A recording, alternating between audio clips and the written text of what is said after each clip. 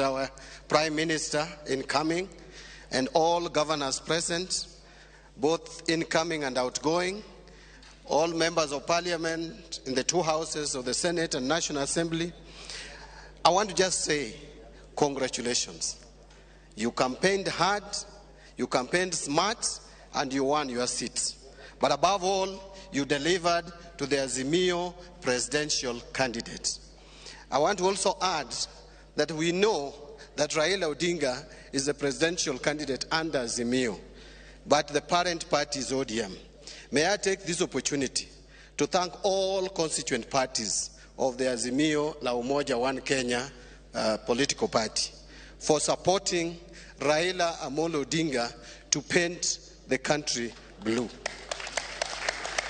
My last comments would be that I think IEBC is taking too long. The anxieties are necessary. We want the announcement. Raila has won this seat. So there is no wastage of time. We are going to celebrate, I think, before the end of today, Raila's win. That's what I would say. Thank you. But there's something I'm forgetting, Junet, and I think is relevant for this meeting. And as one who has been in Parliament for 15 years, your unity. Your unity. We have the majority. So your unity will deliver everything for you first. You must be united to elect your speaker and deputy speaker, and so that you take all chairs of committees, because you are the majority and we are forming the government. So please, please be united. Thank you very much. Thank you very much, leader. Sasa nataka kualika minority leader ya Senate ambaye sasa amebadilika, anaitwa His Excellency Governor James Agre Orengo, Governor wa Siaya.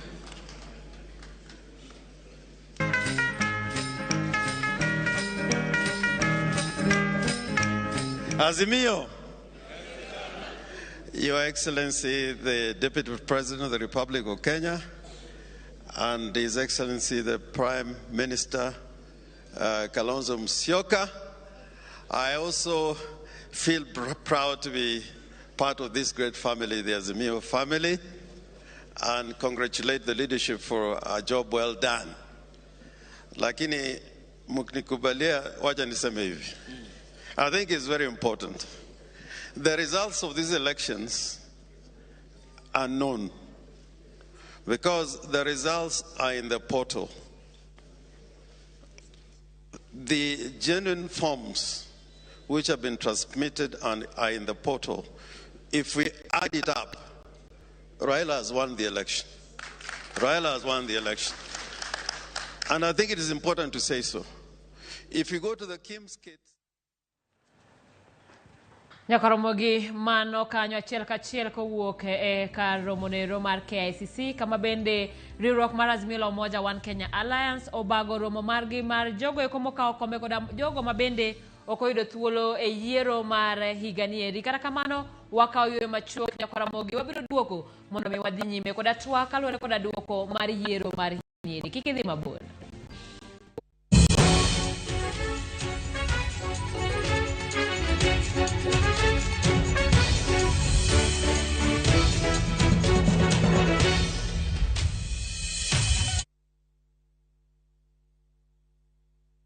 The VIP Luxury Lounge Milimani is Kisumu's finest restaurant lounge located opposite Relay Falcon Security. We have exquisite ambience and serene environment that offers top-notch meeting lounges for corporate networking and business meetings, tranquil gardens for family lunches and dinners, mouth-watering traditional food and Brazilian steakhouse, affordable cocktail bar, executive fine dining restaurants, sports bar within a secure environment with excellent customer service. At the VIP Luxury Lounge Milimani, you will drink, dine and network every day of the week. We guarantee you exceptional experience. Call us today on 0777 690 371 for reservations or email info@luxury@viphotel.co.ke. At the VIP, everyone is a VIP. Collect fare kwa boda au matatu ukitumia ViewPay cashless na uqualify for bima ya 100,000 shillings pamoja na medical cover ya 20k na permanent disability cover ya 100k kwa 5 bob pekee. Dial *236# today to start using ViewPay cashless.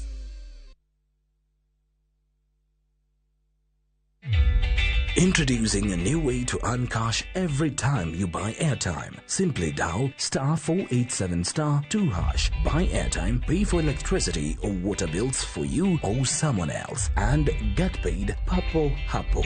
Usinunue airtime na tokens bure bure tu. Earn instantly with *487*2#. Dial *487*2# now.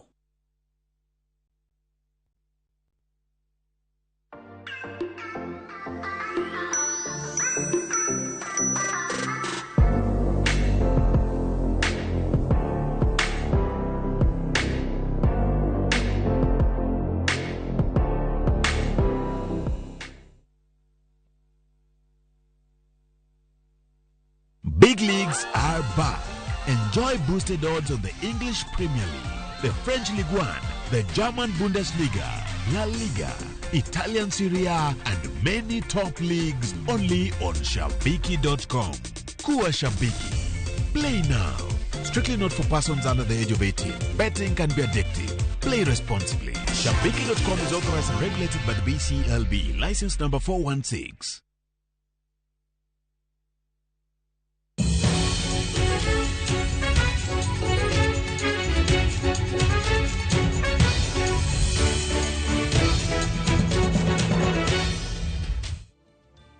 Machiegni kendo nyako Ramogi e chenro mar duoko kara yiero mar higa mar 2022 gie kindeni eri pod wabiro dok achiel kachiel e kar romo maduong' mar KICC manitiere chuny boma Nairobi kaeri kama Azimio la Umoja One Kenya Alliance obagie romo koda joge kagitwak e weche mopogore opogore kamoting'o rwako jotelo manyien ma oyier e higani eri. Achiel kachiel wadok e kar romo mar KICC kama Azimio la Umoja One Kenya Alliance dhi nyime koda romo mare kagitwaka koda jotelo. Wawinyane gima dhi nyime. I've never had a chance to thank him.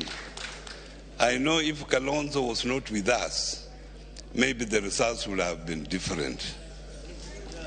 And also Martha Karua.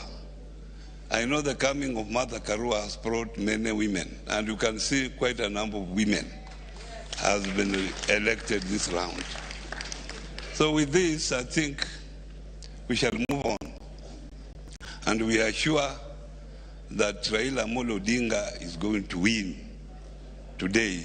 Maybe tomorrow there will be an announcement, or whichever day, because we have done our mathematics and we know that we are winning.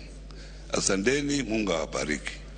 Asante sana gavana. Sasa nataka kualika acting governor wa Mombasa, Mheshimiwa His Excellency Hassan Ali Joho.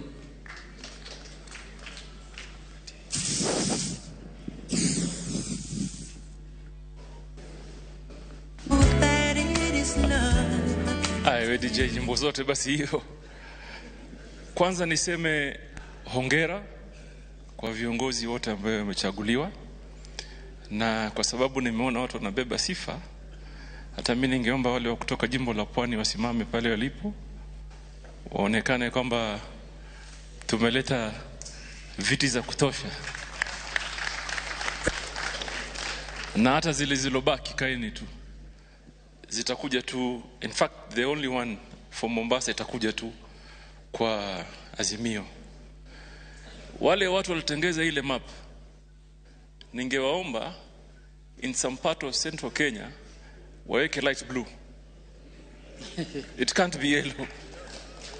So tafadhalini wale walobobea katika mambo haya wekeni light blue hapo, kwa sababu hii kiti kimeenda, si ndio? Si tunangoja tu baba apishwe, si ndio? And therefore mimi nimekuja hapa kusherehekea, na nimesikia hapa kuna DJ, watu wamekaa wamezubazuba. Tumwambie DJ weka mziki ambaye tunaweza kucheza sisi wote na tuenuke kwa viti, tule ngoma.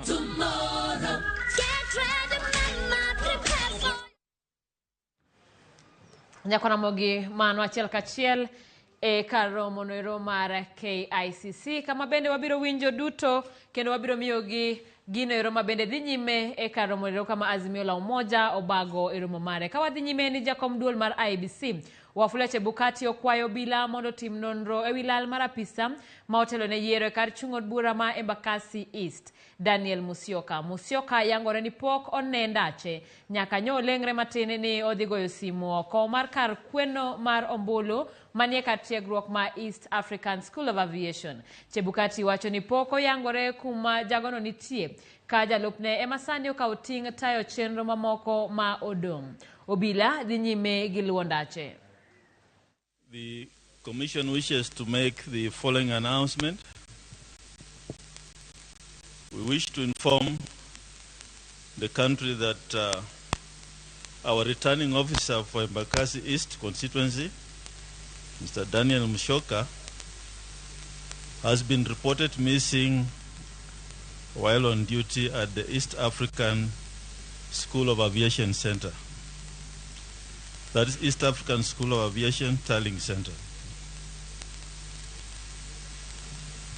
Reports received by the Commission indicate that at around 9 a.m. on 11th of August yesterday, he was escorted to the from his house to the office, that's the Tailing Center, by his bodyguard at around 9:45 a.m.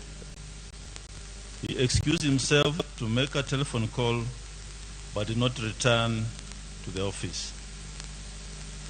Mr. Musyoka's family and the Commission have been trying to reach him without success, and his duties are now being handled by the Deputy Returning Officer. A report of a missing person has been made at Embakasi Police Station under occurrence book number 24/11/8/2022. The Commission is deeply concerned about this unfortunate incident and calls upon the relevant security agencies to speedily investigate this matter. Thank you. Ramogi jatendon bura mar Wiper Party mano Kalonzo Musyoka twaka kar romo noero mar KICC wawinjane gima dhi nyime. Thank you. Thank you. Thank you. Thank you. Thank you. The proper mood is catching up. Well, my friends, fellow Kenyans, members of Azimio la Umoja One Kenya Coalition, a very hearty congratulations to all of you who have done so well, done this country so proud, done our coalition proud, and stood firm for Baba the Fifth. It's a matter of time. It is not a matter of time. We thought we should have this get together because the country was getting nervous. Now the country can see the true leadership. Tujipigie makofi. And I agree that our true heroes and heroines are brothers from the Mount Kenya region. Jeremiah Kioni and the team, we know you are not victims. You are the true victors. And so now, my friends, we have majority members of parliament as Azimio la Umoja. That's a fact. We have majority governors.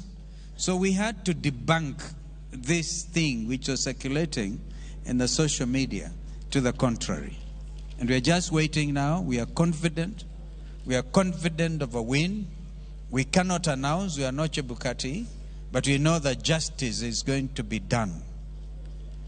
Hatutaki mengine tumejua mengi sana tangu jana. Yaani watu wanajaribu miujiza isiyowezekana.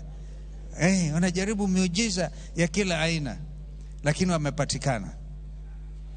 Kwa sasa tujiandae tu because constitutionally they have to announce the winner of the presidential race by tomorrow, hopefully. I don't know, some of them say by Monday. Lakini, if things are done, we want to urge IBC to do the right and the next legitimate thing. Do this country duty. They do national duty and announce the winner. I know from where I stand that this country is going to remain peaceful after this announcement. Indeed, ndugu zetu wa Tanzania na majirani walikuwa wanauliza, what's wrong with you Kenyans kwa social media? Kwa nini you're not burning tires? Kwa nini hamfanyi hii? It's like everybody expects that after every 5 years, every election cycle, Kenyans will lose their patience. I want to congratulate our fellow citizens for remaining solid, remaining patient, and the outcome will shortly be known. And even after that outcome, we must remember that we are all Kenyans. We have only this country to call our motherland, and we're very proud of it. So nobody should be allowed to mess around with our motherland. And so, Waheshimiwa, hapa mimi nina furaha zaidi, furaha nyingi sana. Kuona wengine ambao is my brother Peter Nyang'nyong, a comrade in arms all the time, and we've seen plenty, and now it looks brighter. This is a wonderful nation. And true democracy in Kenya is true democracy in the whole of the African continent, because the continent has been watching. That's why you saw people like President Kikwete leading the East African Community Observer Mission, President Goodluck Jonathan leading the ASA delegation, former President of Sierra Leone leading the AU delegation. The whole continent has been standing with the Kenyan people. Let's give them a clap. Yale mengine, I can foresee in central Kenya. That's why I was a bit perturbed when people are saying I concede. Nobody should have conceded in central Kenya. Because mutaona maajabu hapa. Mutaona maajabu when the truth is known. And this will help to bring the mountain, our brothers and sisters, the mountain solidly. I think it was Joe who said painted light blue. It will all be blue, inshallah, God willing, going forward. So, anyway, we are the same. We are the same. We must congratulate our brother, President Uhuru Kenyatta, for showing true statesmanship. Of course, we recognize he's a chair, he's a party leader of Jubilee, and he has remained a true statesman, not uttering a word, so that Kenyans and everybody will know that he's allowing the democratic process to come to a useful conclusion. Which conclusion? As we stand here and sit here, we all know. Let's give ourselves a clap. Kwa hivyo, mimi nawashukuruni sana. I mean, majority governors. So is that position for speakership still open? We can now send applications. I must recognize my worthy running mate who must be here, Andrew Sumkuli. Where is Andrew? He's there. This gentleman traversed the country, the whole country with me, fighting for Baba. He never was tired. And now I see partly is rewarded by his elder brother, Julius. Julius, thank you for giving me the name of Andrew, and I wanted to talk to Andrew. Congratulations for winning the Kigori seat on a Kano ticket. So our brothers, Gideon Moi and others, and our brothers seeing Guyo become governor. This guy is governor. Isiolo. I can't believe it. I'll give you a big handshake. This man was, you can see all possibilities. He was MCA here in Nairobi. MCA. Now he's governor Isiolo. Let's give him a big clap. On a Jubilee ticket. Thank you. Yeah, so, tuwashukuruni sana. So Kenyans, keep hope alive. Keep hope alive. This nation will never be shaken. This was a terrible trial period. That's why some of us decided to go out of character and do very, very strange campaigns but of course never giving up on our values and on our principles. Kwa hivyo nawashukuruni sana. Ni hayo tu, nimwalike dada yangu Deputy President waiting to be sworn in, Mother Wangari Karua. Thank you.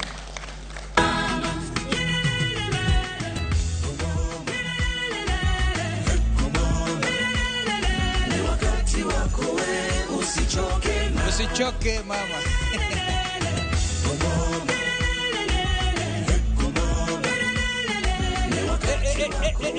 Usichoke mama.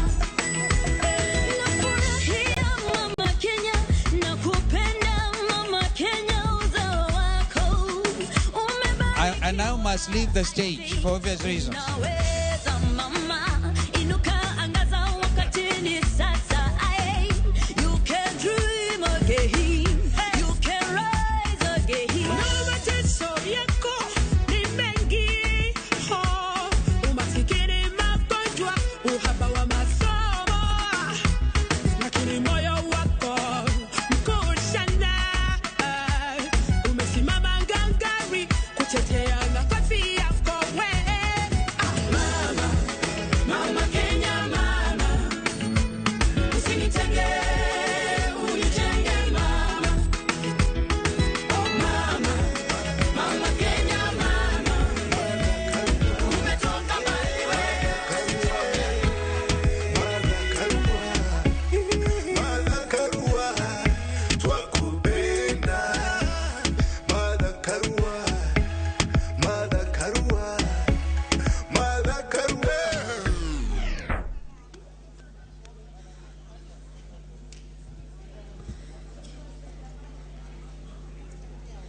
Good afternoon, everybody. Asanteni nyote. Leo ilikuwa tupate wanaazimio wote. We meet and greet. We appreciate ourselves for a very good campaign, a 4-month campaign versus a 4-year, or was it a 9-year campaign? Well done. You're nothing short of heroes. In those 4 months, you transformed the terrain and you painted Kenya blue. We have taken the first step in transforming Kenya. We have much more to do. And therefore today is just telling ourselves, you may be feeling the fatigue of the last 4 months because we were not sleeping, we were living and sleeping and dreaming just the campaign. It is exhausting, but let your mind recharge because we've got more work to do. And for all of you, because you are in Nairobi, we need to distribute ourselves to the various places where our strength is needed to guard our win, because we have won. I was looking at the list of members of parliament. I'm very tempted to read out the names. I will not, I may not tire you because they've been introduced, but we are just short of 180 when you combine. You see? We have 24 governors at the moment. If you add Mombasa and Kakamega, whose by-election is coming later, you will see that we have strength around the country. If you look at our competition, they are just at about 130 members of parliament. When I last counted, even if it improves, it will not come anywhere near what we have. So even without anybody telling you the numbers, with those numbers of members of parliament, of governors, of senators, we have 23, they are one up. But if you look at everything, including all the other seats combined, there is no way the tally can be against us. And by the way, we have tallied. It's just that we do not have the power to announce ourselves. Because the forms were on the portal. And we took copies and we tallied. And we know where we are. And we know if we had the power, by now we would have called it for ourselves. But we will wait. We will wait for that announcement. But please be upbeat. Know that Kenyans did give us the opportunity to steer the nation, and we are waiting for the official seal of approval. Our coalition is Azimio la Umoja. That work of unifying Kenyans, you saw the map there. We've taken a step, but that's just the beginning. We have a lot of work to do.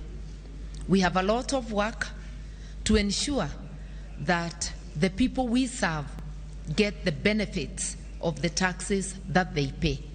And those benefits are not distributed by a few to their pockets. So we really have a lot of work to do. We have a lot of work to do to build the spirit of one people, one nation, so that we first and foremost consider ourselves Kenyan and then our communities and the rest. Because it's not wrong to acknowledge our diversity, to acknowledge the various communities we are coming from. That's our heritage, we are proud of it, but we must always emphasize our oneness as a nation. And that is what we represent as Azimio. And that is why even during the campaign, we promised to look after everyone, including those opposed to what we stand for. Recognizing that they are Kenyans, we said we shall look after everybody, and we meant it. And like we used to say, you know, our captain, we are here with his blessings, with his knowledge. He sends his greetings.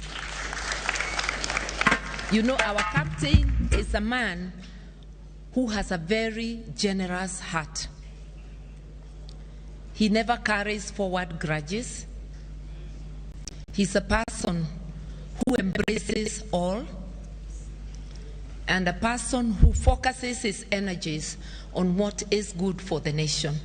We really are looking forward to this election being called for us so that we can support him to deliver to the nation, as I know he will.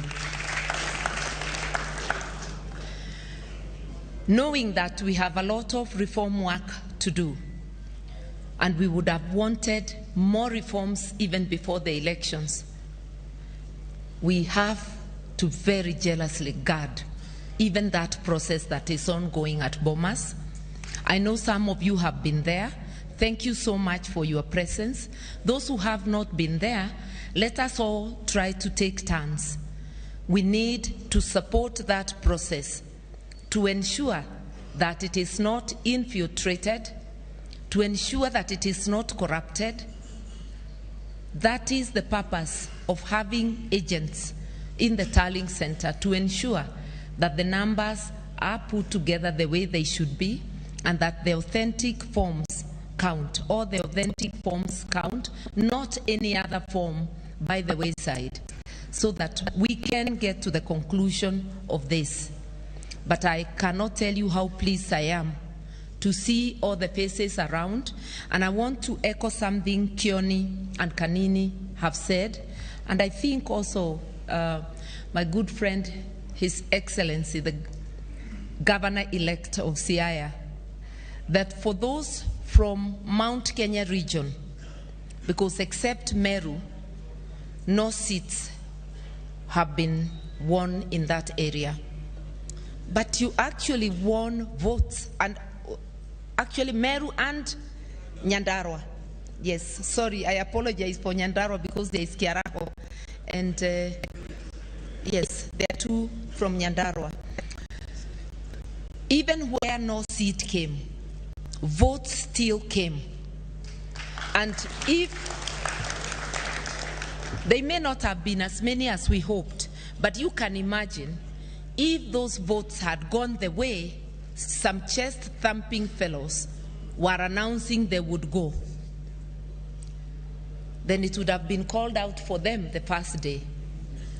But because it was not, because we disrupted that chest-thumping boast and made it idle, we are now waiting for it to be called for us.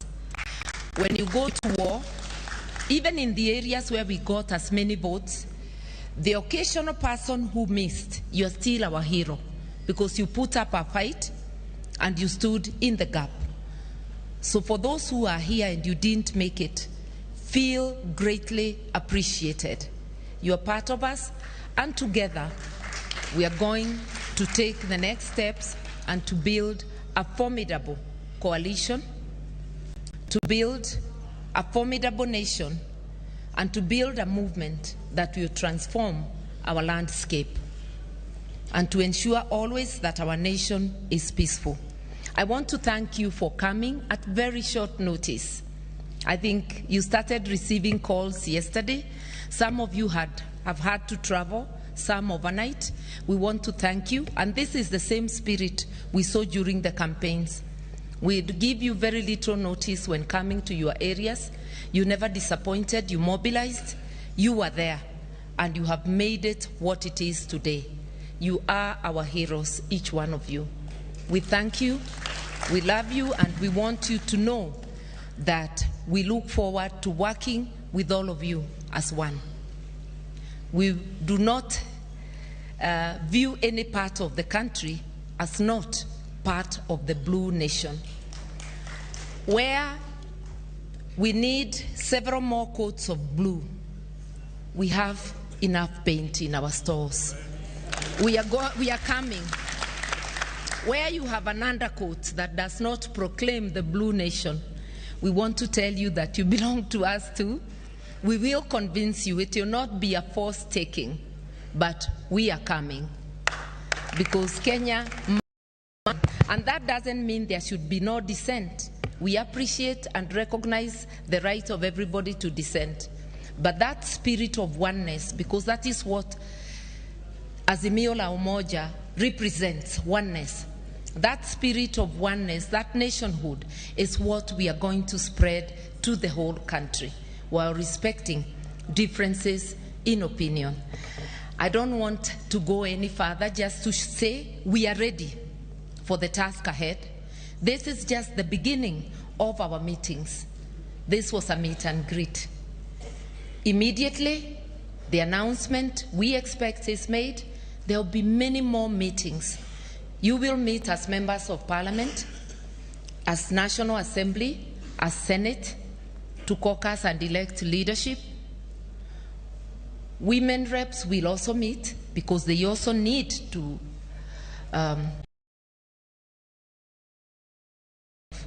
the first of the many meetings we are going. I want once again to urge you, if there are places they have not finished tallying for members of parliament, any place they have not issued certificates, go support our members.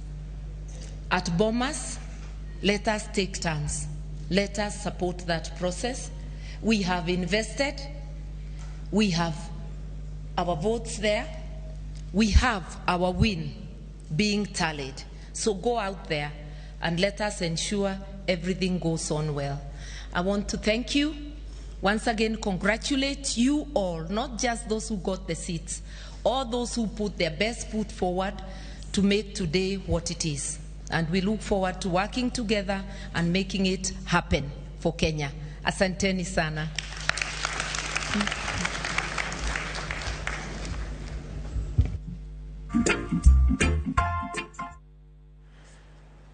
Ramogi mano ne achiel kachiel kawan e kar monero mar KCC kama jalo Raila Odinga engwela roko Martin Piny mano Martha Karua kod otiko mar Azimio la Umoja One Kenya Alliance Network koda jogo kata riwruok mag jotelo e bwo Azimio la Umoja One Kenya. Gie kindeni wakaw yweyo matin kata kamano waduogo wantiere koda wende studio mondo mi watwak e chal mar yiero higa mar 2022.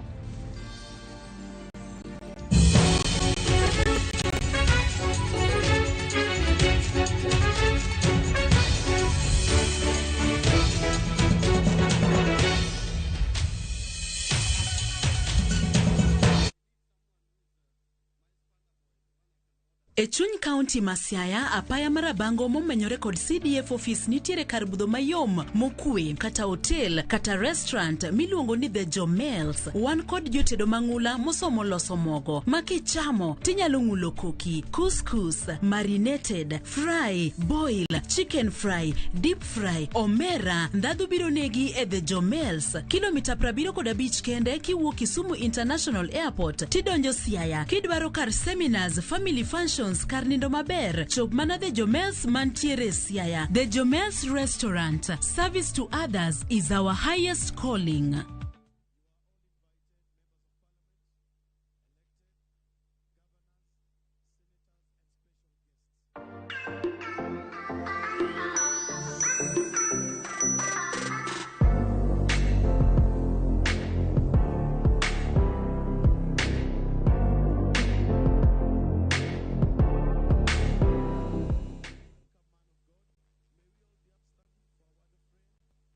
Shabiki Jackpot Mbao wiki hii. Cheza mechi hizi ili ushinde 21,029,102 shillings. Shabiki Jackpot Mbao, the easiest jackpot in Kenya. Strictly not for persons under the age of 18. Betting can be addictive. Play responsibly. Shabiki.com is authorized and regulated by the BCLB. License number 416.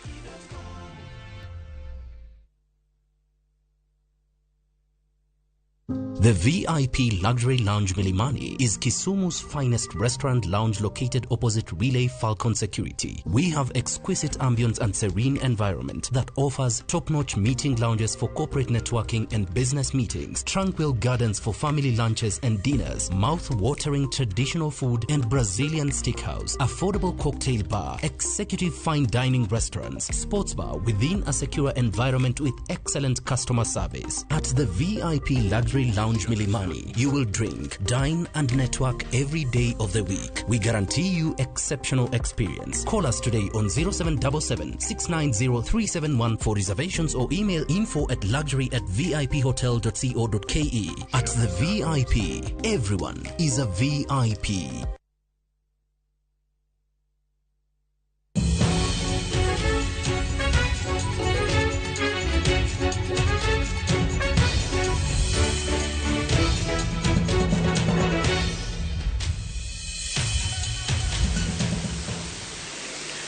Mavoko constituency,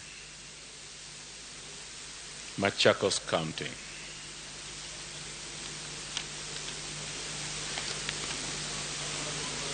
Total registered voters 132,163. Total valid votes 68,787. Rejected votes 1,029. Odinga Raila 46,141.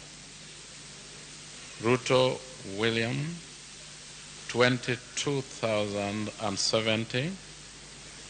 Wahiga David 198. Wajakoya George 378.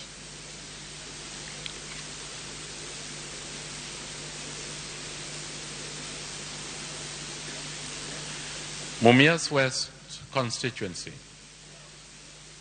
Kakamega County.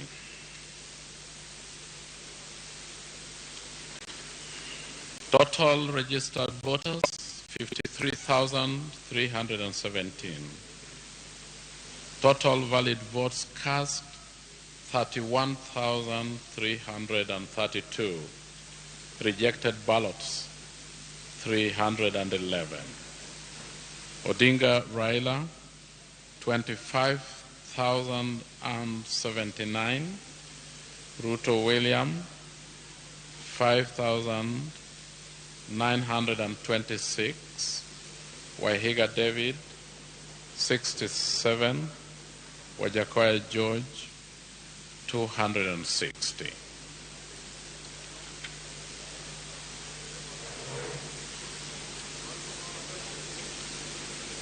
Nyeri Town constituency, Nyeri County.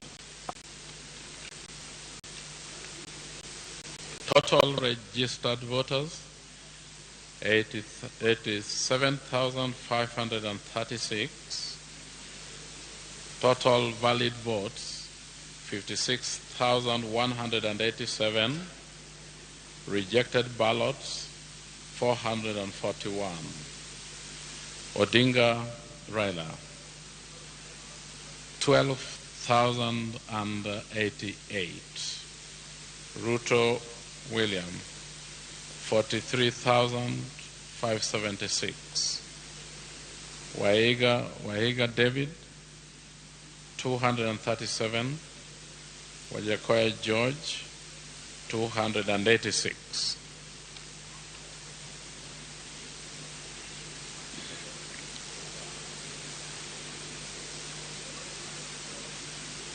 Kitui East constituency, Kitui County. Total registered voters, 65,377. Total valid votes, 42,632. Rejected ballots, 322. Odinga Raila, 28,517. Ruto William, 13,533. Wahiga Mwaure, 202. Wajakoya George, 380.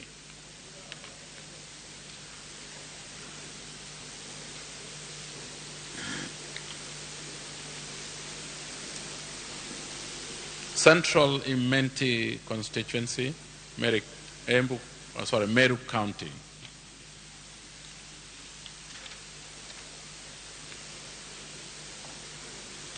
Registered voters, 76,495.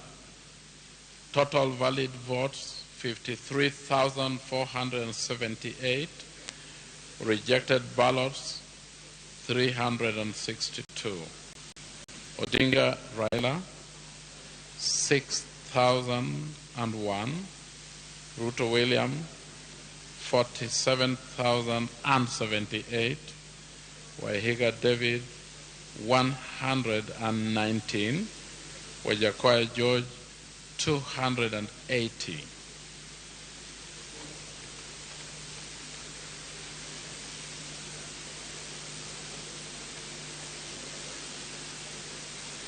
Sigowet Soin constituency, Kericho County.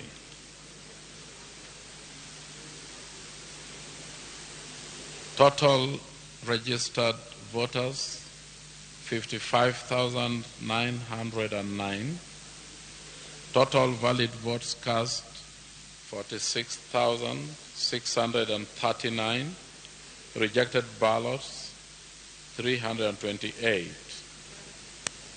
Odinga Raila, 695.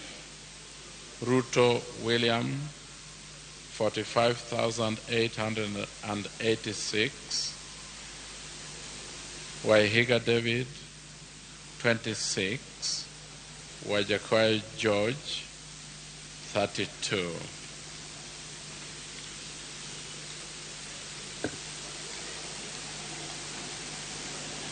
Homa Bay Town constituency, Homa Bay County.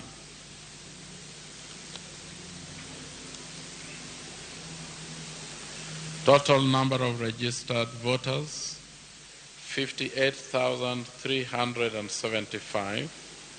Total valid votes cast, 43,859. Number of rejected ballots, 172. Odinga Raila, 43,075. Ruto William, 638. Wahiga David, 12. Wajakoya George, 134. Thank you very much. We'll be coming back to give you some more. Kuna swali na swali kidogo bwana kamishna. Kwa majina naitwa Emmanuel Kilong kutoka TV Magharibi, na ningeomba uelezee taifa ni kwa nini matokeo kutoka katika maeneo bunge haya hayajaweza kuwasilishwa katika kituo cha kitaifa ambapo ni hapa katika ukumbi wa Bomas. Matokeo ya eneo bunge la Fafi, kaunti ya Garissa, Chesumei eneo bunge la Nandi, Tana River eneo bunge la Bura, Wajiri East, Narok North na kaunti ya Kakamega eneo bunge la Khwisero. Asante. The results that we are verifying right now are results that have been processed from our ROs that have arrived at the tallying center. Some of them had arrived here yesterday, but because the tallying is ongoing, we cannot ascertain as to why those ones, if ever, have arrived here. We will let you know.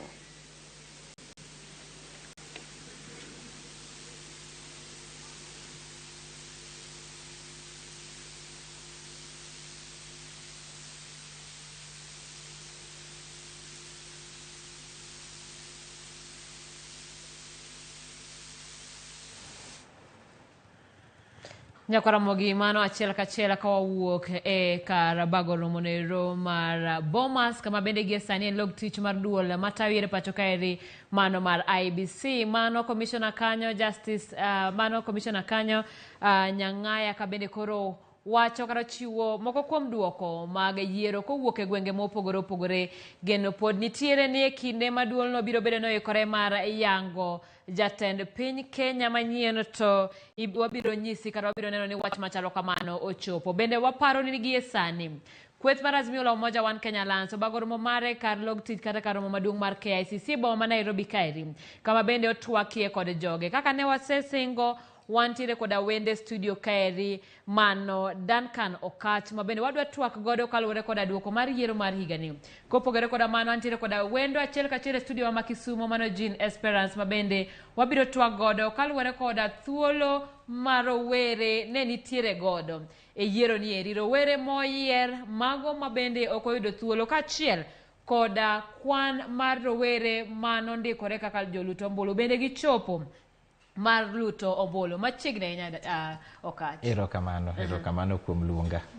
Erokamano Ramogi mana kana sisingo e kinde no ero mokwongo kani donjo kaeri Martha Karua network kata Azimio obago romo margi. En ote mane ma bende gichiwo ne oganda? Ang'eyo ni moko kuom gino yudo thuolo mar loso, kata kamano pok wang'eyo chutho ni to ote mane ma bende gichiwo ne joggi. Kaka nawinjo kaka nyasi ma jo Azimio oluongo no, aneno ka gitemo nyiso ji ni giyudo loch wach wabunge jotend bura. Aneno ka giwacho ni giyudo jotend buche mang'eny kikompea gi jo Kenya Kwanza, to gitemo nyiso ji nikech aparo ni nitie anxiety mang'eny magiseneno ni jopiny osebedo ka gi anxiety mang'eny. To ing'eyo ni ji ne paro ni ibro land ni ng'amo yombo wach jatend Kenya ni ni inyalo lande bang' kata ndalo achiel koso ndalo ariyo, to iyudo ni sani pod wadong' mana gi kiny gi labda Monday ka gichore kabisa. To ineno ka ji koro wuoro ni ang'o matimre. Kirango social media accounts yudo ka ji mang'eny nitie confusion mang'eny mantie kanyo, ma aparo ni gima jogi ne dwa timo ne gidwa ni giluong joma no yombo e chama mar Azimio koso coalition mar Azimio ni mondo giket gi kanyakla mondo gimigi agenda, nikech nitie messages manyaka gidok go e thurgi makoro ka gidok e gwenge koro nitie kaka gibro loso gi jopiny ma gibro nyiso gi agenda magin go sani to gima gi expect. To gima duong' ineno ni Raila Odinga jatend koro coalition ma Azimio nok wanene e nyasi ni nikech aparo ni gima duong kabisa onyisgi gi IBC to aparo ni jotend pinje moko be onyisogi ni kik Raila Odinga koso William Ruto kigi chaka chon ka ginyiso ji ni gine magiyombo nikech mano nyalo kelo nyalo ketho kwe mantie Kenya kae sani. Emomiyo aparo ni onyisgi ni gibeda mos gibed gi kwe mondo warita IBC. Koro nen kipenja to aneno ni en mana managing expectations make supporters make Azimio. Pero kama nenyo kach kapok wadhi mabor bende wach madonjo en ni gie kinde ochor kinde mar jopuonjre dok e sikunde. Gie sane jatend migawo mar somo manongire George Magoha koro lando ni sikul ibiro yaw kendo tarik 18 mar dwe ni eri to ok tarik 15 kaka yande ochore. Maeri nyiso ni jopuonjre koro biro dok sikul tarik 18 dwe ni eri kaluwore ni gie sani pok oland duoko kendo mane gima duong' mane omiyo ne ochor tarik mokwongo mane en tarik 11. Jopuonjre koro okwa mondo obed e pacho kuom thuolo ni eri nyaka chieng' tarik 18. Nyakwa Ramogi mano e ote mabende odonjonwa gie kinde gieki. Okach mana kaka iwachono ang'eyo ne koro chendo ji nigi luoro kendo ji nitiere kama ok ging'eyo ni to ginyalo ng'iang'o. To in kaka jalno ero mabende oseneno siasa kuom kinde mathoth. Gie odiochieng' ni eri ang'eyo ni nyalo ng'iyo ni to ere thuolo ma wan go ang'o manyalo timore. Nitiere chenro mar duoko ombulu, nitiere chenro mar doho, nitiere chenro mar randolph, wantiere gi chenro mar riran. Gie sani ma wachopeni en okang' mane mineno ka nyalo dhi nyime kaluwore koda ka duoko donjo. Ing'eyo kirango kata elections ma wasebedogo kata elections ma kirango mek pinje maoko ok nyal kawo ati iyudo kaka ndalo 5 kosa 6 kaka marwa ni kapok wang'eyo ni ng'ama dhi loyo.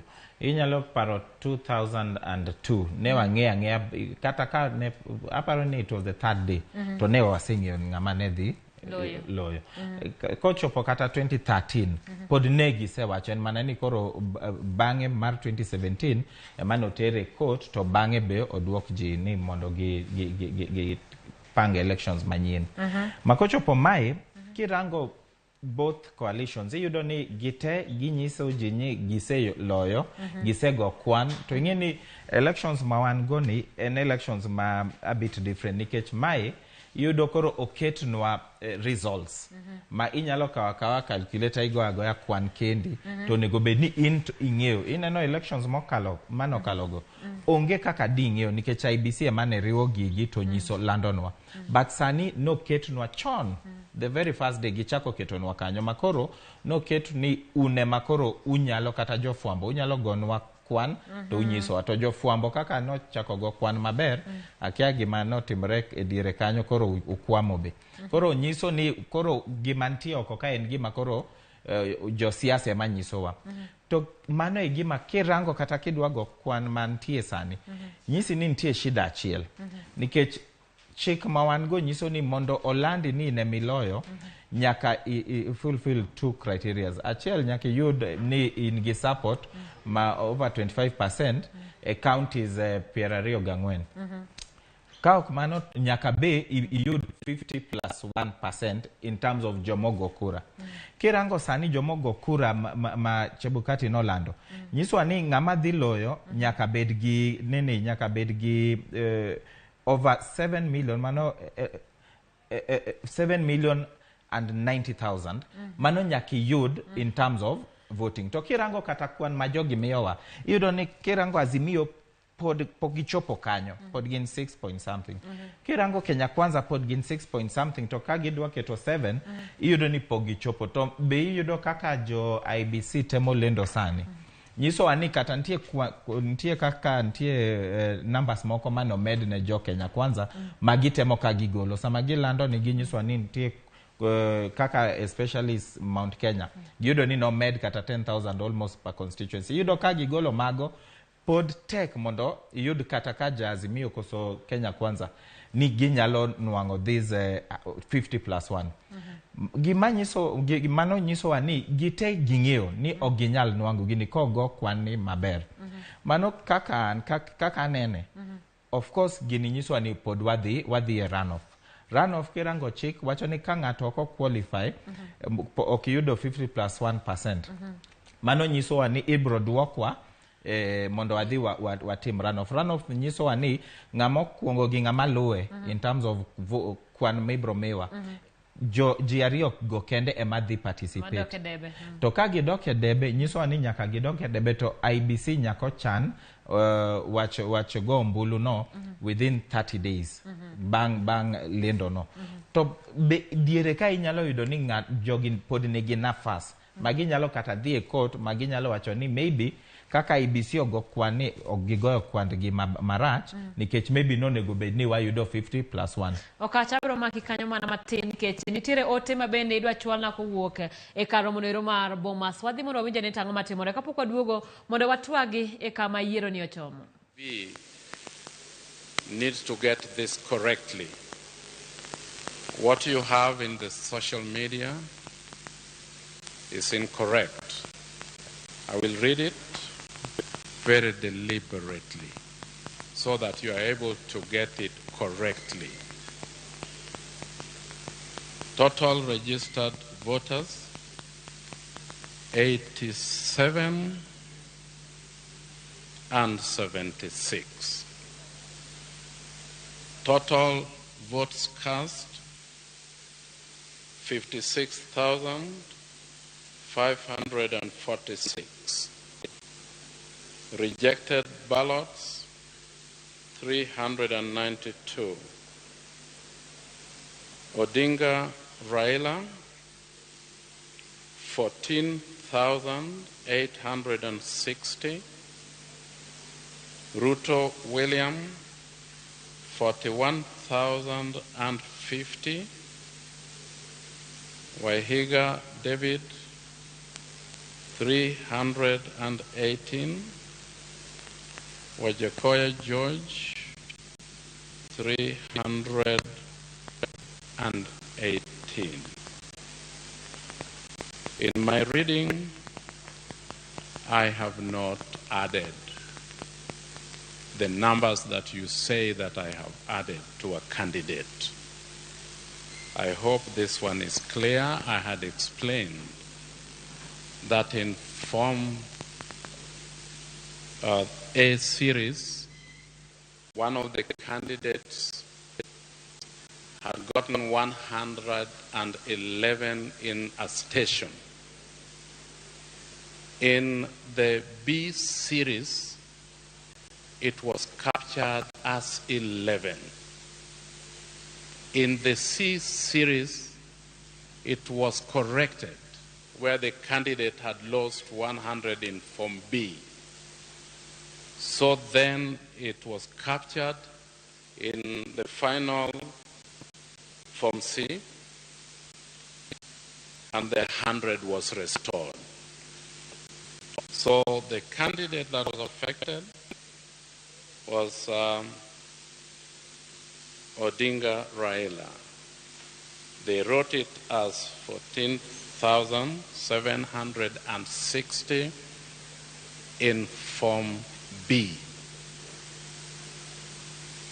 Earlier on, then in Form C, it was corrected and restored as 14,860.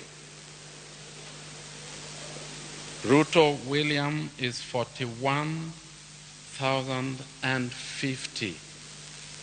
There's nowhere where we added 10,000 to any of the candidates. I hope this is clear and will be corrected. Thank you.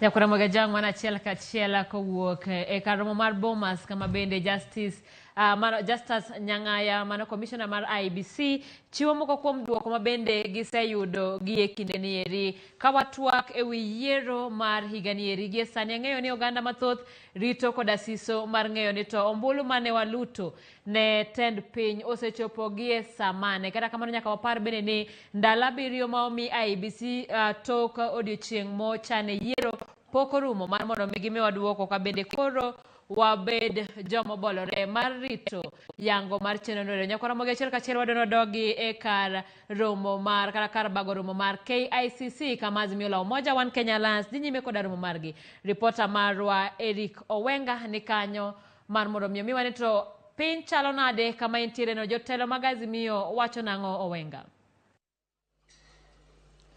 Awinji maler ahinya mana kaka wacho no kendo abiro achiel kachiel ka e karo maduong' ma KICC mano bor Nairobi kaka wang'eyo maber ni gie sani wenge duto ong'iyo kar luto kata kar riwo mburu maduong' ma Bomas of Kenya. Kata kamano odiochieng' ma kawuono jotelo mag Azimio ma yando yier kod mane oyudo lemo mopogore opogore kumoting'o governors, MCA, senators kod MPs kata jood bura no yuoro ka mar puodo wach kendo riwo paro kanyakla kaka jotelo mag Azimio. Gima ng'eyo ni jotelo no yuoro kama ng'eny kumoting'o kaka Jalup Odinga mano Mikai Martha Karua, Ogai mar Wiper Kalonzo Musyoka mane gitelo romo ma kawuono ni. To kapok adhi mabor Cyprus miya thuolo mondo atudra kod jood bura mag luo ma oyore romo ni mondo gipim non to ne romo chalo nade to gin kod wach man nyanso oganda machiegni migosi Elisha Odhiambo mokwongo akaw agoni hayo maber kuom yudo yiero makendo e kar chunro mag game. Erokamano. Kawuono romo kawuono en mondo wang'ere mondo wafoster unity marwa kaka jogo madhi kawo sirkal. Adwa nanyiso nagi wabed gi kwe nikech gima Martha somonwa nyiso nwa yombo kwanza gi wajumbe mang'eny mologi, wan gi senators mang'eny, wan gi governors mang'eny mologi, wan gi MCAs mang'eny. Koro kaka wan gi jogo moyier mang'eny, automatically Raila dhi bedo sworn in kaka the 5th president of the Republic of Kenya. Gibed gi luoro, gibed gi geno, gibed gi yie nikech mae girwa wang' jakomo iro gini. Wang'eyo no oganda na gin kod sani chunygi makra ahinya ka giluwore kod gima dhi nyime. Kaka jatelo inyako ni oganda onagi nang'o? Wabed gi yie, wabed gi geno. Jakom gi orwok. Jakom dhi bedo president. Period. Erokamano wan kod jaod bura ma Muhoroni ka mano migosi Onyango Koyo. Jatelo aneno ka yuoro ka to burani ok obudhe kaka ne waparo nya budho ahinya. Weche machalo nade ma utumo kawuono e romo ni? Erokamano ahinya. Ikwara mogi romo ma kawuono en machuok ne en mar ng'eruok kaka oyierwa ji manyien mang'eny, oyierwa governors mang'eny, oyierwa senators manyien mang'eny, MPs koro biro mang'eny kabisa to giduto gi jo Azimio. Kwan mosegoyo en ni namba mag MPs nitie mang'eny moingo mag Kenya Kwanza. Kambi mar governors wan go 25 tiende ni wayolo og jok moko ka joma ne go gigi mogocho ne Raila medwa kwa jowa onagi te to moloyo jo Muhoroni constituency kasego nwero kamano kuom yiera ya konu kar ka kwasebiri wasego kwano mono jakom emoyombo. Koro beduru gi orwok wabiro nyiso machiegni biro yudo result to kata ko yudo result maber kaka wadito ni kik wabed gi celebration moro marach mabiro ketho gi ji. Wabed gi orwok, wabed kod nyasi wabiro timo maber, wan kodu wabiro kelonu weche mogik to wadwaro bed gi orwok kung'eyo jakom emoyombo kende ma Chebukati biro lando. Erokamano mano gin na pachgi ka jo od bura mag oganda kech wagi mang'eyo maber ni sani pod chenro mar riwo ombulu pod dhi nyime e kar luto ombulu kata kar riwo ombulu maduong' mar Bomas of Kenya Nairobi ka kendo pod mana kaka kinja gwacho no pod warito ng'eyo ni to bang'e lendo biro biro nade. Gima wang'eyo ni Jalup Odinga no Mikai Martha Karua mane wuoyo kod jotelo gi gima otemo kongi en ni ka giwuok ka en koro okang' margi maneno ni girito kaka chenro mar riwo ombulu Bomas of Kenya gie sani dhi maneno ni gino magisoloso ok ginene ok okethre kaka telo magisebedo ka gikedo ni kuom thuolo maromo dweche 4 ka gisero ombulu itimo Kenya duto ka koro obedo gi ote makende ni jotelo wadgi ni kik gibed jo samuoyo kata kod nyawo moro amora. Tich sani en ni gineno ka samoro ler dhi bedo machiegni koro mae thuolo margi mar chopo kendo neno ni gikonyo e rito gima giparo ni samoro gin magi dhi bedo jotelo to koka kore mano Ogai mar Wiper Kalonzo Musyoka mane wuoyo kodgi obedo gi wote maduong' kata makende ni jotelo mayande olalo kombe magi e gwenge ma Mount Kenya ng'eni gawacho ni ber mondo gikola nena moko kuom duoko manyiso ni yande giwito no ka en kaka koro chich ni samoro nitie weche moko mancho dhi nyime kata kaka ncha yiero margi oroch emomiyo samoro giwito kombe magi kowacho ni ne gitimo piyo ahinya kuom go badgi piny mar wacho ni no oyombgi kendo obedo gi to kaka jatelo kowacho ni kalore kod duoko magisobedo ka giyudo kod kaka piny kaka yiero riwo ombulu sani dhi wacho ni ne digi hore mondi kata kamano gima ng'eyo en ni pod chenro mar ombulu dhi nyime mana kaka ng'eyo ni mai na romo margi mokwongo mar jotelo gi bedo kod ng'eruok kaka gibro tego kendo neno ni kweth mar Azimio obedo kod teko ka gidonjo e sirikal mano od bura mamalo kaachiel kod bura mar Senate. Martha bende seche gote mawacho ni en kod geno ni gibro yudo jod bura mang'eny mokalo kech nyaka sani okonu kwan margi wacho ni jotelo magiyudo mano od bura mamalo gin mago mahao 180 kipimo kod jowadgi ma Kenya Kwanza nyaka sani kwan magi hao mana 124 kanyo. Pod en kod geno ni kapo ni bro timi yiero yando chungu Mombasa kod Kakamega en kod adier ni gidhi yudo governors go kata jotelo ma ok county go mondo kwan ma governors ma gidhi yudo nyaka sani ochopa 26 kech wacho ni nyaka sani kwan margi wacho ni governors duto ma riwruok mar Azimio oseyudo gin mago maromo 24 kod geno kod chani kitimo yiero ma Kakamega kod Kakamega ma yando chungi gibro yudo telogo. Koro mage gik mane dhi nyime kaka romono okobudha ahinya obedo gima daka gine seche moko ma hawa ariyo kama to gitieko gima nyako ni jotelo gi gitemo mana kwayo jopiny ahinya to johera magi munde oneni gibedo kod kwe kendo chunygi ohore kech sani duol mochung'ne yiero thuru ka IBC dhi nyime kod tiyo tije kendo gin kod geno ni duoko bro bedo mana kaka giwegi gisobedo ka ginene nyaka sani.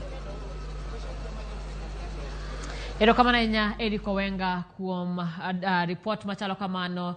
Wang'eyo ni po nono ni nitiere wach moro amora to ibiro neno ni ochopo ka Eric Nyako Ramogi oyude mana e samo winjore. Nyako Ramogi Azimio la Umoja One Kenya Alliance no bago romo e kar monero mar KICC kabende ne gitwaka koda jogo eko mawal manyien koda jokanyo duto ewi kaka gibiro kelo dongruok. Kata kamano Nyako Ramogi nyakipar ni duoko mar tend piny ibiro gola yanga koda duol matayo yiere pacho kae mano mar IEBC gie sani onge jal ma oseyangi kaka jaloch e komno ero kendo pod wamedo mana rito nuni e sama ote machal kamano donjo to wabiro yudo thuolo mar miyo uga achiel kachiel kowuok e kar nywako ombulu mar Bomas of Kenya. Wadhi nyime koda twak na ng'adi okach sama ni iwacho ni nitiere weche manyalo luwo ma po nono ni yiero jaloch oko yang sani ni wantiere kanyo kama ni twak ni samoro nyalo bedo runoff kama jatend Azimio la Umoja One Kenya Alliance kaachiel koda jatend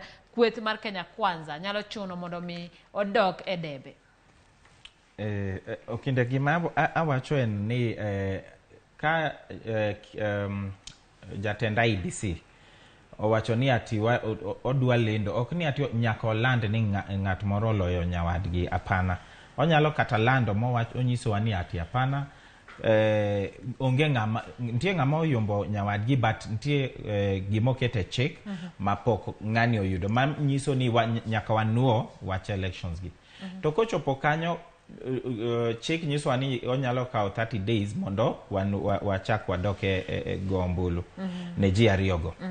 But ng'ato nyalo tero ywak doho to wacho ni ati apana nikech Supreme Court oket kanyo mondo girango ka Chebukati decisions ma Chebukati bro nyiso wagi kan tie ng'ato nigi shida tero ywak e Supreme Court to Supreme Court be nyalo ng'ado ni maybe Chebukati ne en wrong e gima no nyiso wa no maybe ng'ato nyalo wacho ni en kako onene no maybe no yudo 50+1% ma chik dwaro no mako bedo kamano Supreme Court no bedo nyalo kata loko gima Chebukati owacho. Supreme Court no be nyalo loko kata ka Chebukati owacho ni ng'ato loyo to maybe ose meet the threshold ariyo manyiso ugo. Supreme Court nyalo rango mano to wacho ni apana kata ka ni yudo kura mang'eny molo nyawadu ni pod ne pok satisfy criteria moket ni nyaka yud 50+1 mano pod bro nyiso ni nyaka wadoka wabro no wache elections koro nitie gik mang'eny ma nyaka wanyiso oganda ni nitie gik mang'eny manyalo timore ok ni ati nyaka landa ni ng'ato oyombo nitie scenarios mang'eny manyalo wuok to scenarios go lure gi kwan ma Chebukati gi IBC timo sani. Kaka iwinjo sani Okinda, ineno ka commissioner mar IBC onyiso ani giyudo kata makosa mang'eny matimore. Kwan majio nosetimo, returning officers nosetimo mane giseduoko no maginyiso ji ni ng'ani oyudo kura maybe machal kamae. To yudo ni sama koro girango gini, ok ni ati giranga to gijumuisha hapana. Nyaka girang magineno ka gima returning officer omiyo gino. En gima ntie kare koso kare. To gima gitimono lure gi form 34A. Nikech gimo kete form 34A kata Chebukati owuon ok nyal loko. Mana kata ka ineno ni ntie makosa, mano nyaka tera e doho, to doho makoro nigi power makoro nyalo loko gino.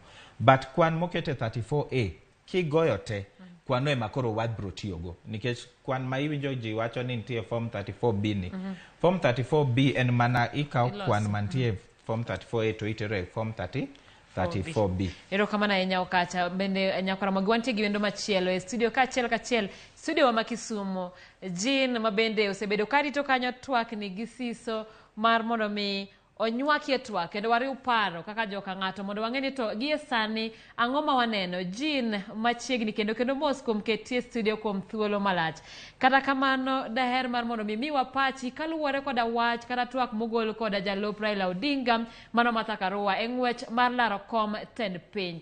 Wach mowachono nyiso nang'o in kaka Jean neno ni to pach oganda duto kachiel koda bach jo Azimio ni kanye ka wang'iyo kom mar tend piny machiegni.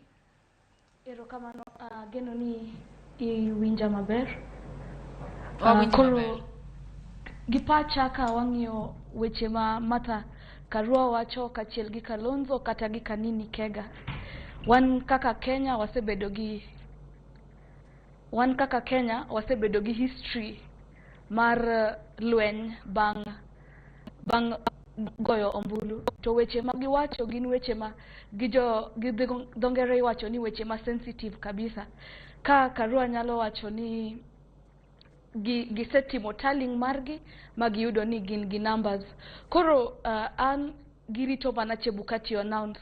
Koro mano e paro man godo. Oken ni gi manage expectations mag ji to gimedo jiwo ji ni gini adier kaka jo Azimio gisekawe girit mana thuolo mondo dhinach kaka constitution wacho gini nyaka 7 days to ibo lande odiochieng. Koro ne gijiwo ji ni kik giol gibed gi teko neach gini gisekawe kaka jo Azimio. Ero kama na inya mano Jean kowuok Kisumu. Pod wantiere twak to Jean diparo ni bende nyalo bedo ni nitiere ng'ikruok moro amora ma bende oyudi kaluwore koda kweno mar ombulu mamiyo kata ute fwambo moko koro mayande timo kwan kar kendgi ochunge. Kamano king'iyo social media kata IBC commissioner moya wuoyono gitemo wacho ni ka gi verify ka gi ng'iyo form 34B gi A ntiere mathiso magimedo yudo to giloko. To kata kamano king'iyo estimate mane jo Kenya Kwanza ogolo mbele kacha kata mar jo Azimio mbele kacha gap ni ok dhi bedo moro maduong' kabisa. Koro an gigeno ni kata ng'ikni dhi bedo mondo jotend Azimio ma wuog kuonde mopogre ma gidhi girom kanyakla mondo giwuog gi ji e weche ma wang'eyo kaka Kenya gi en gima gisesomo kendo gin gadiera ni osedhi makare. Ero kama na Jean okach en ng'ikruok mane manyalo bedo ni nitiere nikech adiera chutho kwa biwuonde ni pogruok okosebeti e kinde man tok yiero mar tarik 9 ute fwambo nowuok oko gi kuonde gi mag kwano ombulu kendo chenro mar kwano ombulu ne dhi nyime. Kata kamano thoth gi nochopo milion 6 to kendo jopiny oneno ka chenro no ochung'. Kaluwore gi kama ibetie en ng'ikruok mane ma bende ne obetie nyalo bedo ni IBC ne ochungo kwan machalo kamano, nyalo bedo ni duol mochung' ne wechego eko mag tudruok e pacho kae ne ochungo wach kamano, koso ang'o manyalo bedo ni ne otimore makoro yudi ka nitiere ng'ikruok e moko kuom kwano? Okinda gima ji nyaka ng'e ni ing'e ni nitie joma dhiga wach kura ni kosepangore. Gisepangore ni gidhi yombo to gidwa yombo e yo moro makare. Koro gima notimore to mano nyaka waketa hadharani ni nitie ute fwambo moko ma of course ji wacho ni maybe gin gi support coalition moro to moko support coalition moro.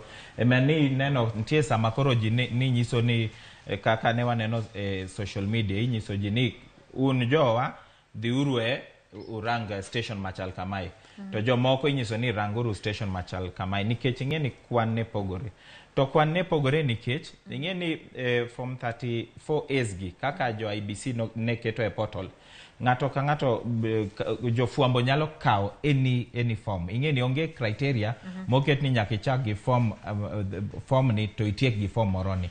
Koro inyalo yudo ni ng'ato ochako gi form moro to nyawadgi be ochako gi form moro. Koro kwan ma ng'ato nigo koso od fwambo nigo ibro yudo ni opogore gi kwan ma od fwambo moro be nigo. Koro pogruok no emane kelo anxiety. To koro gima be nofweny bang'e ni kata safety mar technology mek jo od fwambo be ne kaka ne ji opangore.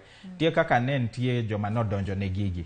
Kaka iwinjo jo IBC wacho ni nitie many times majino setemo donjo ne technology mar IBC kata ka giwacho ni gino nokotimore to wasewinjo ka gin giwacho ni nitie jomo otemo kata kiwinjo secretary mar IBC wacho ni nitie jomo setemo mano gima nonyiso wakawuono kata nyoro nitie joma nosetemo. Koro gima chal kamano ing'e ni kaka iyudo ni ji rango to anxiety mantie ji rango news ma unu keto maku keto ni ng'ato osekalo 6.8 ing'e ni kwan ni wach teloni ne dhi yudore ng'ama kalo 6.8 mokwongo nikech kisechopo 7 million mano koro nyiso ni idonga gi that +1 ma ng'ato rito. Koro kochopo kanyo inyalo yudo ni od fwambo achiel oketo ng'ato osekalo mano to od fwambo moro keto ng'ato moro be okalo mano.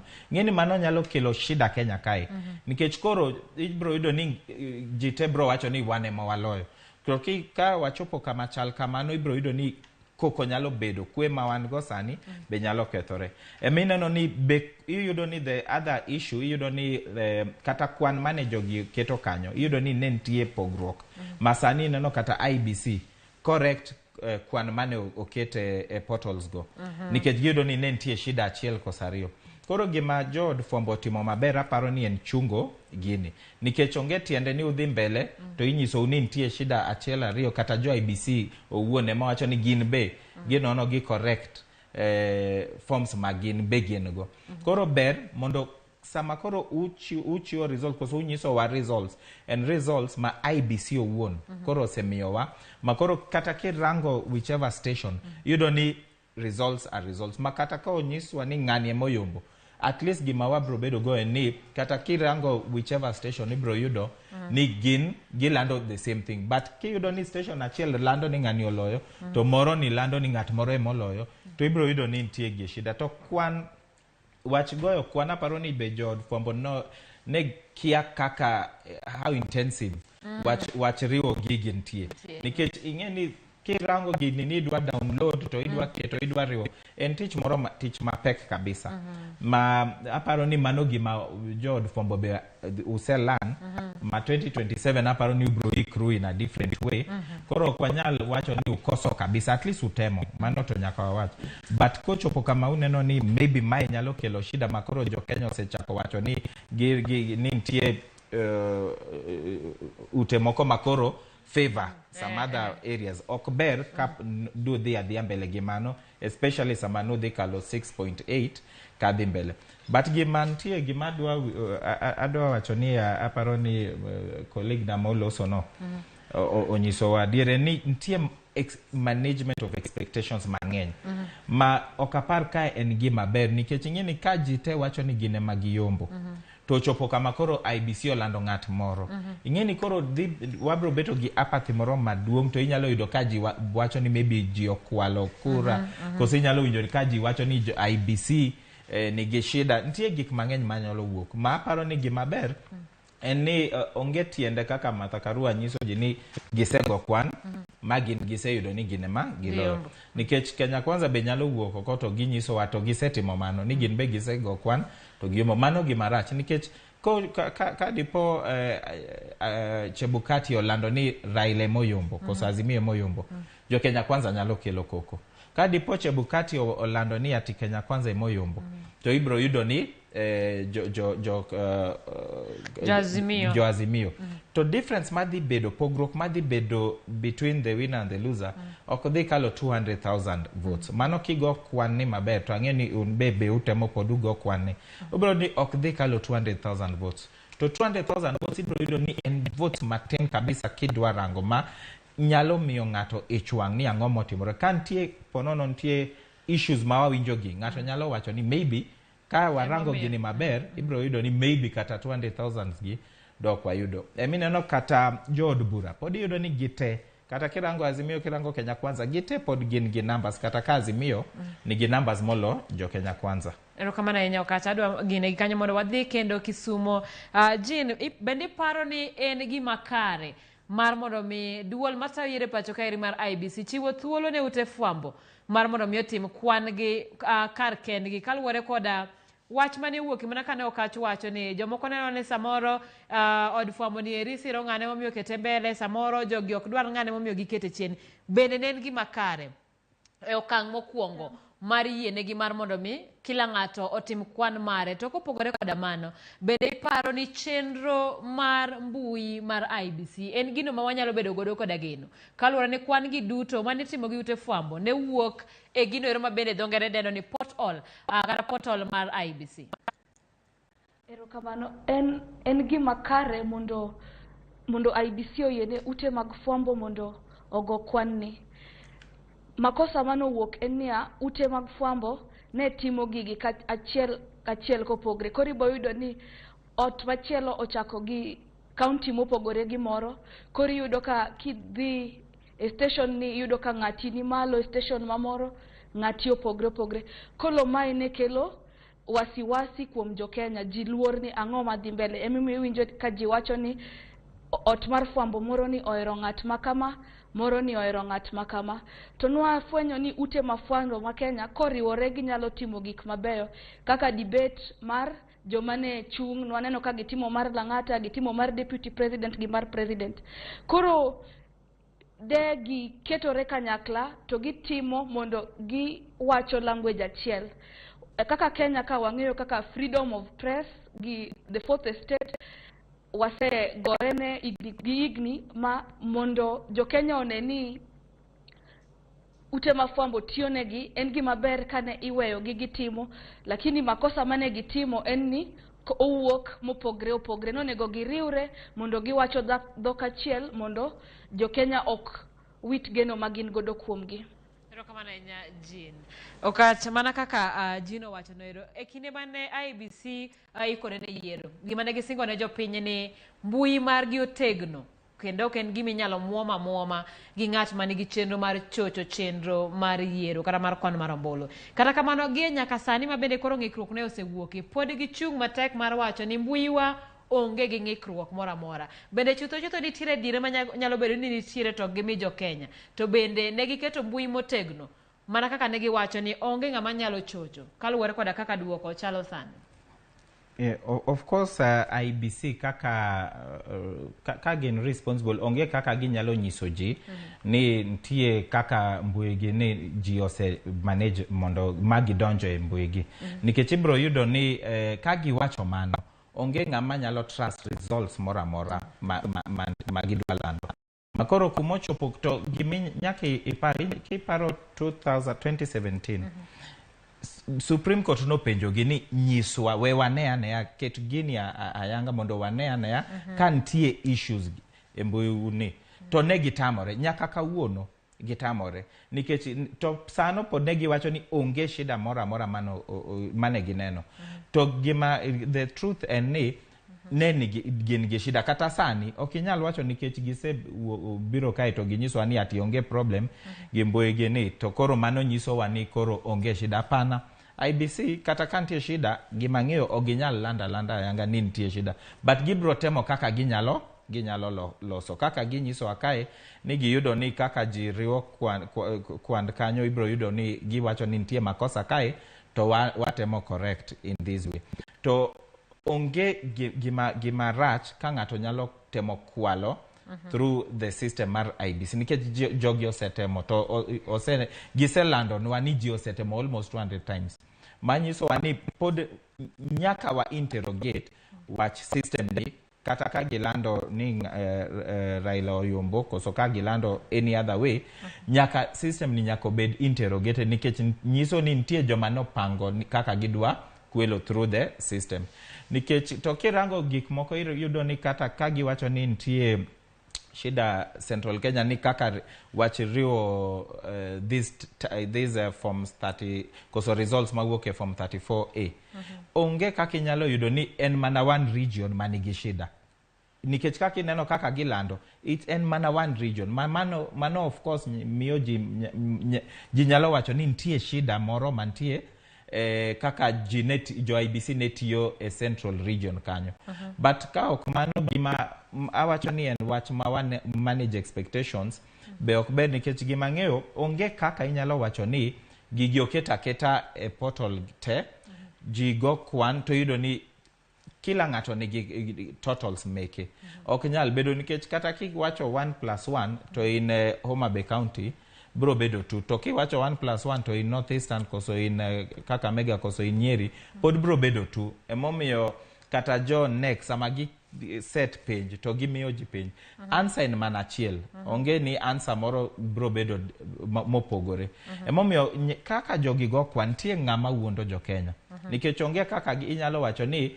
gigolo results from the same point to the totals make gi opogore mabang'e nyaka watem nono ni ng'ama ne wuondo jo Kenya ni mondo gini kik nuore kendo 2017 nikech mai gima very serious to nyalo kelo a lot of issues Kenya kai kwe ma wan go sani nyalo kethore aketha nikech ji imi geno moro maonge ni pod waloyo to ng'ato ng'eya ni ogidhi loyo nyaka mano to nyaka kawa setieko wach elections nyaka jione kaka wanyalo keto sheria ma ng'ama wuonda jo Kenya hadharani nitie kaka sheria nyalo deal kode.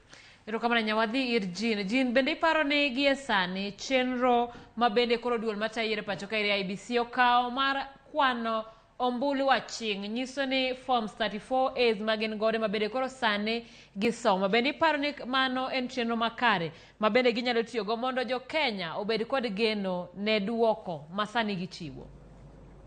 Erokamano mokwongo ka da med wacho wach mar IBC no wasefwenyo ni IBC nonjaore kabisa king'iyo kaka Kakamega gi Mombasa gin ok ginyalo timo yiero mar governors maggi ne gisebedo gi higni 5 mag ikore ne yiero ni maka chopo chieng' yiero to ni ikono uni okubi yiero governor nyaka chieng' mopogore mano nyiso nywandruok gi njawruok manowuok korka jo IBC matiende niya kata mondo ji owach ni system margi ni nyabet ni ntiere jogo motemo tiyogo oko manok gin jo IBC nyalo bedo ni nitiere adier nach gisenyisowa kaka jo Kenya nywandruok magi nyalo bedo godo kopogre gi mano aparo ni kaka Justice Maraga nowacho 2017 kuserwako form 34A koro nyaka bichop bomas kuma gintiere magi compare mai nyiso ni ka ilandoga ni wabotimo elections marwacho ni bobedo manono gima fair manyiso ni koro verifying gima dhi mbele sani ni ema koro kelo aspect maji luongo ni fair no koro en gima ber kabisa. Kama chunyo oganda nitiere sani mana kaka wasewacho ni mbui mar oganda oting'o weche duto kendo kanye kama joloch rome gi jomoloto magi gin weche mathoth gi ok wuog kuom ng'at ma bende nigi ratiro mar chiwo ote machalo kamano. Jo Kenya sani nigi luoro moro, ng'ato ka ng'ato paro ni to en ng'ama oyombo. Bende iparo ni lando duoko mag forms 34As achiel kachiel kowuok e kuonde chung' od buche mopogore e gima kare ma IBC nyalo timo gi e kinde ni? Sani ing'eni IBC to luwo chik mantie to ginyal timo any otherwise nikech nyaka girang forms te forms 34A nikech chik owacho ni forms 34A nyaka chopa kacha to girangi to mago forms 34A matching ma onge kaka ginyalo kata tiyo gi ma okete portals ka maka gite gisechopo emakoro gichako koro nonogi emakoro girango ka the numbers moket kacha emokete form 34B to bang'e emakoro gibro miyowa form 34C. Koro mano process mondo nikech sheria nyisowa chik nyisowa ni nyako bed transparent and verifiable. Koro okinyal harakisha nikech ati jo Kenya dwa ni olanda ng'ato piyo piyo. Apana nikech lando ng'ato piyo piyo nyalo kelonwa shida mang'eny bang'e.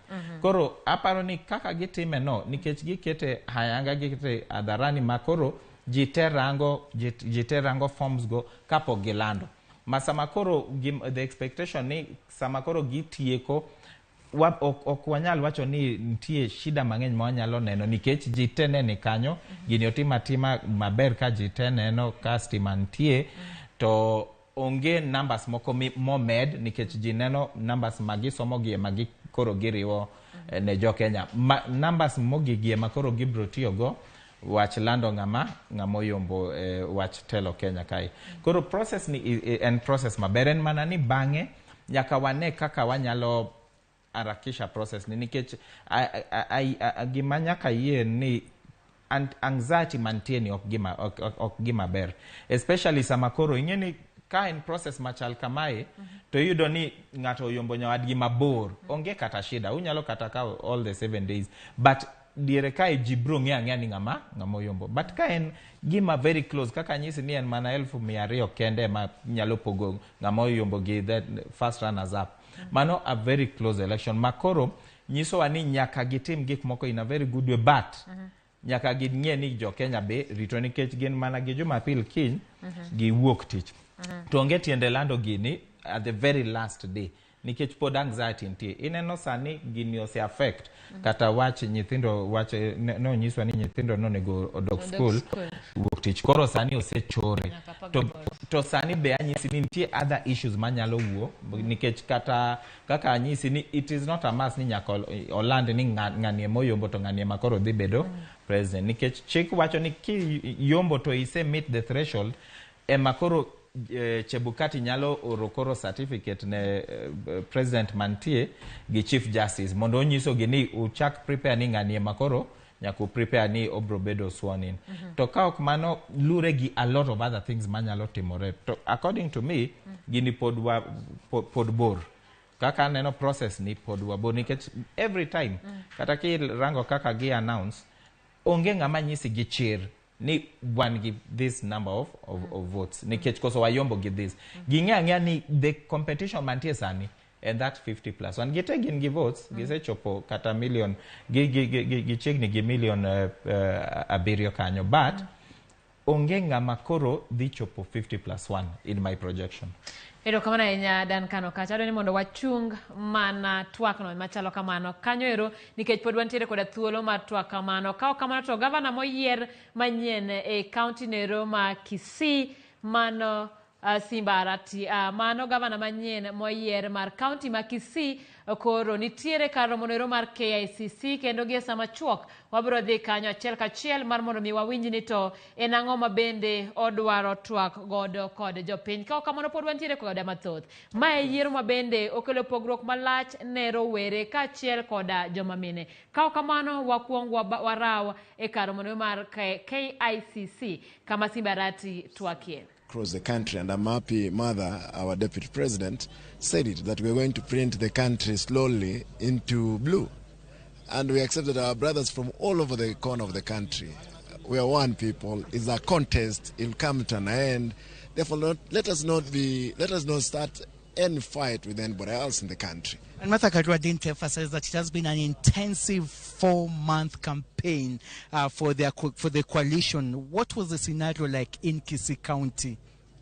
Of course, you have seen the results. They explain themselves, how things happened in Kisii, and I'm happy that indeed we had put a worth fight before my opponents that we had out of all of them, and the results themselves showed the fight that we had. But more importantly is that we are delivering the mandate that will be given by our people, all that we have been shown that is going to happen in Kisii County as the governor, the second governor of Kisii myself. Finally, this is your first take as a governor for not only Kisii County, but now you hold a very massive office right from Dagoretti in Nairobi. What can you say you are expecting in the coming days, in the first 100 days? In Kisii, I'm going to instill some discipline. There is discipline which has been lacking there. Therefore, that is number one, to seal all loopholes of siphoning of the public money. You guys, even including citizens, you are in my constituency in Dagoretti, or you are in my constituency in Dagoretti North. You know what we have done there. We're going to bring discipline. If there is discipline in managing of the public fund, be sure people will be happy. There will be medicine in hospitals, there will be water, roads will be there. We have small land, but very productive. We are going to have a number of our people into investment. Finally, Governor-elect, in terms of when are we next expecting such a meeting? Because you have been told by your party leadership, or rather coalition's leadership, to stay put in Nairobi to monitor what's going on in Bomas. But at the same time, you also needed maybe to just finalize some of the preparations process in your various constituencies where you were elected. When are we expecting a next meeting like this? Probably we'll be having it in Bomas. That's the next meeting we'll be having when Baba is going to receive his certificate, because indeed he has won the elections. We're expecting that Kenyans will come out, let there be celebration all over Mombasa, Eldoret, Kisumu, Kisii, Nairobi. We're expecting celebrations to start immediately because Baba has won this exercise. And that can only be announced by the IBC chairman. Ramogi mano achiel kachiel e karo monero mar KICC kama gavana moyier mar county ma Kisii Simba Arati twa kaluwore koda wach mar ni en moyier ka e county nero ma Kisii kendo ka osingo ni lokruok biro bedo e county no. Bende wanyalo paro ni kapok no dhi mar mondo mi ochung kaka gavana ma Kisii en jaod bura mar Dagoretti North manitiere boma ma Nairobi kaeri. Ka waduogo wabiro twa kaluwore koda kombe mokaw koda rowere mago jotelo manitiere e bwo igni 40 kata 40 kadok chien mondo mi wanene to en thuolo mane mar rowere ne nitiere godo mar walo jotelo kendo mar chung kaka jotelo e yiero ni. Wadhi e yweyo matin, waduogo gi twak machal kamano.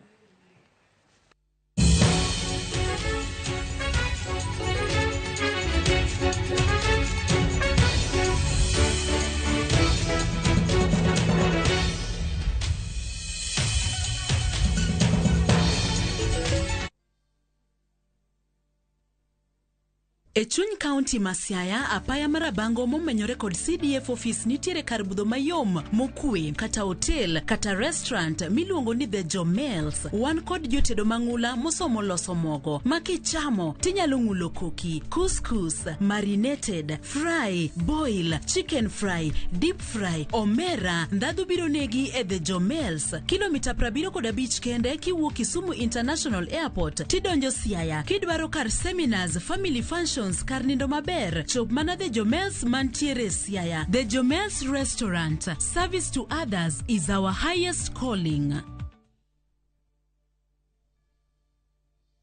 Big leagues are back. Enjoy boosted odds on the English Premier League, the French Ligue 1, the German Bundesliga, La Liga, Italian Serie A, and many top leagues only on Shabiki.com. Kuwa Shabiki. Play now. Strictly not for persons under the age of 18. Betting can be addictive. Play responsibly. Shabiki.com is authorized and regulated by the BCLB. License number 416.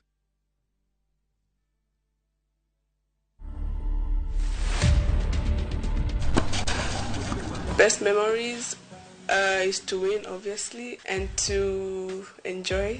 Yes, I can dance. Tennis is not easy. If you watch me play, it looks easy, but it's not. It's a lot of hard work, a lot of sweat. 10 years from now, I see myself playing the big stages in the Grand Slams and winning titles. To watch this story and more, download the Citizen Digital app today. Kenya's #1 app, Citizen Digital. Malingling magokapu mar dhi chiro. Kidonjo e duka, to tem kik ikwany gima ne ok indiko kata gima ne ok ichano nyiewo.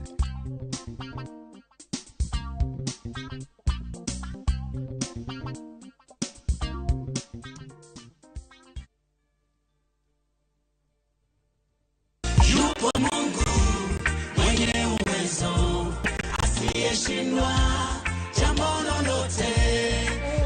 Haleluya. Naitwa William Yirima, mwimbaji wa nyimbo za Injili kutoka nchini Tanzania. Kupata wimbo huu wa Yupo Mungu, kama sikiza tune yako, bonyeza *811*381#. Sikiza na Citizen, ni nyumbani kwa wasanii wote.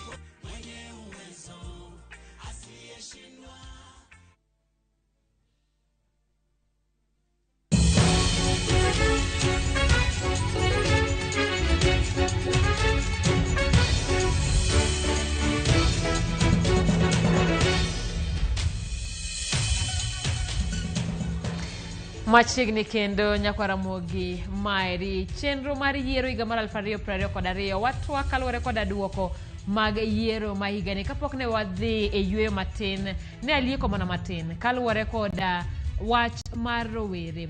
Kapok adhi rowere nyaka wang'i wach mar mine, kama bende kata bende ni wase nyisou wach mathoth kaluwore kod kaka mine otimo maber e yiero ni eri. Nyaka dok mar wacho ni gie sani mine maromo 7 koro gin governors e gwenge mopogore opogore manitiere pacho kaeri. Ere gimomiyo ma en pogruok? Ma en pogruok kaluwore ni higa yiero mar 2013 kane wachako weche mag sirikande mag gwenge, onge kata 100 mane oyier kaka governor e counties duto 47. Ka wawuok kanyo to wachako wabiro nyaka yiero mar 2017. Kanyo ere mabende nitiere mine 3 mane owal kata mane oyier kaka governors mag counties 3 e pacho kaeri. En mor ni e yiero mar higa ni 2022 mine maromo 7 gie sani ne oseyangi kod apisas goeko mag IEBC kowuok e counties mopogore opogore ni ema bende koro gin kata oyudo otiko mar tayo counties 7. Geno marwa en ni lokruok e dongruok biro betie. Kiko bed telo mar joma mine ni koro omigi nikech gin joma mine. Makmana obed ni thuolo sechopo mar mondo mi tend mine okel lokruok e gwenge mane kata kuondego eko mane paro ni samoro joma chuo ne ok nyal kelo e lokruok. To ka opogore koda mano wadatwa kaluwore koda telo mar rowere. E yiero mar higa ni eri bende koro wachore nitiere jotene mag siasa ma koro wit oko. Gima koro nyiso ni nitiere remo manyien ma odonje telo. Wang'iyo jotelo moyier e bwo higni 40 kata 40 kadok chien. Kapok wachako, en thuolo mane rowere nitiere godo e yiero mar 2022 kacha? Erokamano Kinda. E yiero masani gima ber ni yiero masani no ket ayanga to yiero masani en ni ng'ama ne dhi yombo ema ne dhi land.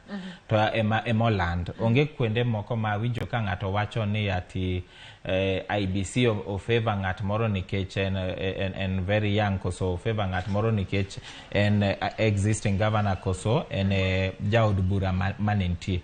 Waneno ka nitie jood buche mang'eny manentie mowit oko to nitie mang'eny manyien ji manyien moyier. To kirango kura kaka ogo sani gima nyalo wacho ibro yudo ni rowere matine manyalo wacho ni nowuok oko mogo kura nikech kaka chieng' go kura tarik 9 natemo rango to karango kaka narango no naneno ni ineno mana mine ineno mana ji motiye makoro opango line to ne wawuoro ni kwani rowere to odhi kanye.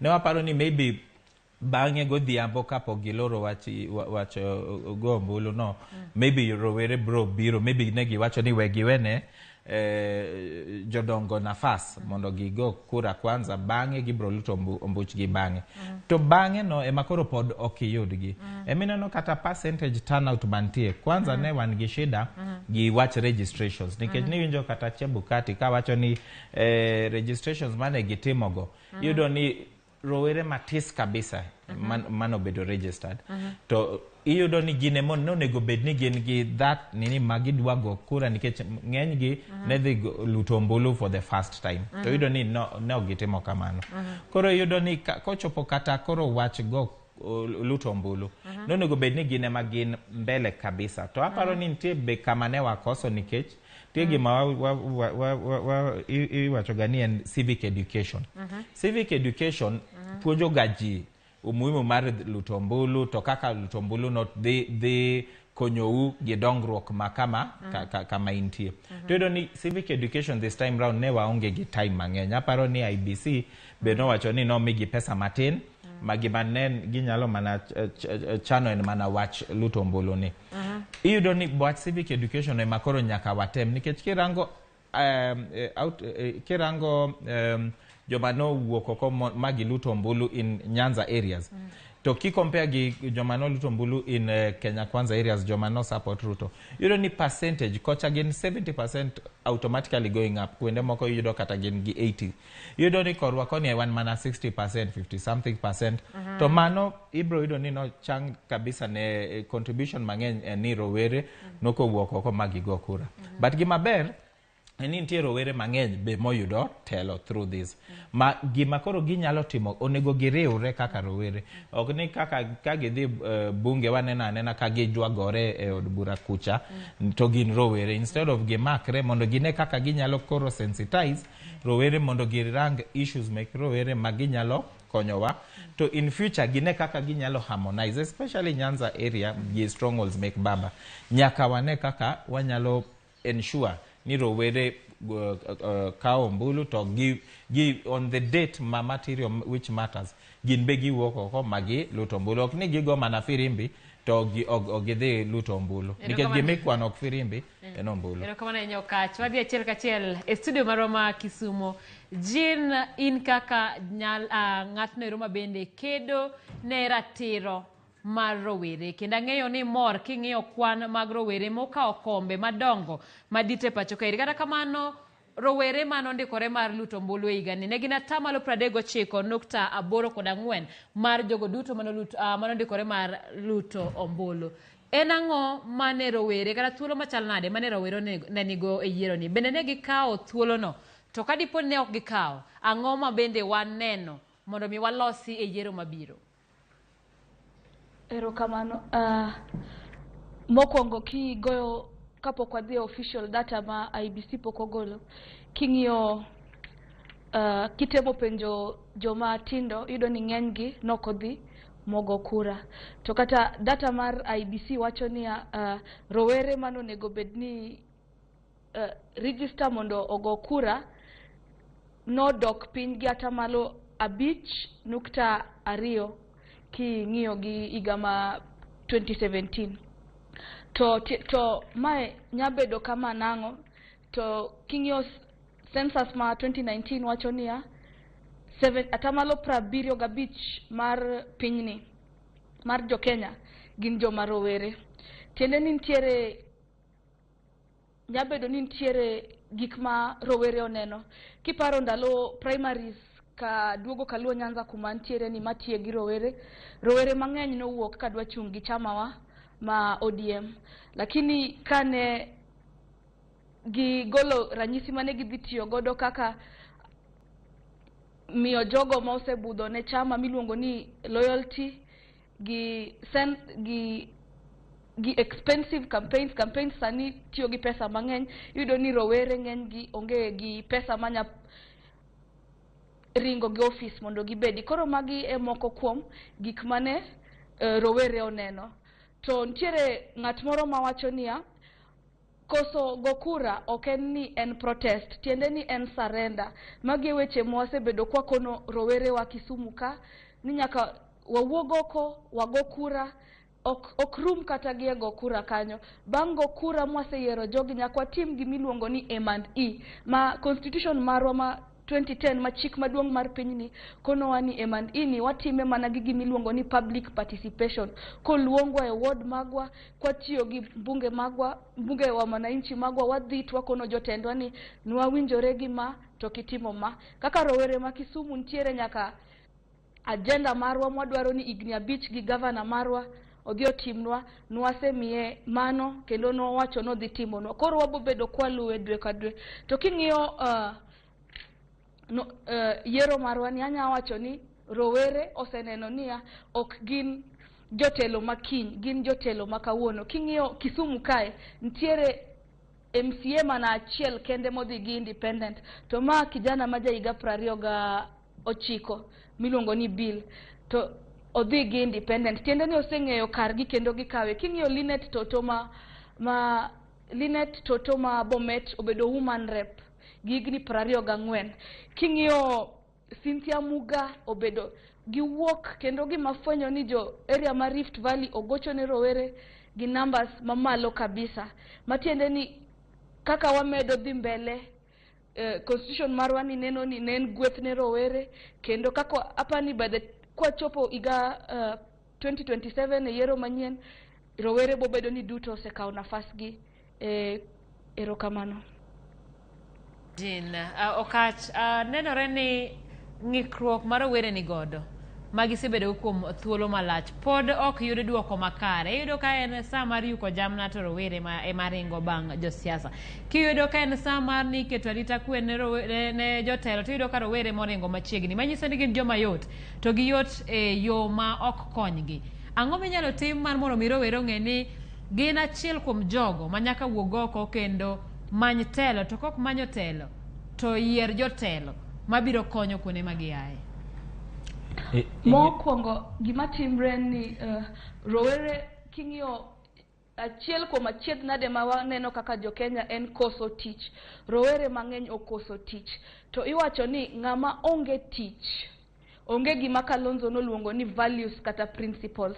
Koro iyudo ni kumiyuke jamna gibodhie, to ng'ama onge tich ok nya ng'eyo, gineno ni kata wayiero kata ok wayiero ngima pod bedo matek ma en fuo. Koro emomiyo CSOs gi CBOs gi sirkal be pod timo gimiluongo ni public education, civic education, puonjo ji dhot ka dhot mondo ging'e ni ombuchi ni achielno ene duondi manyariti kuom igni 5 mokalo.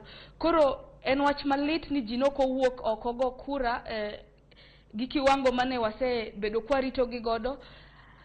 To wan gi mijiwo ni sirkal manyien madonjo ni no wacho ni king'iyo manifesto mag joma ne dhi bedo president 4 gote ne giwuoyo wach youth fund cha, ne giwuoyo wach ndiko ji e tich. Koro wan gi geno ni ka jogi otimo kaka ne gidwa timo, sirkal manyien madonjo ni ok wachakwa ne shida mar yuko jamna gi rowere koso go ombulu gi. Mano e koro geno ma wan godo.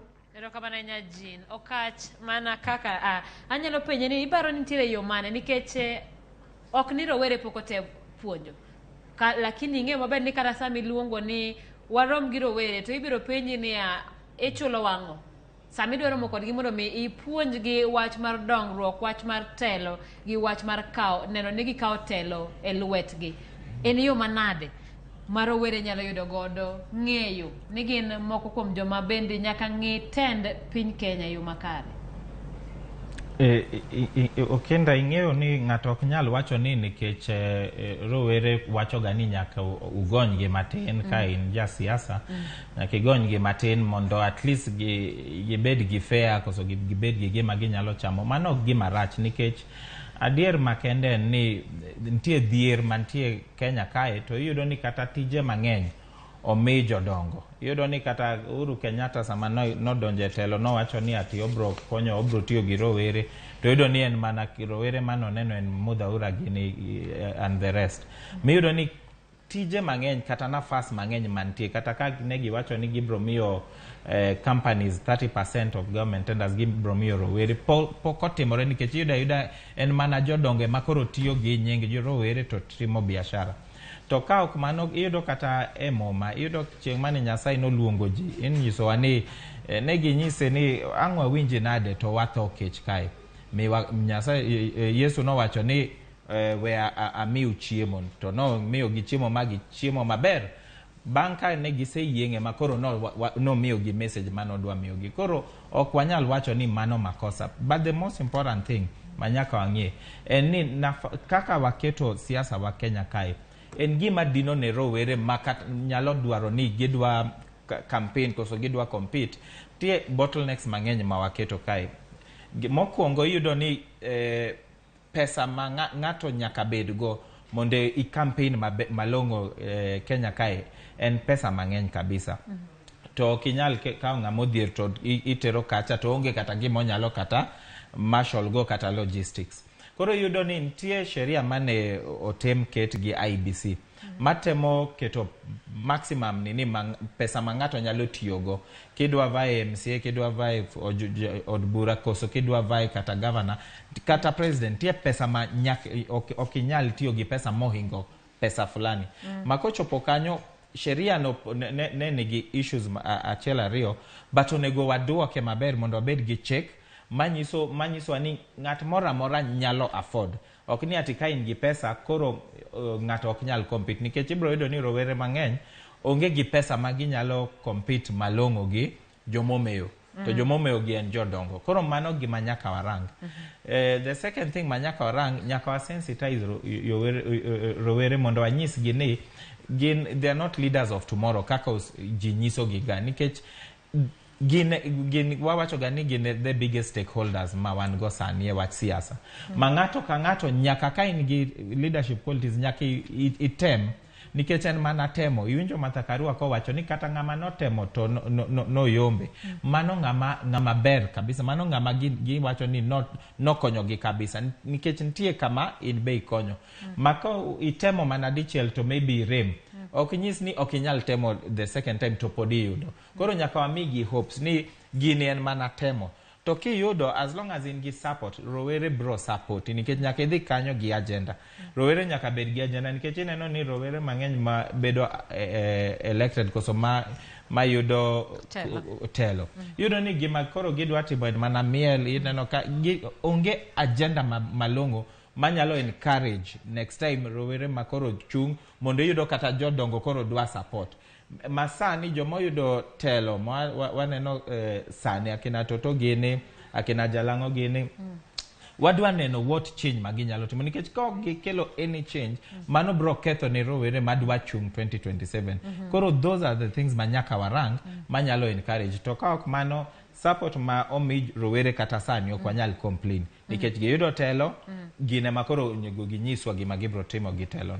Erokamano nyao kacho kang'ayo ne ka bende director mara oikore mar miya jogo ekoma bende kara rowere mane owal e kombe mopogore opogore. Lindsay ka ikori koda list mar jogo kara rowere ma bende ne oyier e yiero mokalo nieri abiro ng'eyo mar mondo mi anyis nyako Ramogi ni to gin rowere mage ma bende yudo thuolo mar mondo mi obed jotelo e gwenge mopogore opogore e pacho kaeri. Wadok achiel nyaka e kaunti nero ma Kisumo kama bende wantiere koda wendo. Ang'eyo jini ni achiel kuom jogo mochung' motegno ne ratich rowere. Kendo mana kako kach osewacho noero.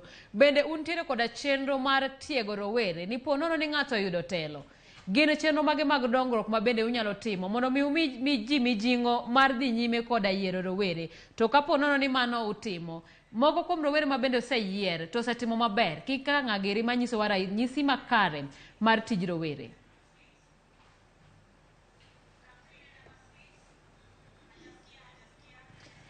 Mano wendo wa wantiere godo jina kadiponi okiwinjo we anuo penjo mapenjo ni in kaka jalno roma bende kedo ne ratiro mar rowere. Ang'eyo ni ubedo koda romo mathoth koda rowere bende utiego gi kata unyiso gi ni ponono ni yudo telo magi e chenro mag dongruok ma bende nyalo timo mondo kony rowere kata mi ji mijing'o mar yiero kendo. To kadiponi utimo mano bende nitiere ranyisi mar rawera moro amora mosega yier ma okelo dongruok.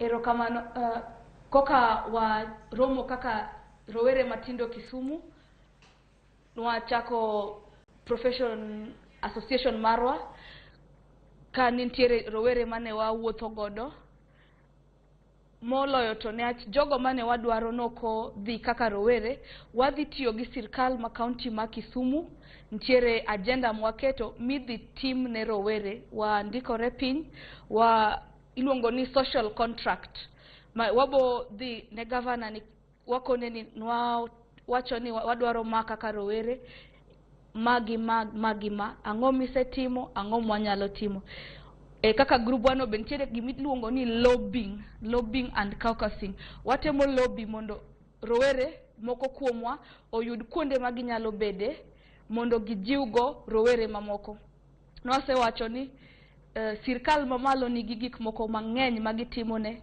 rowere wagi wasekono rowere wa manie slums ma Kisumu gidhi gi yao groups chamas magmi to wadhi wa apply negi gimiluongo ni youth fund to koro okwadwar kony mang'eny ne ji osiko ni rowere osiko ni miya wang'ni wadwa kono gini wasetimo ma koro un gimutimnwa lobinwa marwa kwaluo chik mondo wayud pesa ni kaka rowere ma Kisumu mondo okochuno ni nyaka koro warit tich wandikre tich mondo wati mage gik mwa pod watemo timo nyaka sani dugo iro kach kairi kata kamano biro dugo mondo wang'eni to wang'eyo ni achiel kuom jomatindo mane laro kom e county ma Kisumu ne en Valentine mane laro kom mar women rep kata kamano ne okoyudo komno mane gima kele penjo mar ne to okach en ng'ikruok mane ang'o ma rowere ok tim makare nyalo bedo ni ok wayier duond bura makare mar chung ok watim campaigns e yo makare koso oganda pok oyikore ne tend rowere aparo ni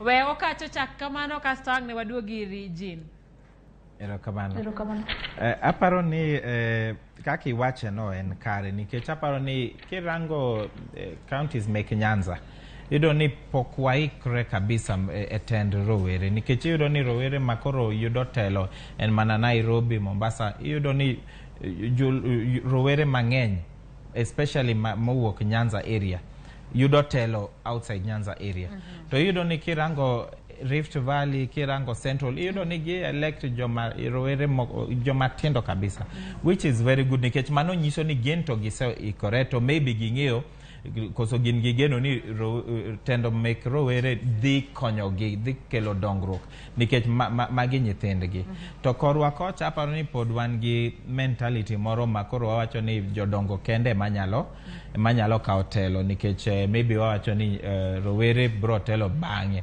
to kirango mano to en gima rach kabisa nikech kirango ji mang'eny mochung Nyanza area iyudo ni rowere ne tin kabisa magitemo kata moyudo to temo to iyudo ni majority of them iyudo gin jodongo ma onego bedi gise retire ok ni ati pod gine siasa koso gise mentor ji magise retire koro gima onge kata Nyanza area en mentorship program mentorship nyiso ni ikawo ng'ato to at least ipuonjo ji under you inyiso gi kaka siasa itimoga inyiso gi kaka dongruok onego kel kanyo inyiso gi kaka problem solving itimo makoro sama koro in be ichopo ni isetiyo kata 2 times koso 3 times miol at least nitie ng'ama koro kao your footsteps to nyalo telo to sani iyudo ni jodongo okwama kacha gima golo gi e telo en mana tho onge gimoro magiparo ni nyalo golo gi e telo to nyaka wabed gi mentality ni en mana service kadhi 1 time kadhi 2 times atiko mara ntie joma yang ma onego wawene gi nafas gidonjo gi new ideas to wanto Nyanza wa recycle wang'io mana gi recycle to joma wa recycle go gin mana jodongo ma every time giketo gi by election ni ng'ani otho to wan gi rowere kae monego bed mentor dok ni ati gin gi beda dala kacha gin iluongo gi mana sama koro udwa mana campaign koso udwa joma dhi go firimbi nyaka wabed gi an automatic succession plan mawan go sani Nyanza waonge gi that succession plan. To mano will cost us as Nyanza people in the near future. Mano nyaka jionge. And that is why okwayud rowere mang'eny madonje telo. Nikech mano will be an automatic succession process. Sani en mana nuoyo, repeating and repeating. Ero kama na enya okach. Gikanyo no yora kwa imono wachung twa kanyo matin wadwa dhe achiel kachiel e kar romo maduong' mar Bomas of Kenya. Gie sani mane log tich mar duol matayere pacho kaeri mano mar IEBC. Lydia Okeyo nitiere kanyo mar nyisowa ni to en ang'o matimore. Lydia, ng'eyo ni usebedo kanyo kuom thuolo malach kendo wan gi geno ni kaka saa medo sudo e kaka wamedo yudo duoko makare mar mondo mi oganda ong'e chal mar duoko kata mar kwano duoko ombulu go kuma bende ne oluti chieng' tarik 9. Gie sani Lydia, maling'ling wacho nang'o to jopiny onego ket chunygi kama nade kaluwore ni thothgi nigi siso mar winjo duoko?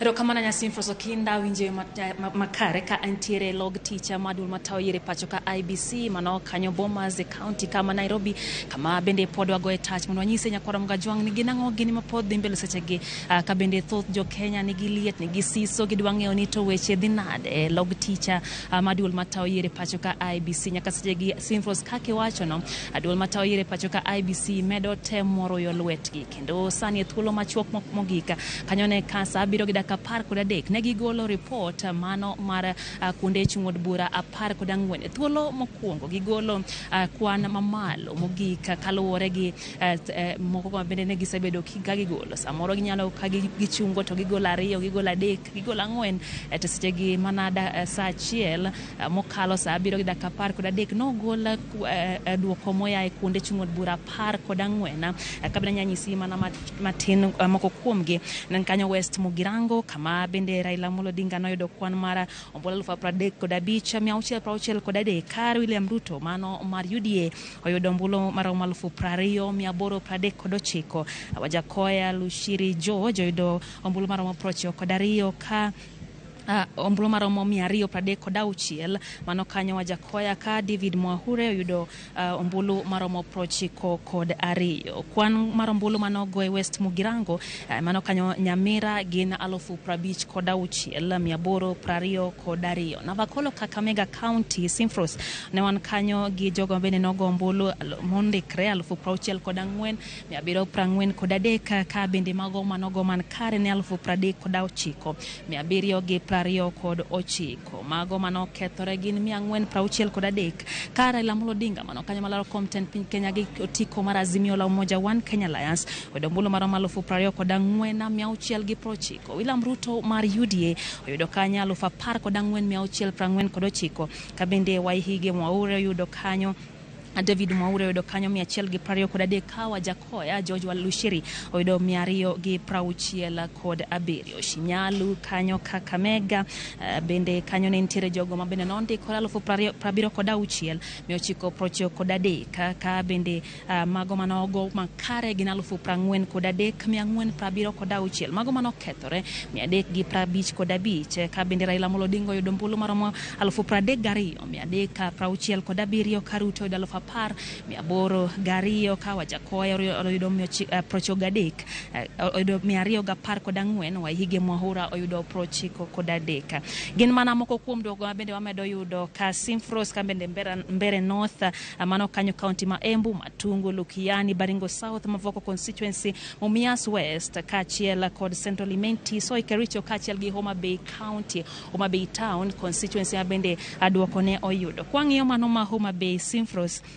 jogo manondikore gin 38,375 kamago manogo kare gin 43,859 mago mano kethore 172 Raila Amolo Odinga oyudo kanyo ombulu maro 43,875 ka William Ruto oyudo 638 kato kanyo Wajakoya Wahiga oyudo ombulu maro 12 Wajakoya Lushiri George oyudo 134 mago duto manosom saa 7 gi dakika 10 kaka Sensino Simfros ne gina oduoko maya e constituency kada kuonde chung'od bura 14 mai thuolo mokwongo magi gole namba maduong' mogika mano mar duoko e kabende koro mai na chiel kuom ranyisi ni gitemo mondo gikasre kaluwore gi liet gi siso mabende koro jo Kenya nigo kendo koro gitemo mondo gikas lwetgi mondo gimiyo gana jo Kenya duoko mar jatenda piny Kenya. King'iyo dire kanyo bende ineno ka kwan mar mesni mago mane oketi maneno ni okonyo jogo mabende ng'iyo wechego mag kwe ne omedre mana kendo ranyisi machielo ni duolni matayo yiero pacho ka IBC temo mondo giru lwetgi mondo mi gitiek siso mantiere e chuny jo Kenya mano mar ng'eyo ni to en ng'ama bende dhi kawo kom matend piny Kenya. Simfros parni chiko miyo duolni ndalo 7 malano duokono mano ma jatenda piny Kenya kumano pod wadong' kod ndalo madhi 2 kamanya kora mga juang meda keto kwe kendo wagoyo tach kama nyisi ni wantiere ka kendo wabiro medo mi mago matuche sejega magi tuche to mene mana kaka gitucho. Simfros kain gi penjo kamana enya Lydia penjo na mabende ang'eyo ni thoth oganda dwaro ng'eyo ni to wasechopo atamalo adi nyaka ne IBC chak somo moko kuom duoko magiyudo kowuok e kuonde chung' od buche to mano nyiso ni en atamalo adi mabende koro wadong' kapod warito nyaka chieng' yang duoko ahinya to mano mar tend piny. Simfros nyaka segi pokwa gi kata atamalo 50 pod wan matin ne piny mar atamalo 50 ka bende inyalo paro ni wantiere gi kuonde chung' od bura 290 komedie mano ma diaspora gibedo 291 kod sani wasemana yudo duoko moya e kuonde chung' od bura 71 mano nyisi ni pod wantiere gi mago ma pod tin atamalo 50 omiyo pod wagoyo mana wang'o warito kendo wang'iyo mondo wanyise nyakoro mga juang ni ginang'o gine bende tucho ka e Bomas of Kenya mabende en log teacher mar duolno matayo yiero pacho ka IBC. Simfros kendo wabiro duogo iri samora mora maponi in gi weche matuch kowuok e kar romonero mar Bomas mar mondo mi waket joneno mar ng'eyo ni to gi e kinde ni eri duol mar IBC to twak nang'o kao kamano waromo kendo e kinde machielo. Nyakora Ramogi mano Lydia Okeyo reporter marwa kanitiere achiel kachiel Bomas of Kenya kama bende duol matayere pacho kaeri mano mar IBC dhi nyime koda golo duoko ewi chenro kata kwano ombulu mabende ne oluti chieng' tich 2 mar tarik 9. Wach maduong' mawacho ni oganda obed koda horuok duol mar IBC kaluwore koda chik pod dong' koda ndalo mamoko mondo chop ndalo 7 ma ochiwne kod chik mar mondo mi ochiw duoko mar yiero mar higani. Kane watwak wan gi wende studio kata wan gi wele 2 wantiere koda Dan Kano Kach kachiel koda Jean manitiere achiel kachiel e studio wa manitiere Kisumu. Jean ka wadugo iri ne watwak ewi wach mar laro kom mar rowere to e kinde ni iri ne wadang'iyo ni to en ang'o mabende Valentine ne okotimo yo makare en achiel kuom rowere mabende ne manyo kom maduong' kata kom noero mar Women Rep e kaunti ma Kisumu bende ne en gi sir moromo kwang'iyo duond bura mane ochung' godo bende ne en makare ang'o mane omiyo ne odong' watiyo kode kaka ranyisi mar gimomiyo rowere mamoko okoyudo telo e yiero ni. Mokwongo daher ni ng'eni rowere gin atamalo 75 Kenya kae kuom ji 47,000,000 matiende niya onge ng'ama bogoni kura ne achin rawera kata bedo rawera kende okesera ma inyalo uso ne jopiny eka ibed jatelo. Nitiere gimiluongo ni manifesto gi sera mag ng'ato. Koro ji nitiere rowere waneno ng'ato kaka Linet Toto noyiere ok apar noyiere ne wacho this ok dhigo e bunge Nairobi nyaka bed ni nitiere gima nouso ne jobomet mohere. Kisumu kae ne wan gi Ruth Odinga gi Valentine Toto kendo Valentine otimo maber kabisa oyudo kura maromo 80,000 ne nyako mathis ma jahigni 22 mane chung' e siasa thuolo mokwongo mano gima ber kabisa.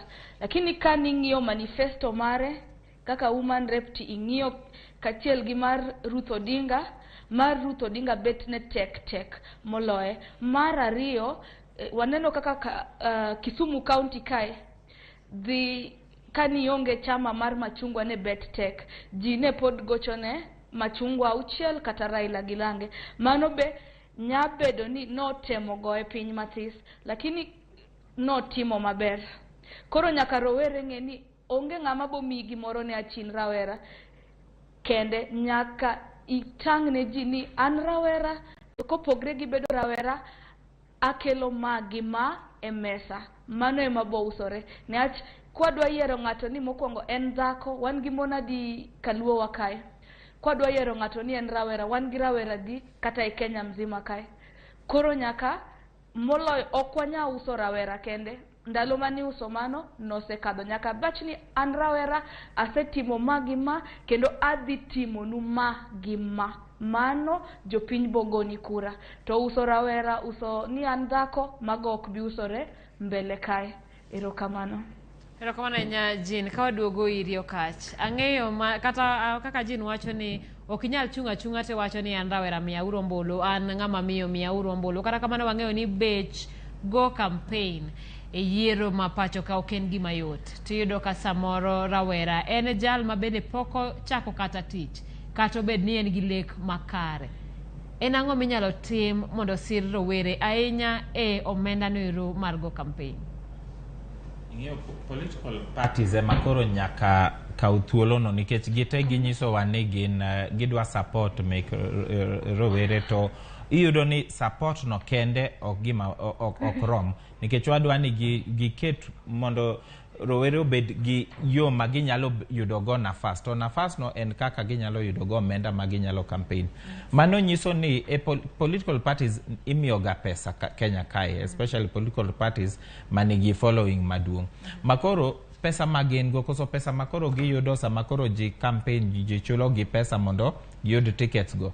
Ginyalo set aside, magiwacho ni gidwa identify. Ineno kaka opira, yudo ga ni jo Arsenal, jo Manchester United, timbe madongo go girango ga rowere manigi talent, magitero gi e talent school, mek gi puonjo gi mabange gine makoro gikelo gi makoro gitugo ne the main team. To yudo ni gitimo maber kabisa. Koro political parties nyaka bed gi a system machal kamano, magi identify rowere manigi talent, manigi leadership qualities mabecho, magi kao gi train giketo gima chalo kaka academy, makoro giketo gi meetings, buche magin go, nyasi magi organize te giketo gi kanyo. Mabange kochopo sama koro gidwa compete, gise empower ginyalo kata miyo giga mshahara matin, koso kochopo sama koro gin gi geno ni jogi nyalo timo maber in a certain ward koso certain constituency, ginyalo kata miyo gi pesa matin maginyalo temogo.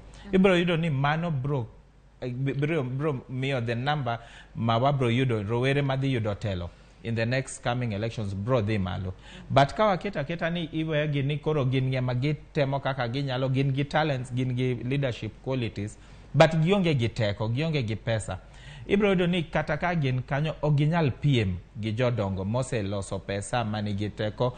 Ibro ni kata ka gitemo nade tek kabisa, especially Nyanza area. Mano nyaka girang, and it should be across board. To yudo on rowere maybe wan gi shida, but kochopo kama koro wacho ni telo mek mine, yudo ni kanyo to at least inyalo wacho ni Nyanza region sani nenre oko kae kagima at least wan gi waseyie ni mine nyalo kao telo kata madongo. In future paro ni ginyalo kata bedo gi presidential candidates from Nyanza, nikech at least mano gima koro wanyiso ji ni in Nyanza area mano gima waseyie go. From ndalo mek Phoebe Asiyo, sani wasechopo wayudo governors mamine. Makawa dhi mbele, wanyalo dhi malo. Erokamano Okach, nyaka romo ng'ere gi kanyo no ero pichni mena achiel kachiel go wuok e boma Nairobi kae, gwenge go koma Karen kama tend kanise dwa twak kod oganda. Wawinjane gima giwacho. The end of a matter is better than its beginning. Patience is better than pride. State of the nation. We commend all Kenyans for the peaceful manner in which we participated in the polling on August 9th, 2022, for ensuring that the country has remained peaceful. the patience and hope Kenyans have exhibited is appreciated. Nonetheless, we have seen a few instances of tension in some constituency, county tallying centers, as well as at the national level, and we urge all actors to be peaceful and promote decorum in the process. Verification of presidential results. The focus of the nation is now on the verification and tallying of the presidential poll results by the Independent Electoral and Boundaries Commission, IEBC. We are all praying for the commissioners and the staff that they have grace and ability to complete the process in compliance with the law and the sensitivity to the mood in the country. Let us all as Kenyans remain calm and wait patiently as the IEBC verifies and tallies the results. Let us not allow anxiety to build in the nation, and none should incite violence. Let us all heed the warning of God in Proverbs 6:16 to 19. There are 6 things the Lord hates, 7 that are detestable to him: haughty eyes, a lying tongue, hands that shed innocent blood, a heart that devises wicked schemes, feet that are quick to rush into evil, a false witness who pours out lies, and a man who stirs up conflict in the community. We commend the continued peaceful demeanor of the presidential candidates and urge them to encourage their supporters to remain peaceful and patient. Number 3, the will of the people.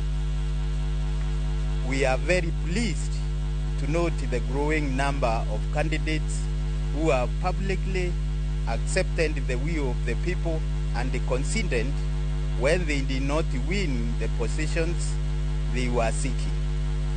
It is a beacon of hope that our democracy has matured. We encourage the citizens to follow this trend of peaceful managing the disappointment that comes when your preferred candidate is not declared the winner. For candidates who feel dissatisfied, kindly seek justice in the courts of law. Love your neighbor. We call upon all Kenyans to resume normal life. We must not allow fear and anxiety to build and cause elections to once again destroy the national peace and the cohesion we have worked so hard to build. We especially urge all of us to desist from consuming and sending messages that provoke hate, fear, and anxiety on social media. Let us seek to be a nation where we speak truth in love to each other, just as the Bible inspires us in the Matthew 22, verse 39. Love your neighbor as yourself. In conclusion, we conclude by encouraging all of us to maintain peace, exercise patience, and communicate truth to one another. On our part, we as religious leaders remain committed to pray for peace and cohesion in our nation. We invite all of Kenyans to join in prayer individually and cooperatively, continually reciting the words of our national anthem. O God of all creation, bless this our land and nation. Justice be our shield and defender. May we dwell in unity, peace and liberty. Plenty be found within our borders. Signed on this 13th day of August 2022 at Donham Day, Russell House, Karen, Nairobi. It has been signed by the Right Reverend John Obala Owa of Kenya Conference of Catholic Bishops and the Reverend Canon Chris Kinyanjui, National Christian Council of Churches of Kenya. Thank you.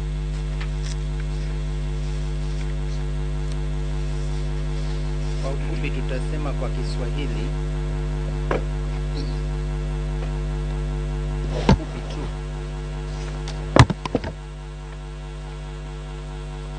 Sisi viongozi wa makanisa kutoka NCCK na KCCB ambao tumekuwa tukifuatilia mpangilio wa uchaguzi, tungetaka kumshukuru Mungu kwa yale ambao tumeona kwamba kumekuwa na amani katika wakati huu wote wa uchaguzi.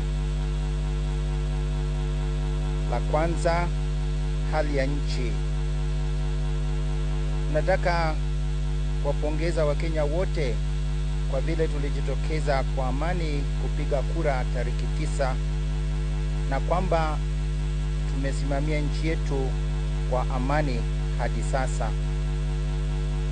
Vile Wakenya wamejitokeza kwa subira mpaka sasa, uvumilivu, tunataka kuwashukuru na kuwapongeza. Tunajua kwamba kumekuwa na visa kadhaa za ghasia ndogo ndogo, lakini tunaomba wote ambao wanahusika waweze kuendeza na kumalizia wakati huu wa uchaguzi kwa njia ya amani. La pili, kudhibitisha ama udhibitishaji wa matokeo ya kirais. Tunajua kwamba bado tunaendelea kuhesabu. IEBC naendelea kutoa matokeo na hesabu, na tunawaombea makomishna wote na wale wanaohusika katika kazi hii wapate neema na tena nguvu ya kumaliza kazi hii kwa namna inayofaa kulingana na sheria, na hata wakiangalia hali iliyomo katika nchi yetu. Na hapa tunaomba Wakenya wote tuweze kukaa kwa utulivu na tungoje hadi wakati IEBC itaweza kupata matokeo baada ya kufanya mahesabu yote. Tunajua kwamba kuna wasiwasi katika nchi yetu, lakini yoyote yule asitusukume katika ghasia.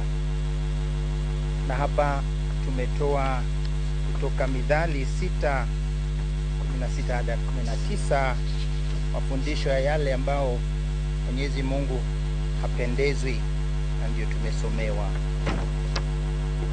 Basi hapo tunawashukuru na wapongeza wale ambao wagombeaji wa urais vile wametulia na kwa njia ya amani hadi sasa, na tunaomba hata waweze kuambia supporters, washabiki wao waweze kutulia na kungoja kwa amani hadi mwisho tutakapotangaziwa matokeo. Nia ya wananchi,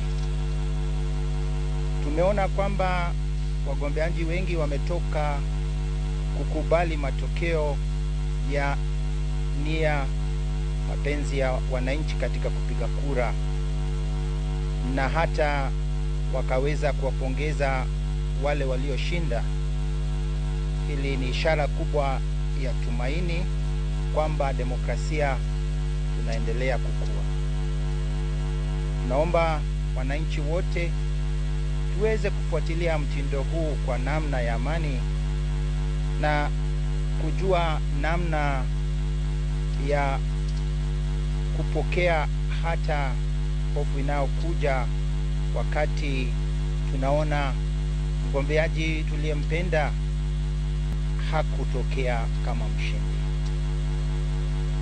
Kwa wale wagombeaji ambao wataona kuna sababu ya kuangalia matokeo na kuona wameshindwa kwa njia isiyofaa, naomba waende katika mahakama na njia ya sheria. Alafu upendo wa wenzetu, upendo wa jirani.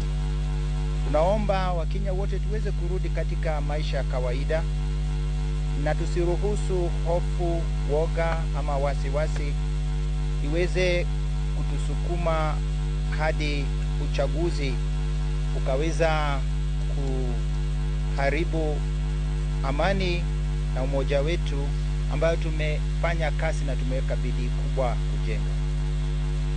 Tunaomba sote tuweze kujiepusha kwa kupokea, kuzungumzia na kutuma kati yetu ujumbe ambao unaweza kuwa ujumbe wa chuki, wa wasiwasi, wa kuweka woga katika mitandao ya umma na social media.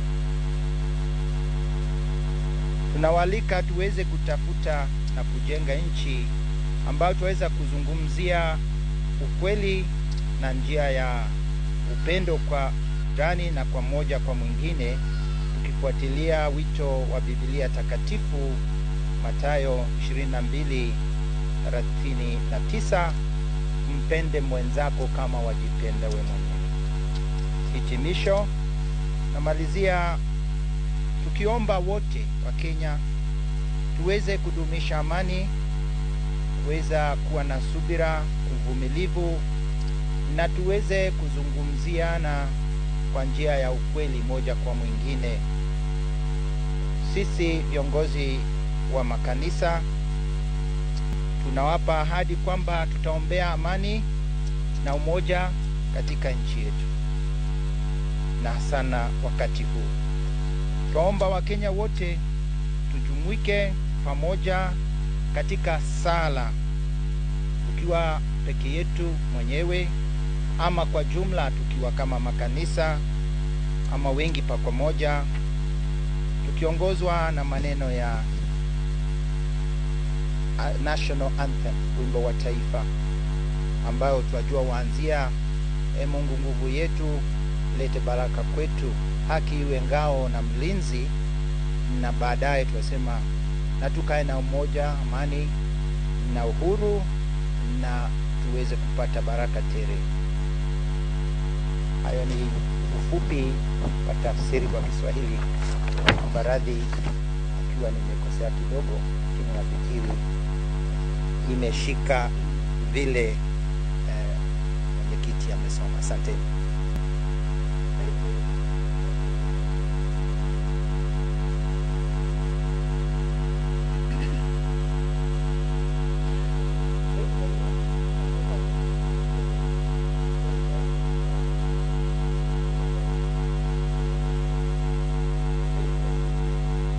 Thank you. God bless you.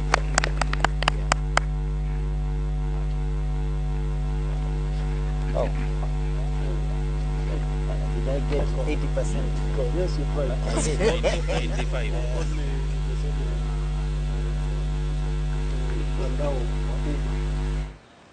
Nyokaro mogimana achiel kachiel Karen boma Nairobi kama tend kanise twa kaluwore koda chal mar duoko mar yiero gi kinde gi eki ka otelnegi koda Archbishop mar kanis Jokopere e kaunti ma Nyeri mano Anthony Muheria gi kwayo oganda mondo obed mana kod kwe ka bende giwacho ne josiasa ng'ata man nyalo bedo koda ng'ur kaluwore koda yiero mondo luw yor chik kendo chom doho ka girito kwe bende gisingo dhi nyime koda lemo ne piny Kenya mar mondo mi oganda oriwre kamoro achiel bende gigolo siem ne jogo manyalo bedo ni keto weche manyalo tuomo oganda e mbui mag oganda mondo we tim makamano kendo obed mohore ka warito ni duol mar IEBC biro chiwo duoko makare kaluwore koda kom mar tend piny magi e kinde ni erito oganda rito gi siso.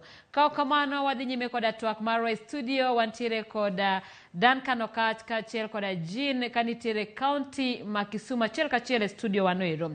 Mana kada penji kamane wachope Jean. Gi sani kata kinde mag yiero mathoth waneno ka rowere weyo tijegi kendo giwuok mar mondo mi gilar kombe mopogore opogore mag siasa. Gi kinde ni yudo ka jomoko kuomgi oyudo kombe kata oyudo telo, jomoko ok oyudo. Be en gima kare mar rowere weyo tich kendo ng'iyo telo kaka gino ero ma bende ginyalo tiyo ka giwe tije ma gisebedo ka gitimo?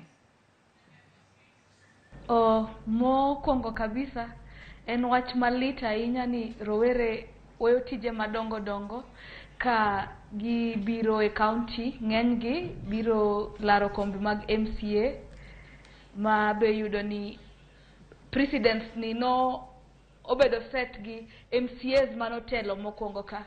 Neachinya paro ji ne wacho ni Raila okelo kaunti wayako. Koro neach sani e piny masani rowere ohero kuminyalo yude pesa mayot kendo mapiyo piyo. Emomiyo ji mang'eny weyo tije madongo dongo, gitiyo gi pesa mang'eny e campaign, to wach malit ni ng'eny gi sechete ok yud tije mag bedo MCA go. Koro bedo jatelo en gima ber ki idwa nacho ken kata telo en bedo jatich mag jopiny. En gima ber kendo onego wajiw ji mondo man gi chuny giwuog oko gidhi gitine ne jopiny ka gikelo dongruok. Lakini attitude kata paro ni ji bobiro nech pesa ng'eny e kaunti en gima rach kabisa. Nech waseneno ka ji weyo tije madongo, gibiro gibedo MCA magiya ka gionge pesa moloyo kaka negi dhigo. Kata iyudo ni ng'ato tiyo gi pesa mang'eny kabisa e campaign, oyuko jamna to king'iyo salary mar MCA gi allowances iyudo ni gin pesa mathis kabisa. Tiende niya jogi gine magidhi loko ohala gi kaunti ma kata ok gidhi tiyo ne jopiny. Emomiyo nyaka jopiny sama wayuko jamna nyaka wang'e ni jamna ma wayuko gi ng'ani kodok e ofis nyaka kuong oduok pesa gego eka ochak tiyo ne jopiny. Ma kono ga ji ni ng'eny kineno ng'ama yuko jamna mang'eny kik imi ng'ano kura.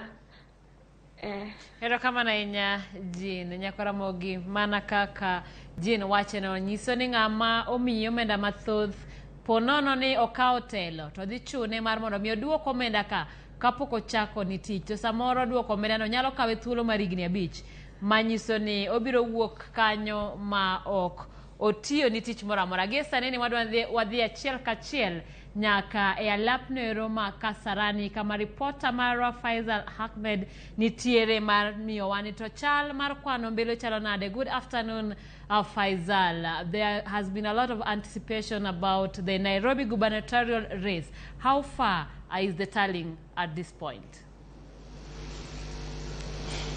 Erokamano Semfros, thank you very much. Just to give you an update of what we have so far from Kasarani, the latest constituency to present its documents to the county returning officer is Embakasi Central, and the leader in that is Johnson Sakaja of UDA with 46,049 votes. Polycarp Igathe following closely with 33,260 votes, and Edwin Sifuna for the Senate race has 40,147 votes.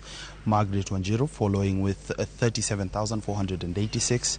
In the women representative position, Millicent Omanga has 40,194, with Esther Pasaris garnering 39,791, bringing that to a total of 436,203 for Johnson Sakaja, 367,044 votes for Polycarp Igathe, 456,432, that is for the Senate race. Those votes are for Edwin Sifuna, and Margaret Wanjiru managed to garner 326,591 votes.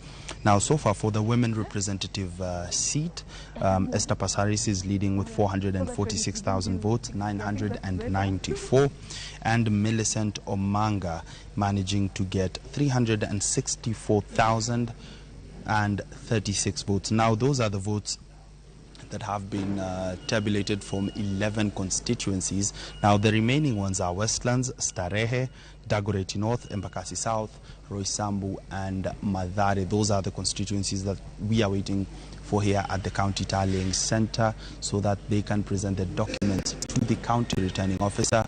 In turn, he will tabulate those numbers and be able to know who has the majority votes for the three positions and announce the winner. But as of now, there are in the three positions. Sakaja is leading in the gubernatorial race, Edwin Sifuna is leading in the Senate race, and Esther Pasaris is actually ahead in the women representative race. And we were with you the day before yesterday, and there are some of the constituencies that had a bit of issues, including Starehe and Mathare. There were allegations of voter malpractice and also rigging. So those constituencies were not able to finish the total tally earlier on, and we expect them here. And from there, we'll be able to give our viewers the full update on the situation here at the County Tallying Center. Simfros. Thank you so much, Faisal. Maybe going by the activities that are ongoing there, how much more time would Nairobians wait to get to know their governor, women rep, and senator? Okay, in terms of how much longer we'll have to wait for that, we do not know, because from morning up until now, it's around 3 p.m. We've only received one returning officer from the county, from the Embakasi Central constituency, and that should give you an indication that this is a slow and tedious process, and IEBC is taking their time to make sure that all the votes that were tallied and tabulated from the constituency level are accurate, and before they actually project them to us and add them to the total tally of the gubernatorial, Senate and women representative race, they have to make sure that all the votes are correct. So we were just waiting for the 6 constituencies that we had mentioned, but it's actually a very slow process, but they're taking their time with it to make sure that everything is okay. Thank you so much, Faisal. We'll definitely be back just in case you'll have something for us, or when the IEBC officials are ready to give us the results. Thank you. Nyakoromogi mano Faisal Ahmed nitiere e alap nero makasarani kama bende obage nyuako ombulu ma duto ma county ma Nairobi kabendi rito lendo ayanga mara governor ma Nairobi senator kachiel koda komnoero mar women rep mana kaka wawacho noero e sama gichopo nwakaeri wabiro miyigi achiel kachiel mar mondo mi wang'eni to gie kineni eri governor manyien, senator manyien, women rep manyien ma Nairobi biro bedo ng'agere. Wadhi nyime koda twak marwa okach bende iparo ni en gima kare mar rowere weyo tich magisebedo ka gitimo mar mondo mi gilar kom moro amora mar siasa kaluwore ni wang'eyo ni ok en tich mayot mar telo ne oganda, to bende en ang'o ma onego nyis ng'ato ni aseikora mar telo ne oganda? Okinda wach weyo tich no an be ok anyal wacho ni ber, nikech ka in gi tiji gima nyaka irang ni inyalo bedo gi leadership qualities, to inyalo bedo jatelo kamoro amora, ok ni nyaka koro ati ibede elections makoro ji ogone ombulu makoro ibedo a political leader. Kech leadership chakre kamora mora ka en kanisa, ka en dala kucha, ka en gweng, nitie gik mang'eny makitimo ji pod bro neno ni ng'ani nigi leadership qualities magi nyalo wacho ni kantie sit moro magineno ni inyalo yudo gine magi bro nyisi ni gimitimo no aparo ni inyalo bedo of more use ka koro waketi kamoro ok ni ati olap dhogi ema ndong' ne gimoro into iwacho wacha ni anto adwa we tich to adwa koro chung' nikech inyalo chung' to irem to tich mane at least pidho family ni ema koro iseweyo makoro ibro dong' kanyo kidhier ka in gi stress to bro miyo rowere moko be wacho ni kara gini ok gima wan onego watem onego bed ni ng'ama temo wach telo en mana ng'ama jadong ng'ama osetiyo ng'ama yudo mwandu makoro kata kodong' ok odong' ka odhier kabisa emomiyo nyaka koro irang nyaka koro ji ine kabisa ing'e ni ji te kidhi kanyo ni to iseketri ni idwa chung' onge ng'ama bro nyisi ni kik ichung' ji te bro nyisi ni bro yombo gibro goni kura to kochopo chieng'no iwuoro ni onge kata jou kata jo family maybe ok kata goni kura koro nyaka in be ine nikech wach rowere nyaka ng'e ni leadership skills bro chako from any point kochopo kanyo ibro yudo ni ji bro identify kata parties bro identify yudo ni kata party structures e kor gweng' kucha nitie party structures maka in gi leadership skills ibro chako kata gi kanyo ma idhi adhia malo yudo ni in youth leader yudo ni in chairman mar party to bang'e bedo mayot kuomi mondo koro at least ichung' nikech ji bro ng'eyi but okiwacho wacha ni koro gi pesa matin miseyudo no koro idwa weyo tich to idwa keto pesa te siasa ma ionge gi assurance ni nyalo yudo koro nyaka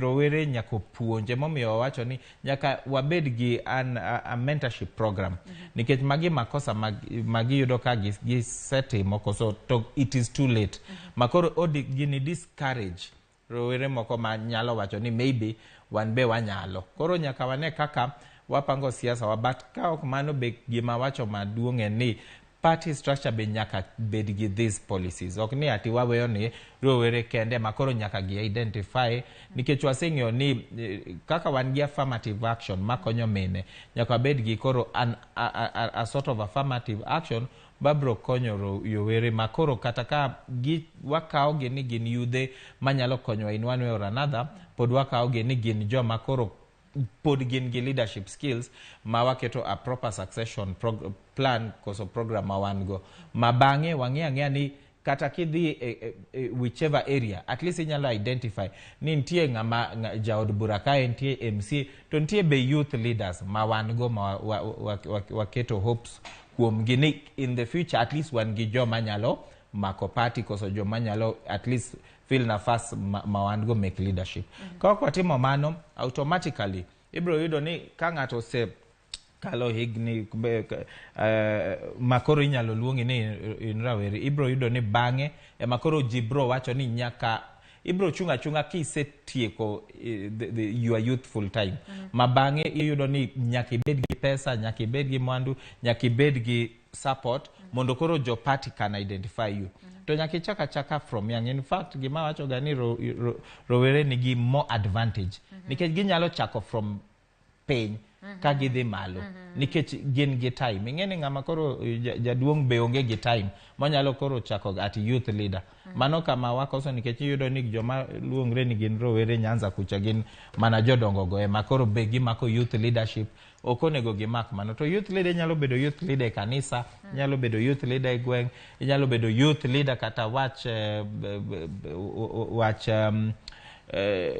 leadership mora kata mantie kanyo uriuru kaka nani onyisowa ni gin giriure kucha ma gin nyalo identify ka uchopo kanyo kata ka ng'ato dwa konyo rowere it's very easy nikech nitie leadership structure koro kidhi gweng' mora onego bed ni inyalo identify nitie youth leaders kae to youth leaders go nyalo identify to nyalo keto rowere kanyakla ka nitie issue moro ma onego ket gi kanyakla mano ema koro gibro dhi malo to ibro yudo ni gimakore to ibro yudo ni jonyuol be neno ni kara jogi nyalo timo gima ber makochopo ni achiel kuom gi owacho ni dwa chung ibro yudo ni ji te koro support ng'ano.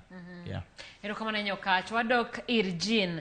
En ikruok machalo nade ma rowere onego keti kapok gimanyo kom siasa? Gie sani yiero rumo. Kapok kaduoko oseketi manyiso ni rawera mogombo chung e yiero mabiro higni 5 gi sani gin mag kuom ikruok monego keti manano ni chenro ni kochopo to rowere bende oseloso mana ikruok makare ma bende koro keto gi machiegni koda ka otelo nikech iyudo ka samoro rawera paro mana kodong dweche machuok tipo otimo gik moko mapiyo piyo nono kendo dhi kacha to koyud komno. Gin ikruok machalo nade ma rowere onego keti? Mokwongo kabisa ng'ata machung' ne kom nyaka oikre ni inyalo dhi kata inyalo dong'. Koro ikruok mokwongo en ikruok mar paro. Niwach waseneno ka jomoko ma odong' gidonjo into depression ma githo. Koro rowere kidwa chung' ne kom moro amora nyaka ing'e ni inyalo dhi. Mar ariyo nyaka ing'e ni inyalo dong'. Mar ariyo nyaka iikri ne wuotho ne ji. Rowere kang'iyo kaka Linet Toto ma Bomet cha nokotiyo gi pesa mang'eny kata kwa biro gi Toto ma Kisumu ka okotiyo gi pesa mang'eny to iyudo ka odhi kona te mag Kisumu. Ka ise yiero jogo midwa wuotho go kaka Linet no yiero jo MDG joka Ranguma mani luongo ni Alliance mondi ikadh chenro moro amora nyaka ibed gi Alliance jogo mi iseyiero ni dhi wuotho godo. Koro kionge pesa mang'eny kamoro amora ma jogi dhiye idhi kodgi tikwayo nafas tiwuotho. To moloyo reports mane wasomo oko kanyisowa ni chung' ne kom moro amora e piny ka osebedo gino madwaro pesa mang'eny kabisa. Koro nyaka giik pesa mar tiyo godo ka giringo mondo gimi ji. Mar adek sani gima waseneno en ni social media en tool maduong' kabisa ma campaigning. Nyaka giyud influence moromo e social media giti gi ji ka gidhi e ground e social media be gidhi gi ji. Kamano eka kachopo iga 2027 to gichako chon ng'ama dwa chung' 2027 ka ber. Waneno ka Jalup Ker William Ruto bang' election ma 2017 to nochaka campaign. Emomiyo kata sani ji buok gi kaluwore gi numbers ge madonjo. Nochako chon. Iwacho ni joluo nowacho ni chako chon lodhi ka juoga. Koro jogo madwa chung' 2027 ka ber to gichako chon to gitiyo mariek. Kamano. Erokamano Jeni wacho ni chako chon nolodhi ajuoga manyiso ni ponono ni olapdo gi chwer ne kom moro amora higa mar 2027 to ichako mana loso ikruok ni gie sani. Bende Jean omako kanyo wach mar tiyo gi mbui mar oganda Okach kendo gie sani e higa ma wantiere ni ok wanyalo wito oko gino ero kata tich maduong' ma mbui mar oganda nyalo timo. Bende iparo ni rowere bedo ni gine jok mani kama ber mar tiyo kod mbui no. Be wasetiyo kode yo makare to ahinya rowere mamanyo telo? Mbui mar oganda ema nyalo konyo ng'ato kata ka in rawera koso oken. Nikech kirango iyudo ni kata sama wantie ni iyudo ni ji tiyo gi gino marach kabisa. Nikech nitie kaka inyalo tiyo go maber to nitie kaka inyalo tiyo go marach. Tie joma tiyo go mawuonda ji ni gin ma gikonyo ji sama koro idwa konyo ng'ato moro achiel idwa keto mano makoro emi circulate to iwuondo ji to ok ni ati chunyi ni kanyo ni ng'ama nyalo konyo ji. Inyalo keto kanyo ma idwa wuondo ji kaka in gi following mang'eny to wang'iyo kaka ji nyalo interfere gi gino makoro keto kagima in gi following to ionge kata gi ji. The most important thing en ni tich mitiyo ing'e ni kata muma wacho kitiyo tich maler kumoro amora bro neno. Ok ni nyaka idhi mbele ji ma iland miket inyis ji ni natimo achiel, natimo ariyo, natimo adek, hapana. Bro nenore anena. Koro the best thing en ka in gi leadership skills, kata ka in young, kata ka in old. As long as he said decide ni idwa konyo ji, idwa nyiso ji your agendas, idwa nyiso ji ni in gi plan maber mag bro kelo dongruok ne jou. Mano gima ji bro winjo. Kata kidhi e kanisa imiyo gaji nafas. Ini the problem aji nego ni warito ga last minute kore makoro wadwa temo nyiso ji ni wan gi plan machal kamae to ise inen mana kanyo.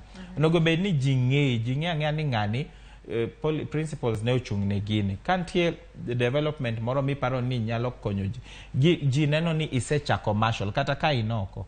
Ji neno ni at least en gima ise marshal, inyalo ndiko barupe, inyalo temo romo gi jotelo mantie sano. Ineno, maji ong'e ni at least in gi ideas. Ok ni atiki isedonjo kacha makoro ibro bedo gi ideas from nowhere. Nikech nitie joma kopa ideas mek ji. To giketa koro e Facebook kanyo to iyudo ni koro ng'ato nyalo paro ni mae ng'ama nigi ideas maber. To mano gima kwala kuom ng'ato to kia kaka onyalo implement. Koro the best thing kidwa ng'eyo in terms of leadership nyaka wang'e nikech ng'ama dwa chungo ng'ama wuoka from piny mora en ng'ama ntie kanyo, ng'ama osebedo kodu kanyo, ma ng'ama useng'eyo ni policies ne chal kamae, en ng'ama dwa konyo in this manner to wach dongruok ong'eyo in this particular manner. Makochopo kanyo ok wanyal wacho ni ati warito nyaka the last minute. Koro rowere nyaka ng'e mano ni nyaka chaka chon. Ng'ama dwa chung 2027 nyaka chak sani. Yeah. Ero kama na nyao kacha wado Kisumo Irjin. Bende nyalo bedo ni joma dongo kata jotelo madito bedo ni ok gichiw sir moromo ne rowere. En achiel kuom ng'ikruok mar rowere yudo koso tingen mar rowere mar neno ni giloso tendgi giwuon. Ero kamano kabisa. En adier ni jo dongo siro rowere to gisir gi kiwango no maber, to kipenjo gi gibokoni ni gimbe onge ng'ano siro gi ne gichung' kaka sani wanyawacho ni Raila emoluongo kaka kingpin kata ogai ma joluo. To kane Jaramogi ne nindo dong chama margi nowe lwet Wamalwa. Waneno mana ka Raila ka bang'e oyaw chama mar ODM ma olosore kende, en self-made, wuon gi nokolose. Koro kaka yudhe kata kaka rowere jo nan gi shida gi governor ma Kisumu Anyang' Nyong'o kang'iyo direct appointees mage mean age gi is way above 45. Tiende ni ong'ado rowere oko. King'iyo CCs mage, ing'iyo chief officers, to iyudo ni wan gi rowere ma osomo Kisumu ka mabe riek mabe nyalo timo tijego. Emomiyo wakono rowere wang'ni ni kok ginyal miyowa wabo wuok oko mwadhi mwakaw gi, assert your position mondo ng'ei gi jotelo tidhi tikaw gi. Kose kawi tiywayo rowere moko meki kamano. Ero kama na nya Jin okach nitiere rowere kaka koro women rep moyier sani e county ma Bomet. Chutho ok en ng'ama osewuotho mathoth ka manyo ombulu, manyiso ni king'iyo to samoro omenda motiyo godo ok dipim gi jomoko mabende ne laro kom machalo kamano. Nitiere rowere ma iyiera yiera, ng'ato eriera ma kata gimitimo ne onge, jamna miyuko onge. Maling'ling' mane manitiere yudo hera kowuok kuom oganda mondo yieri kata bed mane samoro ionge nyalo. Yani kaka kirango wach toto. Ibro yudo ni ok ni ati wuoka ni maji oyiera mana kamano. No chako bedo gi ji chon, no se chako nyiso ji kaka plans maen go. En mana ni wan wang'ie mana sani, but joma ogone kura ibro yudo ni ging'e maber. Maging'eyo ni nyako ni ntie no se chako bedo gi community chon.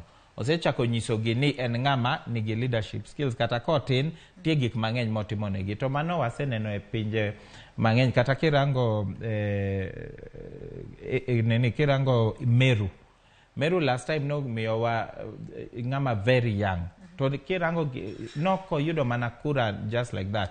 No chako tiyo gi ji, no chako nyiso gi kaka gik monyalo timonegi, no se chako tiyo kata ka onge gi omenda, at least thuolo ma en go, no se chako riwo ji mantie gik mane gitimo. Ma kiyudo ng'ama chako kamano, ibro yudo ni obro tiyo gi pesa matin kabisa kochopo ndalo campaign. Nikech ji bro wacho ni ng'ani waseng'eyo ni onge gi pesa. Ng'ani waseng'eyo ni onge kumose tiyo malong'o ma onyalo yudo pesa, to onge gi support.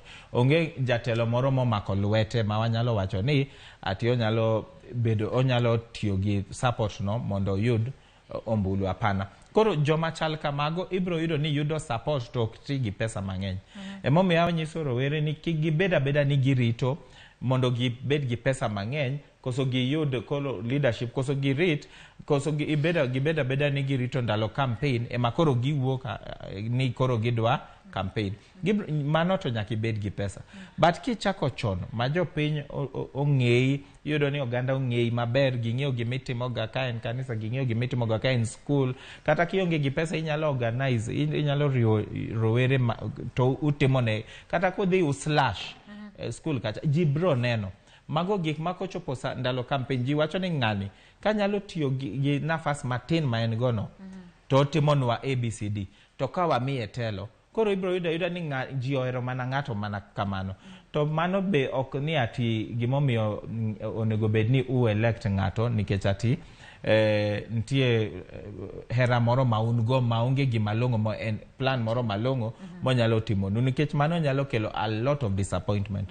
Makoro in future ibro yudo ni kata ka ji wacho ni at least ji onagi wacho ni koro wasik miyo rawere positions mang'eny, yudo ni koro bang'e gibro wacho ni maybe ne wakoso, nikech onge gi maduong' minyalo yudo ni bang'e, nikech umiyo joma onge gi agenda. Nyaka gibed gi agenda maber mar dongruok, ma bang' igni 5 ng'ato nyalo bedo ma compare that reign gi reign manose kalo ka. To giwacho ni by the way, ka wadhi mbele ka wamiyo rowere nafas mek telo gi, bro miyo dongruok bro biro mang'eny, to bro biro mapiyo, to bro encourage ji mang'eny kendo in terms of leadership skills, ka ging'eyo ni ok ni mondo iyud telo nyaka ibed ni in ng'ama oti koso isekalo igni fulani. Nyaka ibed ni bro encourage ji ni kata ka in rawera to ibro mi nafas makende to prove yourself. To ka itimo maber, pod gibro mi nafas kendo, nikech pod ingin nafas, koso ginyalo kata mi promotion, to idhi malo inyalo kata bedo governor. To it will be good sani ka wanyalo yudo governor Nyanza, governor marawera ma wanyalo wacho ni at least ok ni ati wawacha Simbarati en jaigni 40. Simbarati wayudo pata wacho ni Luo Nyanza. Kao kamanero kamano okach Jin nitiere wach ma wachore ni rowere manyalo kelo lokruok oluoro siasa. Wang'iyo ji kaka Boniface Mwangi ma bende en jalo makedo ne ratich oganda kuom thuolo malach ji osegombo. Aparo nitie kinde moko ma bende ne ochung' mar mondo obed jaod bura mastare, bang' mano pok onene ka ochung' motegno. Ji ma samoro nyalo wacho ni ji kaka in Jin samoro kuonde misetiyo ji maber, kata kamano pok oneu ka uwuok oko mondo ular kombe mag siasa. Ang'o ma mono rowere mochung' kama ber mar manyo kombe mag siasa? Ok apar ni en adier ni rowere oluoro chung' ne siasa. Niwach waseneno ka giwuok mang'eny. Kwang'iyo katiba marwa, chik maduong' ma Kenya ka wacho ni rawera en ng'ano ma jahigni 18 nyaka 35. King'iyo kata Kaluo wa kae, dwe mar adek kane primaries timre, rowere nowuok oko mang'eny. Emani achiel ariyo ng'ado gi oko. Kata ka nwang'iyo president, joma nowuok mokwongo mane dwa bet president, nyaka rowere ne ntiere, lakini yudo ni okomit the number of signatures mani dwaro. Koro ok apar ni en adier ni rowere okuog oko. Kata king'iyo Kisumu Central ka, ntiere rawera manowuok nochung' gi party machielo nodong'. Giwuok kendo aparo ni kwang'iyo data, rowere chung' mang'eny kabisa. En mana ni koro pesa, finances this, koro ok giyud publicity maber. Ingeni nentiere rawera manochung' ma deputy mare ne ja igni 28 manochung' ne dwa bedo governor ma Kisumu kae. To koro ne gionge gi pesa, campaigns mag ne tis, ji mang'eny ne wacho mana ni giromo mana kode ballot box, ne gikia ni gichung'. Ji wuok mang'eny, koro en mana ni ging'eny gi limitations and barriers mamiyo ok nen gi oko. Waneno kata iwacho Boniface Mwangi, waneno ka okia Mtata, oken rawera, lakini odhi e Senate.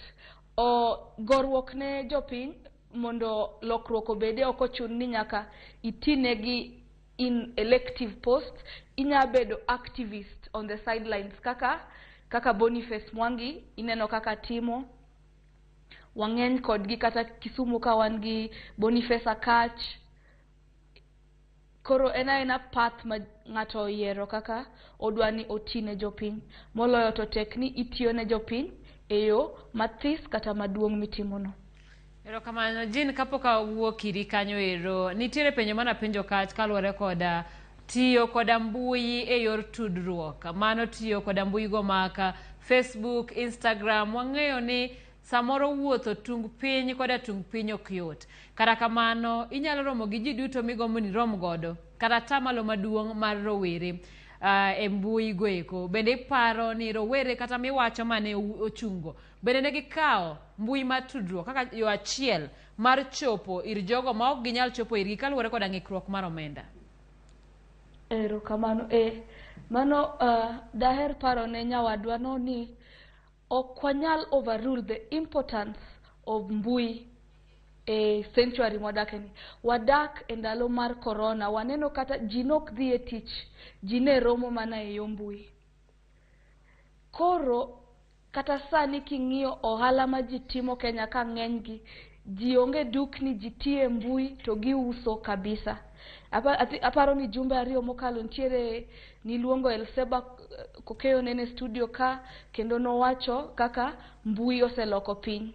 Ok wanyal ringo kata kwa ng'iyo elections ma US mokalo, nwaneno role mane mbui play. Kata kwa biro dala ka, nyathi ma Valentine Toto nwaneno kaka no mako mbui. Kani penjo ji, an kaka mobilizer, kani penjo ji ni idhi gocho nenga, ni an adhi miyo mana nyathi mathis maneno kosike Facebook cha, otiyo matek e mbui.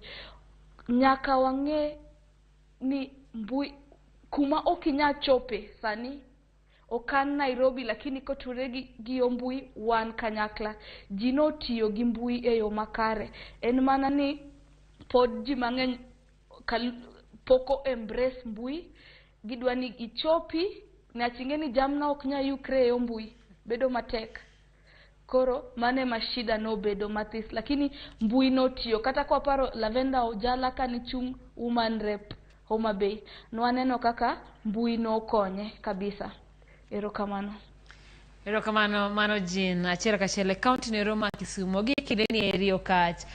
Samani itwak kane wachako twak e wi rowere, ne waneno ni adiera manitiere en ni gwenge mag Nyanza pok orwako tend rowere. Kipimo koda gwenge mag Masawa, kipimo koda gwenge goeko mag Homa Roka kata mano mar Rift Valley. To kendo kwachore Nyanza to wadhi nyaka e gwenge goeko mag Imbo mar piny Kenya kata Western, iyudo ka rowere gi joma mine pod iparo ni kargi kamoro nitiere jikon kata kargi kamoro nitiere bedo matindo. Ang'o manyalo loko pach ogandawa mar ng'eyo ni sa oseromo mar kawo rowere gi mine kendo miyo gitelo mondo gitine oganda? Erokamano Okinda, but ka poka duoko penjno, we awach mar mbui ma nyaminwa olosono. Nikech kirango sani ok awacho ni ati wach mbui ni ok ber koso ok okonyo. Konyo to be ji be otiyogo marach.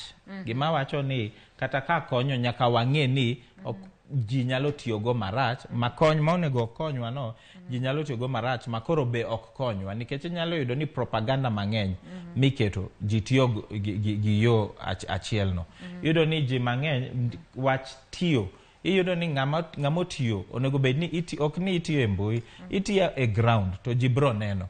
Koro bang'e jogo ema koro onego kaw gino to keto e mbui manyiso ji ni kara ne wan gi ng'ani to timo ABCD. Ok ni ne miketo ni idwa pakri from morning to the evening to iwacho ni mano ema koro bro konyi. Apana, kata kipakri we jo piny ong'e ni ipakri e gima nitie. To ok ni ati to gima bere ni jomoko ema onego paki, ok in ema isiko kipakri e yono to iparo ni mano ema koro dhi mi kura.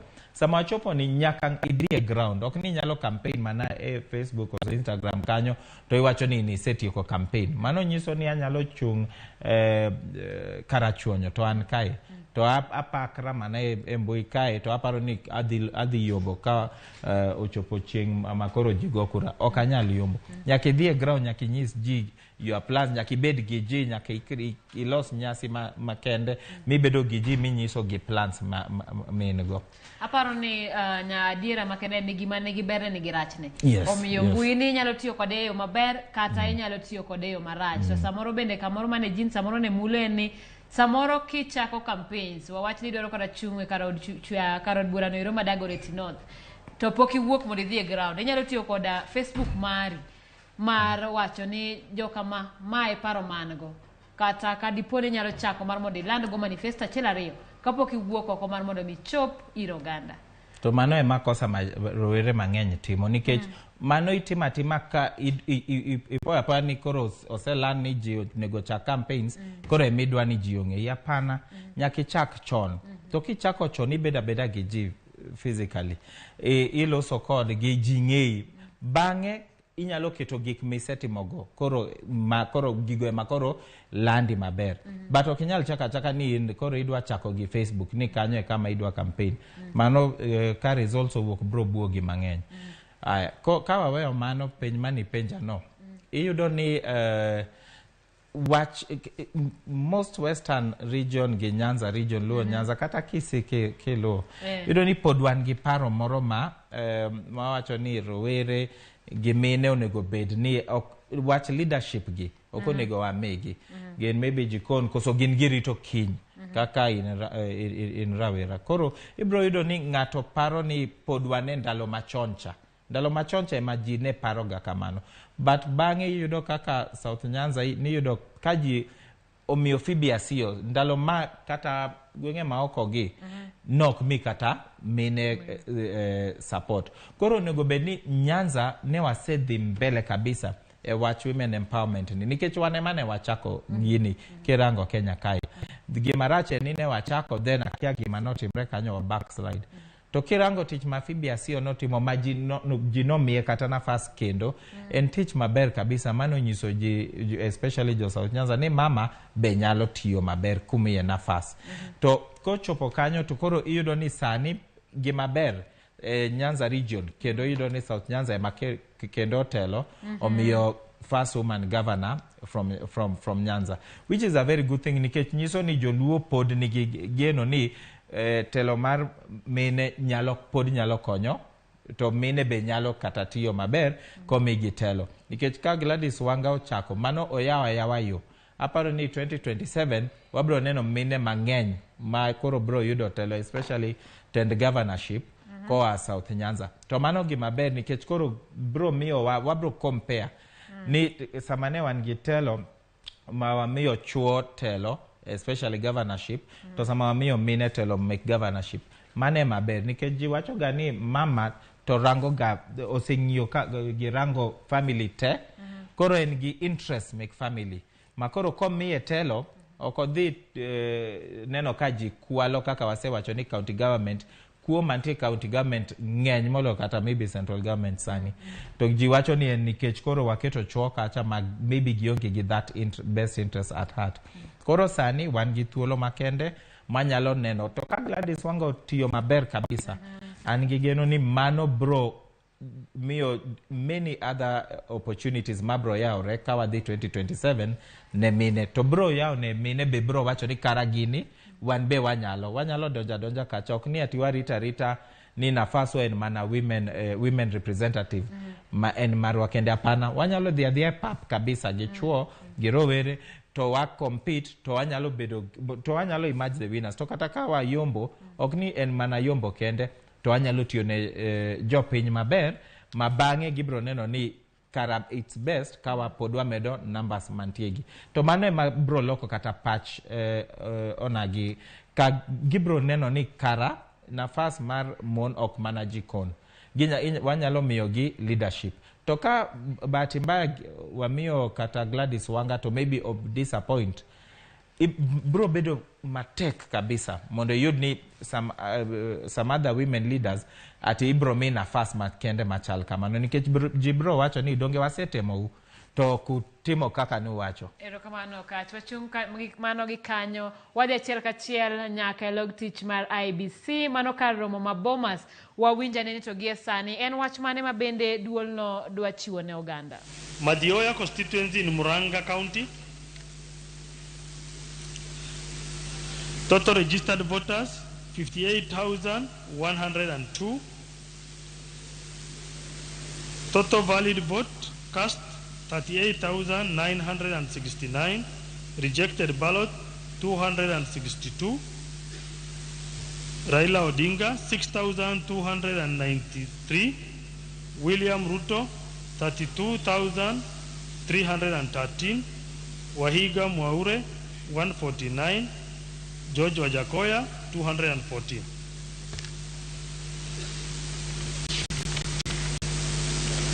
Marakwet East constituency, total registered voters 43,672, valid vote cast 32,686, Raila Odinga 735, William Ruto 31,878, Wahiga Mwaure 31, George Wajakoya 42.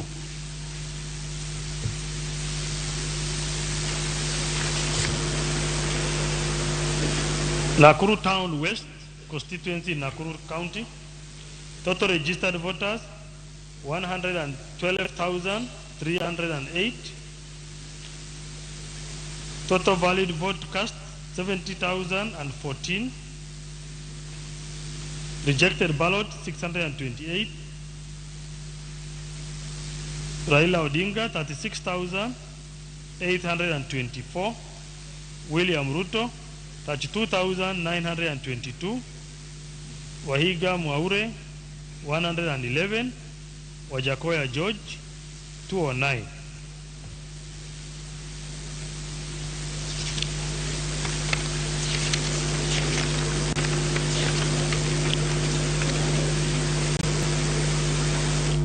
Ruiru constituency in Kiambu County,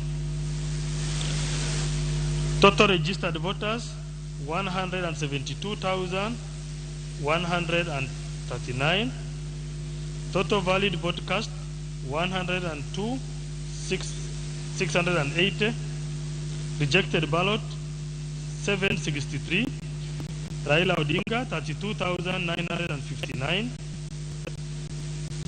Ruto William 68,695, Wahiga Mwaure 483, Wajakoya George 543.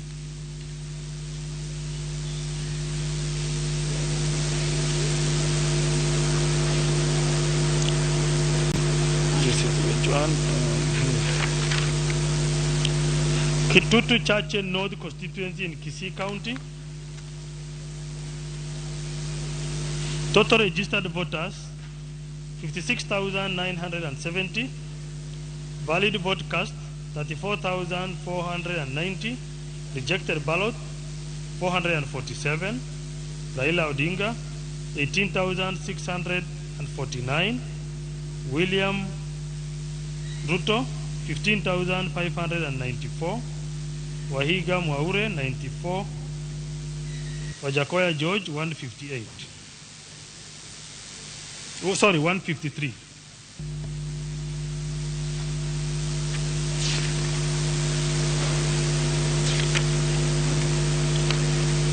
Kikuyu constituency in Kiambu County, Total registered voters, 98,758. Total valid vote cast, 64,889. Rejected ballot, 447. Raila Odinga, 16,877. William Ruto, 47,145. Wahiga Mwaure, 429. Wajakoya David, 438.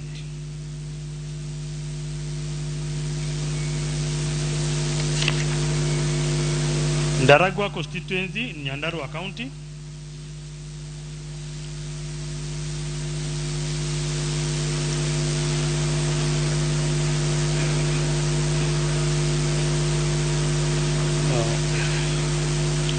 Now the registered voters are 57,846.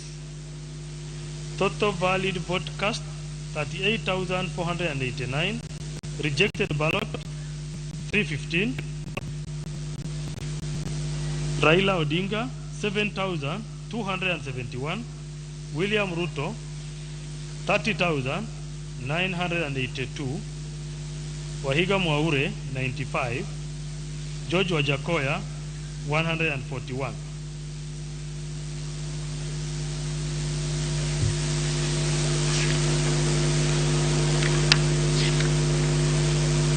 Kibwezi West constituency in Makueni County.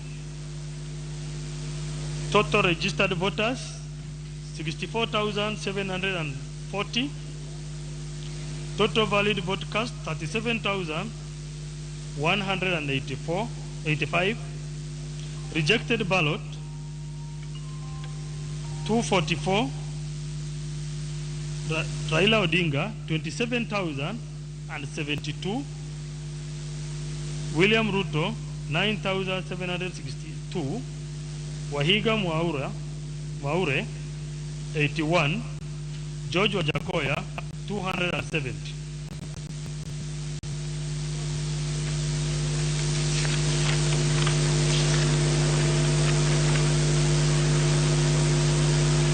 Maragua constituency in Muranga County. Total registered voters 102,405. Total valid vote cast 67,713. Rejected ballot 398. Raila Odinga 11,271. William Ruto 55,902. Wahiga Mwaure 216. Wajakoya George 324.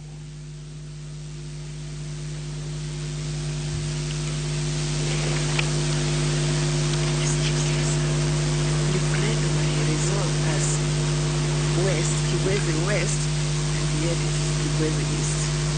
Oh, yes. Okay.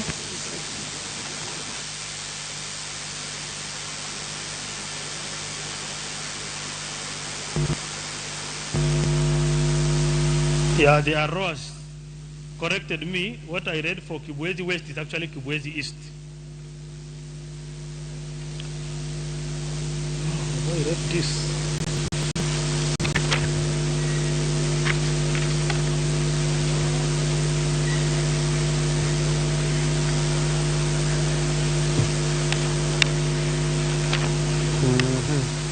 Keio South in Elgeyo Marakwet constituency county. Total registered voters 62,397. Valid vote cast 48,132. Rejected ballot 455. Raila Odinga 1,611. William Ruto 46,436. Wahiga Mwaure 30 vote. Wajakoya George 55.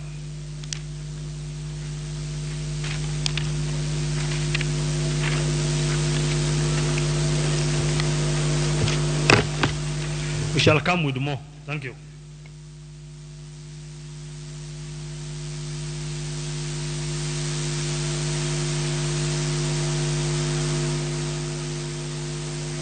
Ramogi mano achiel kachiel kowuok e log tich mar IBC kama gidhi nyime koda chiwo duoko mar kuonde chung' od bura mabende donjonegi mana kaka gilando gino. Mana kane wasingo wabiro medo kao ote machalo kamano mar mondo mi wang'eni to en ang'o madhi nyime, kwan ochopo kanye, ombulu donjo nade, mano kar nyuak ombulu mar Bomas of Kenya. Kopogore koda mano wadhi nyime koda twak marwa kama bende ne wang'iyo ikruok mar gwenge manitiere Nyanza kachiel koda yimbo mar piny Kenya mabende waneno ni e kinde machiegni gi pok oyiero kata oseyiero rowere matin to kakipimo gi gwenge mag Masawa kachiel koda gwenge mamoko. To mana kaka isewacho adiera gwenge go mag South Nyanza kinde machon ne osechiwo kanyo Fibiasio mane otiyo tich maler ma ji ok nyal tamore. Bende wiwok biwil ni jaod bura mokwongo ne mamiyo ne owuok Kisumo mano pod gwenge ma Nyanza mano Grace Onyango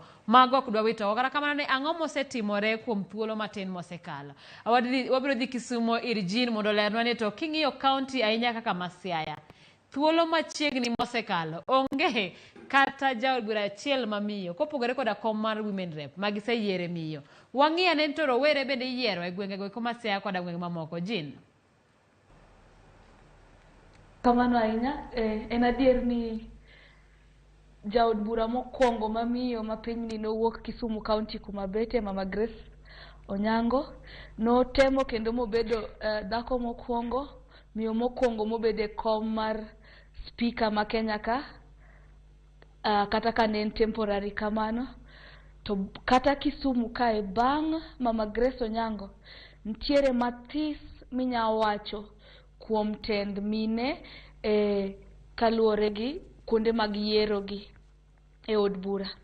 Lakini kwang'iyo sectors mamoko waseneno kaka mine ma Kisumu tiyo.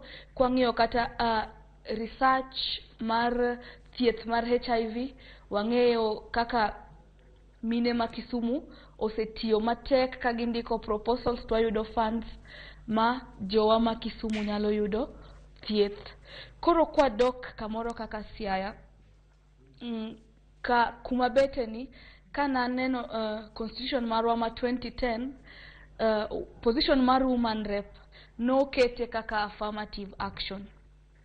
Tiende niya kwa paro kata Milly Mabona kano bedo nominated e parliament 2007 mano affirmative action nomination mondo kidhi the next election waneno ka Milly Mabona owuok odhi obedo MP mar independent constituency Mambita. To kata kwang'iyo Homa Bay mama kaka Gladys Wanga otiyo kaka woman rep terms ariyo owuok odhi obedo governor. Mano e gima joma nondiko constitution marwa ni ne nigo gi mpango. To koro kwang'iyo Siaya affirmative action kaka mama Christine Ombaka ma the third term kuma bete ni I think it is immoral. No nego bedni koro odhi for a single constituency mondo owene mine mamoko okaw mano affirmative actions onego gibed springboard ma inyone kanyo tichikri kama chielo. Koro mane gima osekoso Siaya. Koro kaka jo Siaya ma winjo wa onego gi chak paro ni waneno gima Nakuru otimo, waneno gima jo Rift Valley otimo, kendo waseneno ni mine gi koketi to tiyo ne tich mane Anne Waiguru otimo ndalo Huduma Center kaka notiyo maber kata ka pesa nolal. Koro jo Siaya nyaka joluo nyaka koro walok pachwa to kata kwa paro kaka mama Grace Ogot notiyo, Grace Onyango kata Fibiasio mani iwachono. Koro nyaka walok pachwa mondo waring gi kaka ndalo ringo mondo neach mine nyalo ok ginyal neach gin mine. Hillary Clinton nowacho niya women's rights are human rights kendo human rights te gin rights mag women. Koro gima chuo nyalo timo mine be nyalo timo. Koro 2027 kadhi mbele nyaka waket e miechewa e utiwa mine nyaka wuogoko ma wadhi oko ne positions gi marom gi jowetewa machuo. Bedo woman rep kende okoromo. En mana to konyowa mondo wa achieve gimiluongo ni equity. To kata kwang'iyo onge goodwill mane gima nyawacho ni chando josiaya. To goodwill ni okochand kata ji grassroots kende. Wang'e nyaka Samoa woyo ni the 2/3 gender law has not been enacted in this country. To mae gweth mane constitution okelonwa mondo wa achieve 2/3 gender mondo okonywa balance, so that okochuno ni 2/3 gi one ema nyaka bed the 1/3 is left for women. Onego bed ni o balance nya bedo chuo gi women. Erokamano. Erokamano nyakendo e kom mar women rep Masiata nyalo wacho samoro Christine Ombaka nitiere kata laktar Christine Ombaka nitiere gimomiyo oneno mar mondo mi odog onuore e komno. To bende waparo ne josiane ok en kom mar mine kende ma bende koro owen ne joma mine. En ni mondo gichiw thuolo makare. Tawacho thuolo nikech report mar riwruok mar okinde makedo ne mine ne owuok kawacho ni ka nitiere kuma nitiere lwenje mag kit chwech ahinya kaunti ma Siaya emano telie. Ma samoro wanyawacho ni samoro mine oluoro lweny mabiro gi siasa mabende monogi. Gie sani ni eri wadwa ni mondo wang'e moko kuom jotelo mabende ne oyier kod otiko mag duond buche mopogore opogore. Kata kamano gin rowere. Ang'eyo ni mine ne waseng'iyo kata kopogore gi mano pod wabiro ng'iyo gi e kinde mabiro. Wadwa ni mondo wang'e ni to gie sani ang'eyo ni duoko pod donjo kendo pok opuodh ji duto. Jomoko pod nyalo dhi e doho. Kata kamano duoko ma ohiu wacho ni rowere okao kombe madongo magi kinde machon cha to ni paro ni nowene jodongo. Nitiere jotene mag siasa mabende gi kinde ni oma kombe gi kod rowere. Magi gin kombe ma ok owelie. Gin kombe goeko mabende oganda kata rowere odhi oko ma oyudo kendgi. Kaponi sama list no ero pok odonjo na kaeri. Apani wanyalo ng'iyo ni to kopogore koda kombe goeko ma iwale ma rowere dhi mondo yiergie. Welo mitimo koda duond buche bosechiwo thuolo moromo. Weri gi kombe miweyo ni kanyakang' wale rawera mar mondo mi orom kanyakang' wale ng'ane. Bende paro ni duond buche osechiwo welo makare ne rowere. Mano be ok apar to mano be makosa mantie nikech ineno kata ka ok mano ka ji osetieko yiero ibro winjo ni governors be nigi nafas magi nyalo kata yiero CECs giyiero joma gibro telogo within the 5 years. To kanyo en nafas makende mabe ginyalo empower rowere or in a way magi nyalo kata nyiso gi ni asante nikech rowere gisebedo ka ginyiso ni ubi oko ubi campaign kodwa ka wayudo telo to wabro konyou. Koro nafas machal kamago ema nyaka at least wane. To kineno ndalo machien yudo ni sama governors oseyudo nafas machal kamago yudo ni be ok consider rowere e nafas machal kamago. Yudo kata nafas machalo kaka make speaker monego giwach ni kata ka en speaker gimany rawera moro ma nyalo tiyo tijno to gi support nikech ka iseketo rawera achiel kanyo kaka ibro yudo ni rawera ni bro mako lwet rawera moro to moro be mako lwet rawera moro to yudo ni empower rowere mang'eny in just by one issue. To ibro yudo ni makosa matimore ibro yudo ni joma dhi yudo nafas mang'eny GCCs, chief of staffs to ging'eny nafas ging'eny. Ibro yudo ni pod mago ibro yudo ni girangaranga jodongo to ema gimiyo nafas machal kamago. To kochopo kanyo yudo ni koro nafas makende ma rawera nyalo wacho ni en mana ni kidhi e debe to iombo. Nikech moko gi en mana ni isayo ng'ato. To yudo ni jomoko be en mana pesa. Jomoko ng'iewo nafas machal kamago. To yudo ni koro kaka wasewacho ni rowere to onge gi pesa. Onge gi mwandu ma ginyalo kata uso ma ginyalo chulo go koso ginyalo ng'iewo go nafas machal kamago. To rach to adier makende en ni ji ng'iewo ga nafase machal kamago. Koro but gima awacho ni nitie a lot of other opportunities mantie ma pod kaka sani pod wanyalo equalize. To mano wanyalo mana equalize ka joma wa yierogo ema nigi that interest at heart make rowere ema ginyalo tiyo gi nafas ma gin go nikech koro gin gi powers make appointing joma gibro tiyo go e nafase mang'eny kabisa e county leadership. Erokamano wadhi e county Irjin Kisumo kanyachiel kachiel duond bura mar ODM to atiyo kod ranyisi mar duond bura mar ODM kaluwore ni achiel kuom duond buche madongo kendo en gi mbi malach e gwenge go eko mag Nyanza. Mana machiegni ni eri kapok ne yiero timre IBC ne oyango jogo ma bende kata listi mag jogo mowal mondo bi odhie od buche mopogore opogore tok yiero. King'iyo listi no bende paro duond bura mar ODM ne ochiwo thuolo moromo kata makare ne rowere e county ma Kisumo kata e county go eko manitiere alwora mar Nyanza.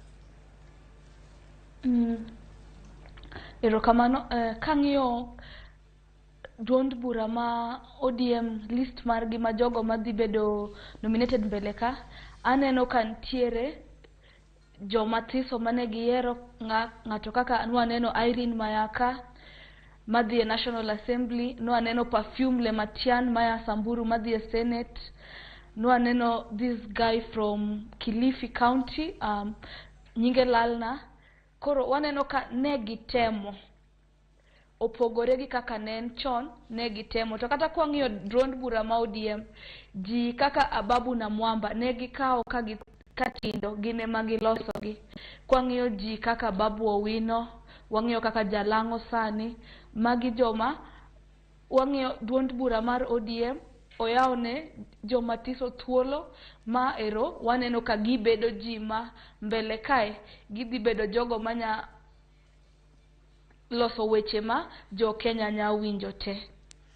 Erokamano Jin, binyalo wacho ni to en ang'o ma wanyalo somo wan kaka rowere, en ang'o ma bende wanyalo somo kowuok e chenro mar yiero ni eri kaluwore ni gimoro amora matimore e ngima wa nyaka bed ni en gino manyisowa kata wamiyowa gimoro ma wanyalo somo mondo e kinde machielo wanyalo loko ikruok ma opogore. Gima wanya somo e thuolo mar yiero ni kwang'iyo kaka numbers go medo donjo e IBC en ni kura achiel kachiel nigi nengo. Kura te onge kura marach, matiende ni samora amora moluong ji oko na sirkal tiyo gi pesa mondo oket mondo ji ogo kura, tiende ni nyaka wawuog oko wate kingima to pachi ler nyaki wuog oko migo kura. Kamane kaka inyalo kaw telo mora mora nitiere teko e kura achiel. Neach waneno kwang'iyo kaka gigi medo donjo, gima nwaparo ni yiero madhi bedo mayot mane dhi rumo chon koro waneno ka bedo kendo ma bedo matek. Koro tiende ni samora amora ma oluong kura nyaka wawuog mwadhi wago kura. To go kura okoromo. Waneno kaka Alego Usonga ntiere kura mang'eny manokethore. Tiende ni onge tiende iwuogo dimo mondo ni dhi go kura tidhi ketho kura. Neach wasewacho ni kura te nigi nengo. Mano e gima daher jiwo godo ji, mane gima somo sandi. Kendo gimoro ma somo kendo niya ka aneno ng'enyne ka ndalo yiero biro ichako land ni kwe, walando kwe. To wafwenyo niya ka IBC otimo tije e yo mar ratiro, ka gilando ratiro, gilando gimwaluongo ni integrity and justice, kwe bira kende. Ineno kaka pinyo kwe. Mago gik wanyalo somo ni kwa lando justice, kwe bo biro. Ka gitimo gik moko e yo mahayanga, kwe bira kende. Mago gik ma poda somo kaka saa medo dhini. Erokamano Jin, okach mana kwaduogo iri, ang'o ma rowere somo kowuok e yiero ni? Ang'e ni yiero ka yiero nyaka bede gimoro maliro it ji. En ang'o bedo ni en rawera mochung' madwa chung' moseyier kata jago ombulu? Aparo ni gima gikanyo wadhi chungo wachno mos achungi kapok wachako wadok Bomas of Kenya kama Wafula Chebukati twak gi oganda.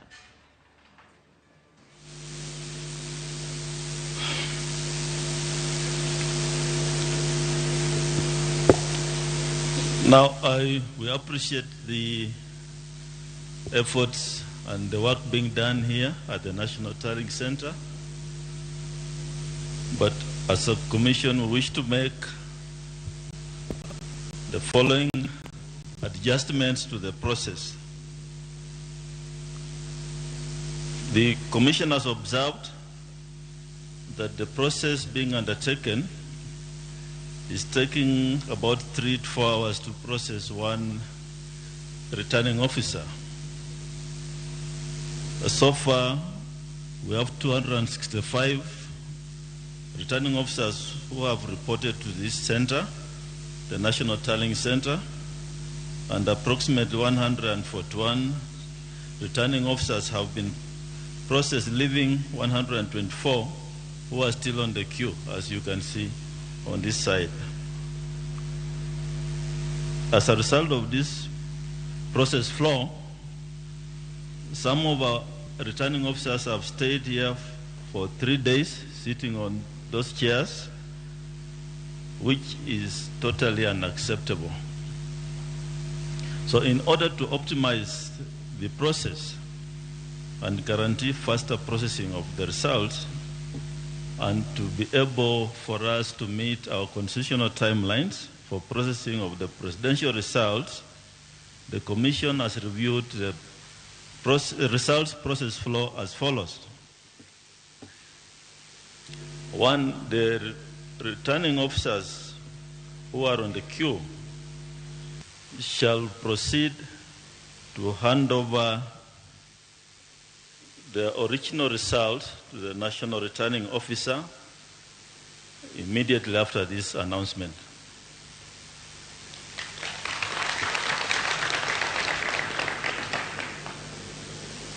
Thereafter, they report to the ICT desk for verification of the transmitted results from 34As against the original from 34As.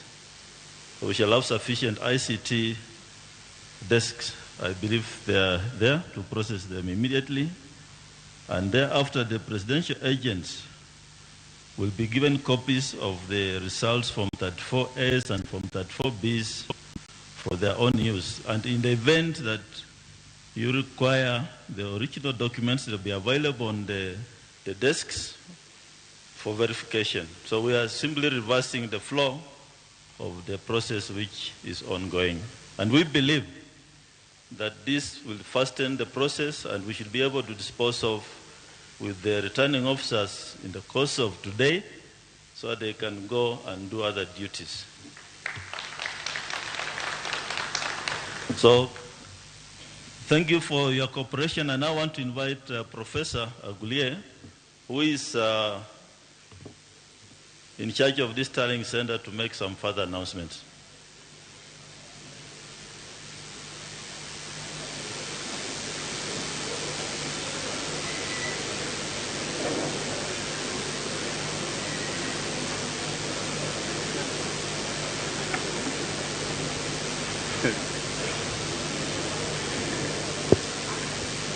We wish to announce further changes to access to Bomas and to the National Tally Center as well.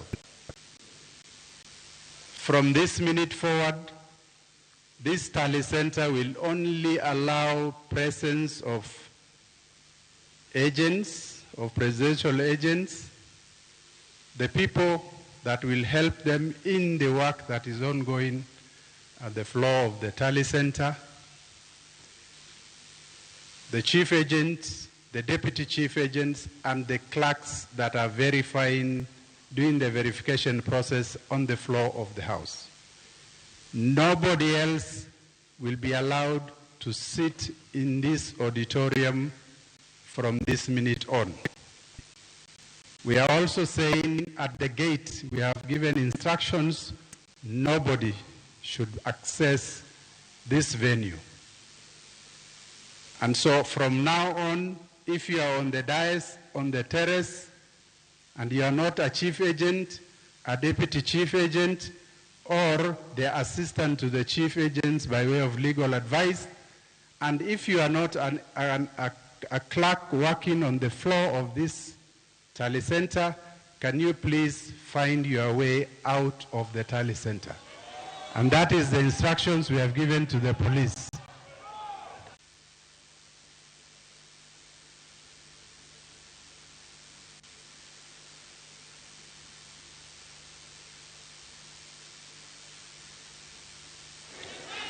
In addition to presidential agents and the clerks, observers are allowed to stay, and the diplomats only.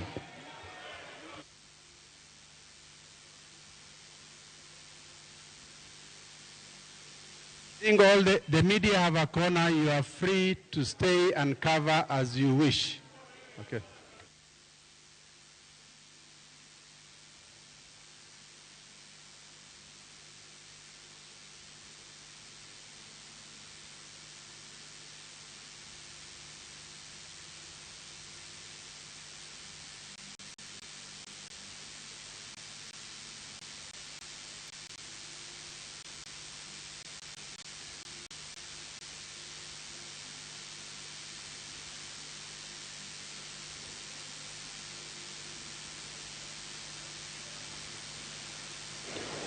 The returning officers on the stairs, on the dais, please can you make a queue way to the chairman immediately.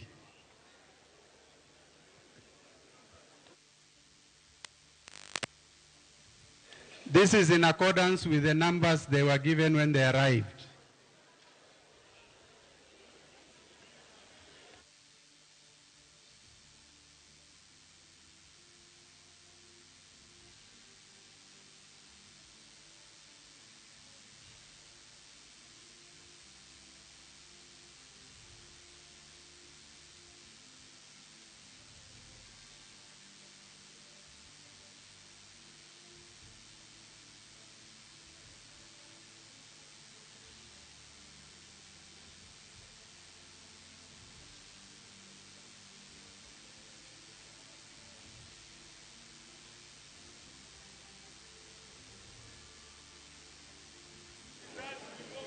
The process that is ongoing, those ROs who are already on the desks, please complete that process on the desks.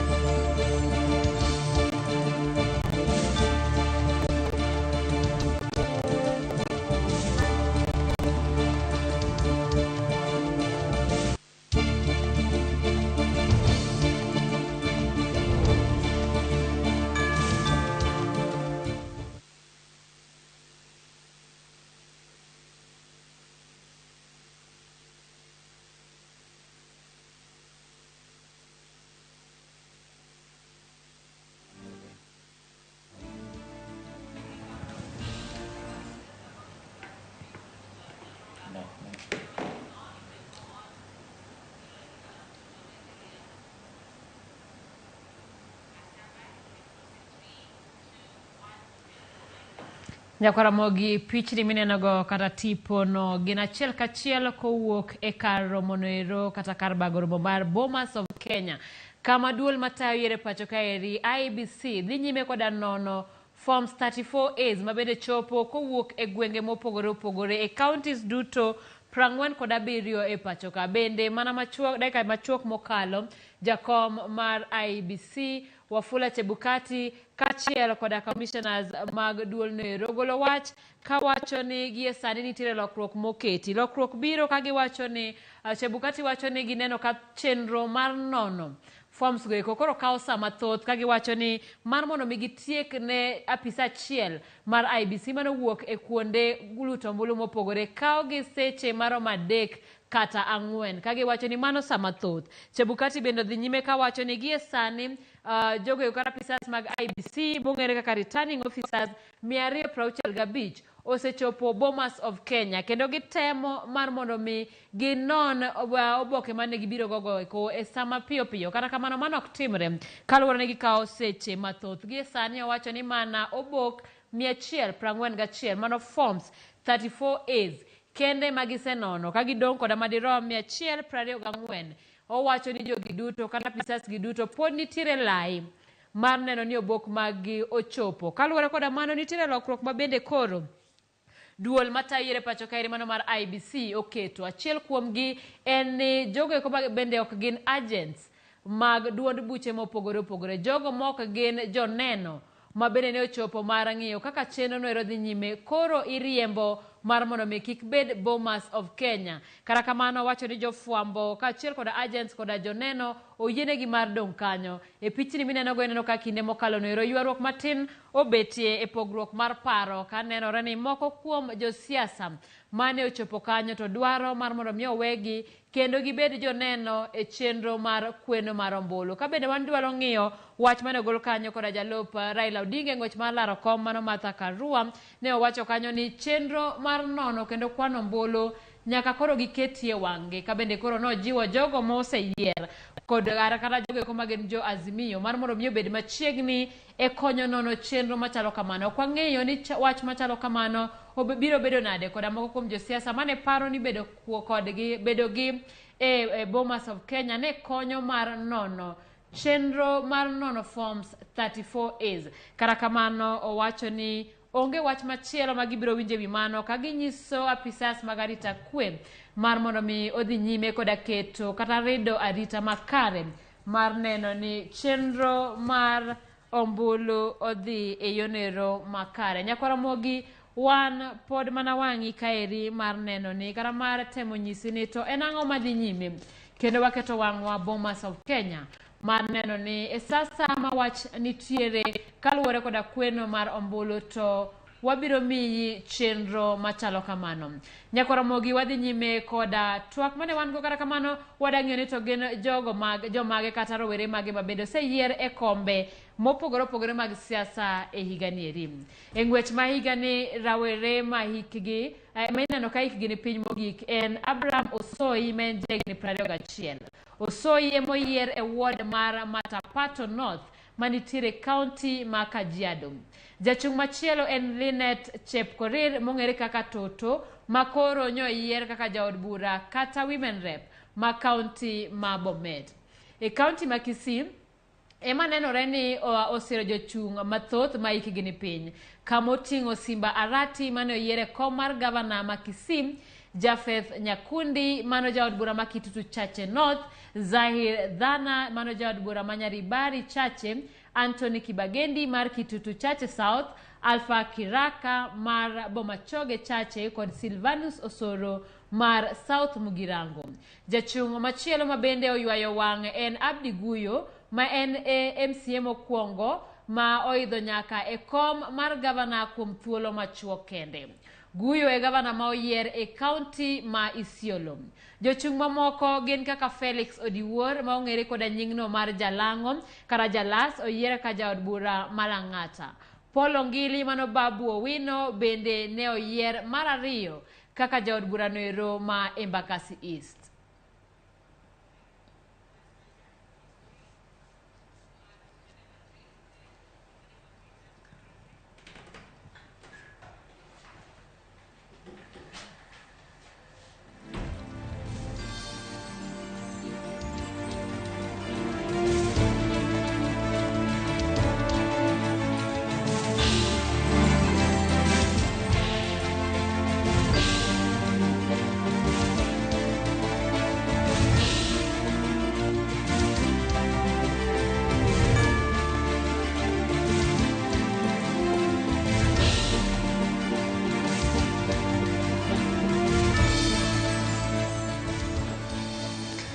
Mana kamano ero ne watwak ewi jogo kata rowere ma oyiere kome mag siasa to kache kinde kacha ne wawacho ni gwenge mag Nyanza koro nenore ni keto tenge rowere koda mine kata kamano nenore ni koro Kisii onyiedhore kaka county manitiere e gwenge mag Nyanza ma bende koro chung kod rowere e yiero nyeri kendo bende kwa paro kom ero mar governor mar county ero ma Kisii ne nitiere koda jotene kaka Samo Ngerigeri kata kamano waneno ka oket gi tenge kendo Simbarati ma jagni 40 samoro ngato paro ni samoro Simbarati ne poko kalo hikni go mag rowere ang'o ma bende koro Kisii nyiso gwenge ma Nyanza bang' yiero rowere maromo kamano okach.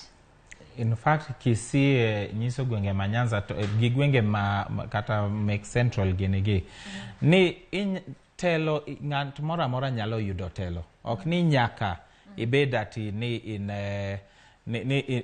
in ng'amoti makoro ati koro ng'ato nyalo wacho ni iseromo makoro nego yieri nikech neno Kisii ok kata governor kende gimiyo kata od buche gimiyo rowere mondo gitende od buche mang'eny to kata kirango siasa mek Kisii yudo ni kata yiero mano kalocha pod negi yiero rowere mang'eny joma chalo kaka Silvana Sosoro negitemo mana the first time to giyudo sani mano omiyo rowere moko be wuok ahanga to giwacho ni nyaka gitem to gitemo to giyudo mano nyiso counties moko kaka mek Nyanza Luo Nyanza koso Kaluo ni kawatemo kata kimiyo rawera achiel kende mano nyalo yawo ne rowere moko dhot makoro jibro neno ni ginyalo kata yiero gi kamano nikech Kisii noko chaka ka yiero jogi gite dichiel negi chako gi ng'at moro achiel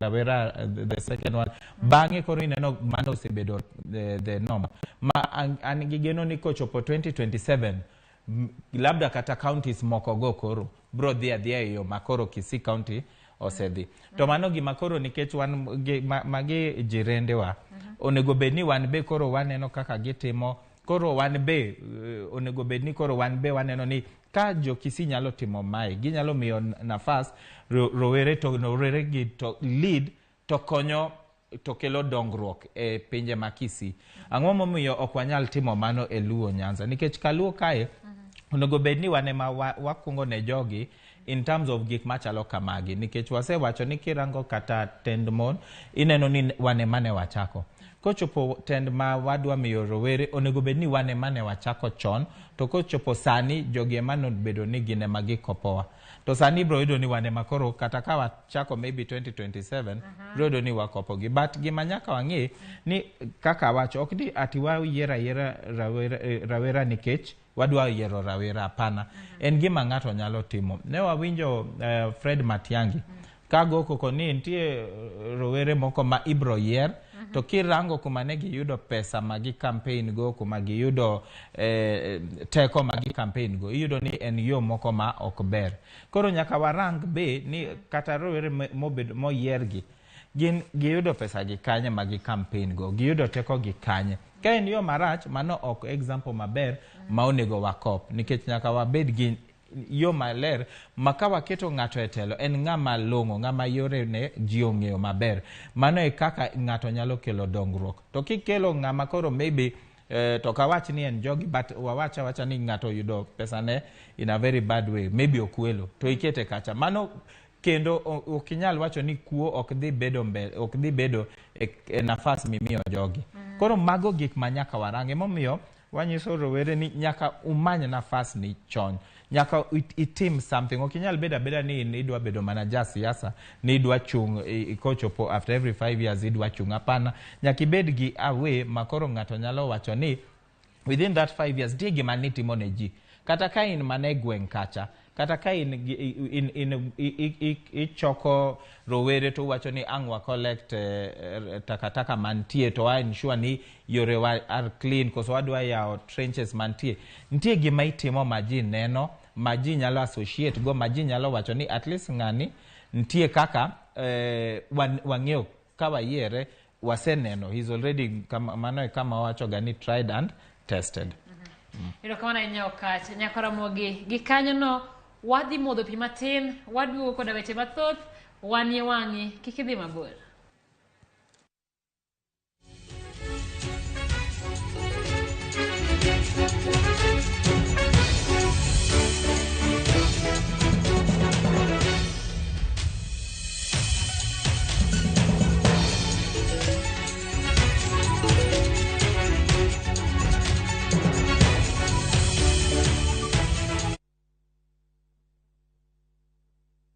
E chuny county Masiaya, apaya marabango momanyore kod CDF office nitiere kar budho mayom mokwe kata hotel kata restaurant miluongo ni The Jomels. Wan kod jotedo mang'ula mosomo loso mogo makichamo tinyalo ng'ulo koki, couscous, marinated, fry, boil, chicken fry, deep fry, omera. Ndadhu biro negi e The Jomels, kilomita 75 kende kiwuok Kisumu International Airport tidonjo Siaya. Kidwaro kar seminars, family functions, kar nindo maber, chop mana The Jomels mantiere Siaya. The Jomels Restaurant. Service to others is our highest calling. Introducing a new way to earn cash every time you buy airtime. Simply dial *487*2#. Buy airtime, pay for electricity or water bills for you or someone else, and get paid papo hapo. Usinunue airtime na tokens bure bure tu. Earn instantly with *487*2#. Dial *487*2# now.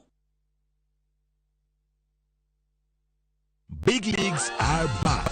Enjoy boosted odds on the English Premier League, the French Ligue 1, the German Bundesliga, La Liga, Italian Serie A, and many top leagues only on Shabiki.com. Kuwa Shabiki. Play now. Strictly not for persons under the age of 18. Betting can be addictive. Play responsibly. Shabiki.com is authorized and regulated by the BCLB. License number 416.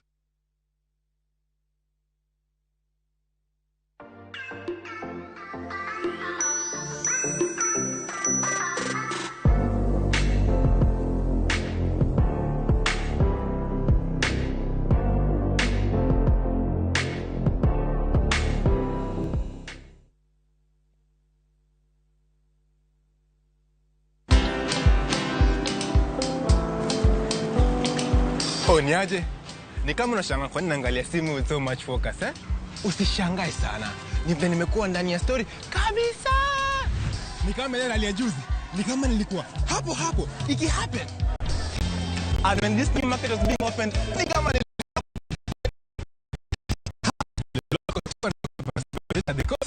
I was there. And when this new road was being commissioned, I was right there. Na hata wewe, unaweza kuwa ndani ya story wherever you are.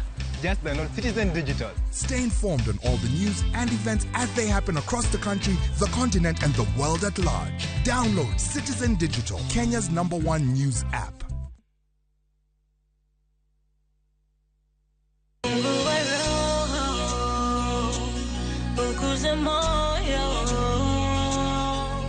Ni mimi na wewe pamoja tuungane.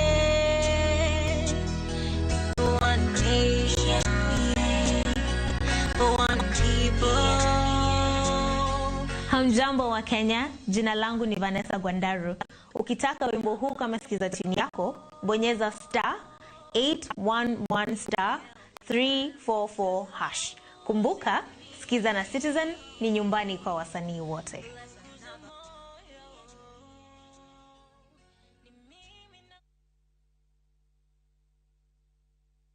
The VIP Luxury Lounge Milimani is Kisumu's finest restaurant lounge located opposite Relay Falcon Security. We have exquisite ambience and serene environment that offers top-notch meeting lounges for corporate networking and business meetings, tranquil gardens for family lunches and dinners, mouth-watering traditional food and Brazilian steakhouse, affordable cocktail bar, executive fine dining restaurants, sports bar within a secure environment with excellent customer service. At the VIP Luxury Lounge Milimani, you will drink, dine and network every day of the week. We guarantee you exceptional experience. Call us today on 0777 690 371 for reservations or email info@luxury@viphotel.co.ke. At the VIP, everyone is a VIP.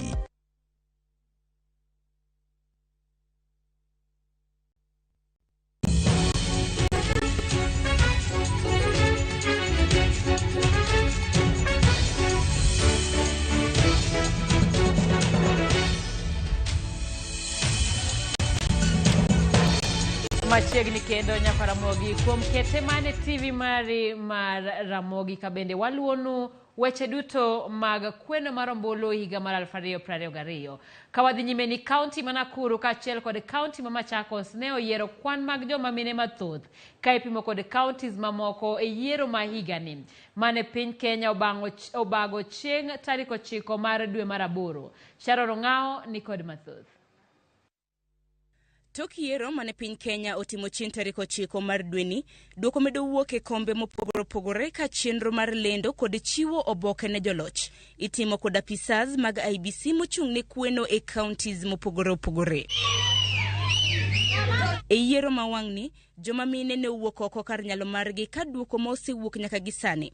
Kaunti ma Nakuru kaachiel kod kaunti ma Machakos otelo kaluwore gi kwan joma mine ma oseyier e lemo mopogore opogore ka ipimo kod counties mamoko. E kaunti ma Nakuru, Seneta masani Susan Kihika mane ochung' kod otiko mar UDA ne oyier e lemo mar gavana. Makoro okang' makamano biro kete gavana mar adek e kaunti ma Nakuru tok ka obiro chamo muma mar apis. Kihika noloyo kod kwan mar ombulu 440,707 707 ka noloyo gavana masani ma Nakuru Lee Kinyanjui. Lemo mar gavana ma Nakuru e yiero ma higani ne oywayo jochung' 6. E lemo mar seneta e kaunti ma Nakuru, jatatije maduong' e kambi mar Keroche Tabitha Karanja emane oloyo kod kwan ombulu 442,864 764 ka ilwe machiegni e rang'iny mar namba 2 kod Lawrence Karanja mar Jubilee kod kwan mar ombulu 163,625 625. Jod bura ma Gilgil Martha Wangari, jod bura ma Naivasha Jen Kihara, kaachiel kod jod bura ma Njoro Charity Kathambi bende ne oyier ka koro gibiro dhi nyime gi tayo kar chung' od bura magi e tam mar 2. Wangari mane ochung' kod otiko mar duond bura mar UDA ne oyudo ombulu 35,363 ka iluwe machiegni e thuolo mar namba 2 kod Madhenge Nderitu mane ochung' kod otiko mar Jubilee mane oyudo ombulu 19,764. Jen Kihara mane ochung' kod otiko mar UDA e kar chung' od bura ma Naivasha noyudo loch kod kwan ombulu 44,882 ka iluwe machiegni gi John Kihagi mane ochung' kar kende mane oyudo kura 24,891. E kar chung' od bura ma Bahati e kaunti ma Nakuru, Irene Njoki ma bende donjo e weche mag siasa e okang' mokwongo ne oyombo jaod bura masani ma Bahati Kimani Gunjiri. Njoki ma bende nochung' kod duond bura mar Jubilee ne oyudo kwan ombulu 34,308 ka iluwe thuolo mar namba 2 kod Kimani Gunjiri mar UDA mane oyudo ombulu 26,809. E kaunti ma Machakos, Wavinya Ndeti mane ochung' kod otiko mar Wiper ne oyombo jochung' 4 e piem e lemo mar gavana ma higani. Wavinya noloyo jochung' mamoko moriwo seneta machon ma Machakos Johnston Mudhama kaachiel kod mane en jatend jotije e kar jot mar jatend piny Kenya Nzioka Waita. I also want to take this opportunity to thank the Machakos girls. Machakos girls, we campaigned together. We showed people how women can work together. Elemo mar seneta e kaunti ma Machakos mane yoyo jochung' 5 higani, seneta masani ma Machakos Agnes Kavindu ma bende ochung' kod otiko mar duond buch Wiper emane oyudo loch bang' kane oyombo jochung' wetege koriwo mane en spika machon e od bura mar kaunti ma Machakos Bernard Mung'ata, jatend duond bura mar People Trust Mutua Katuku kaachiel kod josiasa mamoko moriwo okil Kamaloka Jacob Mutula kaachiel kod Abanas Ngengele. Kavindu noyier kaka seneta e kaunti ma Machakos e dwe mar 3 mar higa mar 2021 bang' kane seneta ma Machakos mane en Boniface Kabaka ne ong'elo rengo e dwe mar 12 mar higa mar 2020. Sharon Ong'ao, Ramogi TV.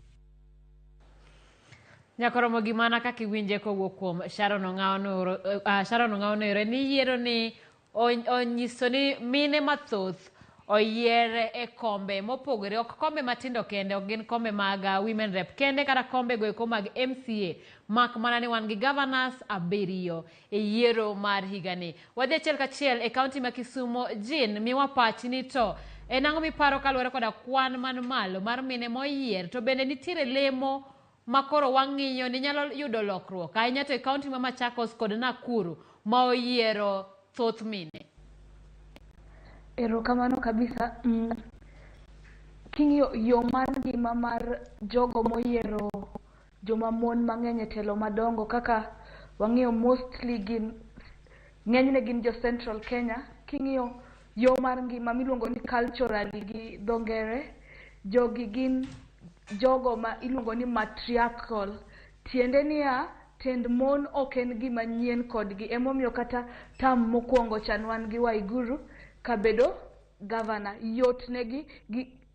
Tiende ni gin mon osebedo, joma mine osebedo ka telo negi kuom higni mang'eny. Kiduogo Western Kenya koni, king'iyo ka jo Kisii, ing'iyo ka joluo gi joluya, ng'enyne wan jomiluongo ni patriarchal. Tiende ni wang'iyo gi tend chuo. Emomiyo kata kane mama ma wanga temo chung' Homa Bay ni winjo kikone ni odhi ochung' thurgi. Kata ka niwinjo ka joma mine temo chung' tipenjogi ni siemna uru chuori, weche ma ok onego bed ni wawinjo e higa ma wantiere ni. Koro gima nyaka wamed jiwore kaka jo Western Kenya en ni nitiere jandiko mowuok Western Kenya ka miluongo ni Francis Mbuga. Owacho gi dho ngere kendo abotemo loko gi dholuo niya, it is only a barren culture that imprisons the very soul that gave birth to it. Tiende niya, kwaseng'iyo ni yorwa mar ngima ni en ok okonywa ni kare mon adier joma mine nyalo timo tijego ma chuo nyalo timo. Tiende niya, wabong'iyo kaka jogi tiyo kaka moyier Central go. Alafu kaka ndalo medo dhi, niach culture, yo mar ngima ok nyal lok gi revolution. En gima kawo time by time. Wasechako gi yiero wanga Homa Bay. Wadhi neno kendo an gadiera ni kochopo higa manyien, yiero mabiro manyien, wadhi neno ka mon mang'eny, joma mine mang'eny dhi wuok oko kendo dhi laro kombe mar gavana. King'iyo kata wan korwa koni, kaluo koni, kata joma dwa wuok ni tema ne this dwa temo pimo gi jo Central go. Omiyo waseng'eyo, koro en mana kaka wadwa nowacho kanyo, en ni kaka waseketo wanga odhi inspire joma moko. En process, nyaka wang'e ni joka gin gipogre kodwa, gin matriarchal, wasebedo joma patriarchal. Ging'iyo gi tend mon, wan tend mon en pod gima nyien kodwa. Emomiyo kata ka Mama Grace Onyango nobiro kamotiyo matek, ineno ka ji pod yudo pek yiero joma mon, niach en gima nyien kuomwa. Kamano. Erokamano ya Jina. Aduogo iri Okach mondo ilerwa ni Jino otemo leronwa ni gimomiyo jomasawa yiero mine en ni giseng'iyo koda tend mine kata kitgi gi timbegi en ni tend mine en gima kinde duto ginywako. To king'iyo wan joma wuok e gwenge mag Imbo mar Kenya tiyudo ka tend joma chuo mwang'iyo godo, manyiso ni ka ng'ato chung' mar mondo mi obed jatelo, ka en ng'ama miyo, to e gwenge ma Nyanza ibiro winjo kichako penj ni to ere chuori, to ere nyithindi, to itedo kanye, to migogo ok telnwa. Wadwa ni mondo wakel lokruok, wachako kolo tiende mar bedo gweng' mong'iyo gi tend chuo nochakore karang'o, to jomasawa gi chakruok mar ng'iyo gi tend mine ne en karang'o. Ere kaka wanyalo loko mondo telo bed mar telo, ok mar mine kata mar joma chuo? Ing'eyo Okinda, kirango kuma waaye kaka joluo. Of course, culture wa pod nitie, to pod en culture ma wan very proud of. To ka nitie kama waneno ni maybe ndalo osekalo makoro onego bed ni koro waringo gi sa kaka nitie. Onego bed ni nitie cultures moko makoro waweyo koso wawito oko. Nikech chon, of course, ne waseketo ni iyuda ni mon onego bed ni ka giseromo gidhi tedo, to ka gidhi tedo tijgi en mana rito nyithindo kacha, girito dala. Onge tich mang'eny koso maduong' minyalo migi, koso nafas moro, kata ka nitie nyasi moro moket kacha, niyudo ni en mana chuo emane attend nyasi go to ok yud ka nitie mon mora mora koso iyudo miyo mora mora manyalo bedo kanyo to nyalo kata inyalo mi nafas ni owuoyo e nyasi machal kamano.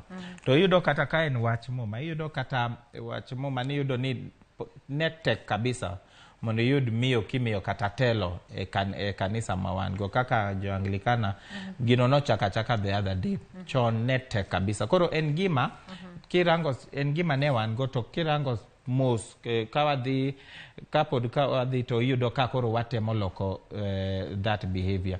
Makochopo sani mineno ni bang'e kata kanis ni iyudo koro ka imiyo nafas ma ginyalo bedo lay leaders, ginyalo yudo nafas kadhi mbele, reverend kadhi mbele. To kirango koro kata wach telo, koro iyudo ka mano koro olokore, iyudo koro ka kaluo koni be iyudo ni mine nyalo yudo nafas makende to be ji miyo gi nafas makoro gitelo. To ayie ni kawadhi mbele pod numbers gi dhi bro medore kabisa. To kirango pinje mar Central gi iyudo ni culture gi ne giseketo ni nitie gima story mimi ogaji ni nitie mombi mane nitie emane otelo ne gi to gino sama jogi from the time again nyithindo ka gi grow mano story mimi ogi makoro gino ok gima buogo gin en gima ging'iyo ga ni in fact the default mode ni miyo monego bed ema nigi more responsibilities. To gino ne lure gi responsibilities ma mine nigo dala nikech gine makoro girango nyithindo gine magi ensure ni dala ochung. Emomiyo inyiso aga ni kineno ka dala ochung koso nitie ot moro mochung nyaka yud ni nitie mama mantie kanyo ma oketo msingi maber. Emomiyo ka wadhi mbele iyudo ni koro gik moko lokore. Kochopo kata Central kocha emineno Central Kenya iyudo ni gimiyo mine kura mang'eny kabisa kata irango Nakuru sani the entire leadership sani en mana mon. To gimara to iyudo ni kanyo iyudo ni nitie chuo mang'eny mabe go kura kanyo to giyie gineno ni kae jogi manyalo tero mbele. To gimarach en mana ni samoro be nyaka koro waneko wanyalo pango nikech affirmative action no ne keto kagima mon nigi a lot of hardship ma ok ginyal yudo telo kaka waneno Nakuru sani.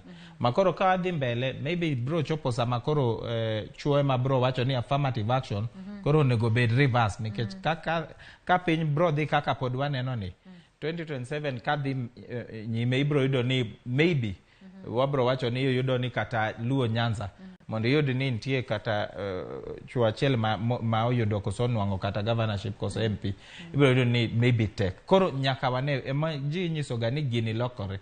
Kirango chik man go katiba oko wacha ni en mone ma nyaka wami affirmative action owach en man agenda nikech nitie joma noloso katiba no neno ni nitie ndalo ma wang' wachop ma mone makoro bro bedo ni gine maging'eny e wach telo to ibro bedo ni chuo bro bedo ni gitis. Koro emomiyo koro kochopo kanyo nyaka watem balance. To mano ok timre kata kende e wach elective positions kata wach nomination positions ma wan go kata any state appointments nyaka watem balance. To gino osekonyo kabisa nikech nafas mose mi mon e telo ka bang' ka waseyudo bang' 2010 ka ne wasenwang'o katiba wa iyudo ni at the end of the day omi mon nafas makende maginyiso ji ni wan be wanyalo. Ing'eni chon nafase machal kamago ne onge but sani gi nafas mano megi gisenyiso ji ni wanyalo. Emomiyo iyudo ka kata kaka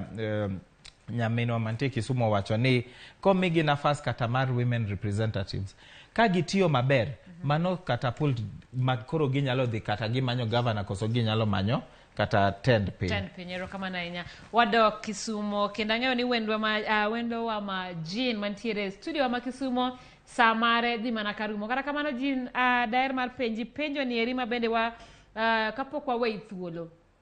Iparo ni wantiere koda kinde maromo nade mondo piny Kenya ong'i koda tend mine. Gimomiyo wacho kama en ni bang' kano seyier mine 7 gavana to en gino manyien, en wach manyien. Wantiere koda kinde maromo nade mar mondo mi obed ni waseng'iyo gi tend mine ma ok wabichak wawach ni mine wang' ni oyier maromo kama kaluwore ni en gino ma bende koro oganda oseng'iyo godo. Erokamano kabisa.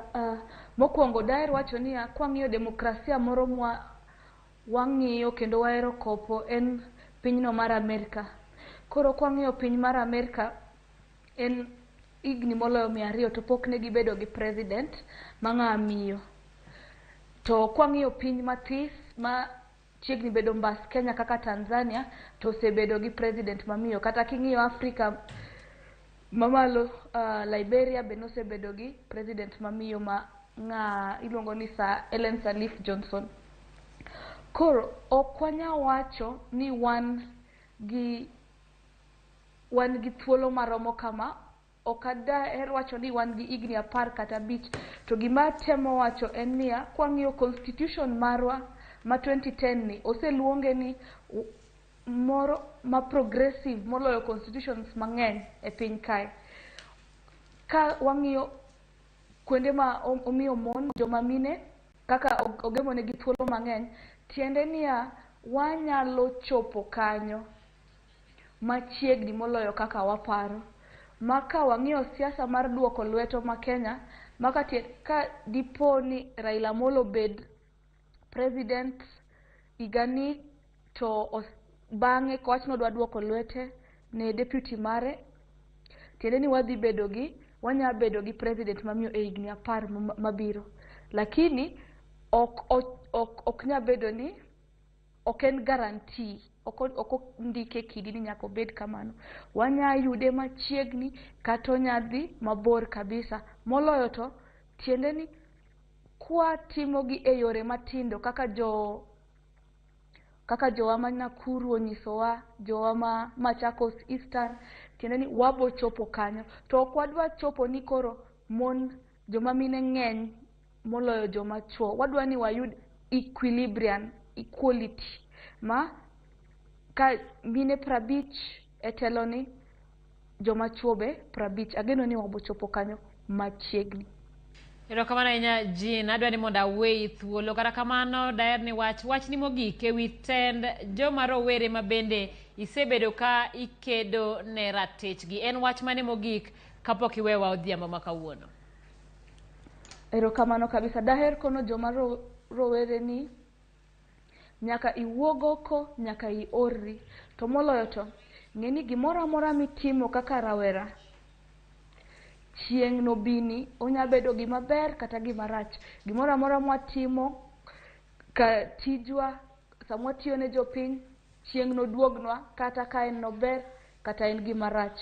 Moloyo to nyaka waorre, ok bimiwa gigi, nyaka wadhi wakaw gi kendwa kaka joma rowere. Erokamano. Erokamano ahinya mano Jean Esperance. Ne watwa kode achiel kachiel kowuok e studio marwa ma Kisumu. Erokamano ahinya Jean, kendo ang'eyo ni e kinde machielo wabiro duogo mondo mi watwagi ahinya e iko rowere ne telo. Ok mago mag siasa kende, ne wacho ni telo ng'eny to nyaka e kombe mamoko. Erokamano. Kao kamano nyakwara Ramogi, wabiro dhi achiel kachiel e alapno ero mar Kasarani. Kasarani en kar nywako ombulu mane oluti e kaunti ma Nairobi, kama bende wageno mar winjo duoko kaluwore koda kombe 3 mag kaunti ma Nairobi, kama oting'o kom mar gavana, oting'o kom mar seneta kaachiel koda komno ero mar women rep. Nyakwara Ramogi, mago pichni achiel kachiel kowuok e kar nywako ombulu mar kaunti ma Nairobi itime e alapno ero ma Kasarani.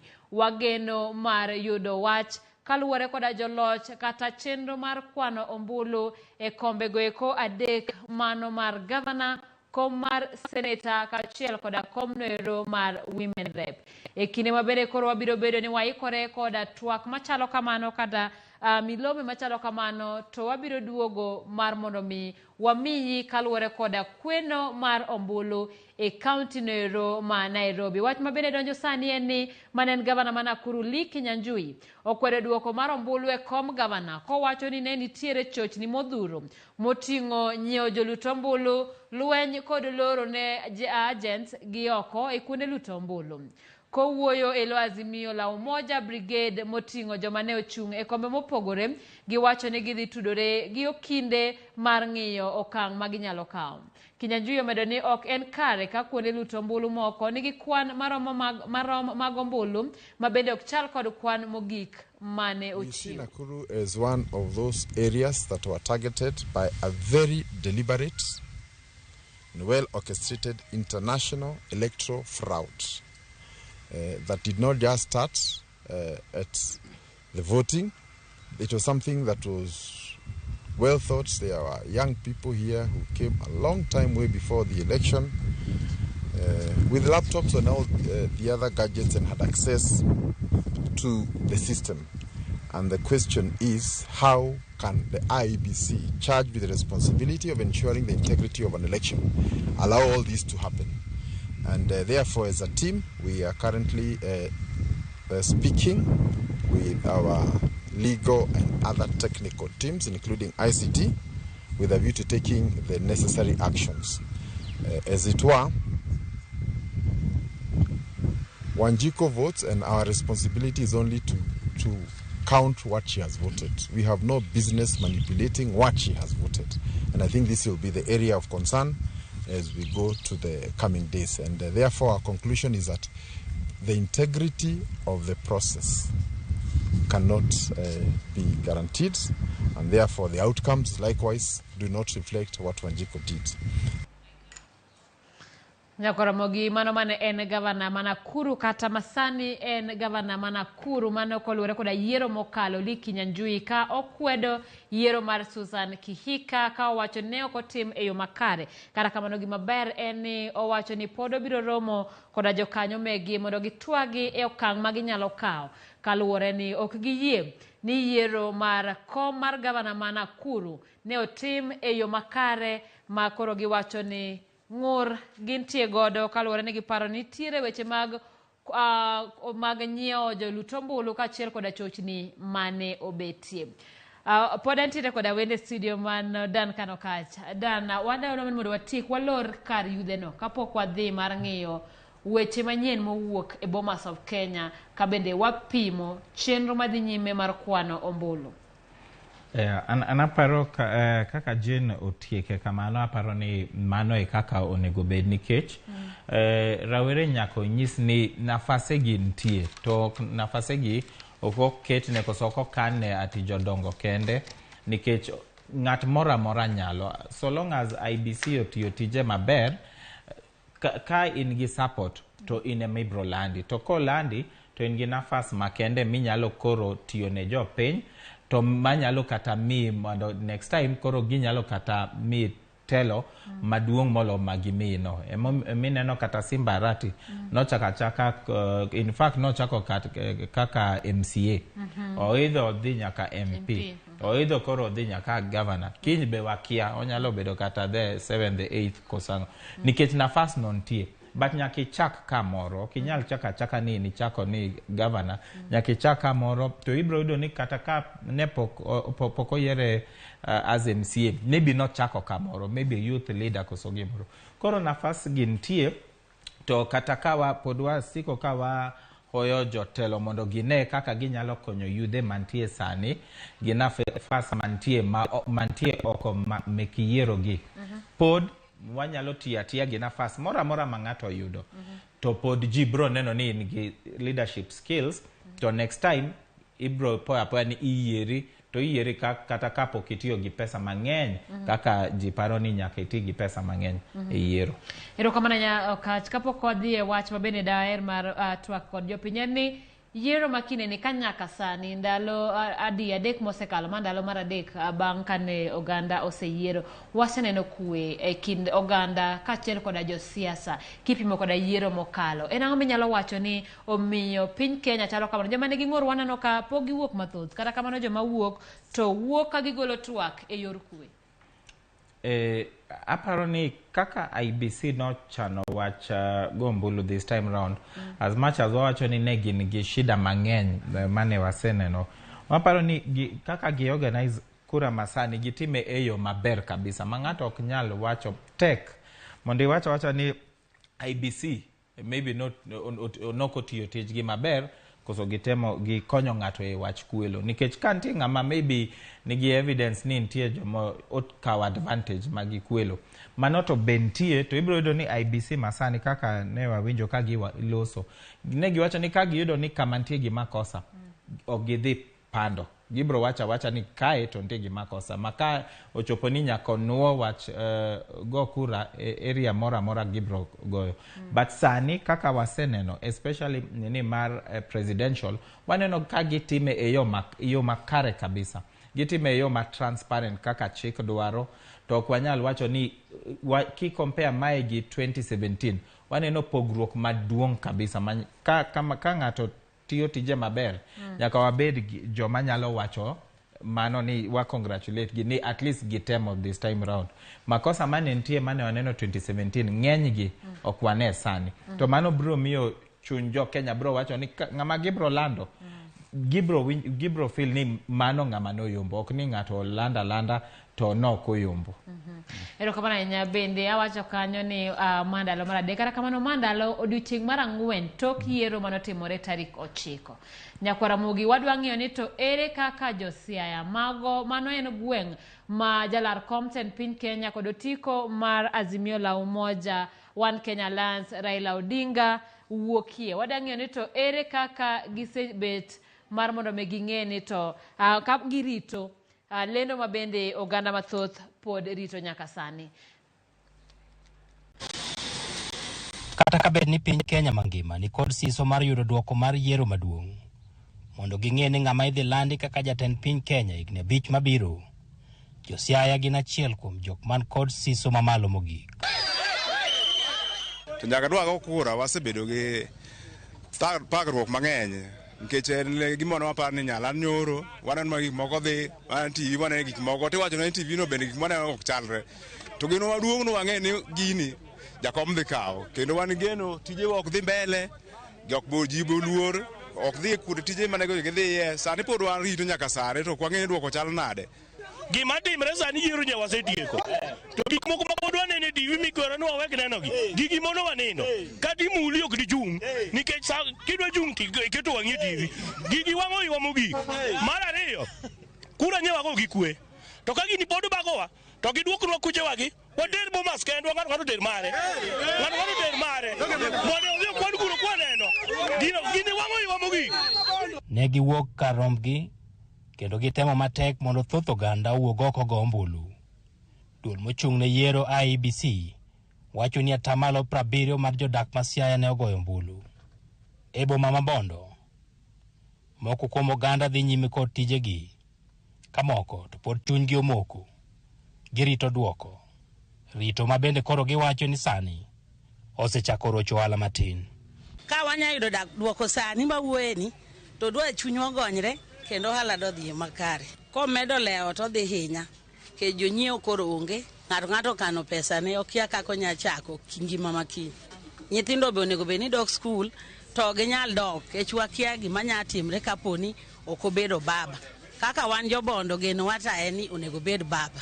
To gima wang'eyo ni jakom oseyudo telo kendo geno maro mo wan kod jakom oseyudo telo to mine dhi bedo gi lokruok mine dhi yudo hala dak dhi bet maber kachiel gi chwo be dhi yudo tich nyaka jomoko somo nyaka mine moko somo wageno jakom dhi konyowa koro giyie mondo ginyiswa ni watim nang'o mi mondo wayud kaka wanyalo konyo sani watuore tijewa ochung'.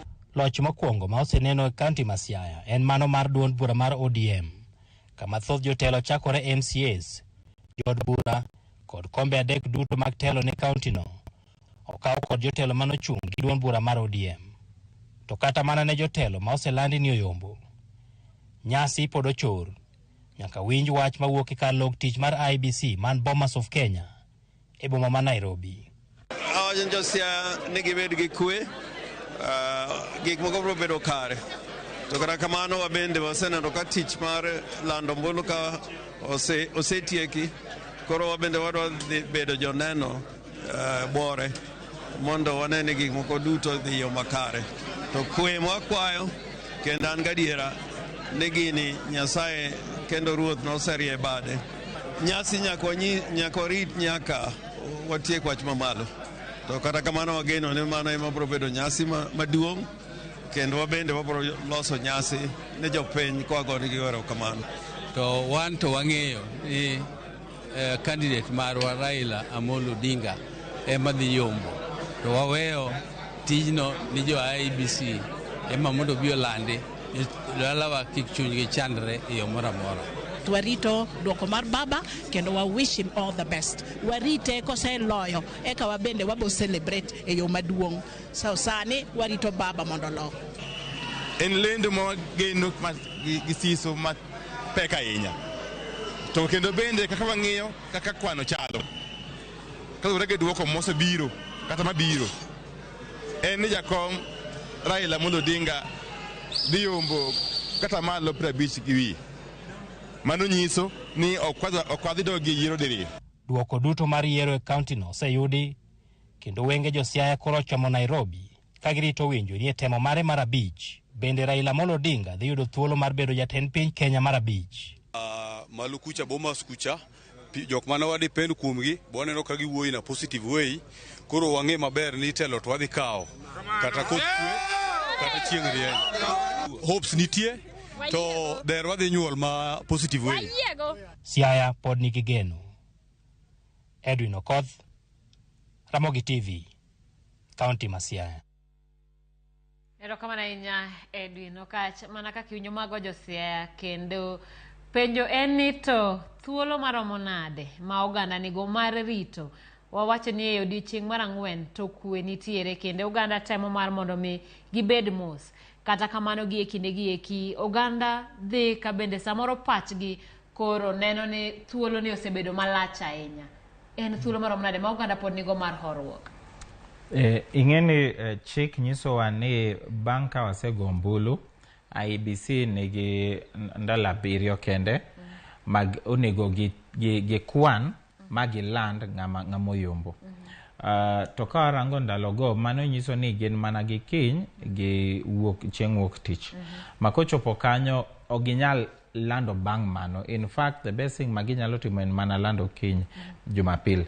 Nikech kochopo sama koro gidwa lando Monday no, nitie joma bro wacho ni ang'o momiyo gini odeko nyaka sano.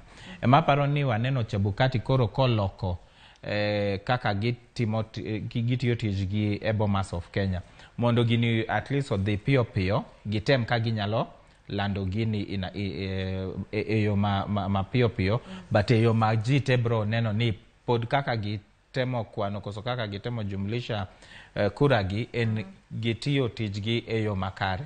But kochopo kanyo to iyudo ni kwe mantie Kenya kae en kwe moro maber ma wasewinjo ka observers osepako jo Kenya kaka negi go kura e yo maber.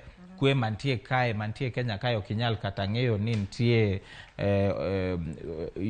ntie kaka joma yombre sani it's very close. Be okinyal yudo ni ati ntie gorruok moro mowuok koso lweny moro mowuok koso koko mowuok malongo moromo ni ilando kamoro. Yudo kata jo Biblos jomoma onyisowa ni giseneno ka kwe ntie Kenya kae maber to gisebedo ka gisingo jo Kenya gidhi mbele gi kwe mantie sani. To aparo kweno bro beda ka at least jini gigeno ni jogi dhi lando gini to gidhi deko kabisa. Nikech ka ging'eyo ni jogi dhi deko kabisa, ibro winjo ka ntie tension. Iseneno Nairobi kae ka ji osechako dhi street ka gimiel, iseneno Kisumu. Manyiso ni gwenge mang'eny tension no koro chopo kama koro ji dwa wuok oko to dwa express themselves in one way. Kata ka gidwa keto moro kanyo koso ka gidwa protest. Koro okonego bedni gini yuare kabisa minga kaka osebedo ko yuare, but wanigigeno ni gimomiyo gini yuare en nikech IEBC dwa tiyo tije e yo makare, e yo maler. Koro mano gima nyaka wan be wahore wadhia mos warita kaka IEBC, nikech lendo mar IEBC e lendo machiko keto ni ng'at mora nyalo lando gimodwa lando kako dwa lando, but lendo mar IEBC e lendo mabro nyiso wa ng'ama dhi kawo telo Kenya kae, to e lendo ma ji onego koro bed ni ginyalo celebrate. To kata ka ng'ama supporter di koso ng'ame ni gone kura okoland, ntie yo ma ng'ano nyalo tero ywak ne koso ng'urne doho to gino be pod doho nyalo winja to nyalo timo kaka ne otimo 2017 nikech ka giyudo ni nitie makosa manotimre e wach go kura koso wach jumuisha kura pod ginyalo duoka ji back to wach go ombulu. Koro nitie gimanyiso jothurwa eni nitie a lot of things manyalo timore from now. Koro kik waketa pachwa ni atien mana ni nyaka gilan nikech nitie those processes manyaka gitigo to nyaka giyud ni ng'ama gilando ni ose meet the threshold ma oket e chikwa ma Kenya kae. To ka ok mano nitie other processes manyalo kao time. Makoro mano nyiso ni pod nyaka wadhi mos nyaka wahore nikech okwan sure kabisa ni lendo mar Chebukati nyalo kata tieko gi nikech onyalo kata lando ni Raila Odinga oyombo to iyudo ni Ruto dhi e doho. To mano nyiso ni nyaka doho nigi 21 days nikech jogi nigi 7 days mondo iter ng'urni e Supreme Court to bang' mano gin gi 14 days mondo gi winj case no magi ng'ad burano. Koro ineno pod wan gi ndalo mang'eny ma anything can happen. Koro jo Kenya ka bed gi arita makende ka pod waneno gima timore. Bende ote mare mogik mogolo mana seche machok mokalo Wafula Chebukati mano jakom mar IEBC koro wacho ni onyiso luoro ni chenro magisebedo ka gitiyo godo nyalo biro kawo gi kinde mathoth moloyo kaka ne giparo kaluwore ni gie sani odiochieng' mar 4 to returning officers mowuok e gwenge mopogore pod obet kanyo ninde kombe kod duoko. Moko kuom okang' magikawo gin kaka duoko chien kwan mar ji manitiere e Bomas of Kenya. Bende paro ni mano dhi konyogi e neno ni girido kata gitimo ni giketo chenro no dhi piyo piyo. Sane kata ke rango e wang' jowi aneno ka at least gino osedhi piyo. Ok chal kaka sacha ni neno ka nitie jam moro manentie kanyo but sani be okine kata line manentie kanyo to ineno ka nitie kwe koro mantie kanyo nikech before na neno confusion mang'eny to aneno sani ing'eni ng'ato ok nyal bedo kanyo ndalo adek to beda gi forms go mek IBC nikech gigo gin very important. Ne waseneno ni returning officer mar Embakasi East wakia kata kuma entie. Koro be gini en security risk maonge kaka ginyalo wuok be oko ni gidhi e hotel moro to giduogo. Koro aparo giserango ndalo mokawo gi mondo magisetimo almost the 140 magisewacho gise go through. Magirango ni gin ndalo modong constitutionally nyaka gilok kaka gitimo tijni. Emomiyo aparo ni giloko mano ni mondo gini odhi ng'wech to aparo be giseneno ni jo Kenya kae osesiko ka sayo gini gitem dhi piyo mondo giland gini whichever way mondo at least joma dwa dhi e ohala gidhi gigo ohala gi joma dwa dhi dok e school nyithindo bro dok e school life goes back to normal. Koro ema aparo ni mano emomiyo gineno ni nyaka gilok kaka ne gitiyo. Aparo ni plan mane gin go ne ber nikech ne gidwa ni forms te oket mbele kanyo ji te orang mondo koro gilando mbele kanyo but kirango mano kao a lot of time to kirango time ma wan go okonego bed ni wadhi nyaka kiny nikech kokalo kiny mano koro wawacho ni nyalo bedo a security issue to kwe mantie Kenya kae ji bro wacho ni IBC moketho kwe mantie Kenya kae. Koro aparo gima otimo no ber so long as process moketo no pod en transparent ma joma nitie kacha pod nigi thuolo ma ginyalo verify to ginyalo rango nikech neno verification mane gitimo giseyudo makosa achiel ariyo mano timre. Koro mano nyiso ni ok ber ka watemo harakisha process mondo koro nikech maybe nitie makosa moko ma ng'ato nyalo bedo gi ng'ur bang'e ni noko miwa nafas kaka ne gichako miyo wacha nikech do miwa nafas maybe de wayudo makosa moko mang'eny to maybe do loko maybe results kuso kaka Chebukati brolando. Koro nego bed ni process mora ma Chebukati ochiwo directions ni gilo nyaka process no omi jo observers gi jo parties thuolo gi presidential agents thuolo makende maginyalo be verify tich ma IBC betiyo kanyo. Ero kamana nyo kach be mano kele penjo ni bende ne nitiere gimomiyo nitiyo gi mbui e yor kelo duoko kaluwore ni kata bed mana ni koro mbui no oseyudo duoko gi e kindegi to pod nyaka non gi aching to kopogore gi mano bende wantie gi thuolo ni e nyime kairi wabiro bedo gi chenro mar nono forms 34A mok wachak wadoge lai manyaching ma bende makawo thuolo mathoth mar yudo duoko. Mano to ok apar ka nyalo timore. Ing'e ni koro chik ma waketo chik kulingana gi tabia ma wan go, nikech ka wasewacho ni Kenya kae onge elections ma inyalo pang ka ng'ato pang kaka nyalo kwale. Koro tek mondo wach ni ati wanyalo tiya gi mbui kende to results ma ng'ato post e mbui ema koro Chebukati nyalo tiyogo koso jatend IBC. Nyaka wach post gigi e ching wach post gigi e mbui no keta nikech to avoid any changes. Ingeni chone ji local forms. Inyalo paro ndalo make Kivuitu. Mano 2007. Mane Kivuitu won no nyiso ji ni forms gi poko chopo jomoko to loko. Koro no ket chik maka isetieko ioro form no. Makoro kata ka ng'ato dwa temo loko, at least form mantie kacha ng'ato bro ng'eyo ni ng'ato temo loko form. Koro sani onge kaka inyalo loko form 34A nikech iseoro. Koro gima gitimo kae en gi compare form 34A mikelo marachich ni gi form mani yoro e mbui. Ka gineno ni gigi chalore to mano is okay nikech Supreme Court no nyiswa ni onge ng'ama nyalo loko form ni kata kineno ni nitie shida. Koro ka giseneno ni forms gi chal, koro ema koro gikiko to giyudo kwan magiketo e form 34B.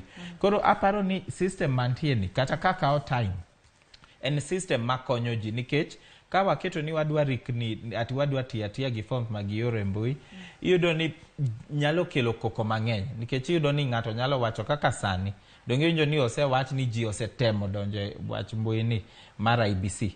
To wakia ka nitie ng'ama was successful to ka ng'ato nodonjo kanyo noloko ang'o. But ing'eni kata kidonjo kacha miloko to ng'ato kelo form marachech ni pod gibro fwenyo ni nitie shida kae. To ka giluwo gibro yudo ni ng'ato no manage modonjo moloko gini.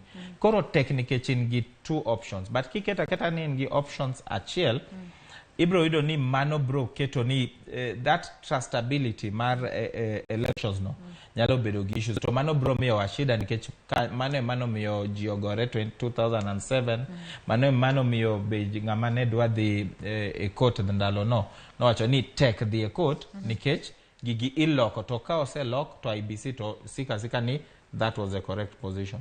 Kora paro ni kaka wadhi en mana ni nyaka wamany kaka wanyalo harakisha to gini timore atima sama competition is very stiff.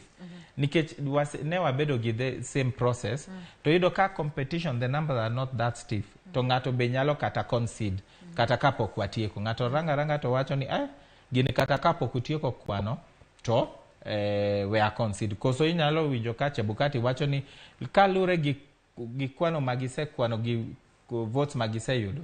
Ki compare ng'ama ntie mbele gi ng'ama ntie chien kata komiye moko modong pod okonyal yombo ng'ama ntie mbele. Miyudo ni ka there is no competition ng'ato nyalo kata wacho on the third day ni ng'ani emoyombo. But sani ka nini is too close kaka mai tek nyaka idhiya nyaka the very end.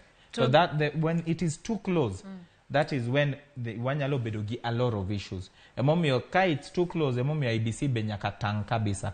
Mondo ginyis ji ni wakwano each and every vote maji no go. Koro gie kindeni nikech ong'eyo ni ok gikwan ombulu aching, gitiyo koda forms 34A mar mondo mi gilos godo form 34B. Penjo en ni e kinde ma ng'ato biro gi form aching mopogore gi form mane oketo e mbui. Ere form ma koro idhi godo nikech aching ni iwacho ni samoro ng'ato nyalo loko. Koro ang' ne dhi gi mar mbui koso nitiere kaka ginyalo neno ni form ma aching ni ema koro wadhi go to mano oketo e mbui cha samoro no ken form ma onego bed ni itiyo godo. Sama ka giyudo discrepancy machal kamano, mano nyiso ni ok ginyal wacho ni form maraching ni ema correct koso form mano giketo mbui ema correct.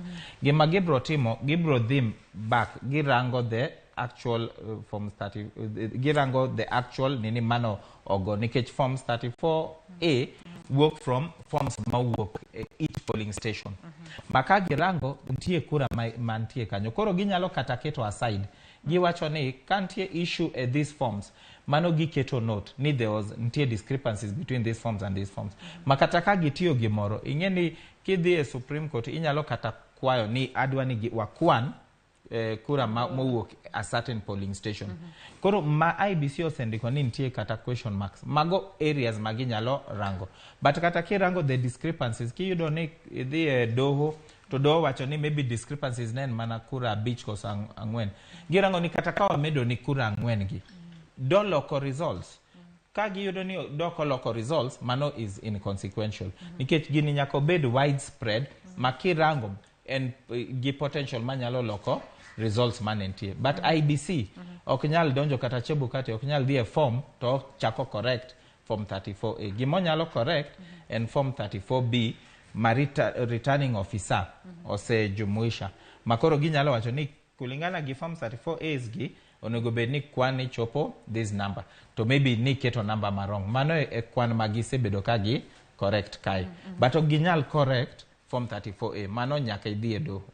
Ero kamano nyato ne wakane wachako ni wacho ni yiero ni pod wan koda thuolo kendo gimoro amora nyalo timore ma kik wabed ni wan gi araka mar yudo duoko nikech duoko nyalo bedo moro amora. Duoko nyalo bedo ni ng'ato jaloch, ng'ato nyalo dhi e doho, duoko nyalo bedo ni samoro onge ng'ama ochopo atamalo 50 plus ombulu achiel, manyiso ni koro thuolo pod wantiere godo. Mak mana ang'eyo ni poni onge ng'ama kind ji ariyo ma bende koro sani ni nyime e ombulu ni eri. Poni onge achiel kuom gi mochopo atamalo 50 plus achiel mar ombulu, to mano dhi nyiso ni gidokie debe ji ariyo, mano runoff. Ang'o kata bura machalo nade ma koter e nyim doho to nyalo miyo piny Kenya dok e yiero kendo kata riran? Kochopo ing'eni ka Chebukati owuon wacho ni onge ng'ama yudo 50 plus 1%, mano nyiso ni riran nyaka wadoke yiero within 30 days. But kata kolando ni ng'at moro be oyombo, to ng'ato dhi e doho, to ing'eni ng'ato nyalo dhi e doho to wacho ni kirango kwan, nikech gin be gin gi kwandgi. Kirango to yudo ni ng'ato noko yudo 50 plus 1%, to maybe Chebukati nyiso ji ni ng'ani no yudo 50 plus 1%. Ka ginyalo demonstrate mano e doho, to ibro yudo ni doho bro wacho ni hapana. Mano ng'ama ni declare ni no meet threshold no koromo. Emomiyo ibro duok ji elections. Kir yudo ni ng'ato maybe owach ni maybe no medne kata kura kaka wach kwan kaka anyisi ni. To inyalo demonstrate ni kaka jogi no go kwan kaka makosa ma osenyiswa mano wuok maybe aparo ni en Kiambu County. Ni makosa kaka returning officer ne keto ne jumuisha kuragi. Kinyalo demonstrate minyalo wacho ni ng'ani no ko yudo kata 50 plus 1. Koso kinyalo kata demonstrate ni yombo ng'ani. Ntie kura mano maybe okwal. To inyalo demonstrate. Do nyalo kata declare ni ne mani yombo, koso nyalo kata wacho ni hapana okwanyal ng'eyo ng'amo yombo, koro udok e riran the first and the second. To ntie ka maybe udhi to demonstrate ni IBC no tiyo tich marach kabisa, mokwanyal kata ng'eyo ng'ama ne oyombo, to kata ng'ama no bedo first runners up, kata ka no kiyudo that threshold. IBC doho nyalo wacho ni udoka makata jomoko te mane obedo e presidential contest pod be nyalo contest. Koro ka giyudo ni elections not ochan e yo marach kabisa, ibro yudo ni pod wadhi nuoyo elections. Koro ntie pogruok e wach nuoyo elections gi wach runoff. Nikech runoff en mana the first and the second, ng'amo kongo gi ng'amo luwe. But ka en repeat elections, kaka mane IBC, kaka mane Supreme Court no wacho no 2017, mano nyiso ni kata waja koya gine gigi mwaore pod bro bedo e debe. Mano mana ni wanuoyo the entire process, but ka wach jatend Kenya, mano e sit kende ma inyalo nyiswa ni wano. Moko gi ka in gi issue opogore nikech ng'ato nyaka ibro yudo ni ng'ama obed Oland, mano nyaka obro chamo muma, obro bedo kacha nikech omigi dweche 6 ma doho nyalo timo case ni ma motiek. Koro ibro yudo ni dweche 6 ni ng'ato pod bro beda ka en jaod bura, obro tiya tije normally. Ka en governor obro bedo sworn in, to tiya tije normally. Bang'e ka do yudo ni maybe ne nitie makosa ma gibro loko that election, but mar presidency mar jatend Kenya okinyal chamo muma kapod nitie kese doho. Emomiyo oket kata ndalo mar 21 kende ma ng'ato nyalo do nyalo deal gi gini. Iteratera case ni within 7 days to the next 14 days do onego ng'ad bura no motiek mo nyiswa ka maybe ng'ani no loyo maber koso iduoko wa back to elections. Erokamano to ponono ni ji dok yiero mar jotend piny ariyo mano runoff gin ikruok machalo nade ma duond buche koro nyaka keti chenro mar campaign en thuolo mar ndalo adi ikruok machalo nade mabetie ka dipo ni ji ariyo gidok e debe. In fact kanyo imiyo giga mana paro 20 days kende nikech komigi lelo ariyo kende onego bedni ise campaign nikech kaka chik rango ni inose mi thuolo mi se campaign masani en mana imi mana thuolo matis makoro inyalo campaign to kata ki campaign kamano nikech ndalo momi IBC en ndalo moro matis kabisa makoro onego omigi time emomiyo omigi 30 days kende to ingeni pesa be oseket kanyo nikech sama IBC kwayo pesa ka gin gi that nini expectation ni kata kwa wan gi runoff onego yudgi ka gin gi pesa no koro that amount should have been set aside makochopo kanyo gibro dhi campaign immediately to wago mbulu to bang' mano kendo wakwano kaka wakwano sani ka atieko mano pod ng'ato nigi nafas ka in gi ng'ur moro pod inyalo doka Supreme Court ka ineno ni nitie be shida moro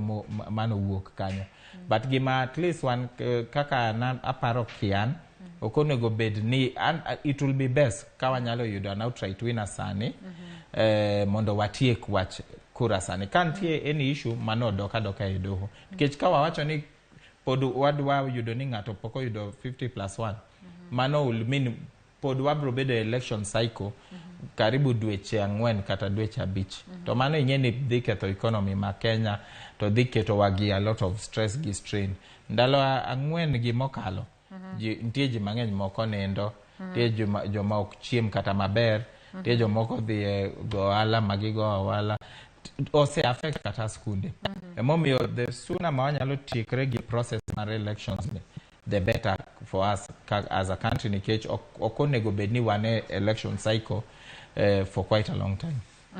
Erokamano ang'eyo ni geno mar oganda te en ni e okang' mokwongo ni mondo yud jaloch mana kaka iwacho thoth gik moko chung jomoko loro dukni sikunde olor weche mang'eny ochung to iparo ni gie sani ne osechungi kweno mag ombulu koda ute fwambo mabende ne nigi thuolo machalo kamano gie sani ogetim kamano kata kamano duond buche kaka Azimio osewuok oko mar wacho ni wambe ne wan gi karo mar kweno moro waseyudo jaloch kweth mar Kenya Kwanza bo wacho ni wambe kaluwore koda marwa mwang'eyo waseyudo jaloch bende iparo ni kaluwore ni IBC gie sani timo kweno mare acheng' nitiere ng'at manyalo bedo kod adiera mar kweno mane gibago kigin.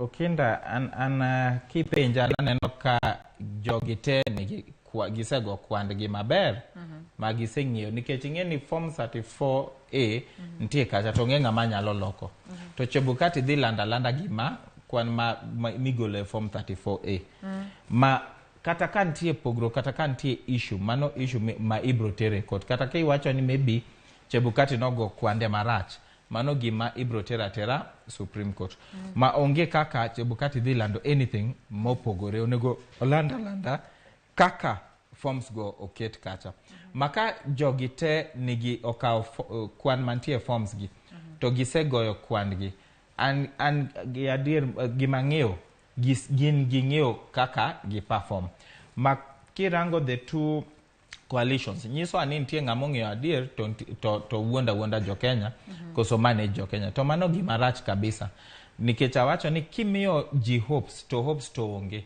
ining'e ang'eya ni maybe okiyudo numbers minyiso ji mano gima rach nikech nyiso ni kata you are not truthful to yourself to gima kendo inyalo kelo koko Kenya kai nikech kisemiyo ji hopes gin gigeno ni une muyombo to kochopo kama koro Chebukati lando Chebukati olando gimoro ma opposite.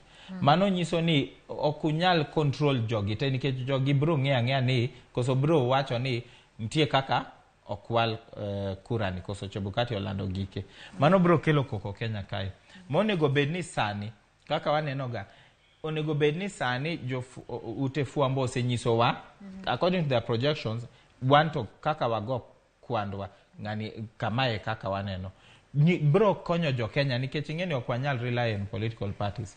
Onego bedni sani wase kata ka in political parties kiseng'eyo ni pok iyudo numbers inyalo wacho ni kaka gik moket portal gi dhi golowa ni wanemo wayombo koso ok wayombo to ka ok wayombo wan gi issues achiel ariyo adek ma ang' water e doho kaka neno Liki Nyanjuyo wacho ni Chebukati ni IBC olando but wan gi issues achiel ariyo ang' water e doho mondo wane ka case no inyalo ng'ad kanyo. Waneno be Evans Kidero ko wacho ni en gi ng'ur kaka elections koso kwan no tim to ng'ur neno owacho ni abrotero e doho. Mano should be the way mawatimo ok ni ng'ato wacho ni anayombo in be yombo nikech kelo a lot of frustrations to miyo ji false hope which is not good. To bang'e ka wasetiko mae onego asewacho ni onego bedni waket chik moro ma ka nitie ng'ama bro wuondo Kenyans in the future to ng'eya ni the results ma ochiwono and results ma fake. Nyaka waket sheria ma wanyalo deal gi joma chal kamago nikech mago joma nyalo wang'o piny within a minute. Kwe ma wan go sani nyalo rumo within a minute nikech omiji te especially in elections ma close kaka mai. Iyudo ni in gi almost half Kenya on this side, half Kenya on that side. Inyalo yudo ni kituo these two sides nyalo kelo koko moro ma kata officers make security me ok nyal kata deal go. Koro it is good watem wane kaka wanyalo correct issues mwaneno sani kawadhi nikech kata unbe kaka jofuambo ntie issues ma useneno man gi geno ni kawadhi 2027 ubro correct ubro prepare yourselves in a better way molo kaka sani. Aparo kata IBC be oneno shida mang'eny momiyo kata Chebukati oloko gik mang'eny sani. Aparo ni 2027 obro loko nikech the same issues will happen.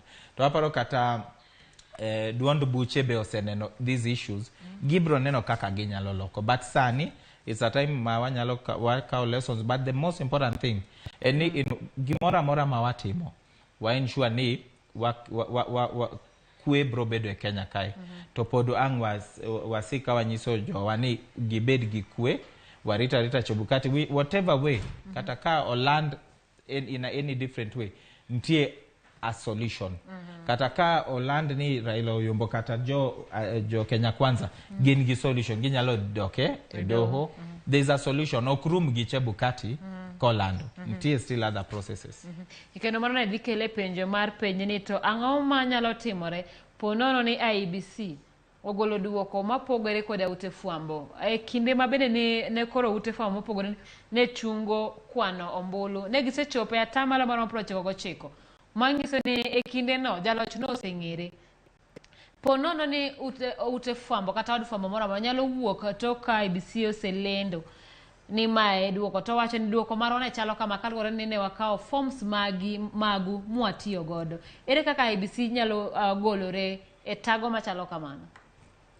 Ing'eni IBC be ibro yudo ni IBC bro bedo ni atiyo dich gi kwan ma jo fuambo bro bedo go nikech ing'eni ute urely e information ma IBC miyowa ma kaka irango chik mantie sani chik nyisowa ni IBC kende ema nigi powers manyalo lando ng'amo yombo to ng'amo IBC olando no e ng'ama koro Kenya bro kao ka jatend Kenya ma gima jo otfuambo olando okinyal keto ni ati nigi pressure mang'eny.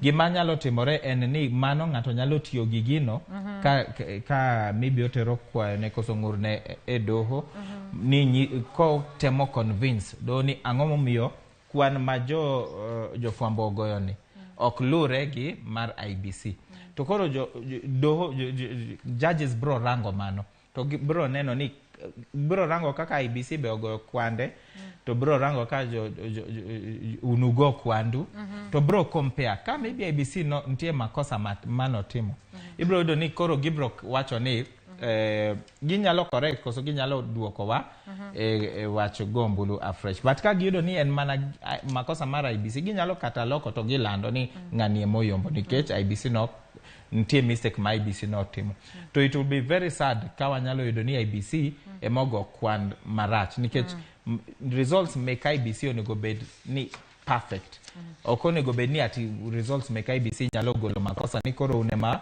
right in fact ideally the most expected way ni ibro yudo ni kwan majod fwambo goyo ibro yudo ni gin ema gin wrong mara IBC nyaka bed right nikech gin gi expertise o megi all the expertise o megi pesa te to gitiyo tijni in a very transparent way maka giketo number kai and number mabedo verified gi all the party agents kata totals go kapok gilando bro bedo verified gi all the party agents gitimo kwan gi mos ineno unto nutemo timo gini inayo makoro nurik matin to aparo ni kanye kama shida nentie but kirango mara IBC and bro bedo systematic to it should be verifiable katiba nyiso wani tich ma IBC tiyoni gino nyaka bed verifiable ni bange kata ka anadwa neno kaka IBC nogo kwande I can easily see anyalo rangaranga to aneno kata unbe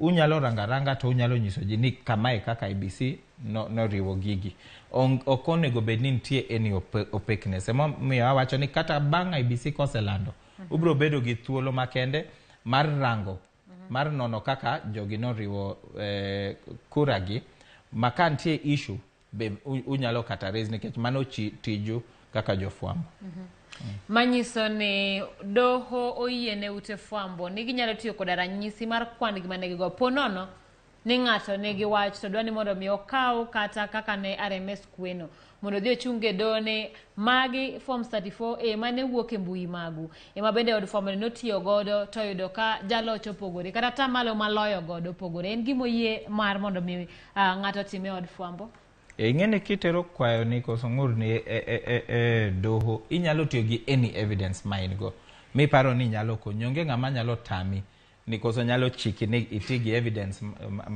ma itoki kitigi evidence moro ni koro kamano ema ng'ato paro ni nyalo konye to ka in gi geno ni kaka jod fwambo nogo kwandgi ne gigoe kwandgi e yo maber e yo maler onge kaka ng'ato nyalo tami tero koso tiyo gi information no but kitero kacha nyaka ibed very sure nikech IBC bro mithuolo mondo gin be gi respond sama koro gi respond gibro neno ka maybe nentie makosa to ingeni gin be ginyalo wacho ni kae ntie makosa mane gitimo sama ne gikwano emomiyo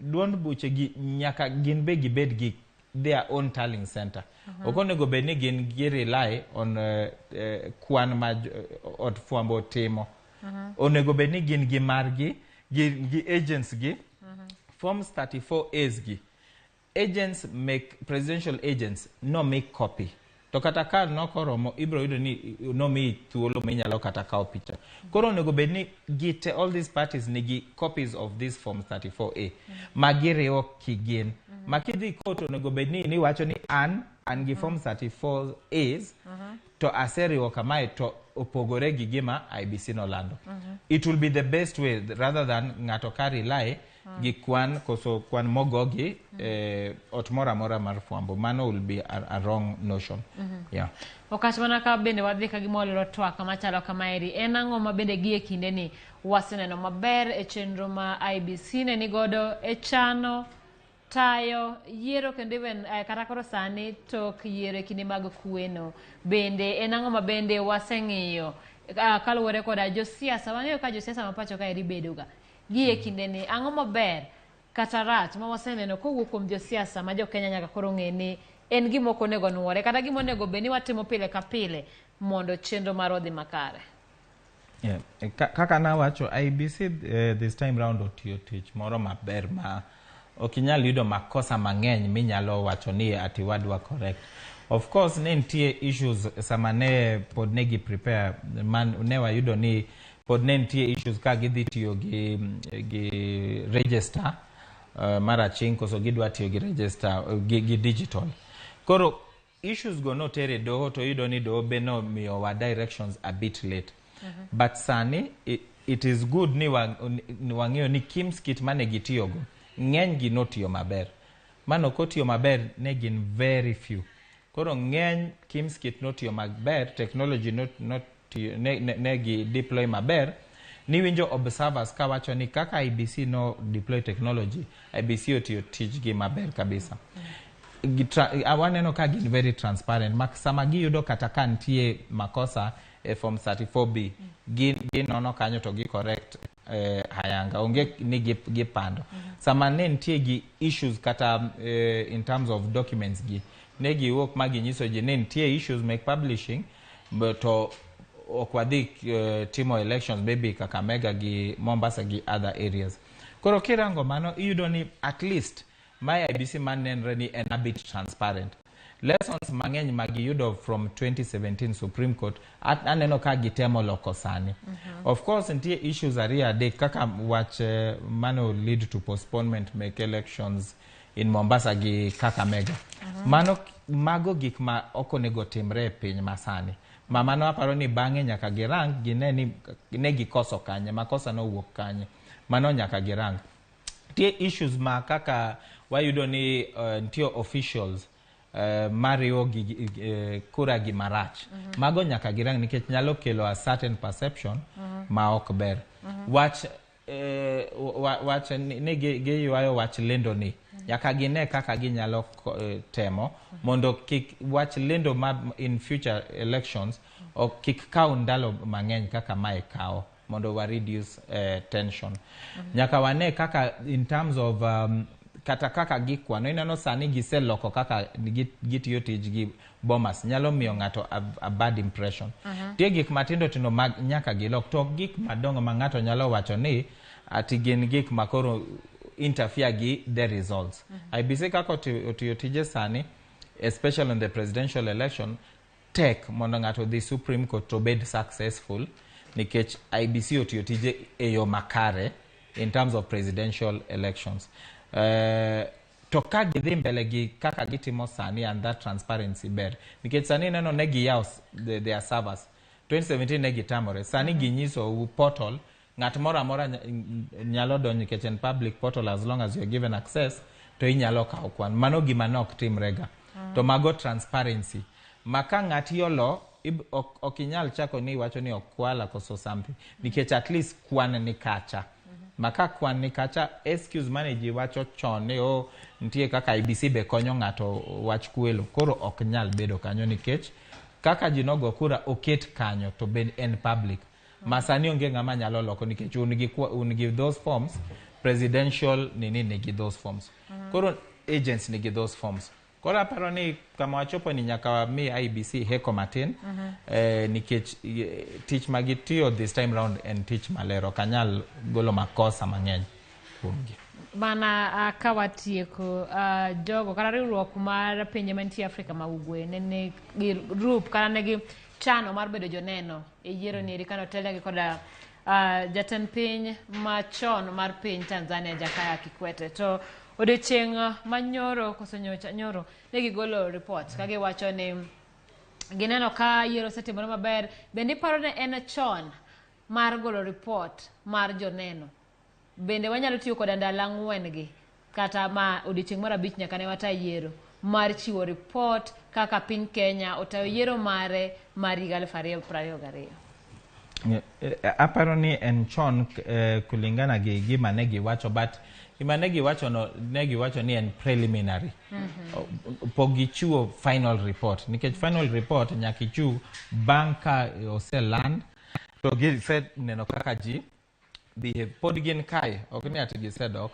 Koro mae en ginyiso mana report chieng' go kura mano tarik 9 gi maybe the first 2 days kaka jo Kenya osebedo but sani pod ginono mapod ing'eni kindiko buk nigi chapter 1 chapter 2 chapter 3 ano maybe en mana chapter 1 gi chapter 2 pod wan gi chapters maybe moko abich mapod gibro ndikonwa kulingana gi gik matimore sani. Koro the final report ema koro bro nyisowa the final outcome, but up to this point gima ginyisowa ni ne wago kura maber, at least ji nobedo gi kwe maber in the process.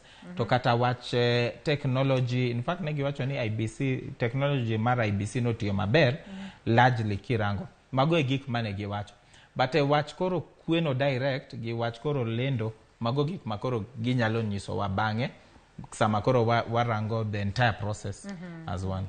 Erokamano Duncan Okach. Wach ni mogik, ang'eyo ni wasebedo kae kuom thuolo malach, kata kamano en ang'o mogik mabende ding'is ahinya to janeno jal mabende noseluto mbuche ma odiochieng' mar 5 korito duoko, en wach mane mogik mabende diwego jowa?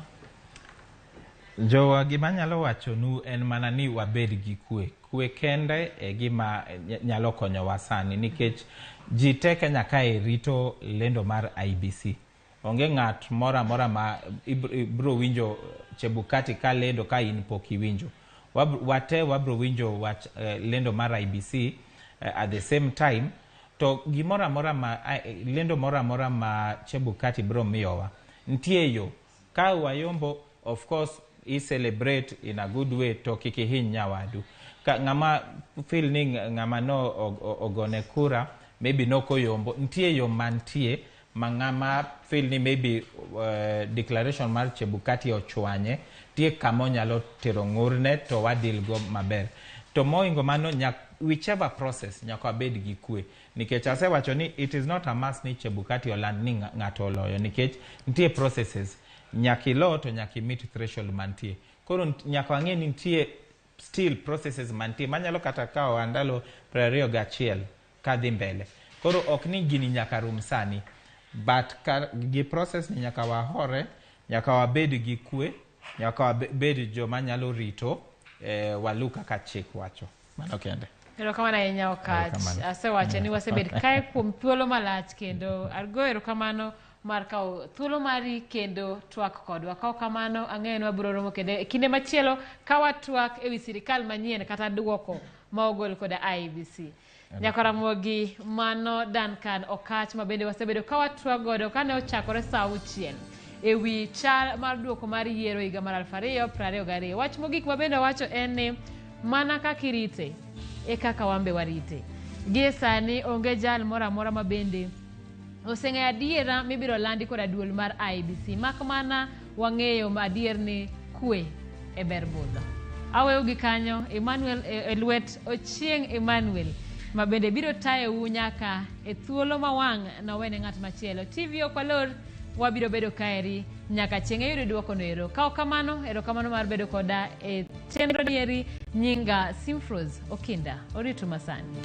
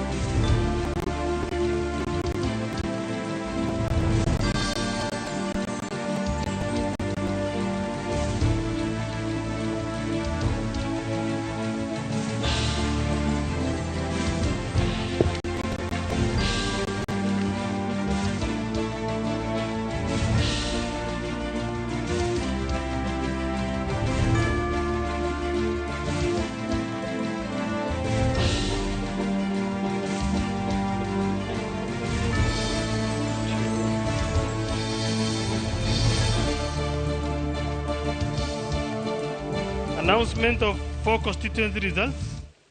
These are the ones which were processed before we change our process. So I start with the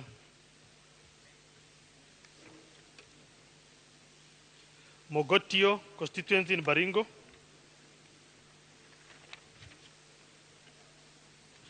Total registered voters, 38,922.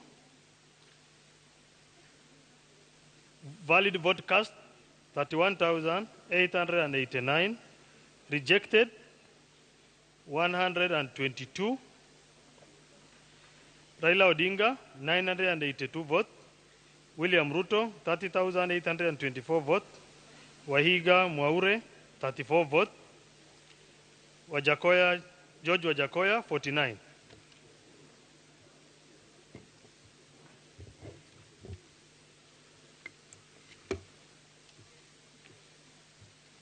Belgut constituency in Kericho County.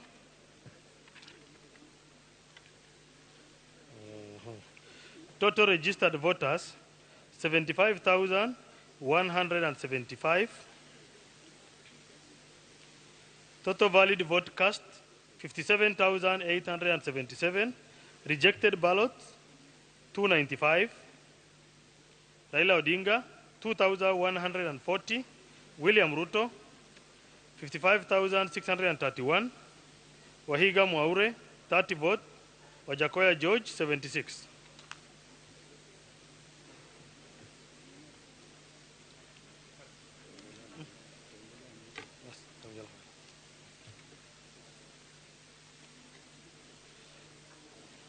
Kipkelion West constituency. Total registered voters, 52,960. Total valid vote cast, 41,903. Rejected, 209. Raila Odinga, 1,767. William Ruto, 40,056. Wahiga Mwaure, 29. George Wajakoya, 51.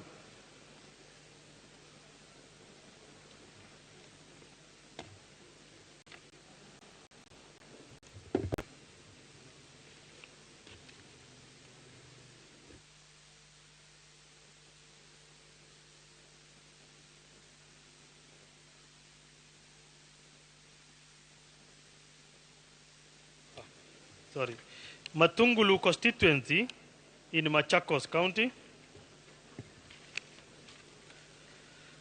Total registered voters, 75,841.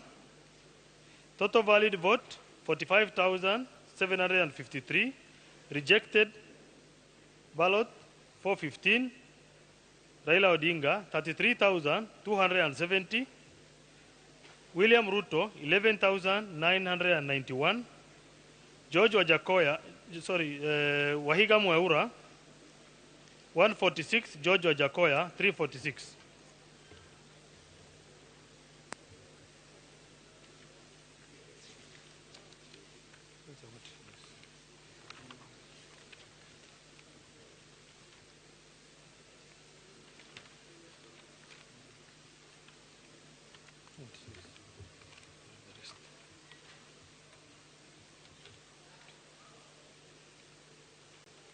Mukurweini constituency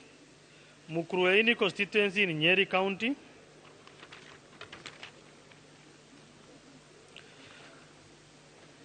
Total registered voters, 58,534.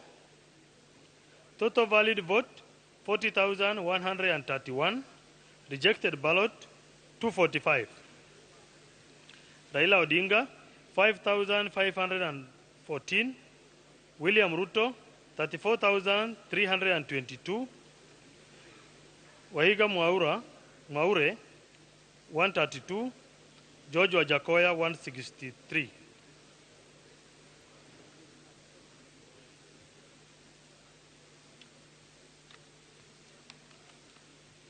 Olkalau constituency in Nyandarua County. Total registered voters, 72,997. Total valid vote cast, 47,311. Rejected ballot, 283. Raila Odinga, 11,202. William Ruto, 35,690. Wahiga Mwaure, 187. George Wajakoya, 232.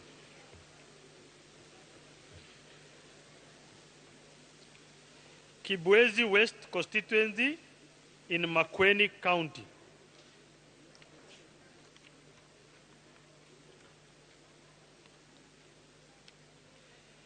Total registered voters, 91,554. Total valid vote cast, 53,940. Rejected ballot, 365. Raila Odinga, 40,909. William Ruto, 12,635. Wahiga Mwaure, 102. George Wajakoya, 294.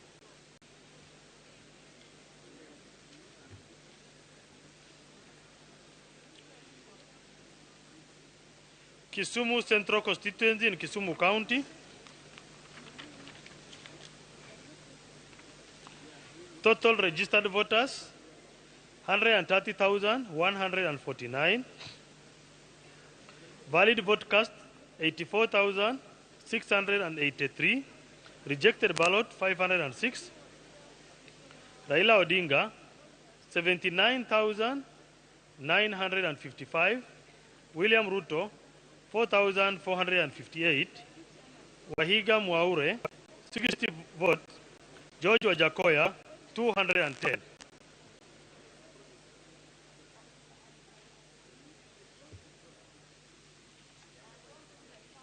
Igembe Central, Meru County.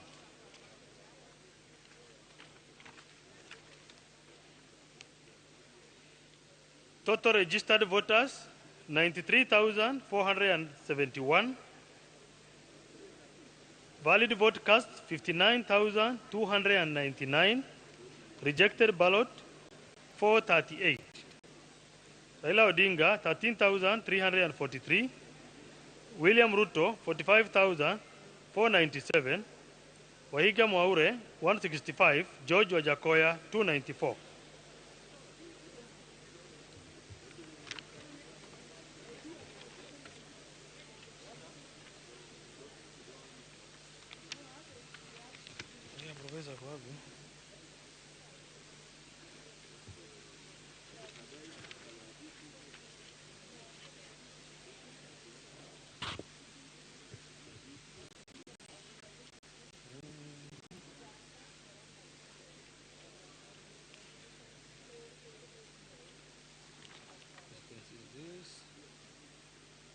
Embakasi East constituency in Nairobi.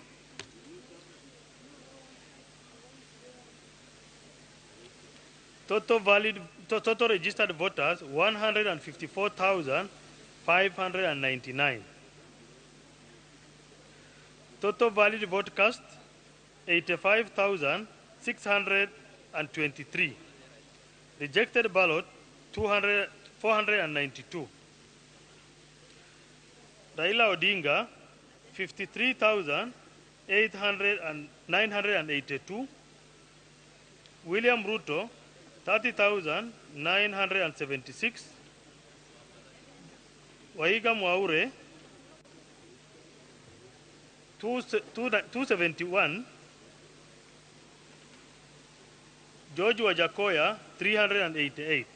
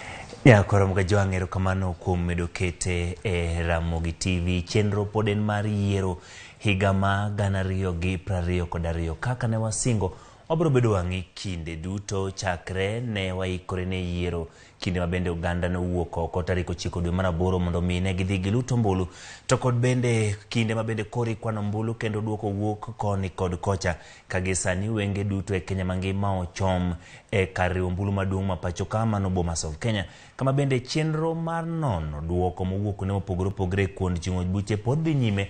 Kamene wan geno ni IEBC biro tieko chenro no mar mondo mi giyang jaloch. Parni kaluwore kod chik IEBC nigi ndalo 7 mar timo chenro no duto eka mondo mi giland jaloch mabedo jatend piny Kenya. Thoth omibed kod nyaka giko mar chenro ni.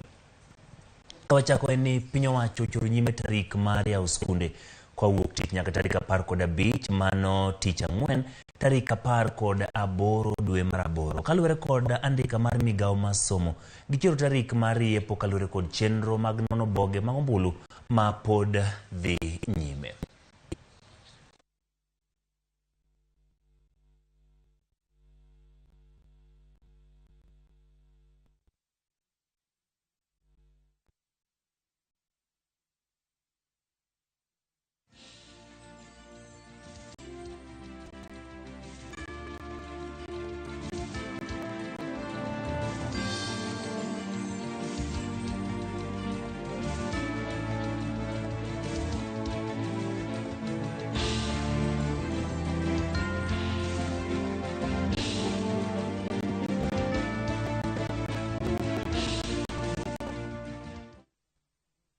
Nyakora mga joang' mar nyiso ni nyithindo mano beni dok skul chieng' wuok tich koro ok bidok e skul odiochieng'no ka gibiro dok skul chieng' tich ang'wen juma manyien. Mane lendo mogolo kod migawo mar somo miyo jonyuol mane ikore ne wuok tich thuolo chako medore gi ndalo 3 chieng' tich ang'wen odiochieng' ma piny owacho koro yawo dhoudi mag skunde mondo mi nyithindo dogi. Ka wadhi nyime jakom mar IEBC Wafula Chebukati otimo lokruok mag nono tese ombulu e log tich mar kwano ombulu mar Bomas of Kenya.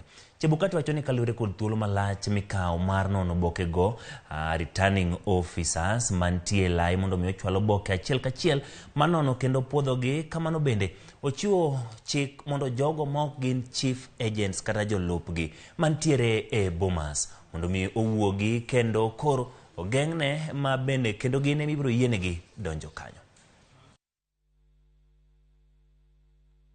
In order to optimize the process and guarantee faster processing of the results and to be able for us to meet our constitutional timelines for processing of the presidential results, the Commission has reviewed the results process flow as follows.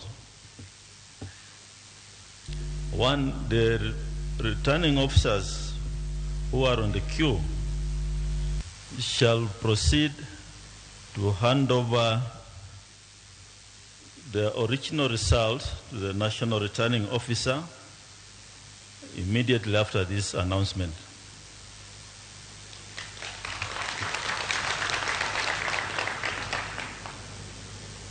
Thereafter, they report to the ICT desk for verification of the transmitted results from 34As against the original from 34As. So we shall have sufficient ICT desks. I believe they are there to process them immediately. And thereafter, the presidential agents will be given copies of the results from 34As and from 34Bs for their own use. And in the event that you require the original documents, they'll be available on the desks for verification. So we are simply reversing the flow of the process which is ongoing. And we believe that this will fasten the process and we should be able to dispose of with the returning officers in the course of today so they can go and do other duties. This tally center will only allow presence of agents, of presidential agents, the people that will help them in the work that is ongoing at the floor of the tally center, the chief agents, the deputy chief agents, and the clerks that are doing the verification process on the floor of the House. Nobody else will be allowed to sit in this auditorium from this minute on. We are also saying at the gate, we have given instructions, nobody should access this venue. And so from now on, if you are on the dais, on the terrace, and you are not a chief agent, a deputy chief agent, or the assistant to the chief agents by way of legal advice, and if you are not a clerk working on the floor of this tally center, can you please find your way out of the tally center? And that is the instructions we have given to the police. Nyakorom Kajwang mano kanyo chik ma ogol kod duol machung' ne yiero IEBC.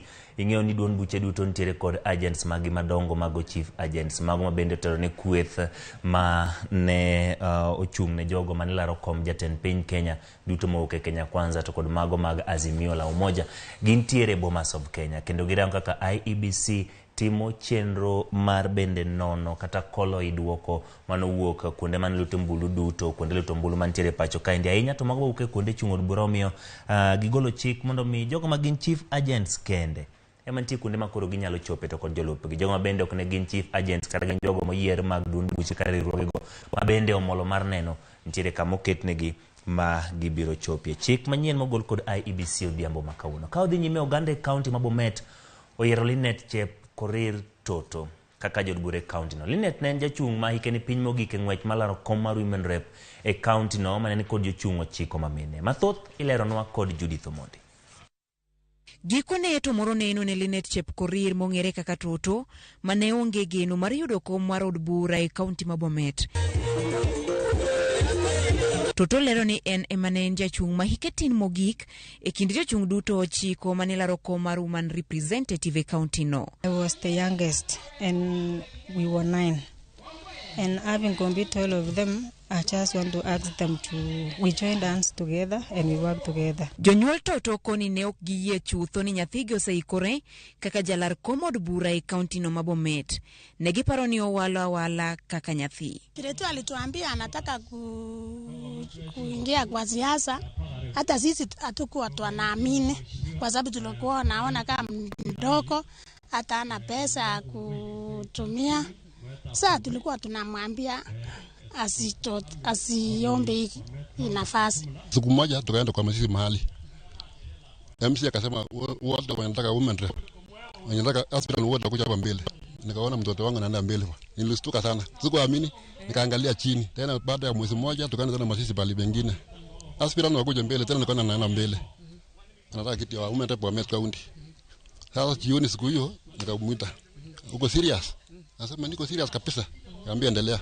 Sasa tukaanza kupangia mambo ya endorsement. Linet Toto kaluore ni ne nyadendi makokanoa e mbalariany ne oyudo midhiero mar omenda mag campaigns. Piem kod ji mamoko mane gilaro godo komno ne ok obedo mayot. You can imagine now having graduated immediately and decided to find I don't have finance, I don't have any job, and I'm coming from a humble background. So my parents too could not finance my campaigns. Sisi hatukuwa tunatumia hata shilingi. Our competitors walikuwa na pesa. So sisi machi unaenda kusanya watu, unaongelesha tu, eteno vito utapatia kitu. Wuon Toto Richard Langat ochayo dhier ma osebedo kwa dalane. Omor nikech mano ukomono nyare bedo jatelo. Ni furaha tele. Sasa hivi nikijinjwa, furaha tu. Ni furaha kabisa maana hata sisi kwanza nyumbani hapa ametuinua kweli. Tuko chini kabisa. Chini kabisa hatuna chochote. Mimi niko nyumbani hasa. Mama bibi yangu ni mwalimu wa nasari. Na watoto wote walisema tu kwa Mungu tu. Linet osingo mar tiyo ne jodak ma Bomet kod chunye duto kendo chwalo dongruok e county no. We have several women in our village and the entire county that I want to empower them through groups. We also have several youths that they have finished their studies but they don't have employment. So I wanted to actually assist them in seeking employment, in assisting one another, empowering their groups, their circles and their CPOs. Judith Omondi, Ramogi TV.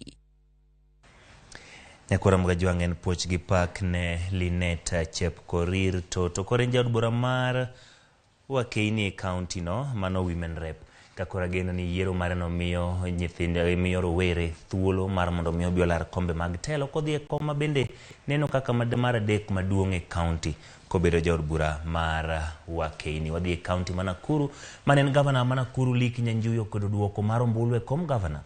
Kwacho ne nitiere chochni modhuro moting'o nyiewo joluto ombulu, lweny kod loro ne agents gi oko e kuonde luto ombulu. Kowuoyo e Azimio la Umoja Brigade moting'o joma ne ochung' e kombe mopogore opogore, giwacho ni gidhi tudore kod okinde magi mar ng'iyo okang' ma gidhi kawo. Kinyanjui omedo ni ok en kare ka kuonde luto ombulu moko nigi kwan marom mag ombulu ma bende ok chal kod kwan mogik.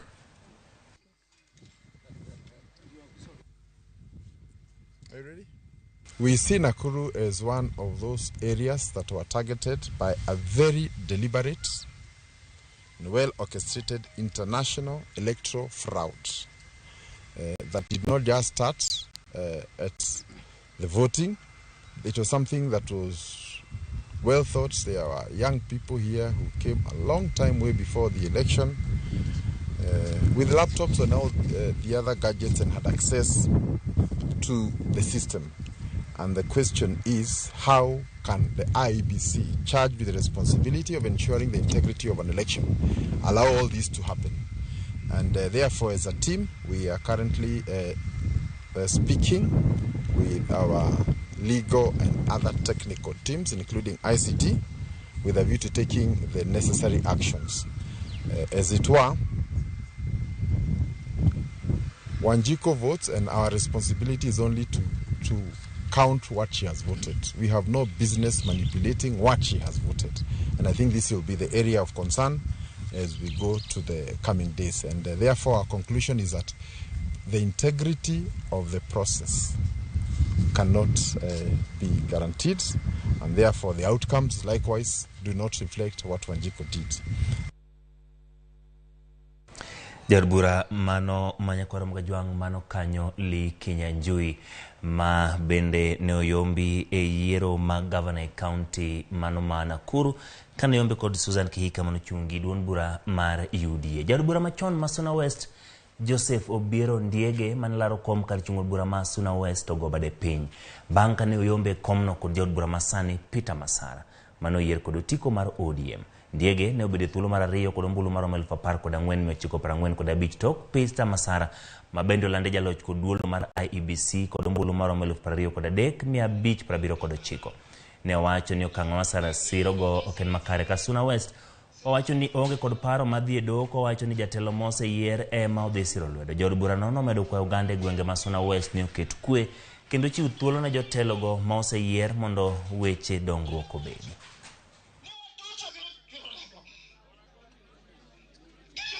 Dago ne jo Suna West duto tero kamano kuom bedo nene gichung' koda man wayudo ombulu man wayudo.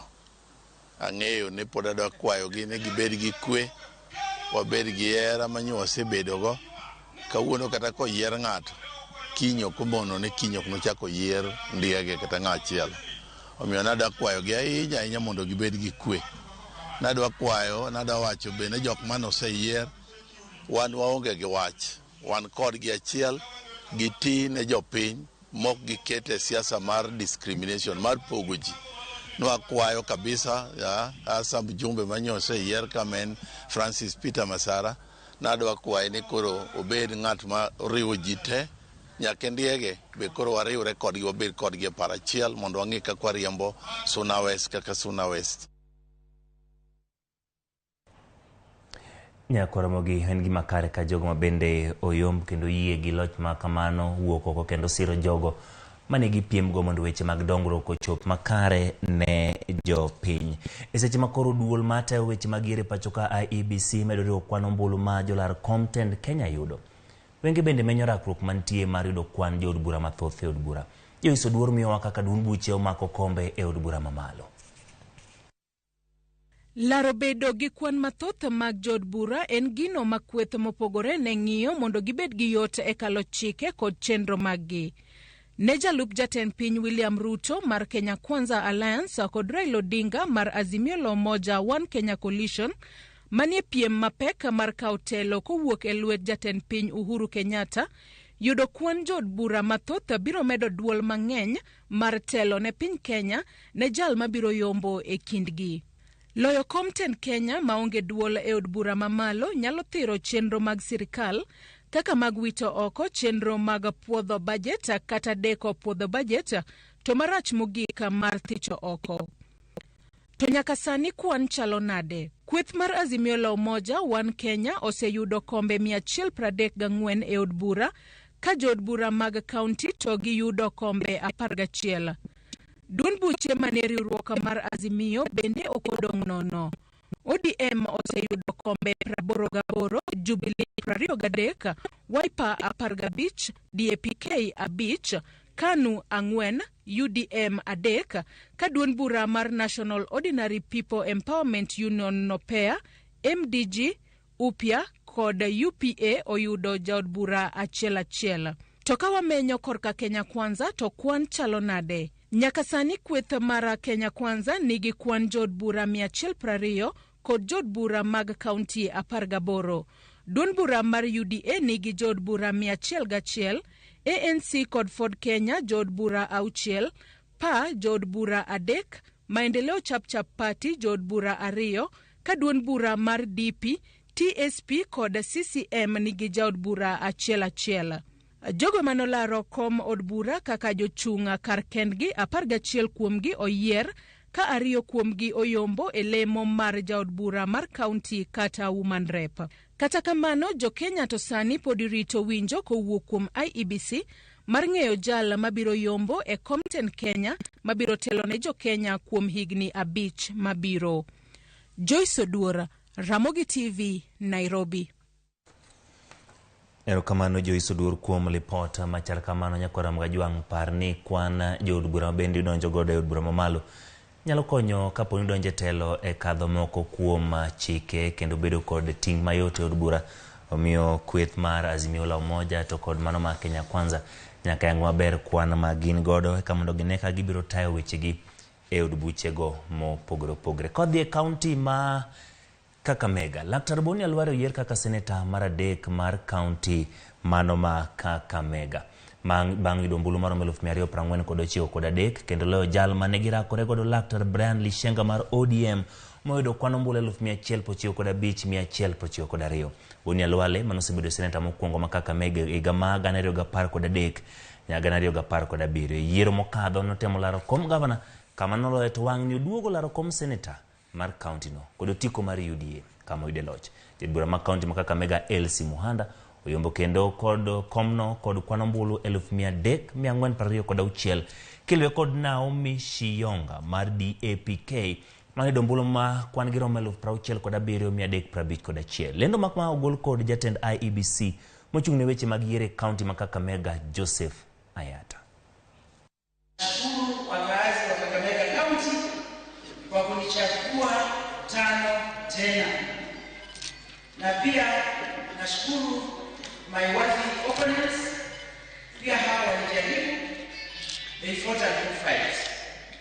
Nashukuru pia my campaign team, walichukua muda mwingi sana kufanya planning. Na mimi nataka kuambia watu wa Kakamega County, asante sana.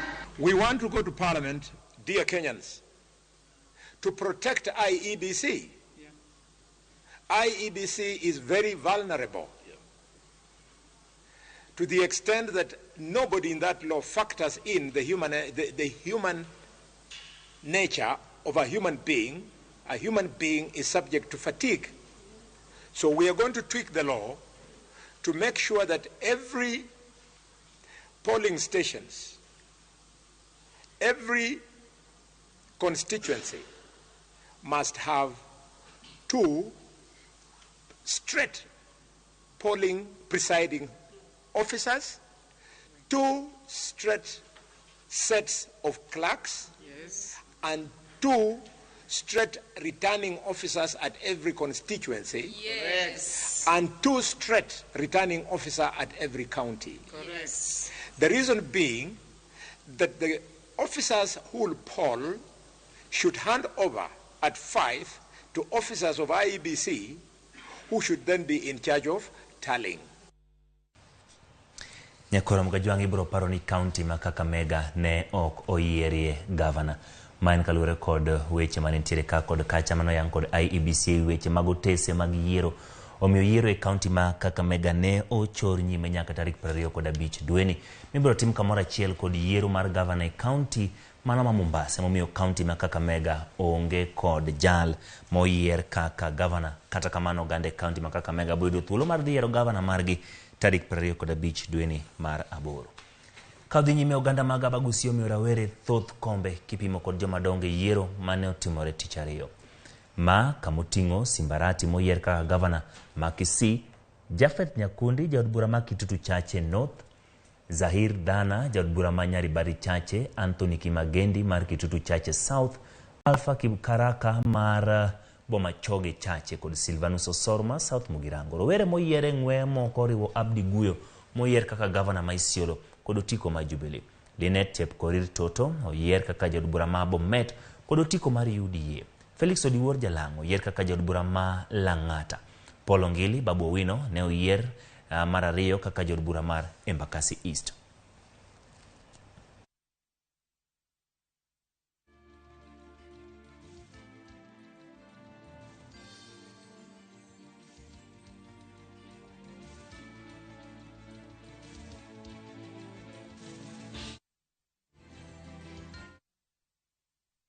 Aparo ni mano jiwo rowere mathoth mondo mi kik luor weche mag siasa nikech wantiere gi thuolo mar bende laro kombe gi kaka ji mamoko kendo yudo gi mano omiyo neno ka kwan jogo moyier kaka rowere mosudo kendo donje kombe mopogore opogore en mano ma omedore. Ka odhi e gwenge mag Siaya County, Ugenya obile gwenge mag Ugenya ochako nonro iwach buogo MCA mano yier mar Ugenya East. Freddy Koluoch Omoro nondiko dhoge ka obila kowacho nitiere joma buogo ngimane. Wacho ni derep ng'ama nigi piem godo no make dalane ka en gi pala ariyo. Arungwe kind mamoko mochich ni dwa tigodo e tieko ngimane. Jalup ruoth magweng' ma Kathieno B Joash Ogola oyango wach ni kowacho ni achichno nomako obila ma Luanda koyango kendo ni odine kata ogeng'ne tesendo obila ma Okwala. Kothra wich nyogo na sim kanyisa ni nitie ng'ama omonjo dala MCA to en ng'ama njori. Abende nya wuok mantie bachopo kasa 4 gi dakika 10. Kanya chopo jothurwa gik mnya neno nyako mora. Nya yudo ka bwana nigi panda ariyo mopiag mabith kabisa mapokotiyo. Nya nigi nyundni ariyo to nya nigi pilipili moreg e chupe ariyo. Te bag ne kirango to ne wayudo nitie towel gi lewni. Chal ma ng'ama nyedwa kosetimo njori marachno to dhi to luokre to wilo lewni. Dwa kwayo jo siasa giwek timo timbe maricho. Ng'ato kopo ne seyombi kineno koko yombi maber tidhi kot. To kok idhi kot to kidikawo ngima ma ng'ato. Mano kwa makare Nyakwara Mgajwang weche mag yiero ka ji oseyiero mosiere jatelo ka intiere kod ng'ur nitiere lai moketi makare minyalo tiyo godo mar wuotho mondo mine ni chopo e doho wach mar dwaro tiyo gi jomoko e tieko ngima kata rocho ngima kata hinyo ng'ato en mano moko nego osir kata onya kata matin ka bende rowere mitiyo godo weche machal kamaendi onego bed mabor kod magi nikech banka osemaki to chik ka okore kendo ine midong ka chik luwi. Ka odhi nyime county ma Nakuru kaachiel kod county ma Machakos ne oyiero kwan mag joma mine mathoth ka pimo kod counties mamoko e yiero ma higani mane piny Kenya obago chieng' tarik 9 dwe mar 8. Sharon Ong'aw nigi mathoth e wi wachno. Tok yiero mane piny Kenya otimo chieng' tarik 9 mar dweni, duoko medo wuok e kombe mopogore opogore ka chenro mar lendo kod chiwo oboke ne joloch itimo kod apisas mag IBC mochung' ne kweno e counties mopogore opogore. E yiero mawang'ni, joma mine ne owuok oko kar nyalo margi ka duoko ma osewuok nyaka gisani. County ma Nakuru kaachiel kod county ma Machakos otelo kaluwore gi kwan joma mine ma oseyier e lemo mopogore opogore ka ipimo kod counties mamoko. E county ma Nakuru, Senator Masani Susan Kihika mane ochung' kod otiko mar UDA ne oyier e lemo mar gavana. Makoro okang' makamano biro kete gavana mar adek e county ma Nakuru tok ka obiro chamo muma mar apis. Kihika noloyo kod kwan mar ombulu 440,000 707 ka noloyo gavana masani ma Nakuru Lee Kinyanjui. Lemo mar gavana ma Nakuru e yiero ma higani ne oywayo jochung' auchiel. E lemo mar seneta e kaunti ma Nakuru, jatatije maduong' e kambi mar Keroche Tabitha Karanja emane oloyo kod kwan ombulu 442 864 ka ilwe machiegni e rang'iny mar namba 2 kod Lawrence Karanja mar Jubilee kod kwan mar ombulu 163 625.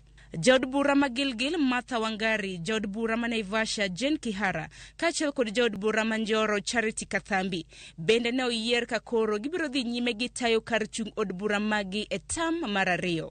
Wangari mane ochung' kod otiko mar duond bura mar UDA ne oyudo ombulu 35,363 ka iluwe machiegni e thuolo mar namba 2 kod Madhenge Nderitu mane ochung' kod otiko mar Jubilee mane oyudo ombulu 19,764. Jen Kihara mane ochung' kod otiko mar UDA e kar chung' od bura ma Naivasha noyudo loch kod kwan ombulu 44,882 ka iluwe machiegni gi John Kihagi mane ochung' kar kende mane oyudo kura 24,891. E kar chung' od bura ma Bahati e kaunti ma Nakuru, Irene Njoki ma bende donjo e weche mag siasa e okang' mokwongo ne oyombo jaod bura masani ma Bahati Kimani Gunjiri. Njoki ma bende nochung' kod duond bura mar Jubilee ne oyudo kwan ombulu 34,308 ka iluwe thuolo mar namba 2 kod Kimani Gunjiri mar UDA mane oyudo ombulu 26,809. E kaunti ma Machakos, Wavinya Ndeti mane ochung' kod otiko mar Wiper ne oyombo jochung' 4 e piem e lemo mar gavana ma higani. Wavinya noloyo jochung' mamoko moriwo seneta machon ma Machakos Johnston Muthama kaachiel kod mane en jatend jotije e kar jot mar jatend piny Kenya Nzioka Waita. I also want to take this opportunity to thank the Machakos girls. Machakos girls, we campaigned together. We showed people how women can work together. Elemo mar seneta e kaunti ma Machakos mane yoyo jochung' abich higani, seneta masani ma Machakos Agnes Kavindu ma bende ochung' kod otiko mar duond buch Wiper emane oyudo loch bang' kane oyombo jochung' wetege koriwo mane en spika machon e od bura mar kaunti ma Machakos Bernard Mung'ata, jatend duond bura mar People Trust Mutua Katuku, kaachiel kod josiasa mamoko moriwo okil Kamaloka Jacob Mutula kaachiel kod Abanas Ngengele.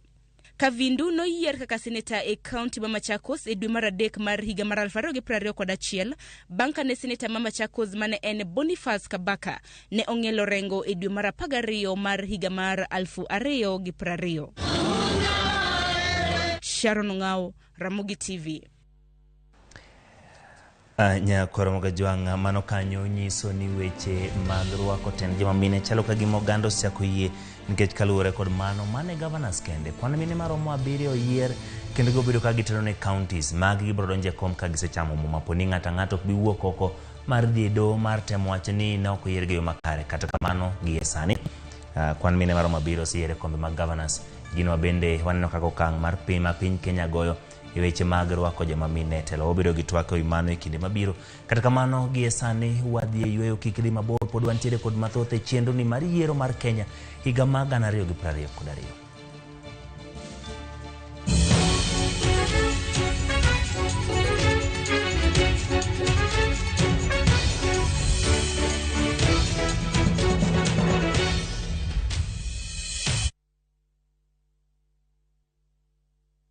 The VIP Luxury Lounge Milimani is Kisumu's finest restaurant lounge located opposite Relay Falcon Security. We have exquisite ambience and serene environment that offers top-notch meeting lounges for corporate networking and business meetings, tranquil gardens for family lunches and dinners, mouth-watering traditional food and Brazilian steakhouse, affordable cocktail bar, executive fine dining restaurants, sports bar within a secure environment with excellent customer service. At the VIP Luxury Lounge Lounge Milimani. You will drink, dine and network every day of the week. We guarantee you exceptional experience. Call us today on 0777 690 371 for reservations or email info@luxury@viphotel.co.ke. At the VIP, everyone is a VIP.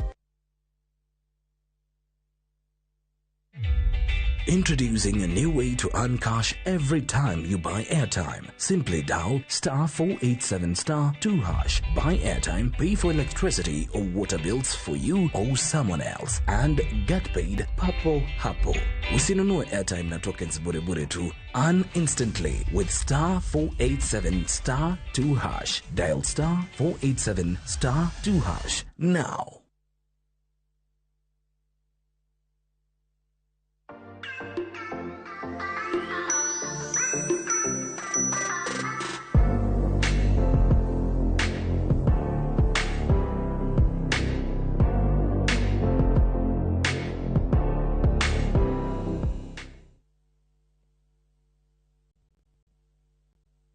Big leagues are back.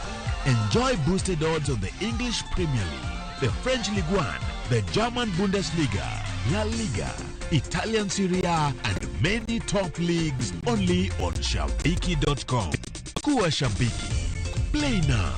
Strictly not for persons under the age of 18. Betting can be addictive. Play responsibly. Shabiki.com is authorized and regulated by the BCLB. License number 416. Echuny County Masiaya apaya marabango momenyore kod CDF office nitiere kar budho mayom mokwe kata hotel kata restaurant miluongo ni The Jomels. Wan kod jotedo mang'ula mosomo loso mogo makichamo tinyalo ng'ulo koki, couscous, marinated, fry, boil, chicken fry, deep fry, omera. Ndadhu biro negi e The Jomels. Kilomita 75 kende kiwuok Kisumu International Airport tidonjo Siaya. Kidwaro kar seminars, family functions, karnindo maber, chop mana The Jomels mantiere Siaya. The Jomels Restaurant. Service to others is our highest calling.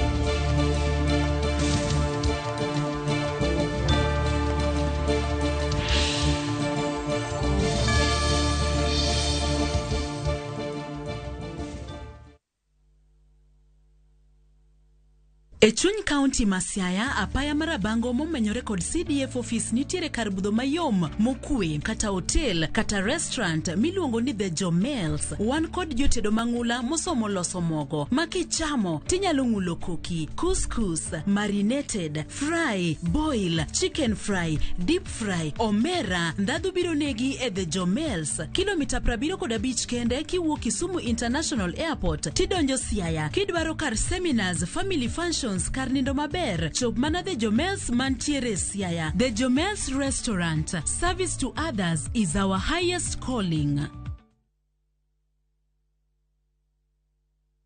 Enjoy View Travel affordable holiday packages. Kenya's #1 travel agent and online booking platform, View Travel offers wide variety of local flights, hotels, transfers, holidays, activities, and so much more. Whether traveling as a family, couples, chama, church groups, friends, or even going for trips to Mombasa, Diani, Malindi or Watamu, Masai Mara, Naivasha, Nakuru, or staycation in Nairobi. Call 0703-254-254. This is Kenya. Dream, explore, discover. Powered by Citizen TV.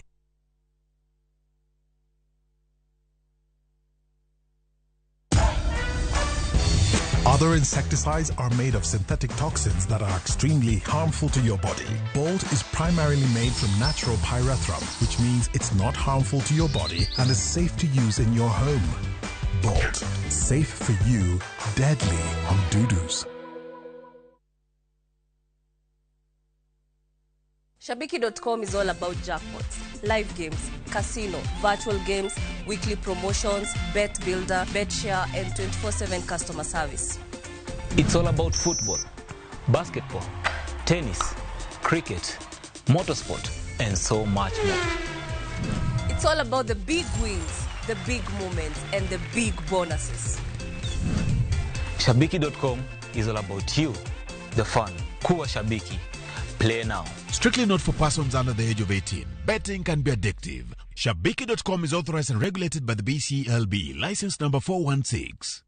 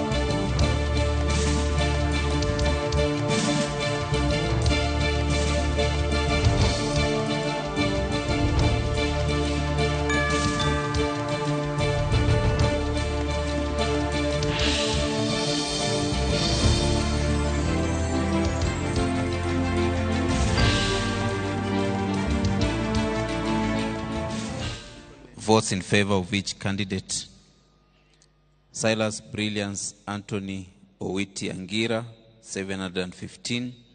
David Mwangi Gishuru, 889. Abdikadir Ahmed Jama, 408. William Wahome Kabera, 380. Julie Wanjiru Kabogo, 606. Jacinta Wambui Kamau, 936. Victoria Wanjiku Kinywa,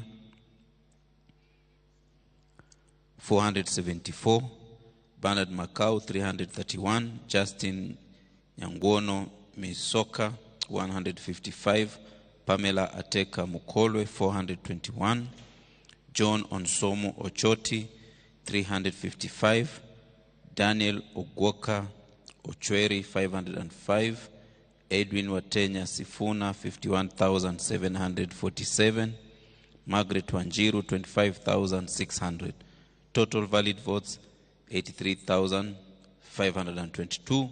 Rejected ballots, 1,737.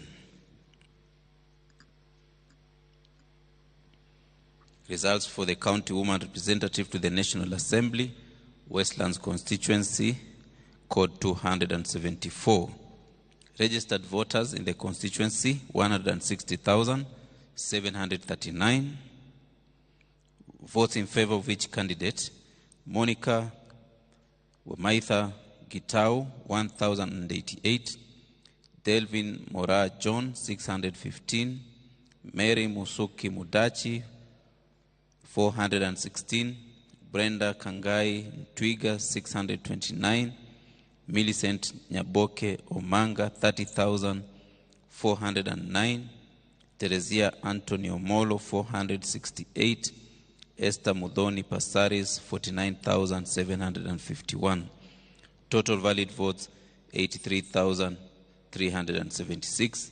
Rejected ballots, 1,558. Results for county governor election, Westlands constituency, code 274. Registered voters, 160,739. Votes in favor of each candidate: Herman Singh Grewal, 1,622. Polycarp Igathe Kamau, 38,635. Agnes Kagure Kariuki, 611. Cleophas Mutua Kiio, 476. Dennis Arua Ochieng Kode, 415. Nancy Wambui Mwadime, 361. Kenneth Kinara Nyamwamu, 658. Johnson Arthur Sakaja, 40,024. Esther Waringa Thairu, 396. Total valid votes, 83,198. Rejected ballots, 1,670. Thank you.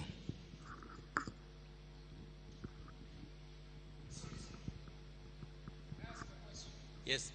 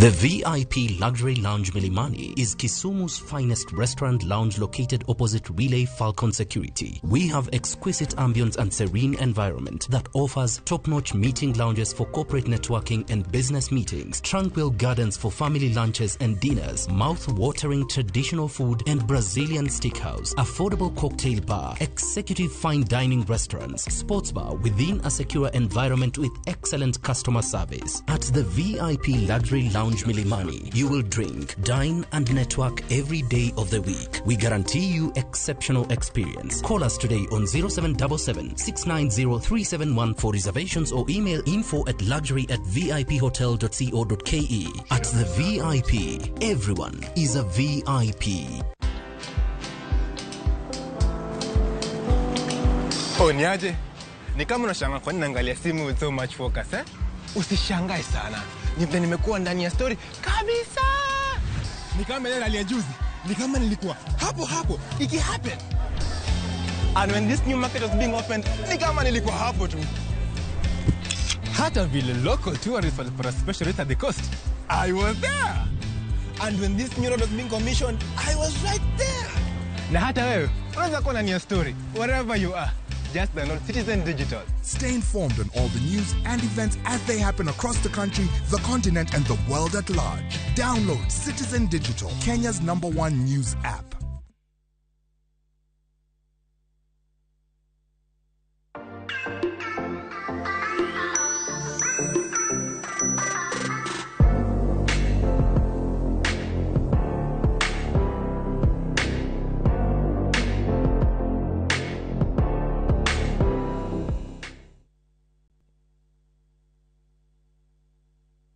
Shabiki.com is all about jackpots, live games, casino, virtual games, weekly promotions, bet builder, bet share, and 24/7 customer service.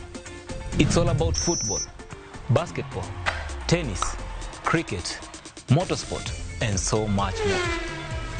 It's all about the big wins, the big moments, and the big bonuses. Shabiki.com is all about you, the fun. Kuwa Shabiki. Play now. Strictly not for persons under the age of 18. Betting can be addictive. Shabiki.com is authorized and regulated by the BCLB. License number 416.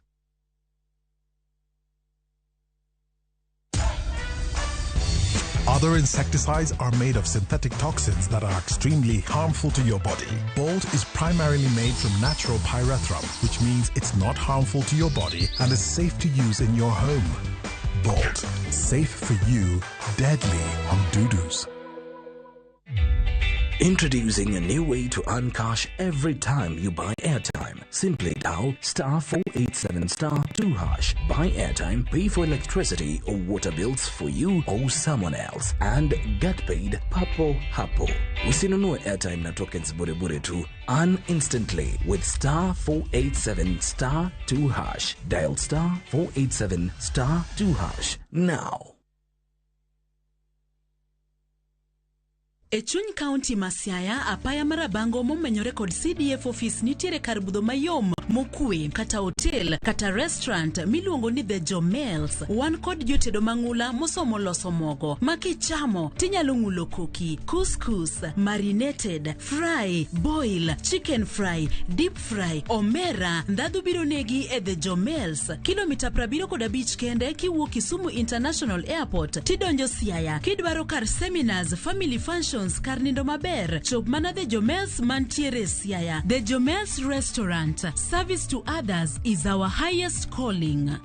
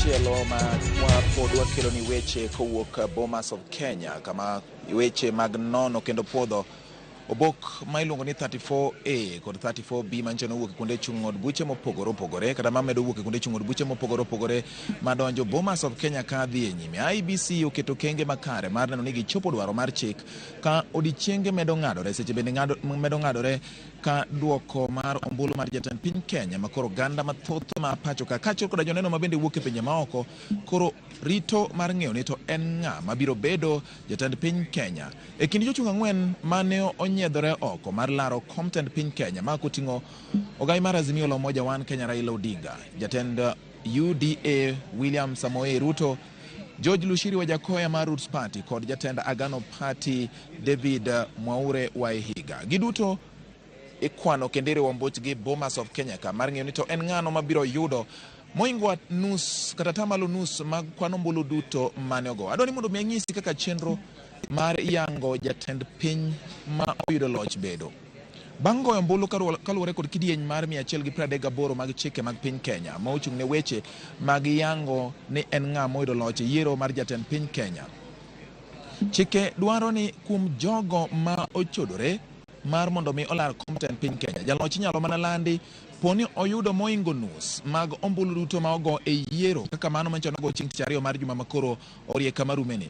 Nyakwa Ramogi, bang' yudo ni jaloch mar yiero no oyudo moingo nus mar ombulu duto mogo, ibiro ng'i ni to bende oyudo moingo atamalo 25 e counties kata moingo nus mag counties manitiere pacho ka. Par ni e piny Kenya wan gi counties maromo 47.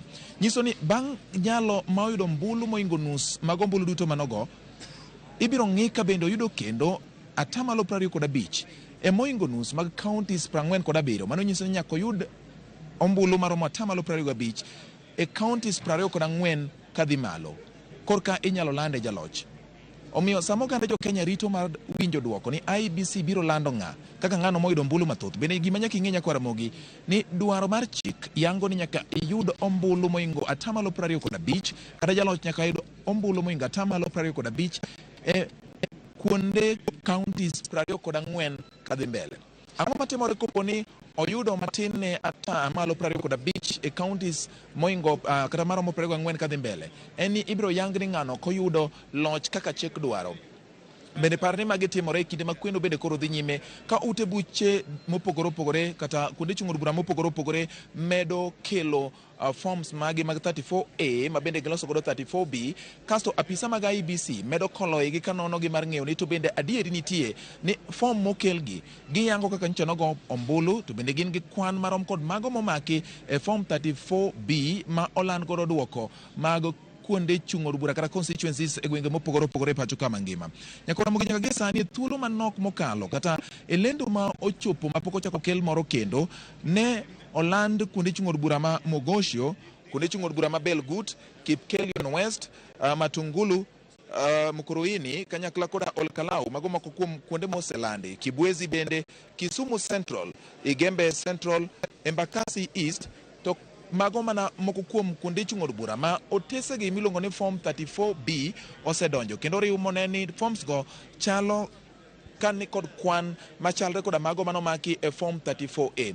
Magi gin chenro madhi nyime kinde machuok mokalo. Nyakwa Ramogi, Bomas of Kenya ka nitiere kaka imedo set arita kendo king'iyo malong'o to ibiro neno ka nitiere apisa mag arita kwe ma bende oluoro kendo keto kama inono e otese mag form 34A kod form 34B oluor kendo ket arita makare mar ni onge ng'ata ng'ata ma chiko koyiene mar bedo ka mo pok oluchore mondo mi odonj ka. Par ni IEBC timo ma mondo mi gine ni kweno ni otimore mapiyo kendo gitemo kwayo jogo magin joneno kata johera mag duond buche mopogore opogore kata jochung' malaro kom tend piny Kenya ma omolo ka mondo gin bende gichuo wang'gi kaka chenro ni dhi nyime. Itemo kwagi ni mondo kik ging'ad kendo gidonji e alap kama itime kweno makama, nimar ma nyalo miyo IEBC timo mos e tayo chenro margi. Par ni sa medo ng'adore kowuok tich ariyo, tich adek, tich ang'wen, tich abich kaka kawuono ngeso, ndalo oseng'adore mathoth. Nyiso ni wadong' gi chiegni ndalo ariyo kende nikech chik omiyo IEBC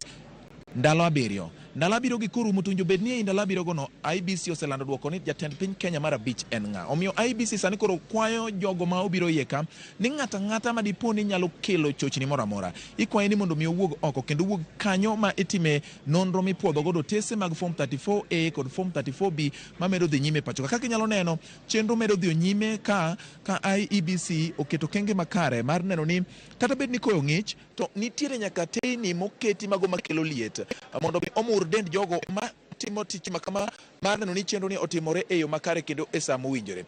Magi oketi mondo mi nyakwara Ramogi Jwang' in ma isebedo ka in kod geno kod siso mar yudo duoko kotenre gi ni to en ng'a madhi bedo jatend piny Kenya mar abich. IEBC timo mano mar neno ni chenro gi oket kare. Thuolo kano mokalo chien ne nitiere jomoko madonjo kama itime puotho makama bende iwacho ni ok gin agents mopuodhi kata mana okila mag jochung' mag jogo malaro komten piny. Omiyo moko kuom josiasa ma wuok e achiel kuom duond buche siasa ma bende nochungo ng'atgi e pacho ka mondo mi olar komten piny Kenya ne temo goyo koko ka giwacho ni to gin ng'a gini moyienegi donjo kanyo kata obedo ni IEBC nosegolo chik ni onge ng'ata ma owinjo bed ni donjo kanyo mak mana ka en ng'at mopuodhi kendo oyiene ma oting'o agent maduong' miluongo ni chief agent mar jachung' malaro komtend piny Kenya kaachiel koda okil ma bende tene kaachiel koda agents mamoko ma bende omi thuolo. Par ni ka kidwa donjo nitiere oboke moyiedhi kata mano miluongo ni badge ma kama wantiere ni ok nyal yiena mar donjo kama itime puotho mar otese miluongo ni form 34A gi form 34B. Nang'o? Nikech badge mara kawacho gi dho ngere ok oyiena mar mondo mi adonj kanyo, to jomoko chal ka gima neno ni tiyo gi rode moko ma ok odhi kare, gitiyo gi yore moko mag chach mondo gidonj kanyo gin bende gichwoe wang'gi. Koro mane ma moko kuom johera mag moko kuom jochung' ma laro komten piny Kenya neno ka gima dhi ataro gi chik manosegol motelo kod duol matayo yiero kod kiewo e pacho ka IEBC, kendo koro gimedo rido wach ka giwacho ni onge ng'ata moyiene ma pono ni idwa ni donj kanyo ka onge gimi dhi timo to idwa ni mondo mi iwuog ka. To kata kapok idonjo e ot ka nitiere arita ma kawuono jiw kochakre e dhorangach maduong'. Kawuono ni thoth jok ma ng'iyo ji kendo nono gik ma ji oting'o ka donjo ka gin apisa mag majoni kata ma bende idendo ni GSU kaachiel kod apisa mag obila mapile, apisa mag obila miluongo ni RDU kata mago ma iwacho ni gisuso mapiyo kata giseso mapiyo pono ni nitiere gimoro motuch apoya. Gibiro ka mondo mi gine ni chenro mag arita kwe oket kare.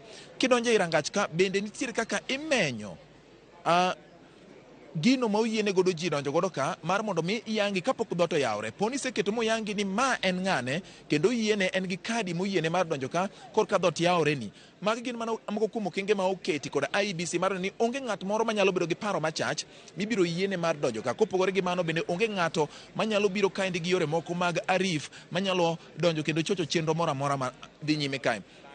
Bende par ni motelo ni nitiere weche moko mani wacho ni gin chochni ma iwacho ni gin mane biro kaluwore koda kweno moko manotim e kar chung' od bura ma Kiambu e kaunti ma Kiambu. IEBC olero ni gisetimo kata gisepuodho kendo giloso chochni mane owuok e nonro manotim e otesego mag form 34B manowuok e kar chung' od burano ma Kiambu, kendo sani owinjo bed ni jo Kenya meno bedo kodgi gadiera ni gidhi timo yiero ma huyanga, yiero makare kendo madhi bedo mopogore koda mora amora manosetimore ndalo mokalo. Koro pod wan kanya kwa Ramogi mondo wamed mi kibedo gi ng'eyo ni to gin ang'o gini madhi nyime timore ka. Par ni nanyisi ni mondo mi land jachung' e komtend piny Kenya kaka jaloch bang' timo yiero, jalo nyaka yud moingo nus mar ombulu duto mogo.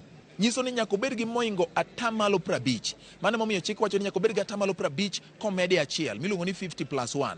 Bang' mano korka IEBC chako ng'iyo to bende oyudo 25% kadhi nyime e counties ma ok tin ne nus mag counties duto ma wan go ka. Counties ma wan godo gin 47. Nyiso ni ng'at ma ilando jaloch nyaka bed ni en gi moingo 25% e counties kata chakre 25% e counties 24 magin moingo nus mar counties duto ma wan go ka 47 e pacho ka. Magi gin gik ma oganda nyoka nyanam nyaka ng'e. To poni osetim mano eka IEBC biro lando jalo kaka jaloch. Bang' koselande to ibiro chwal andika, commission mar IEBC biro chwal andika moyiedhi madhi ne jatend piny matiyo sani, kuom ranyisi sani en Uhuru Kenyatta, ka moro bende ichwalo ne ogai mar doho ma pachoka mano Martha Koome ka inyisogi ni ma e jatelo mowinjo bed ni koro itayo chenro mage mag chamo muma.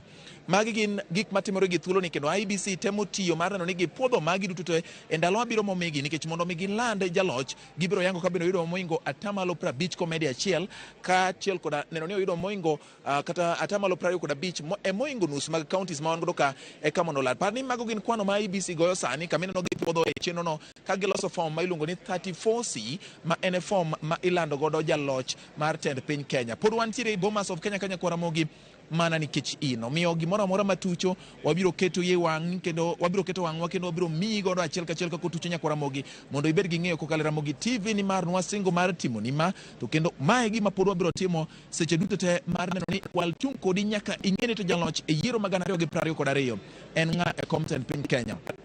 Mene kabeno nyisi ni jalup inspector maduong' mar obila ema ochung' ne weche mag arita ka, kendo sama ponono ni nitiere koko moro matin tineno ko ochung' but commissioners mag IEBC kata jotelo mag IEBC ka omedo ng'eyo ni to dipo ni en ang'o manyalo kelo chochni ma kamano. Arita oket kae e yo mongirore kendo obila koro niendi oluoro alwora mar kama itime kweno ma kama podhe ombulugo mar neno ni onge ng'at moro amora manyalo bedo gi paro machak kana sing'isi manyalo rocho chenro ni makoro gin bende gidwa ni gikasre godo mapiyo mondo gichop dwaro mar chik ka ok okalo chieng' wuok tich saa 6 mar otieno. Par ni kikwano kochakore tich ariyo mokalo ni mano ne odiochieng' mokwongo, tich adek odiochieng' mar ariyo, tich ang'wen odiochieng' mar adek, tich abich odiochieng' mar ang'wen, kawuono en odiochieng' mar abich. To IEBC nigi ndalo 7 nyiso ni odong' mana e ndalo ariyogi IEBC nyaka tim duto ma ginyalo mar neno ni gipuodho bok duto mag pok opwodhi kendo giriwo kwandgi duto ma giyudo ni jaloch oyudo atamalo moingo 50 mag ombulu duto mokwan, kendo yudo ni oyudo atamalo 25 kadhi nyime counties moingo 24 kata 24 kadhi mbele e pacho ka. Nyakwaramogi magi gin milome ma pod wamedo kata weche ma pod wamedo choko ni mondo wabi wakel ni gi yo makare king'eyo kendo ibedo gi ng'eyo adiera achiel kachiel kama intiere no ni Bomas of Kenya chalo nade. Erokamano ahinya kuom medo kete Ramogi TV,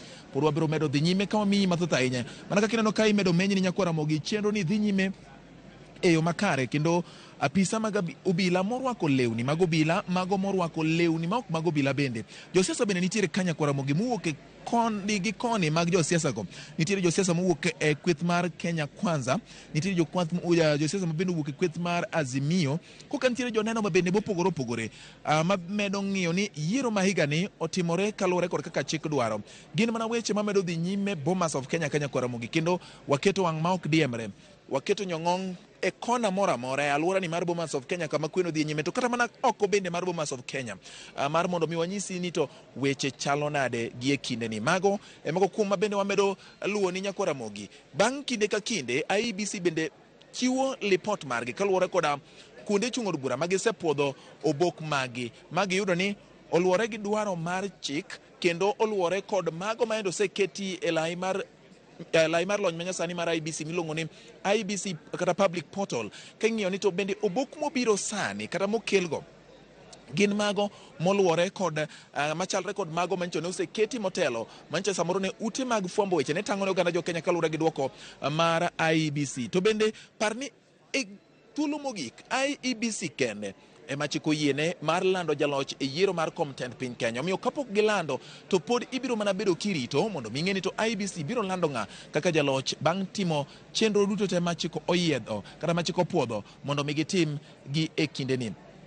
Motelo kano bende jogo miluongo ni apisa manchano ochung' ne weche mag yiero e kuonde chung' od buche mopogore opogore kata ROs ne gibiro ka gidonjo gi form magi kata obok mag form 34A kod form 34B to ne gibedo piny ka girito ni mondo mi puodhgi kane miyogi moro ka moro namba. Kata kamano nyaka gie sani jakom mar IEBC Wafula Chebukati nogolo wach kowacho ni onge tiende mondo mi keti yawago mane ochung' ne yiero e kuonde chung' od buche mopogore opogore ni gibedo kendo girito namba.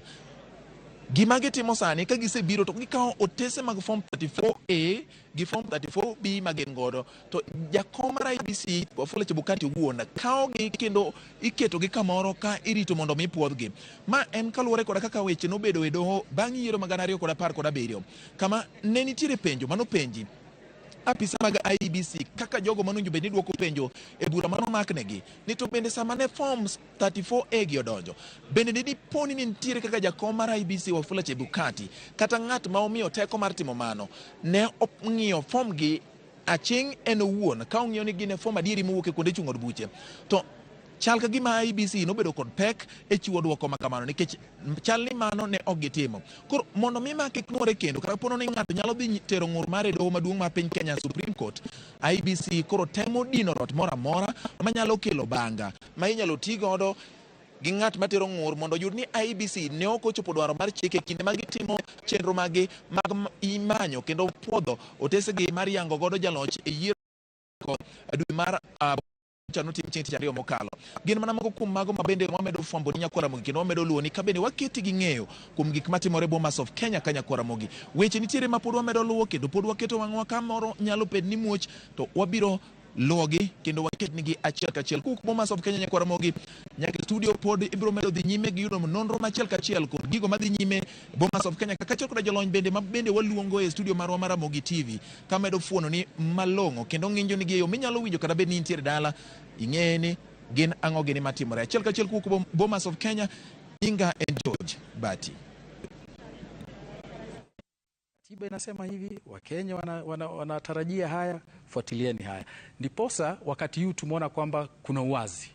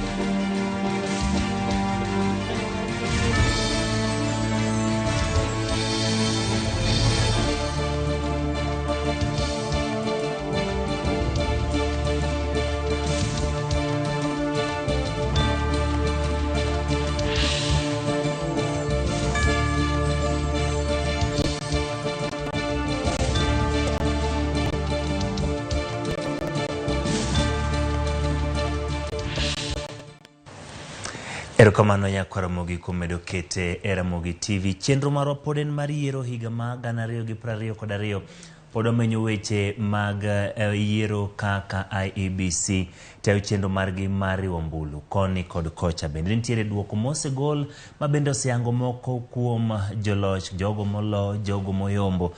To bende nitiere chenro bende opogore mag medo riwo ombulu mibiro land godo duoko mar jatend Kenya ma bende oganda jo Kenya rito gi siso. Wantiere kod mathoth gi lakseche gi, antiere kod wendo ma bende antiere kod studio ma obedo kwa twak godo iluonge ni Laktar Nancy Omolo ma bende nachiel kuom jolony ma bende nono weche mag siasa.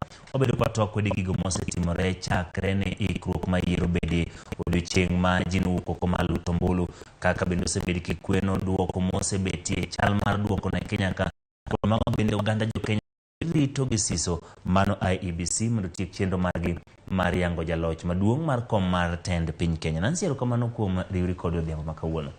Erokamano ahinya Emmanuel kuom luonga e studio ka, amora ahinya. Erokamano. Weche mag yiero osetimore e Kenya ka, kendo duoko osebedo koni kod kocha. Ka wachako yiero mano bage Kenya higani, ineno kochal nade? Yiero ni wasebedo gi tabu matin gi jo IEBC moloyo ka stations moko maybe jomoko ogine gombulu modeko, kaito ji osebedo karito matin. Taparo ni gitemo kabisa nikech igani aneno ka jok machalo kombe moko mek MP, kendo kombe moko mek governor, kendo kombe moko mek MCA. Aneno ka results go iketa gine at the tallying station kanyo. Aneno ka presiding officers declare, and kendo declare ni mae ma ng'ama loyo to mae ma emolo. To kata kamano ka gisewacho kamano, tano ka jibiro mawach ni anto aneno koloya to ng'ama loya ni endi adwa ni oti maber. Koro paro ni mano gima waneno ka en gima ber ahinya, kendo aneno ni ka watimo siasa marwa waneno ka wadhi maber. To wach mar deko gi duoko mar tend piny, aneno ka koro wananchi ol, kendo king'iyo mbuyu tineno ka ji oketo gik mopogore opogore. Nancy, kiwacho ni yiero no kokete lela kendo jogo mano yier kaka MCA, MP lando, idacho ni IEBC wang' ni kopogore gi yiero mamoko ma iseneno. IEBC notimo ikruok makare koso ikruok gi ne ok ochopo kwana tamalo ma onego bed ni koro wamiyo gi ni ne gitimo makare? Anyalo wacho ni ka ang'iyo gi yiero mosebedo godo igni mokalo 2017, kendo kachaka ng'iyo iga mar 2013, aparo ni gitemo. To aparo ni pod wanyalo timo maber moloyo ka, nikech king'iyo pinje moko ji nyalo timo kata yiero ni dweche 2. Inyalo go ombulu, ikete posta, iniwuok idhi kata mana bedo gi family ni kata mana Mombasa, kata mana bed ni en dala. Kaito chieng' ma koro igoyo ombulu no endo, nikech ma en example manyalo miyo mane gi yiero Obama mar 2, noyudo ka ane piny mar America, United States of America.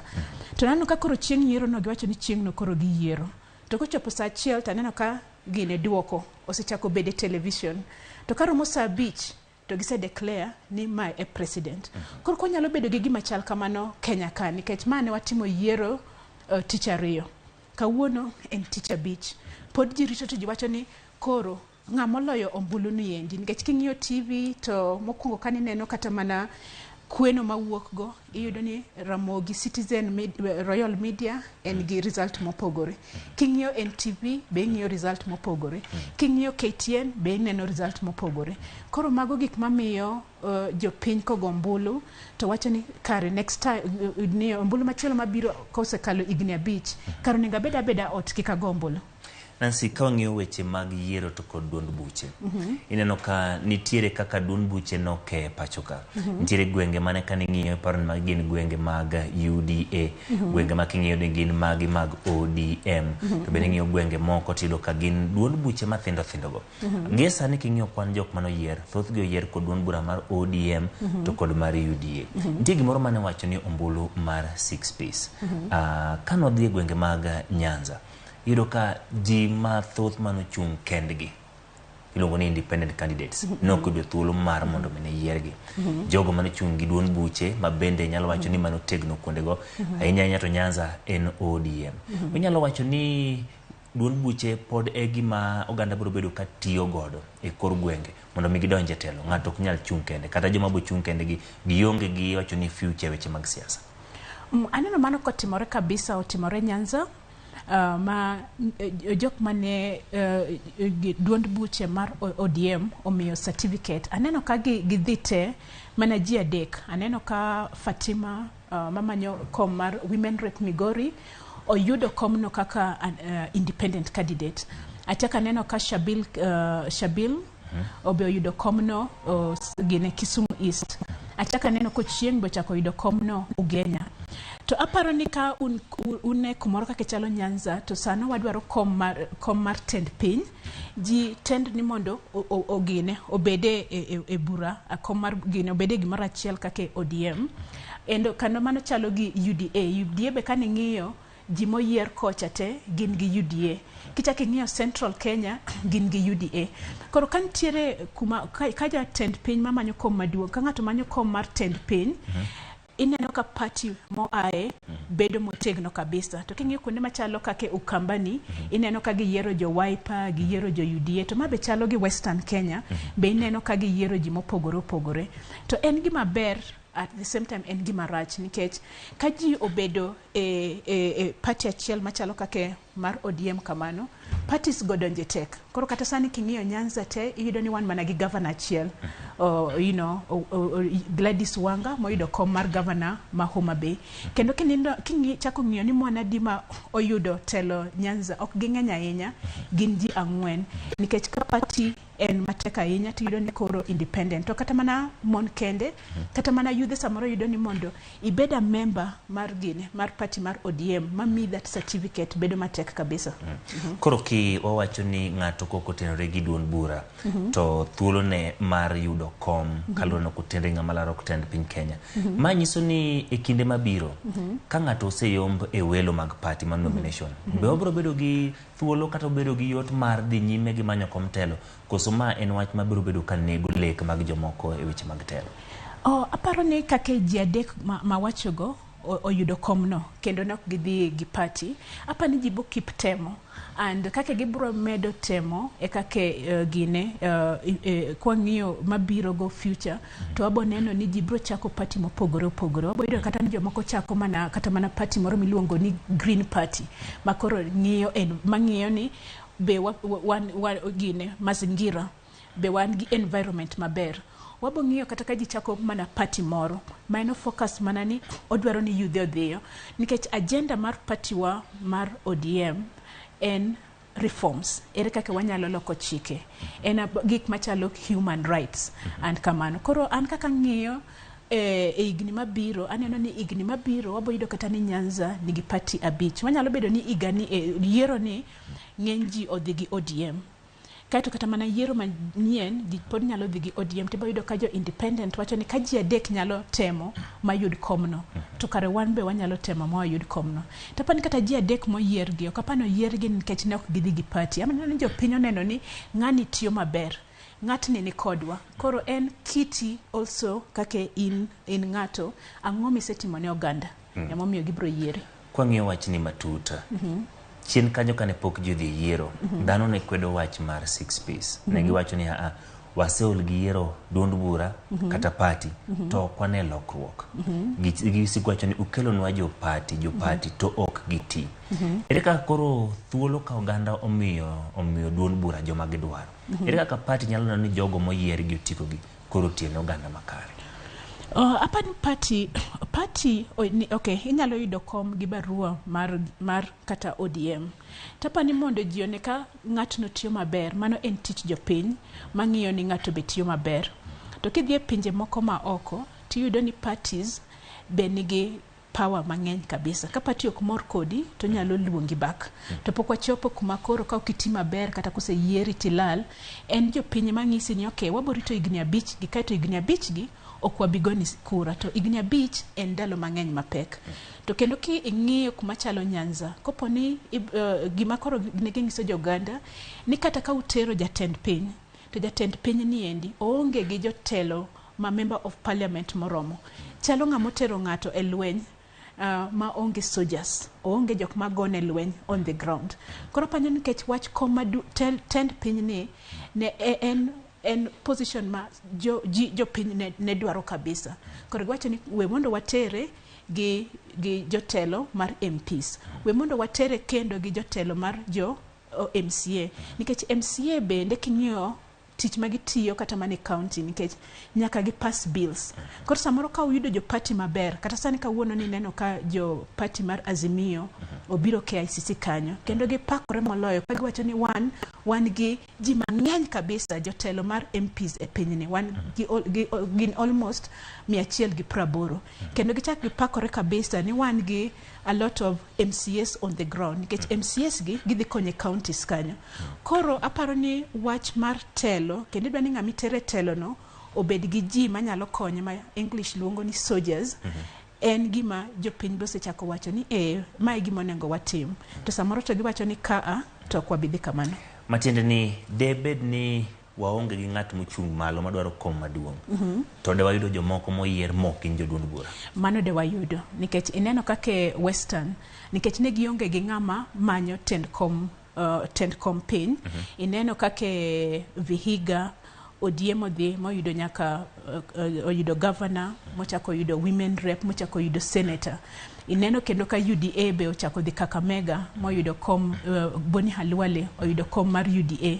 Ineno kendo kidhi kendo kuonde moko kar Watangula kidhi kendo kuonde mago en county mar Bungoma County. Kanyo be neno ka DAPK moko gi yudo moko be ok. Tineno ka Ford Kenya pod oyudo kombe kanyo.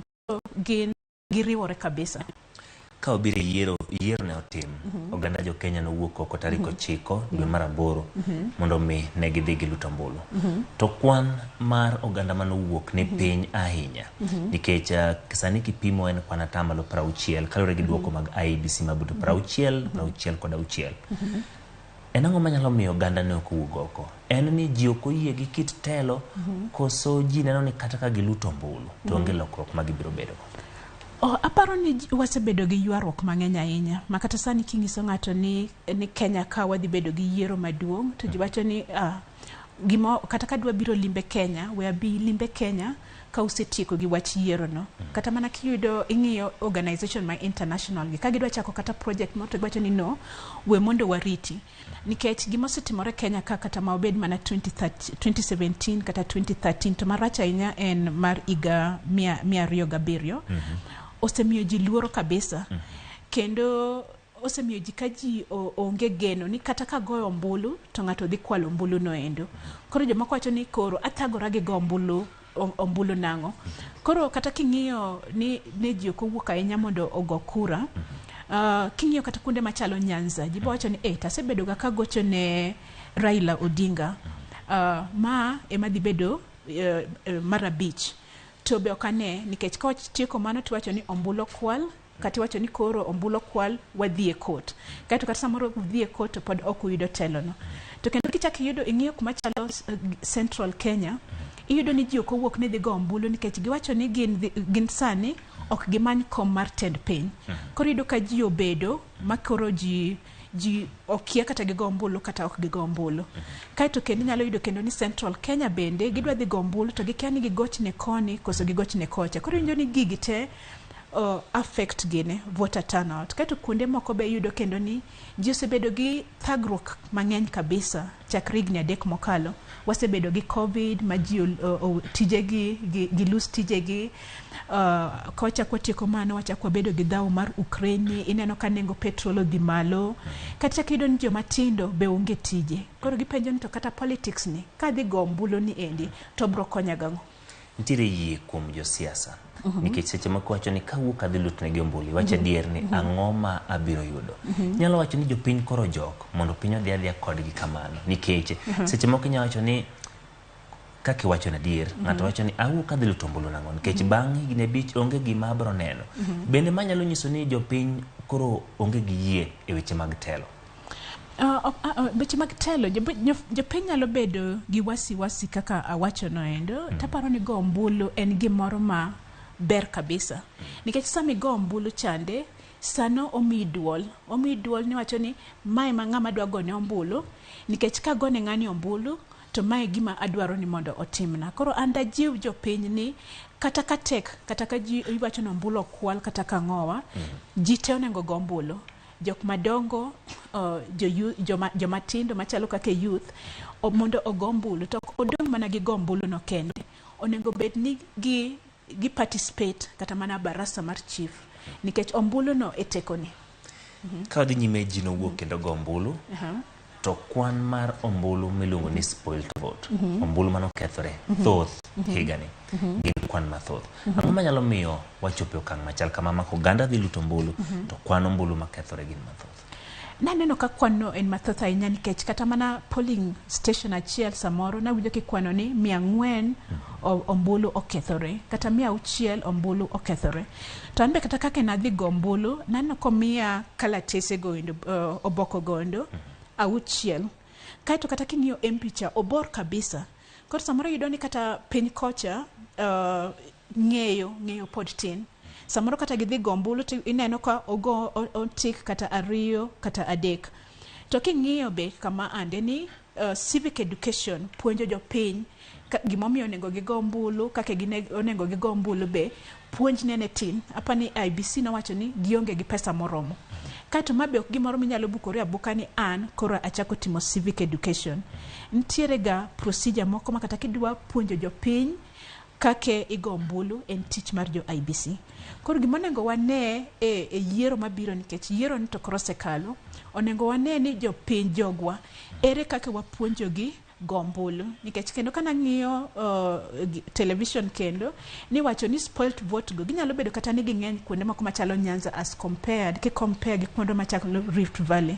Koro yudo ni ntiere kuonde moko, regions moko ma puonjo ji kake go ombulu no en malo kabisa, en advance.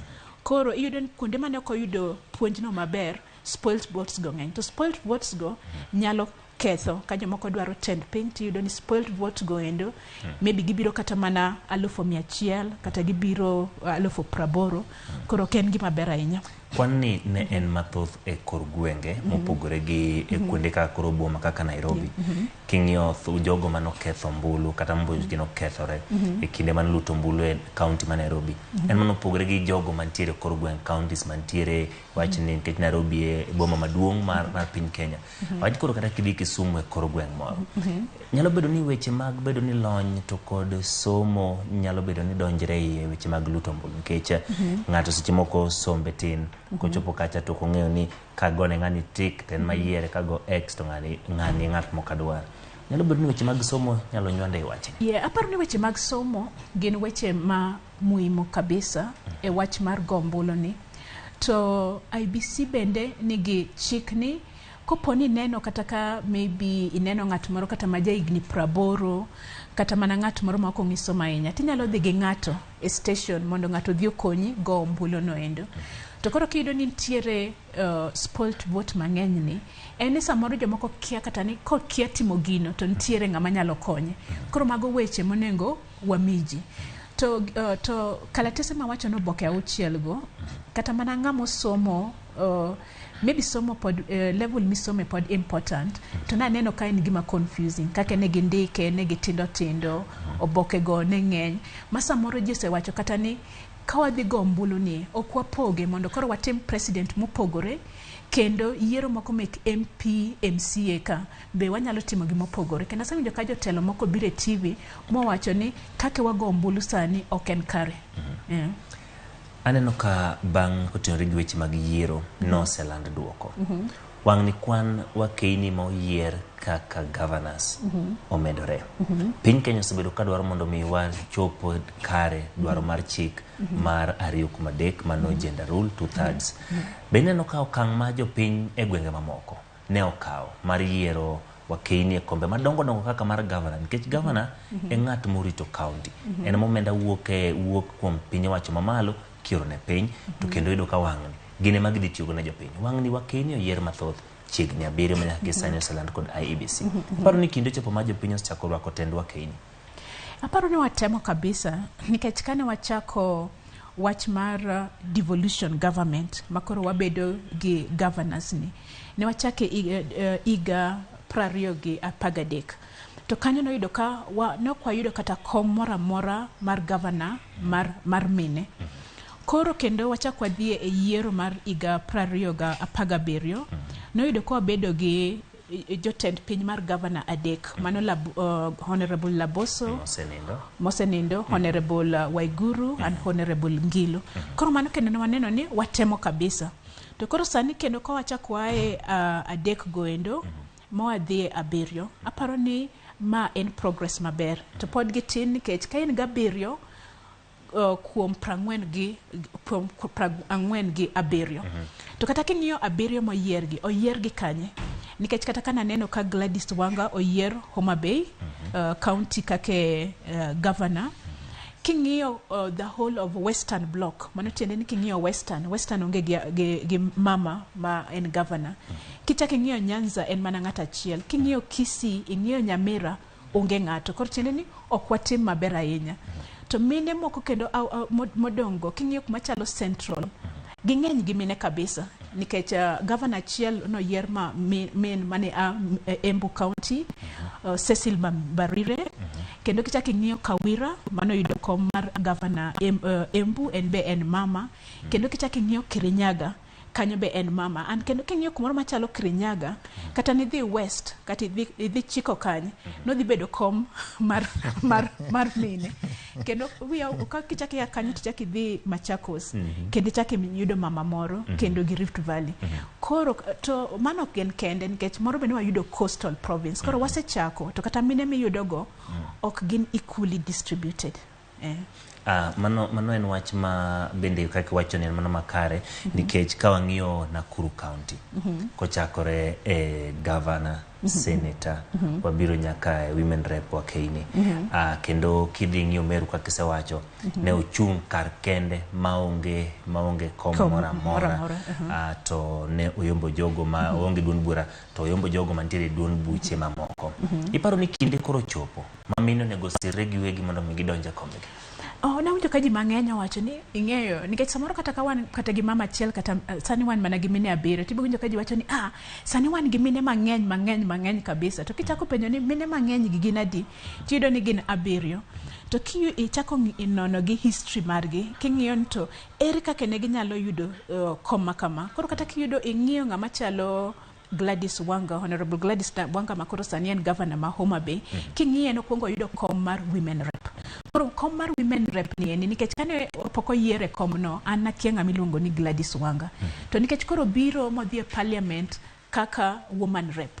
Mine kako perform e parliament and chieng' mana kuongo ng'eyo Gladys Wanga ne en koolo pi mo delay. Kendo aparo ni kamane kaka no moro party magi wacho ni kare mama ni nigi teko. Kati neno kaka o pass bills to ok oyiere nikech en mama. Asedhi kata mana Homa Bay town kanyo kano yudo kom mar women rep mar mokwongo no endo. Kata penjo mon moko ma uso rech ni to mama ni be udhi yiere mar ariyo. To ging'isa ni mama ni nyaka wayier mar ariyo. To penjo gini ang'o ma uyiere mar ariyo, ang'o mosetimonu. To ging'isa ni be ineno this solar fridges giendi. An sani kake an gi rech sani modong' adong' gi rech 200. To sani en sa 10 mar odiochieng'.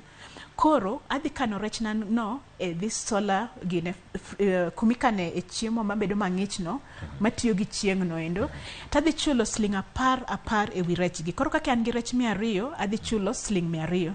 To penjo dong siling 200 no ng'eny ahinya kidhi kano rech ni godhiambo kendo kinyi chake kawo gi tiuso. To sani ka sani en sa 10 to rech nagi auso siling 300 moko auso siling 400. Kado kakano gi kanyo sani da uso gi 100 Koro nikech oketo nwa gino only 200 ema chulo to kiny pod rech nagi auso gi 300 kata 400. Koro king'iyo kamano to mano ena mana gimoro achiel mang'isi nosetimo. Koro ing'iyo ni oganda ng'iyo ni to mama ni osetimo nwang'o. To kendo king'iyo e piny ma wantiere kaka Kenya ka in miyo tidwaro kom moro mar political to jipenji ni itimo nwang'o. To question magi penji ni timo nwang'o no ok gibi penjo ng'ama chielo madichuo. Nikech ng'ama dichuo kata kidhi e parliament sani wacho ni parliament mokalo cha ne wan mana gi miyo mane gin less than ne gitin ne 20%. to jibo penji ni to mine mane uyiero gi ang'o ma gisetimo. Tingeni kucho to ina gi chuo mokalo 200 to ngenga penjo gi ni ang'o ma usetimo ne piny. Yankora Ramogi kanyo bro kayo mokwongo kata kamano kikidhi mabor. Pod waloso ka kod Laktar Nancy Omolo ma bende janono weche siasa. Wantiere kod mathoth madono rangi weche motenore kod yiero ma higani. Omiyo bang' thuolo machuok waduogo.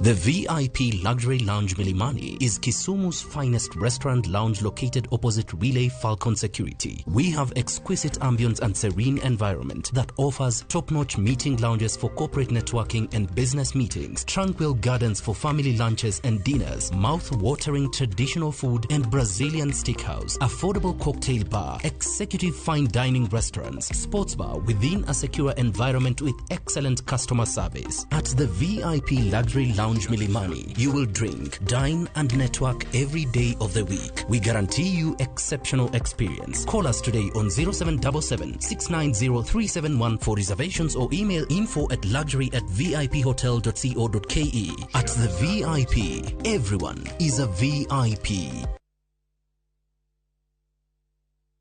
Collect fare kwa boda au matatu ukitumia ViewPay cashless na uqualify for bima ya 100,000 shillings pamoja na medical cover ya 20k na permanent disability cover ya 100k kwa 5 bob pekee. Dial *236# today to start using ViewPay cashless.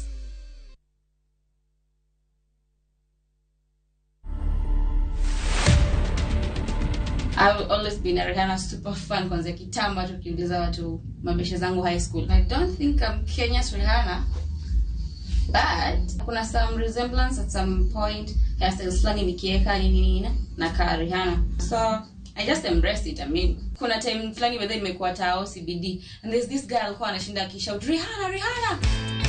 To watch this story and more, download the Citizen Digital app today. Kenya's #1 app, Citizen Digital. Big leagues are back. Enjoy boosted odds on the English Premier League, the French Ligue 1, the German Bundesliga, La Liga, Italian Serie A, and many top leagues only on Shabiki.com. Kuwa Shabiki. Play now. Strictly not for persons under the age of 18. Betting can be addictive. Play responsibly. Shabiki.com is authorized and regulated by the BCLB. License number 416. Introducing a new way to earn cash every time you buy airtime. Simply dial *487*2#. Buy airtime, pay for electricity or water bills for you or someone else, and get paid papo hapo. Usinunue airtime na tokens bure tu. Earn instantly with *487*2#. Dial *487*2# now.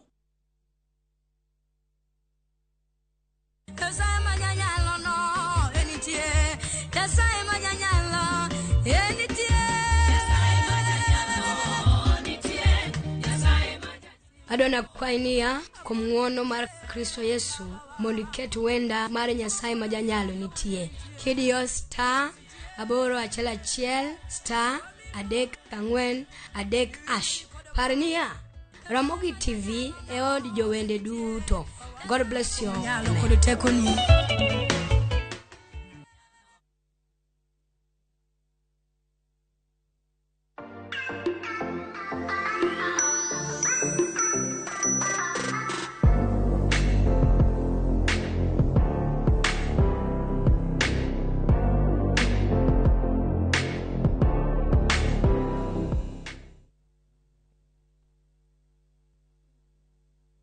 E chuny kaunti ma Siaya, apaya marabango momenyore kod CDF office nitiere kar budho mayom mokwe kata hotel kata restaurant miluongo ni The Jomels. Wan kod jotedo mang'ula mosomo loso mogo makichamo tinyalo ng'ulo koki, couscous, marinated, fry, boil, chicken fry, deep fry, omera. Ndadhu biro negi e The Jomels. Kilomita 75 kende kiwuok Kisumu International Airport tidonjo Siaya. Kidwaro kar seminars, family functions, kar nindo maber, chop mana The Jomels mantiere Siaya. The Jomels Restaurant. Service to others is our highest calling.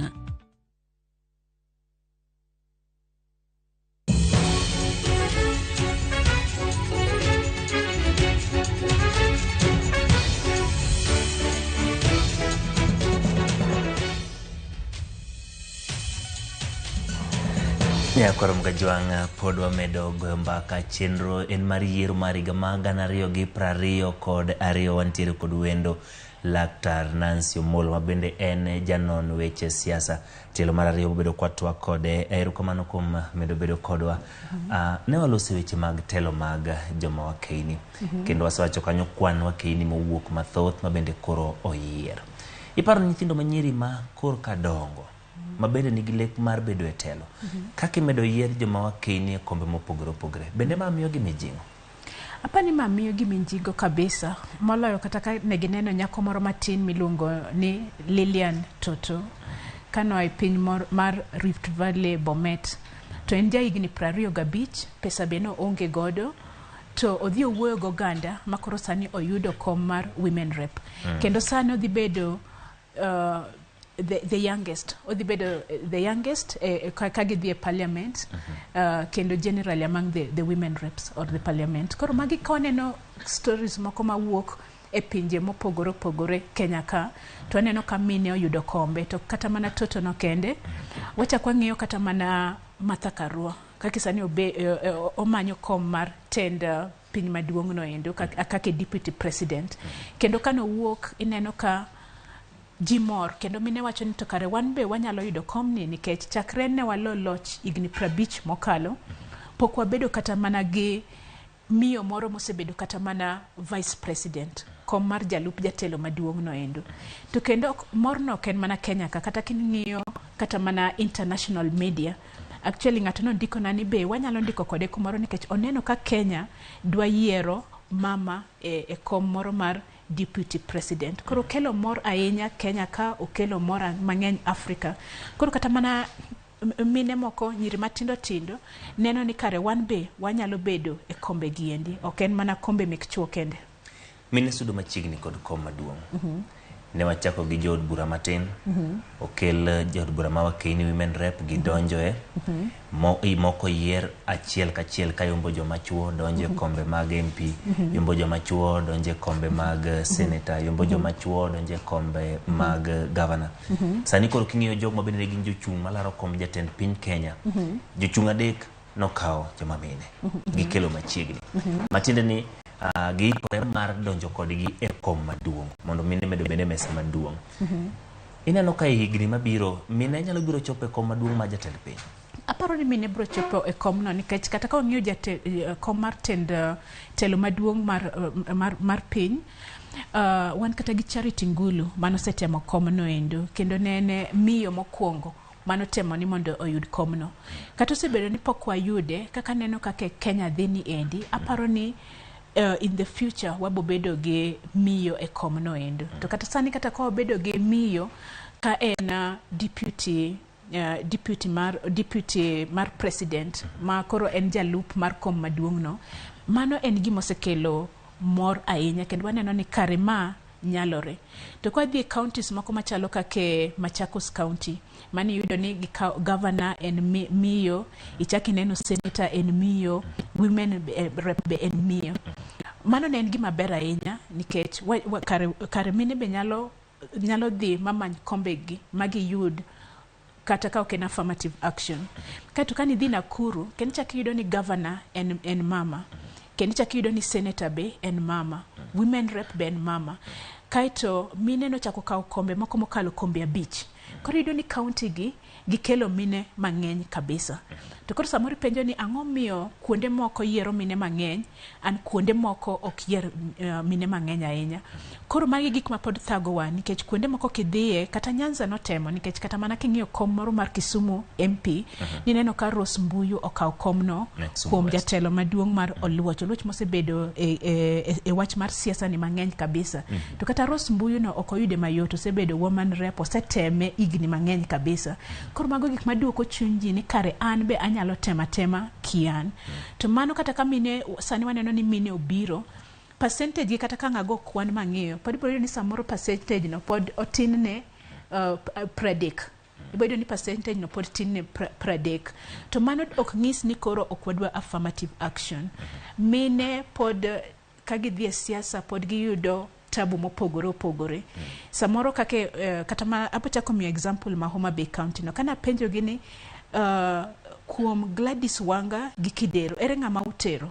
To kendo chuo mang'eny nong'isa anya ni gino ginyal tero Gladys Wanga nikech en nyar Kano to biro goyo kura Homa Bay. To gisekonye gi komno igni 10 kake women rep. Koro ginyal bedo ni jo Kano manyo yiero governor gi kendgi. To kendo Homa Bay County ka be Homa Bay ka bende nyar Kano biro manyo komno. Mano gima ok nyal timore. Koro yudo ni koro society wa mon yudo tabu kabisa, nikech onyuoli kumoro tidhi manyo kura kumoro. To kumidhi manyo kura ni samoro nyayudo kata mana ni anyuola ni ma ok dwari mokwongo. To chuo tibo yudo ni gini yot ne gini, nikech samoro dhi manyo kura to ma en anyuola ne, magi jok mane gidhi go e school. Koro gichako ga motelo ne women. Kendo gima chielo mathagoga kendo mon kabisa en samoro dhi manyo kura tipenji ni to chuori ni kanye. Koro samoro yudo kata ni ka in mama moro matin to poko nyuomi, to jomoko wacho ni okwanya mi telo, nikech kwa mi telo to nyuomi kumoro to telo wani didhi kumachielo. Koro magi gik ma iyudo ni chuo ok experience gi ahinya. Kami wacho no, kiwacho wach mabende ma osebedo ka iwacho mang'eny, weche ma wach ni koro idwa chung' iswa jaodi en ng'a, idwa chung' ni yako ni biro kocha. Manyalo bedo gimomiyo wokeni moko ne ok oyiere kom, nikech ka wang'ado tong' wadhi mana e county mabende koro yierie toto, kaka jatend wakeni poko kende, pod en nyako matin, pod odhi sikul ike 22 kama. Ang'o manyalo somo kowuok kuom mane gwengewa mag Nyanza mondo mi obi okonywe e kinde mabiro? Aparo ni en culture, kaito en kumoro mane gisebedo gi telo mokalo, nikech kata ka nineno kata ka Moi ne nie telo, nineno ka Rift Valley ne nigi mine mang'eny kabisa mane nie parliament, moko kanyal paro nying gi te, to ne gintiere parliament.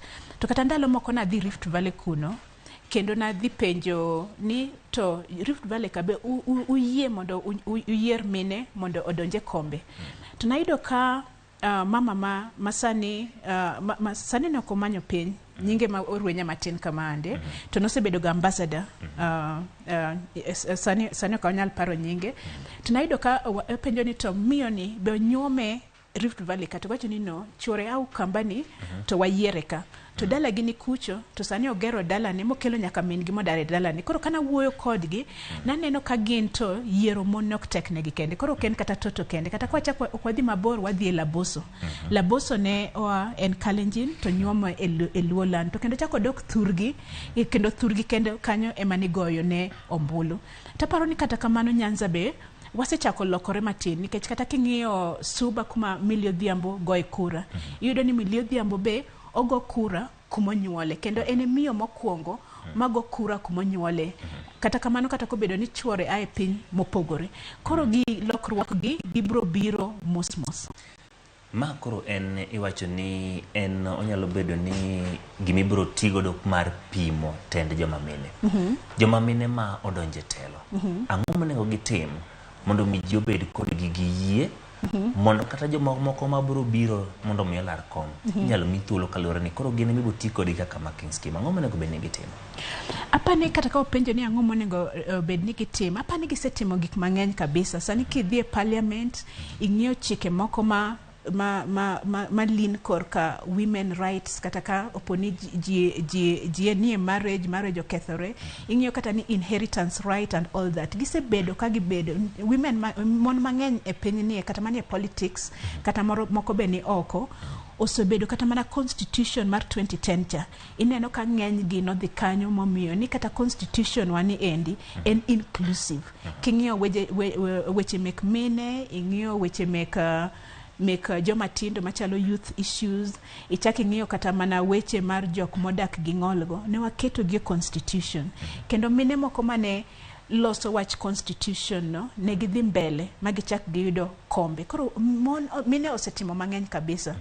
To kendo mine kata kuonde ma gintiere no endo okwane ka mine mang'eny nigi weche moko mar kwalo pesa, weche moko mek corruption go endo. Koro pani kata mine okwanyal penjo ni ang'o monengo watim, gik ma mine timo ma oseyiere parliament nenore kendgi. Kapod wantiere weche mag yiero ma wachomo kawuono, rowere oyudo thuolo mar donjo telo. Rowere mathoth oyier kuonde mopogore opogore. Wantiere kod Simba Arati noyiere kanyo gavana ma Kisii, Jafeth Nyakundi jaod bura ma Kitutu Chache North, wantie gi Zahir Dana jaod bura ma Nyaribari Chache, Anthony Kimagendi mar Kitutu Chache, Alpha Kiraka mar Boma Choge, wantiere kod moko kaka Chepkorir Toto Manos, Linet Chepkorir Toto Manos wacho, wantiere kod jana manochungi otiko mar ODM mabendo oyombo Lang'ata Felix Jalango. Pod wantiere kod Babu Owino e kinde jotelo mamoko. Yiero mar rowere bende kotenre gi mar joma mine. Kinde ochopo ma ji osechako rwako rowere telo koso podi. Apani wasechako rwako rowere e telo, to samoro ka rowere gi owacho ni gidwaro telo, telo gimoro mibro mi makata dho Kingereza wacho ni power is not given. Onengo ing'e ni power ni chal nade. Kata sani kake king'iyo ng'at machalo Jalango, Felix Oduor. Felix Oduor ok oyiere nikech en youth. Felix Oduor nobiro mochako dhi e media, ma media kanyo bedo comedian, makata nyinge ji nong'eyo, mochako odhi kanyo moyaw Jalango TV, ma otimo gik mang'eny makata ka idwaro kata mana master of ceremony. Nineno kata ko Obama biro sia kanyo to dhiye, ineno ko Uhuru biro. Koro wach mar telo Lang'ata ni kano neno ko opportunity obiro to koro odhi manye, to dhi manye ka en gi pesa kendo odhi manye ka nyinge oseng'e. Koro gimoro achiel med nyiso jo youth ni onge ng'ama bo biro manyi kuma intiere, nyaki wuoge dhi oko kacha. To kisewuok dhi oko kacha kata mana party mar ODM koneno Jalango to gibenyo ni ang'o ma ng'ani nyalo kelo, to ginena nena gik monyalo kelo. Koro samoro neno kata kamana ka parties nigi youth wing, kata mana warembo wa Uhuru, warembo wa Raila, warembo wa what. Koro kake a youth onengi penji ni ang'o manyalo offer. To kata mana Simba Arati kineno ko odhimo kao kom mar Kisino, jomoko nowacho ni ok inyal a Nairobi ka e kom mar member of parliament tibiro Kisii as a governor.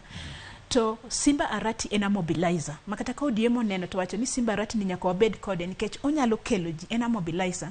Koro kata yudhe motimo gin gi skills, gise identify ni ang'o ma an godo, tekona en ang'o, makata ka dhi e party to party bro dwaro. To kata king'iyo kata mana Babu Owino ka en a crowd puller kendo okonyo party mang'eny kabisa. Koro sani gima neno ni youths be gin gi space e political parties giendi, to nyaka giyud ni teko mane ma gin go. Ere kaka nyalo donjo kanyo, ere kata ka onge pesa, ere kaka abro yudo konyruok moro madonj kuno.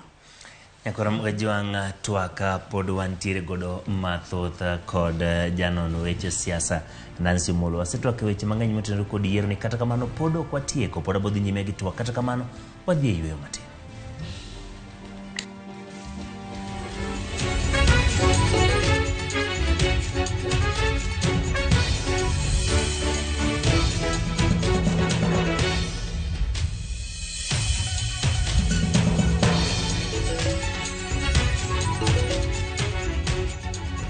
E chuny County Masiaya apaya marabango momenyore kod CDF office nitiere kar budho mayom mokwe kata hotel kata restaurant miluongo ni The Jomels. Wan kod jotedo mang'ula mosomo loso mogo makichamo tinyalo ng'ulo koki, couscous, marinated, fry, boil, chicken fry, deep fry, omera. Ndadhu biro negi e The Jomels. Kilomita 75 kende kiwuok Kisumu International Airport tidonjo Siaya. Kidwaro kar seminars, family functions, kar nindo maber, chop mana The Jomels mantiere Siaya. The Jomels Restaurant. Service to others is our highest calling.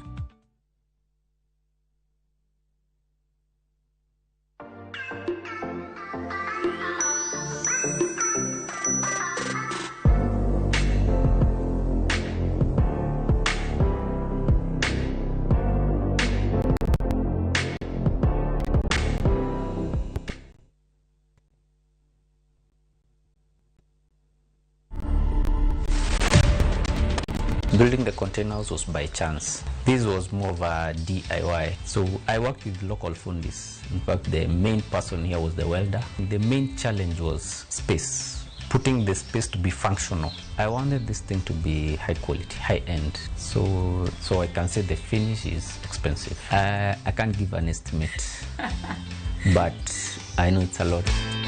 To watch this story and more, download the Citizen Digital app today. Kenya's #1 app, Citizen Digital. Enjoy View Travel affordable holiday packages. Kenya's #1 travel agent and online booking platform, View Travel offers wide variety of local flights, hotels, transfers, holidays, activities, and so much more. Whether traveling as a family, couples, chama, church groups, friends, or even going for trips to Mombasa, Diani, Malindi or Watamu, Masai Mara, Naivasha, Nakuru, or staycation in Nairobi. Call 0703-254-254. This is Kenya. Dream, explore, discover. Powered by Citizen TV.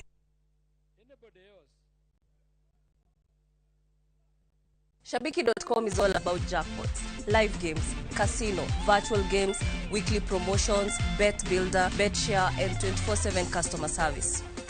It's all about football, basketball, tennis, cricket, motorsport, and so much more. It's all about the big wins, the big moments, and the big bonuses. Shabiki.com is all about you, the fun. Kuwa Shabiki. Play now. Strictly not for persons under the age of 18. Betting can be addictive. Shabiki.com is authorized and regulated by the BCLB. License number 416.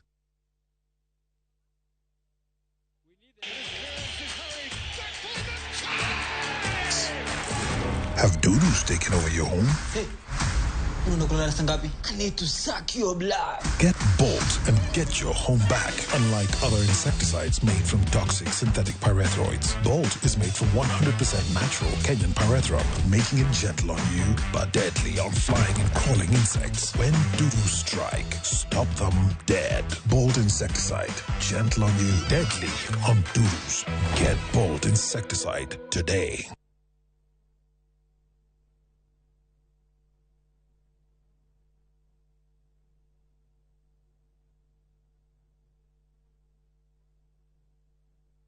Collect fare kwa boda au matatu ukitumia ViewPay cashless na uqualify for bima ya 100,000 shillings pamoja na medical cover ya 20k na permanent disability cover ya 100k kwa 5 bob pekee. Dial *236# today to start using ViewPay cashless.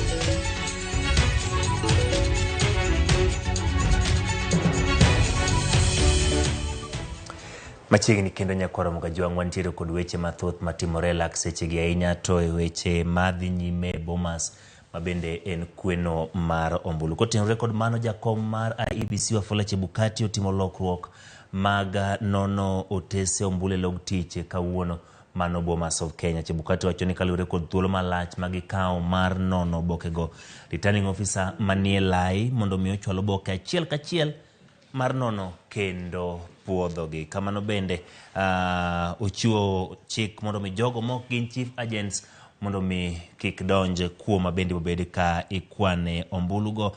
Mano malo kamano kete dias mabende gibetie ka jogo momi thuolo gin jogo mathin mabende bolero ni toka wasedhi e county Masaya kama lipota marwa Edwin Okoth nitiere mondo mi watwa kode. Edwin osebedo kuno chakre ne odiochieng' motelo ne yiero, rango ikruok mag yiero, odiochieng' mar yiero to bende gi kinde ma ikwana ombulu. Edwin, erokamano kuom tudri kod otieno masani. Intiere e gwenge kata county Masaya, yango ni to in kanye to ang'o matimore gi lak sechegi?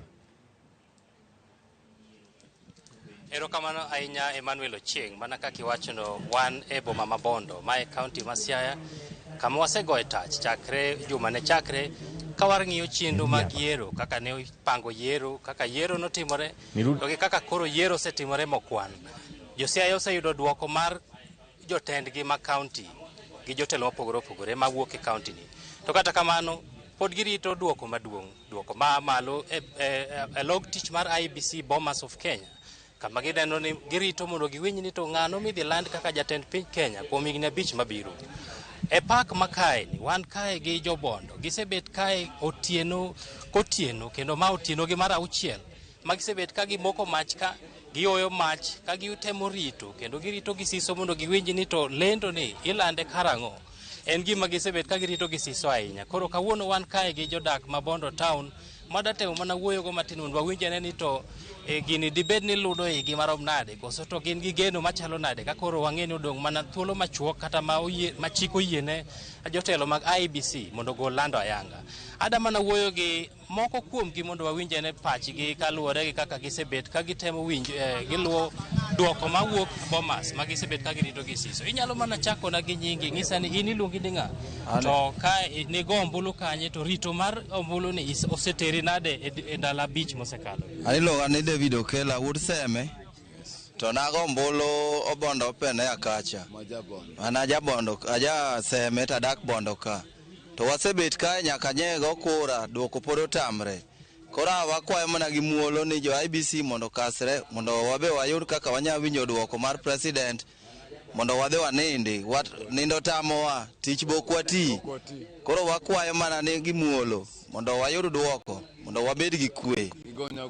Erokamano. Erokamano ahinya. Owacho ni gin girito mana winjo ni to IEBC bro timo kamano chieng' mane mondo gilanda yanga ni to en ng'ano ma oyombo kata e ombulu mane gigoyo, kendo giwacho ne giwuok karomgi kwan mano gol gi IEBC wacho ni 70% mag ji nowuok kama go ombulu. We wuoye gi jodak mamoko be wawinji ni to ang'o mosemiyo mijing'o mar bet kae otieno kotieno. Ibo chako gi nyingi mondo ing'isa ni ang'o mosemiyo mijing'o mar bet ka kirito duoko. Erokamano, nyinga Eric Oburu, an jadak ma Bondo kae.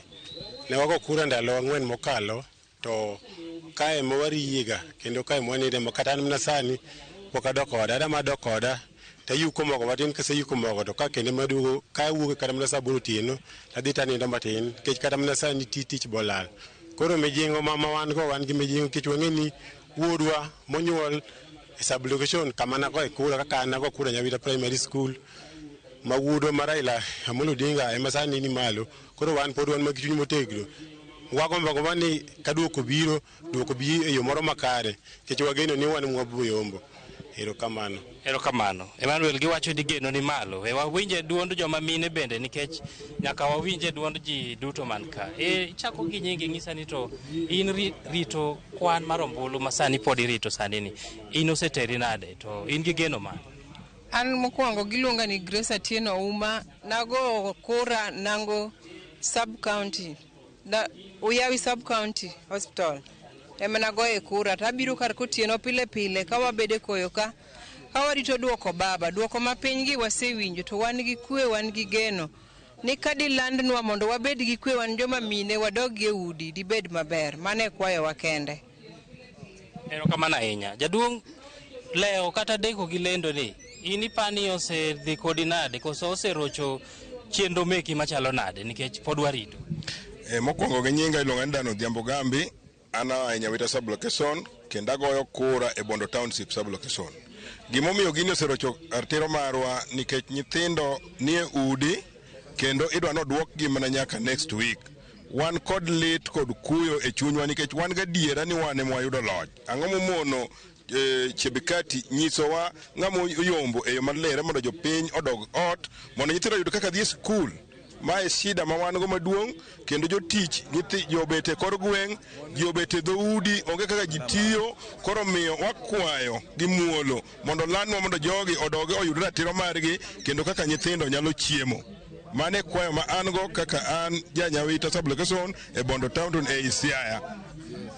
Erokamano ahinya Emmanuel. Mana kaka iwinjo jodak wacho ni gisebet ka girito duoko gi siso kendo bedo ni Raila Amolo Odinga en jalo mane laro kom maduong' matelo ne piny Kenya to wuok e kaunti ni kendo wuok mana Bondo ka. Koro jodak maka nigi siso ahinya ka giwacho ni mae e yiero magichurore machiegni mogik gi telo mar piny Kenya. Chik oyiene Chebukati mondo obed nyaka tich ariyo to kata kamano dhano pod medo mana rito mondo giwinj ni to inyalo lande machiegni maromo nade. Erokamano ahinya Emmanuel, aduogo kodi kono studio kendo. Edwin kapok away mondo dhi awinjo kiwacho kanyo ne gin giyuko mogo to giduogo gotieno. In bende giseyuko ni mogo to be penjrage ni to be gidhi tich nikech pei tich to nyaka dhi nyime koso gin joma bet kanyo kinya kodhiambo ka girito mok gidhi nyime gi tijegi. Erokamano Emmanuel, mana kaka iwinjo ka moko kuomgi wacho ni tijegi ochung' nikech giwacho ni bedo ni girito siso ma dhano nigo mar rito duokono miyo jomoko nigi kibaji maludo igi makata tijegi ok gidhi. Omiyo mano duoko mwaseyudo kuonde mang'eny. Kawuono gokinyi ne wan Sigera, wan Alego kocha bende nwawuoyo gi jodak mawacho ni ok yot mondo gidhi adhiya tich kata mondo gitim tijegi kaka pile nikech siso mar rito duoko makamano. Mano bende nyalo bedo gi midhiero mar uchumi nikech ka yuto magi odok piny ka girito to mano be bro chando gi e ndalo mabiro. Kata kamano nikech ndalo dong matin jogi pod wacho ni gin gibro mana medo nindo ka onge nindo onge ringo girito nyaka gine ni lendo makama itimo chieng' mane itime e yo machalo nade. Erokamano Edwin Koth kuom miyowa lipot machal kamano kuok e kaunti ma Bondo. Anyisi ni in bende idhi yuk mogo. Achiel kachiel wateri nyaka e kar riwombulu ma Bomas ma bende chenro mar riwombulu dhi nyime kod duol mar IEBC. Zimeweza kuletwa hapa kama Gigore. Na nafikiri wametumia muda wao mwingi. Japo makamishna pale wanajaribu kuwapuuza, lakini naona kambe wanapiga makofi ni kana kwamba wamefaulu katika azimio lao. Sasa sijui kama watazipata ama kuna baadhi yao, manake naona pia wanajaribu ni kama kuwahimiza wale maagenti wao kuhakikisha kwamba wawe macho wakati wenzao wanafanya hivi, na wao pia wawe macho kufanya vile vingine ili wote wawe katika level moja. Bila shaka na swala hili nzima jana ilikuwa tarakilishi, tena jana ikawa kijikaratasi fulani, na sasa tena ni UV light. Inaonekana kila wakati kuna swala ibuka katika shughuli hii nzima, lakini inazungumzia swala nzima la kuaminiana. Yani unamtazama mpinzani wako kama ambaye anapanga kukuchenga mahali fulani, amekupangia kitu fulani mahali fulani, na ndio sababu nasikia wanasema UV light, kwa sababu wanasema kuna UV light ambazo wangetaka IBC na maafisa wake wazitumie kuscan zile document kuhakikisha kwamba ni legitimate, ni legit, yani zile nakala ziko sawa. Na nikaona Commissioner Francis Wanderi pale akisema mungetaka UV light mngekuja na zenu. Na bila shaka nafikiri ni baadhi ya masharti ama vitu ambavyo pengine vingekuwa vimekumbukwa awali, ama vitu ambavyo wangetarajia kwamba ikiwa shughuli hii itakuwa ndefu namna hii, kuna vitu ambavyo tungevihitaji kufanya uhakiki wa stakabadhi na kadhalika. Lakini kwa kweli kama tulivyosema ni wachezaji wawili hawa ambapo wako mbele ya referee. Kwa hivyo mmoja pengine anapoteza, ni kama vile katika mechi kuna mmoja pengine anapoteza muda, wengine wataka mpira urudi katikati tucheze, mwingine aona kwamba pengine refa haangalii upande huu, pengine amewapa wengine muda zaidi kukaa na mpira ama kitu kama hicho. Kwa hivyo katika siasa pia haikosekani namna hiyo. Na Nimzi, unapozungumza swala hili nzima, watu wanaweza kujiuliza ni nini ambacho kinaendelea kwa sasa. Pale katika ule ukumbi pale juu, mwenyekiti wa IEBC ameketi pale kwa zaidi ya saa 2 sasa, tangu walipo kuwa na matangazo ya matokeo yaliyopita, na anapokea zile stakabadhi kutoka kwa maafisa wa IEBC, wale wasimamizi wa uchaguzi katika maeneo bunge, ukipenda returning officers. Ni baada ya kubadilisha mtindo ama taratibu za kufanya hivyo, lakini swala nzima la kukagua stakabadhi bado linaendelea hapa, na kufikia sasa ni maeneo bunge 95 ambayo matokeo yake yameshatangazwa. Ni kukupigia hesabu ya rais, ni kusema maeneo bunge 195 bado matangazo yake ya kura ya urais hayajatangazwa, japo kuwa ukaguzi unaendelea, na labda wakati huo mwingine ambapo makamishna wa IEBC watasimama pale kututangazia, maybe watatupa matangazo kutoka maeneo bunge kama 20-30, na hivyo basi muda pia unazidi kuyoyoma. Kumbuka kuna siku 7 ambazo zipo kwenye katiba ambapo mwenyekiti wa IEBC lazima atangaze matokeo hayo. Kwa hivyo kwa upande mmoja unashughulikia muda, na kwa upande mwingine unashughulikia ubora wa takwimu ambazo zimewasilishwa hapa. Bila shaka Gashuru, unatoa wazo zuri sana kuhusiana na muda, lakini pale alipo nafikiri Wafula Chebukati haonekani kuwa mtu na wasiwasi kwamba muda utamuishia, pengine hahitaji muda zaidi. Namuona kama ambaye ana utulivu mwingi. Kwa hivyo, na pia wale ambao wanaendelea kufanya ukaguzi wa zile stakabadhi ambazo zinastahili kukaguliwa, ukiangalia ni kana kwamba hawana haraka. Hakuna mtu anayewatia wasiwasi, hawaonekani kuwa na wasiwasi. Wako hapa kuhakikisha kwamba wamefanya uhakiki wa kutosha, na ni jambo la busara. Kwa hivyo nafikiri kwa yoyote anayetazama, sidhani kama kuna haja ya kuwa na hofu ama wasiwasi kwamba muda utapita ule muda ambao unastahili. Lakini pengine nigusie hawa vigogo ambao pengine wanashambuliana kwa cheche za maneno. Kitu kinachoshangaza na siasa ni kwamba utakuta wakati mmoja katika uchaguzi walikuwa kundi moja, sasa hivi wako kundi tofauti, miaka ijayo watakuwa kundi moja, lakini cheche za maneno ni nyingi. Kwa hivyo nafikiri mwananchi akiwa anatazama asitilie maanani sana kwamba hizi ni kelele za chuki ama ni kelele za pengine watu kutoheshimiana ama kutopendana ama kutowiana. Ninafikiri tu ni ushindani wa kisiasa, manake baadaye hawa yeyote atakayeshinda utakuta wanakunywa kikombe cha chai pamoja, wanashirikiana pamoja katika masuala ya bunge, masuala ya uongozi na kadhalika. Na hata kabla hawajaapishwa Nimzi, katika pita zangu hapa nyuma, nilienda kutafuta kikombe cha kahawa. Wale wa upande wa Kenya Kwanza na wale wa upande wa Azimio wanakongamana wote pamoja pale.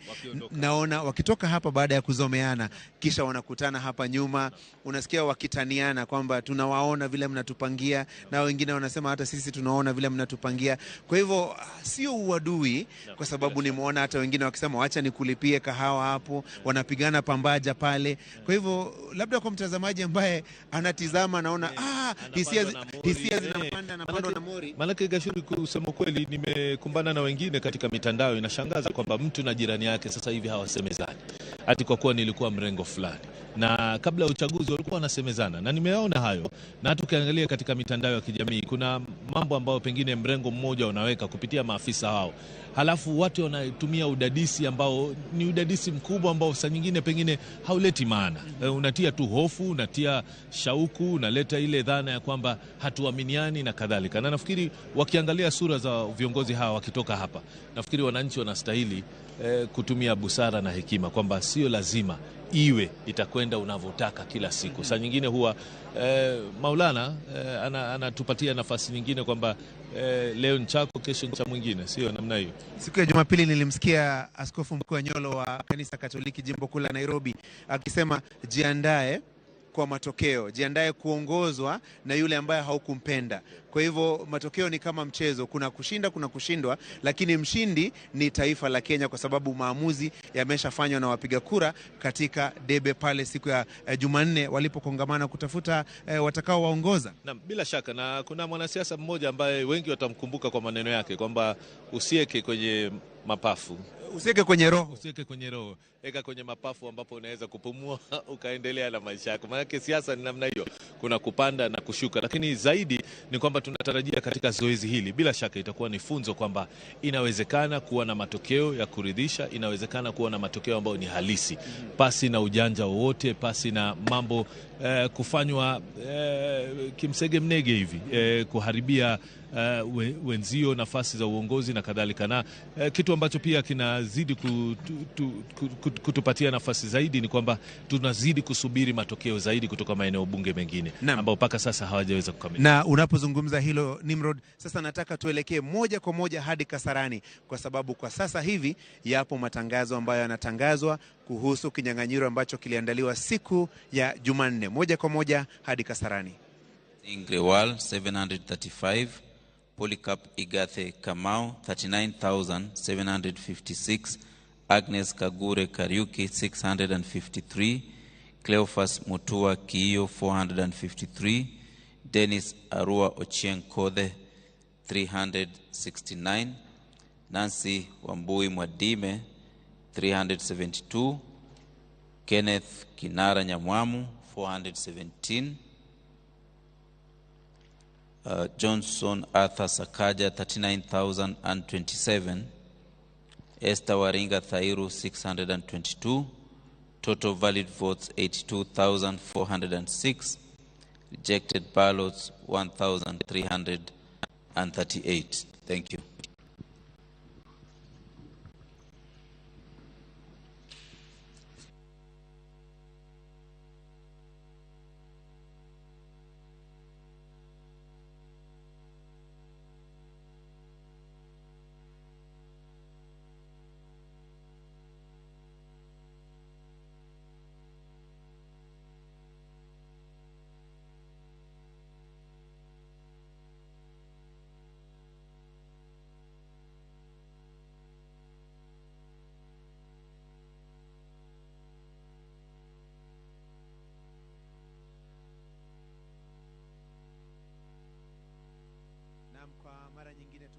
Kasarani, matangazo hayo yameshatangazwa na tunazidi kukita kambi hapa katika ukumbi wa Bomas, ambapo shughuli nzima ya kutathmini yale matokeo ambayo yametangazwa kutoka maeneo mbalimbali, maeneo bunge 290 kote nchini, na vile vile eneo moja ambalo lina wale ambao walipiga kura kutoka ugaibuni, ukipenda diaspora.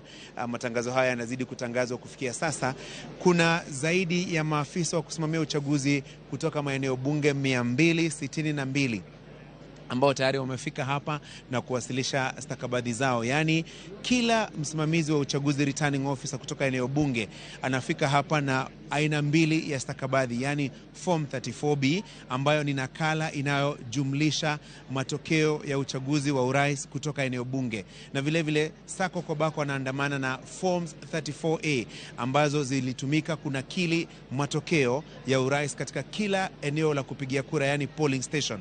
Na unaloona kule mbele ni kwamba sasa wale maafisa wanawasilisha zile stakabadhi zao kwa mwenyekiti wa IEBC Wafula Chebukati, ambaye ndiye msimamizi mkuu wa uchaguzi wa urais, ama ukipenda returning officer katika kinyang'anyiro cha urais. Na wakisha mpokeza zile stakabadhi, basi hao returning officers wanaondoka na stakabadhi zenyewe sasa zinapewa wale maafisa wa IEBC ambao wameketi kwenye meza mbalimbali.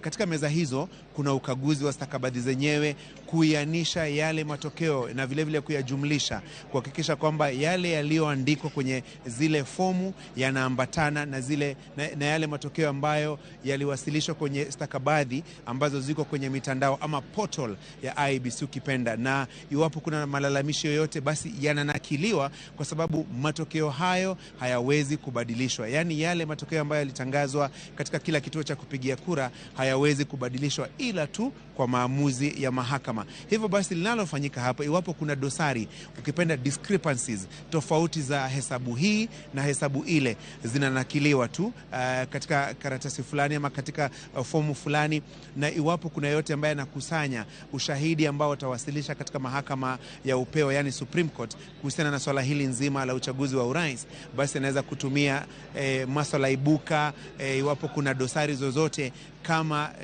ushahidi wa hali ilivyokuwa katika uchaguzi ambao uliandaliwa wa urais siku ya Jumanne. Nakumbuka mengi ya mambo ambayo tunaona yakifanyika katika ukumbi huu wa Bomas yanatokana na maswali ambayo yaliibuliwa na majaji wa mahakama ya upeo katika kesi iliyowasilishwa mwaka 2017 kupinga matokeo ya uchaguzi wa urais, kesi ambayo wakati huo iliwasilishwa na aliyekuwa mgombea urais wa muungano wa NASA Raila Odinga akipinga uchaguzi wa Rais Uhuru Kenyatta mwaka 2017 kwa tiketi ya Jubilee.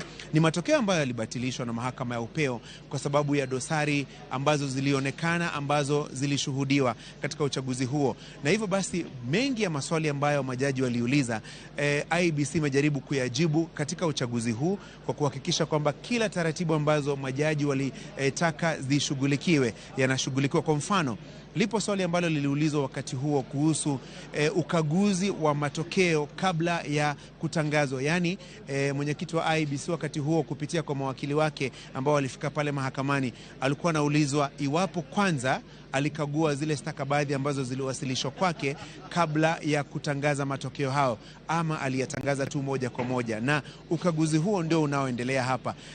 Haitarajii kwamba mwenyekiti wa IEBC Wafula Chebukati ataketi pale katika zile meza peke yake aweze kuzikagua zile fomu zote 46,222, lakini anasaidiwa na maafisa wake wa IEBC kuhakikisha kwamba fomu hizo zote zinakaguliwa na yale matokeo ambayo yalitangazwa katika kila kituo cha kupigia kura yanaambatana na yale matokeo ambayo yeye mwenyewe atayatangaza hapa, ila yeye mwenyewe ama kamishna yeyote ambaye atafanya hivyo kwa niaba yake, yale matokeo ambayo anayatangaza ni yale ambayo yametoka kutoka vituo vya kupigia kura ambayo yamejumlishwa katika maeneo ya bunge na yale ambayo yamewasilishwa kwake hapa, na baada ya ukaguzi basi anasimama pale yeye ama kamishna yeyote wa IEBC na kuyatangaza. Kufikia sasa ni maeneo bunge 95 yale ambayo matokeo yake yameweza kutangazwa hapa kutoka maeneo mbalimbali, na foleni ni ndefu ya wale ambao wamefika hapa, wasimamizi wa uchaguzi kutoka maeneo bunge ambao fomu zao zinakaguliwa na matokeo hayo kuweza kutangazwa. Kwa hivyo mambo bado, safari bado ni ndefu kufikia tamati ya shughuli hii ambapo matokeo ya mwisho yatatangazwa na mwenyekiti wa IEBC Wafula Chebukati kubaini ni nani kati ya wagombea 4 katika kinyang'anyiro cha urais atakayekuwa ameibuka mshindi, na kulingana na taratibu ambazo ziko kwenye katiba atakayetangazwa mshindi, iwapo kutapatikana mshindi katika awamu ya kwanza, lazima awe amejizolea angalau 50% ya kura zote za urais ambazo zilipigwa na kura moja zaidi, yani 50% plus 1, na lazima pia yeyote ambaye atatangazwa mshindi, iwapo ni kwa awamu ya kwanza, awe amepata angalau 25% ya kura zote za urais ambazo zilipigwa katika angalau kaunti 24. Hivyo basi unaona ni kinyang'anyiro ambacho ni kikali, na lengo lake ni kuhakikisha kwamba yule ambaye anachaguliwa kama rais ni mtu ambaye anakubalika na idadi kubwa ya wapiga kura, idadi kubwa ya Wakenya kuweza kupata hatamu ya uongozi muhula mmoja wa miaka 5, na iwapo katika uchaguzi mwingine atachaguliwa mihula isizidi 2 kama alivyofanya Rais Uhuru Kenyatta mwaka 2013 hadi 2017 na sasa mwaka 2022, wakati ambapo muda wake kuhudumu unazidi kukatika. Na hivyo basi ni swala hilo ambalo linasubiriwa hapa, mwenyekiti wa IEBC aweze kutegua kitendawili cha ni nani kati ya hao 4 waliokuwa kwenye debe siku ya Jumanne ameibuka mshindi, na iwapo kutakosekana yeyote ambaye atafua dafu katika raundi ya kwanza, basi uchaguzi mpya utaandaliwa katika siku 30 kati ya yule ambaye atakuwa wa kwanza na wa pili. Lakini vile vile pia kumbuka, wote wana nafasi ya kuelekea mahakamani katika muda wa siku 7 baada ya matokeo kutangazwa, iwapo watakuwa wamebaini dosari zozote ambazo zinaweza kutumika kubatilisha matokeo ya uchaguzi wa urais. Kwa hivyo kazi bado, na siku zinazidi kusonga, masaa yanazidi kusonga, na shughuli nzima ya ukaguzi wa stakabadhi hizi unaendelea. Hivyo basi tuchukue mapumziko mafupi, na tukishafanya hivyo wenzangu Trevor na Wahiga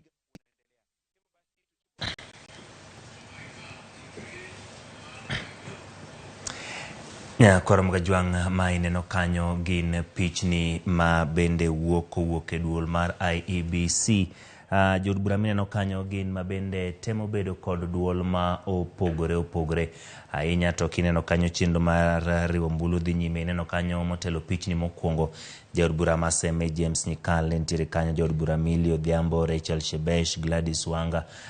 Nyalo bedo ni nitiere remno gibedo kod winjruok moro mabende ne dhi nyime kar riwo mbulu mano ma Bomas mabende riwo mbulu ma jatend piny Kenya mabende wang' oganda jo Kenya duto ochomo sani mago manuok oko mondo mi nodhi oluto mbulu mar mondo mi oyang ni to ng'a mano yier kaka jatend piny Kenya. Par ni IEBC nitiere gi ndalo 7 mondo mi gitim chenro ni, omiyo pod gintiere wang' sa mar mondo mi gitim tijgi kaka dwarore kod pend chike ma pacho ka. Kapod wantiere weche motenore kod IEBC, jakom mar IEBC Wafula Chebukati otimo lokruok mag nono tese mbulu e log tich mar kwano mbulu mar Bomas of Kenya. Chebukati wacho ni kaluwore kod thuolo malach mikawo mar nono boke go, returning officers manie lai mondo ochwalo boke achiel kachiel mar nono kendo puodhogi. Kamano bende ochiwo chik mondo jogo mok gin chief agents kara jolupgi mantiere Bomas owuogi kendo koro ogeng' kendo onge ng'ama ibiro yiene donjo kanyo. In order to optimize the process and guarantee faster processing of the results and to be able for us to meet our constitutional timelines for processing of the presidential results, the Commission has reviewed the results process flow as follows. 1, the returning officers who are on the queue shall proceed to hand over the original result to the National Returning Officer immediately after this announcement.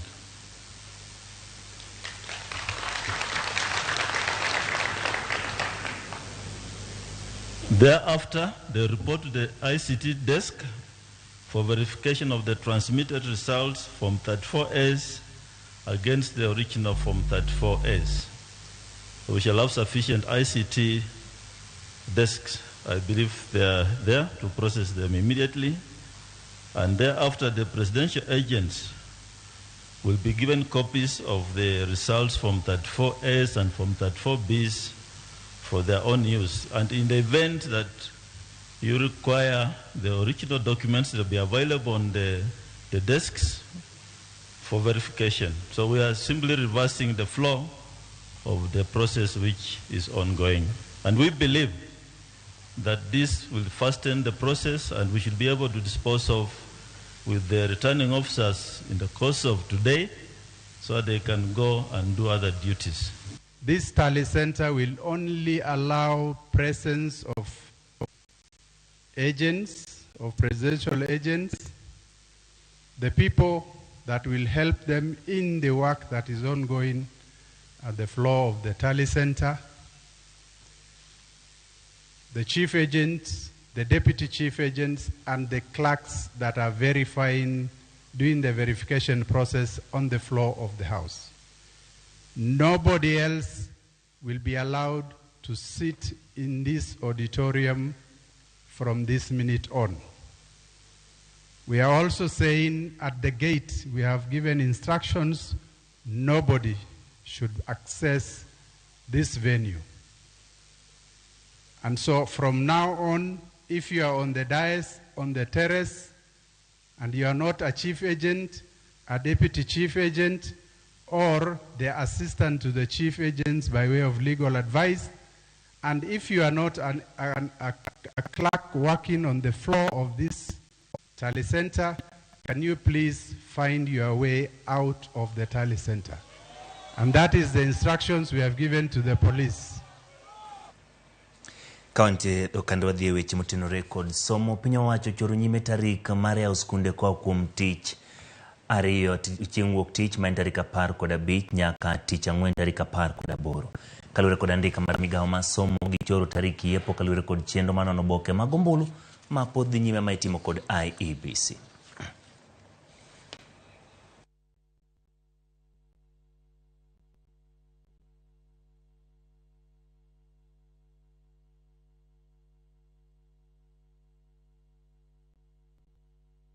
Nyakwana Mgajwang' mano koro nyiso ni nyithindo bodok e skul chieng' tich ang'wen juma manyien to ok wuok tich kaka ne oland kanyo kod migao mar somo ne jogo mabende ng'iyo tarik nyalo thago ne wuok tich ma en tarik 13 kata kamano koro chore nyaka tarik 18 ma en chieng' tich ang'wen.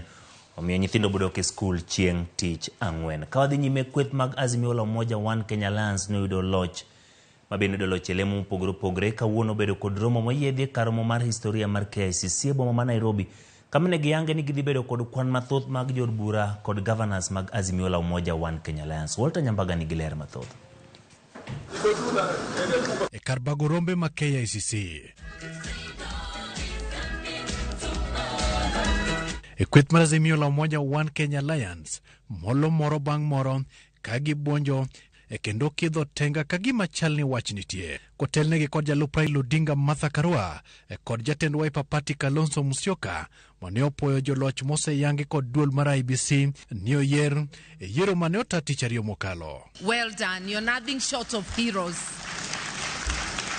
In those 4 months, you transformed the terrain and you painted Kenya blue.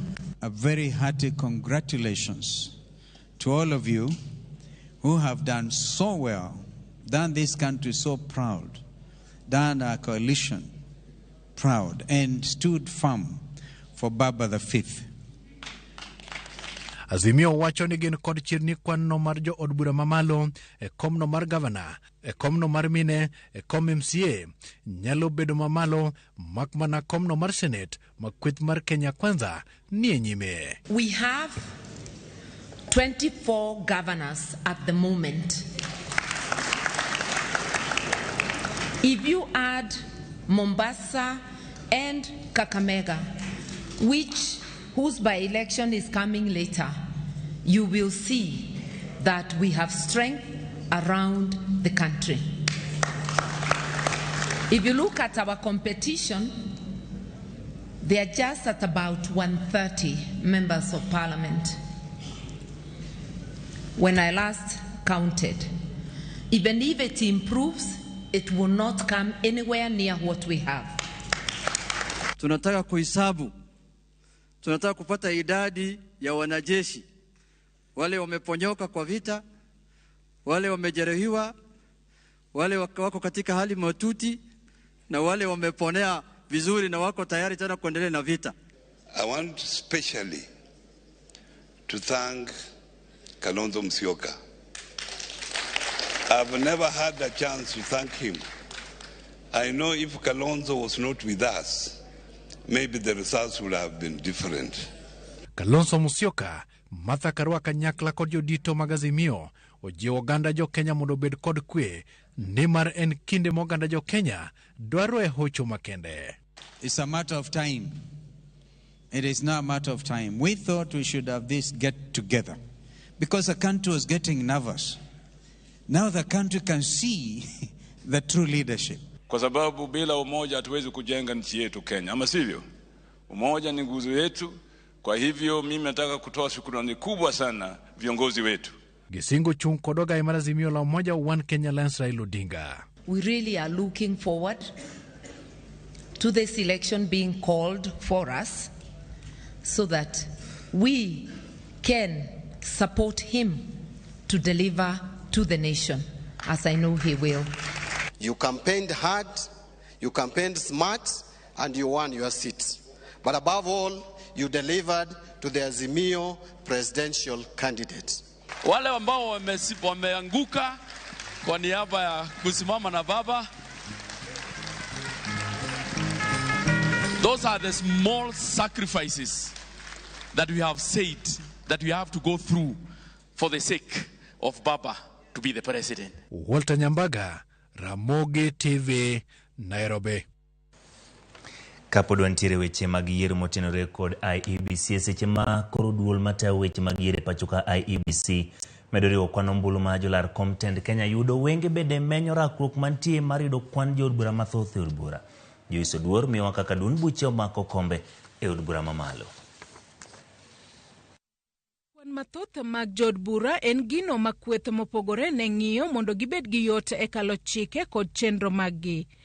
Ne jalup jatend piny William Ruto mar Kenya Kwanza Alliance kod Raila Odinga mar Azimio la Umoja One Kenya Coalition manie piem mapek mar kawo telo kowuok e lwet jatend piny Uhuru Kenyatta yudo kwan jod bura mathoth biro medo duol mang'eny mar telo ne piny Kenya ne jal mabiro yombo e kindgi. Loyo kom tend Kenya maonge duol e od bura mamalo nyalo thiro chenro mag sirikal kaka mag wito oko chenro mag puodho bajet kata deko puodho bajet to marach mogik mar thicho oko. To nyaka sani kwan chalo nade? Kweth mar Azimio la Umoja One Kenya oseyudo kombe 134 e od bura ka jod bura mag kaunti to giyudo kombe 11. Duond buche mane riwruok mar Azimio bende okodong' nono. ODM oseyudo kombe 88, Jubilee 23, Wiper 15, DAPK 5, KANU 4, UDM 3, ka duond bura mar National Ordinary People Empowerment Union NOPEA, MDG, UPIA kod UPA oyudo jaod bura achiel.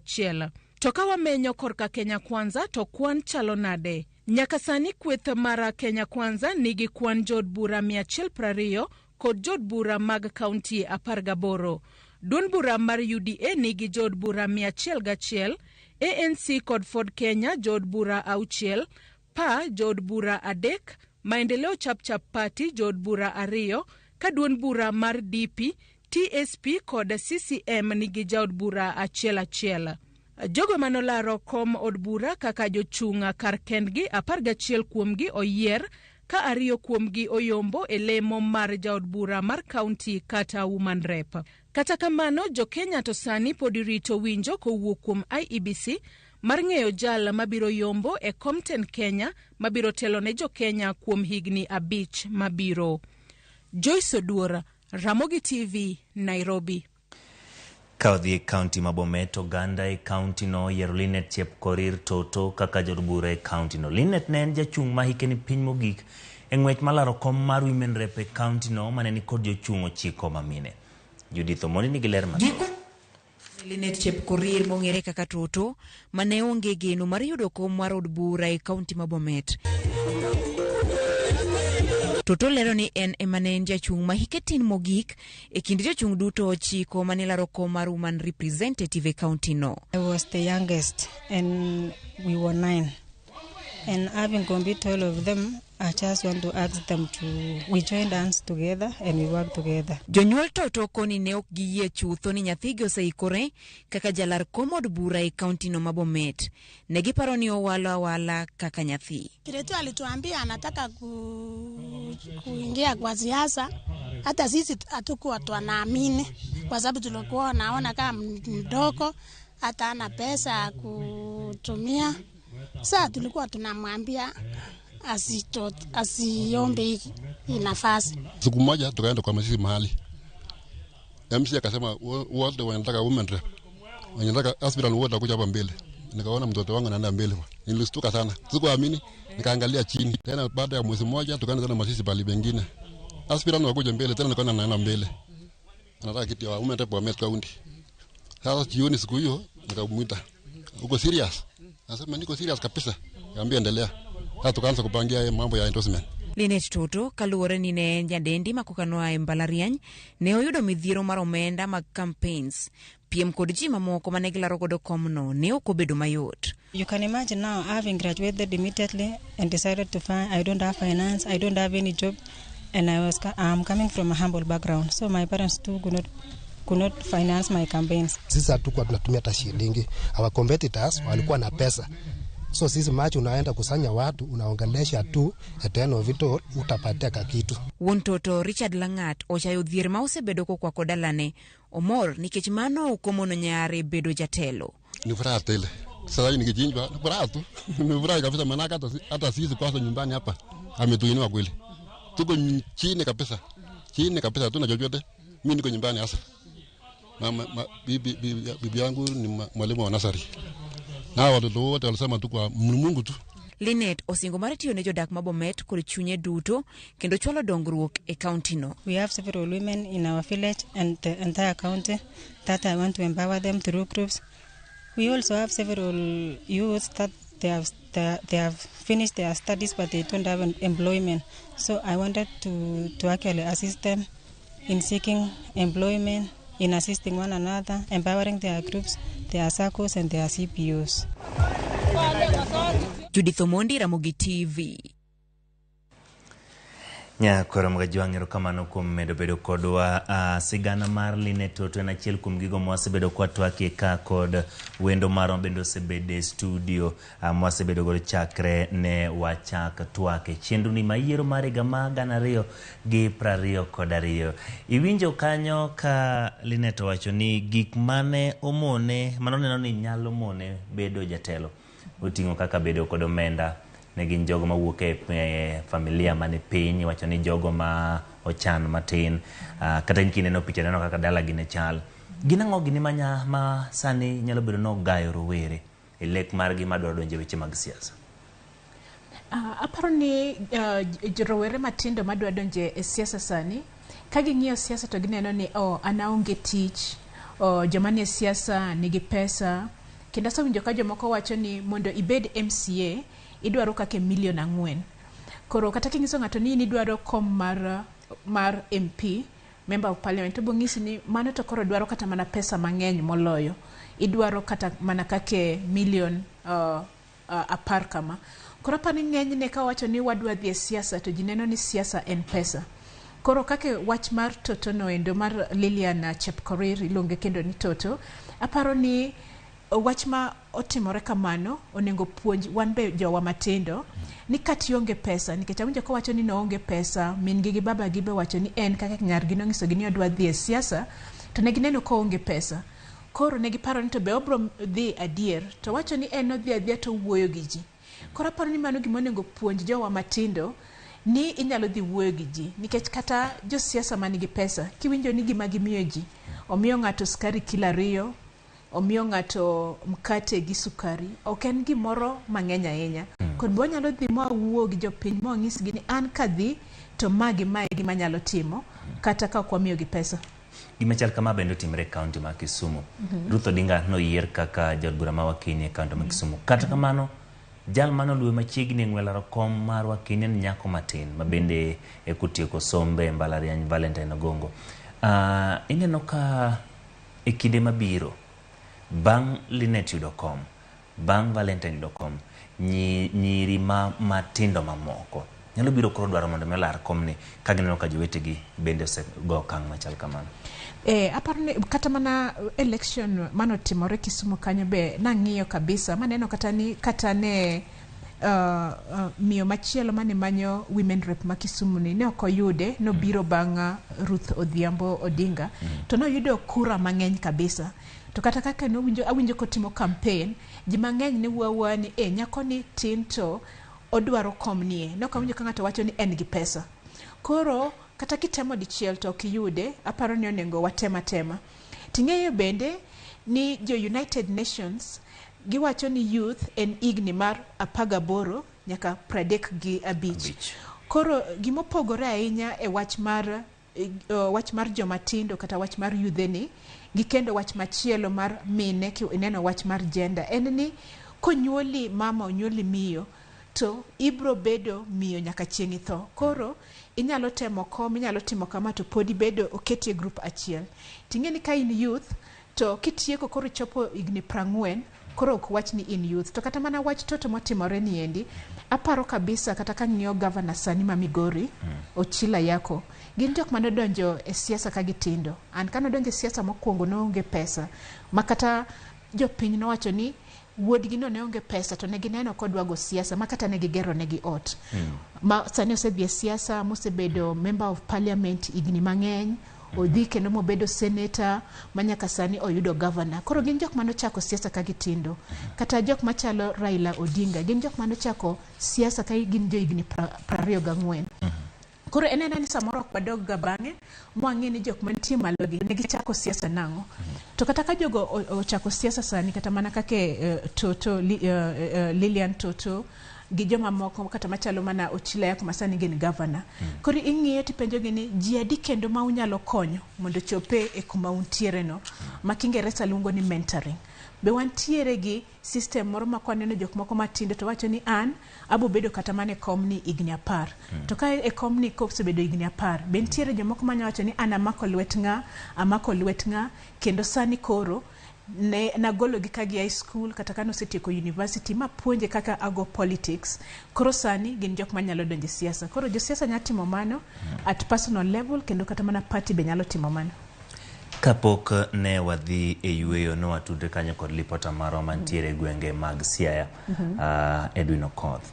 Ineno kanyo ka dhano koro rito kendo dhanjo ka jomoko wacho ni gin koro gidhi tich gin gibet gi chiemo to giduogo ng'aro dhi tije duogo dhiambo mach ka koro wang'iyo IBC ineno ka deko ma IBC deko gode golo duoko ni en midhiero mage monyalo kele kor gweng.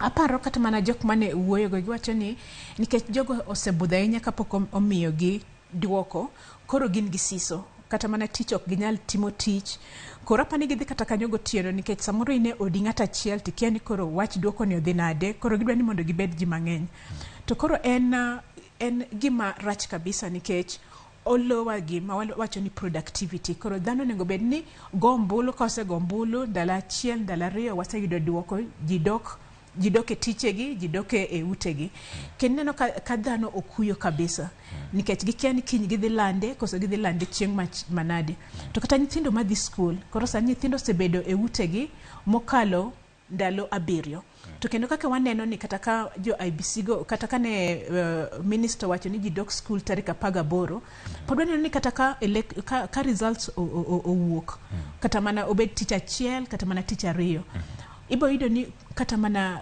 parents mang'eny pod bo kano nyithindgi e ot kendo wachako yudo ni kuonde machalo Mombasa machalo Kakamega mane election okotime koro mano nyiso nang'o ka giwacho ni gidwa timo gi tarik 23 kata tarik 24 mano nyiso kendo ni nyithindo ok nyal dhi school nikech kuragi igoyogie e skunde makama tineno ni nyithindo giseketho seche mang'eny kabisa nikech ne wan gi covid makata sani nyithindo madhi timo penj mar CBC 6 ineno kata konego gia school saa 9 moko wa school saa 11 moko dok school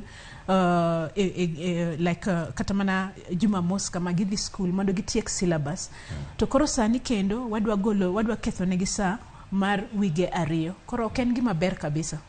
Ka pod wang'iyo wachno matut ineno kanyo picha ma owuok Bomas of Kenya japiny ni kor gweng kendo japiny rito duoko seche ma japiny neno ka ng'at moyiero ni e Bomas of Kenya kendo neno ka gima mor onge wang'e to gin gi geno ang'o ma matimo e pach jopiny ang'o ma manyiso aparo ni ok okel mor mang'eny nikech an be sani ang'iyo kata mana TV kanyo ineno ikia ni jo siasa gi ikia kata gidhao kata ineno ka gimor koro aparo ni gini okelo wasiwasi e gine e jopiny koro magiwacho ni kata tich ok ginyal dhi tich ok ginyal dhi puodho kata joma wacho ni gigoyo carpenter ok ginyal nikech sani apani ji wuoya e wach mar siasa kama to ma wach ma kata king'iyo kata e pinje molony kata pinje ma developed kana wuoyo gi ng'ato to wacho ni gin gigoga kura kaka Jumapil koro mowuok tich kama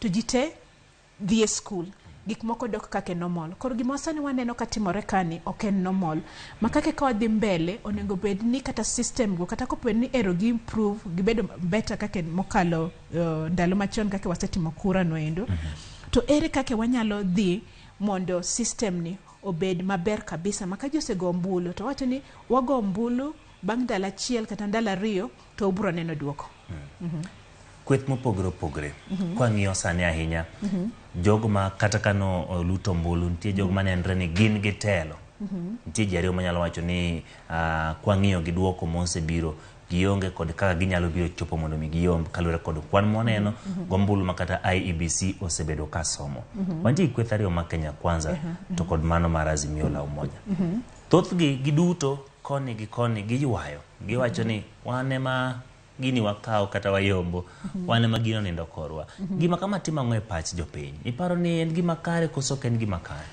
aparo ni ma ok en gima kare kabisa nikech kata ka ning'iyo ineno ka Sifuno sewacho ni wan waseloyo gini kendo waloyo gi mak kama koro gikawo telo kendo joka kendo kichak idhi jo Kenya Kwanza ineno Abdulazir, ineno jo Kenya Kwanza go ngindiko ni gin be giseloyo. Koro ng'ato wacho ni wan waseloyo kendo waloyo gi 51 point gimoro. Ng'ato wacho ni to ng'ama chielo oyudo 48. Koro jogi te wacho ni giloyo. Ting'eni koro jopiny neno ni gin giseloyo. Jokocha be neno ni giseloyo. Koro magi gik makelo ga dhaw samoro nikech ng'ato ka ng'ato ng'eyo ni gisekawo telo. To kata mana numbers go be king'iyo kata mana winjo kake ji wachogi. Giwachogi ni kata ka ng'ato loyo, ng'ato ok dhi loyo gi kura moko mang'eny ahinya. Jomoko wacho ni ok obi kalo 200, jomoko be wacho ni ok obi kalo 1,600,000. Koro imolo kiyudo ka koro kurano ok ong'eny ahinya, ma gima nyalo kelo dhaw. Ma kata ka gini osewach kata wang'e maber ni wan gi courts ma ji nyalo dhiye. To podi wacho ni to tension moseketo ni ere kaka idwaro duoke piny. Noneno duchi makauno ka kweth mar Azimio la Umoja ne obago romo mar mana mondo ne giwacho ni en mana mar ng'eyo jogo moyombo nikech ng'ere to ging'ere. Kata kamano kaneno kaka ne gibago nyasi no e karo mar KICC ne giwacho ni en man mara yango ni jolweny no dhi e pap, ne gidhi dwar, moko go hinyore, moko wuok koloyo. Ipani nitie gimoro mopondo kendo manyalo bedo ni e bwo nyisruok machal kama? Aparo kata mana kake dhano noneno ka gisechako pango kombe, aparo ne mano okelo wasiwasi mang'eny. Ji wacho ni to jogi gidwa timo ang'o ka? Gidwa wacho ni ng'atgi oloyo koso ang'o matimore. To ka nineno ka giwuoyo to gibiro wuoyo ni gidwaro ni jok ma noyudo kombe mopogore opogore go onego bed ni ging'eyo ng'ata ng'ata. Mine kata ka ne giluongo jok moa Mombasa, giluongo jok moa Garissa, giluongo jok moa Kisumu mondo mos ji. Kendo ne gin gi mor ahinya, kendo ne gin gi jiwruok kendo chir ahinya ni gini waseyudo. Koro kata ka niwinjo ka giwuoyo giwacho ni gini giseyudo, en mana ni chik ok oyienegi ni mondo giland ni ng'ama oseyude. Koro ng'eni kaka ne jopiny oneno gi no, koro jopiny ne wuoro ni to jokocha to dhi wacho ang'owa. En ana ni jokocha sani pok wawinjo ka be owuok oko mondo wach gimoro. To en gima nyalo kelo koko nikech jokocha be kowuok to chako nyiso jopiny ni wan be waseloyo, warito mana jago no mondo owach gimoro. Koro sani kaka gik moko en ni koro kata kineno jok mane wacho e TV ni koro gimoko mach, gikia gima timo. Ang'eni kane gineno joma ni KICC go kendo gineno ka wenge nigi mor, apani oduoko wasiwasi mane gin godo piny. Giwacho ni gik moko ok rach ahinya.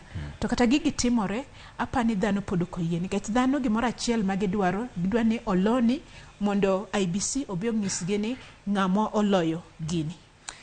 Wachni en wach ma pod dwano wang'iyane tiende matut. E twak no moko kuom gino wuoko kendo yango ni wan chal ka gima waseloyo. Wan chal ka gima wan gi duoko. Poni duoko kuwuok kaka ne giparo no. En okang' mane monego gikaw mondo mi johera machal gi mane omach ka obed gi kwe, orwak duoko, odhi oywe? Apano bobedo matek kabisa nikech kaka gisewacho no, jopiny mane ogonegi ombulu sani koro gin gi mor ahinya kendo ging'eyo ni gin gisekawo gino. Koro kopo ni duoko ne nyalo wuok to wacho ni gin ok giloyo gino, to koro ang'o ma gitimo ero chiko IBC wacho ni telo ok giyudo, telo odhi komachielo cha. Mane minyalo yudo kata ni dhaw moro osechako wuok nikech kibro ng'iso jok ma sani ok nind utegi ni IBC wacho ni duoko ok en maru. King'iso ge ni in koro sani idwa dhi e Supreme Court, ipani gibro rito the outcome of Supreme Court nikech kata ng'ama chielo ma dhi e Supreme Court iyudo ni ng'ama land ni oselotelo no, iyudo kosechako yiero ministers, iyudo kosechako yiero ambassadors. Koro sama in dhi e court to ng'ama chielo cha en omedo timo yiero joge ma odwa tiyo godo. Koro en gima tek kabisa. Iparo ni gini okel gi IEBC ne yie mondo ng'ata nyalo donje mbui margi mondo mi o download duoko kende mondo mi oriw. Ma nyalo bedo gimomiyo koro thuolo nitie ma ng'ata nyalo yangore ni oseloyo koso. Aparo ni gima IBC timo to ber kabisa nikech gik moko te giketo kanyo. To kata mondo ikaw gino migo kwan miwach ni iseloyo, en gima tek kabisa nikech 34 A's goendo gin 46,000 ni 46,000 tinyalo mana download achiel kachiel. koro ok en tich moro mayot makata media houses un ma jofwamb wach apani gino nomiyo tich mang'eny kabisa ne tich mapek mar golo gi te mondo oriwgi mondo riwgi kato kiseriwogi kendo ichak idoke e form 34B mano be idwa ng'iyo ni gigi be match. Koro ng'ato nowacho ni sani en mana ni Chebukati notugo gi yogi ariyo amiyo gik moko to jogo be oyudo ni gini time okoyot. Koro kata mang'eny mago koko kamano maybe giseriwo kwanogo te to koro samirito sani nikech pok gidhie kachiel koro giseriwo ni maybe ka wayudo kama koro ok en gimoro mayot kabisa to kata sani iriw makata in kata ibed mana Nation kata mana kana dhi e mbuyu kaneno ka jomoko wacho ni Nation Media wacho ni gin giseyudo duoko machal kama to gimoro achiel ma wang'eyo ni kata an awuok kawuono ma wach ni ng'ani moloyo ta onge gi that mandate ni mana gi IBC. Koro gima IBC owacho ema dhi bedo final. Koro gik mang'eny mawuok ni ng'ato oseloyo ng'ani pok oloyo apane gima ber en rito ni jo IBC o announce ni ang'o mantiere ng'ama loyo. Ji duto ripo. Ji duto wacho ni gin joloch. Ji duto dwaro yango ni gin joloch. En ni ok giyie gi IEBC mondo tim tijgi koso nikech ka iseriwo ting'eni jaloch to chik wacho ni IEBC ema nyaka wach mogik. Donge ber ka ng'ato nyalo seche moko no beni yueyo kata okolandi. Iparo ni ma nyiso ni waonge yie podi gi IBC manyaka wadwa riw gima giriwo monde ka wawach ni waloyo. Apani waonge yie nikech IBC nowuok oko mano wacho ni gin gigegego onge ng'ama osehak nikech ne nitie gigi te e mbui mawacho ni jomoko no hak gino makata kuonde mag fwambo wach ne giyudo data ma ok ber. Giwacho ni mano ok adiera to kiwuoyo gi josiasa to ng'isi ni mano ne adier kendo jomoko notemo medo gimoro. Koro apani kata sani kineno ji kuonde go te en ni pod waonge gi trust nikech jo IBC gi oyier gi mana gi josiasa. Koro gi josiasa makoni gi josiasa makocha. Koro gimoro achiel ma pod ntiere makata wuok ka ayanga en ni ji pod ok oyie gi IBC ahinya. Kata sani king'iyo boma kanyo tineno ka sama tin gisiko ni mondo koro jomoko wuogi ok gidwar josiasa ok gidwa jok ma ok ti kanyo gidwaro mana agents matin to pedi neno kendo ka jogo kendo chak duogo kendo kaka ne gisewacho ni kargi kanyo onge gima ng'ato ohak to kendo gicha giduogo giwacho ni ng'ato notemo yaw gige gigo endo kendo notemo di 200 kendo samoro iyudo ni numbers moko iyudo ni ng'ato no med ne 10,000 ng'ato ogol 10,000. Koro weche ma kata mana IBC miyowa ok oriere tir gin weche ma giwacho kama kiny kendo giwacho kama to kendo pod waneno ni gik moko ok ler ahinya.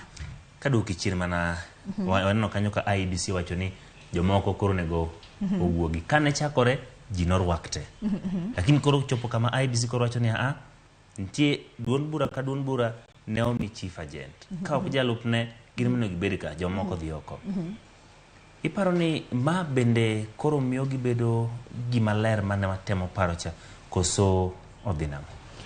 Apani kata sani IBC aparo ni gidwaro ni mondo gini gitim gik moko ayanga kata sani giyudo ni kakoro gin gi josiasa gin gi agents mang'eny to ji go koko to polise ntie koro giyudo ni tich ok dhi mbele. Koro apani kar chakruok IBC nonego bed maber ni kata gibedo gi agent achiel gibedo gi ji matin mane nyalo konyo gi timo tich. Koro aparo ni kasa ni giyudore kumoro makoro tich ok nyalre nikech ji yware koni gi koni ng'ato neno ni ng'ato kwalo and koro apani kata mana speed gi obedo slowed. Nyaka gi sani IEBC pok ochopo kata kwan kuonde chung' od bura 150 ma giselando duoko magi.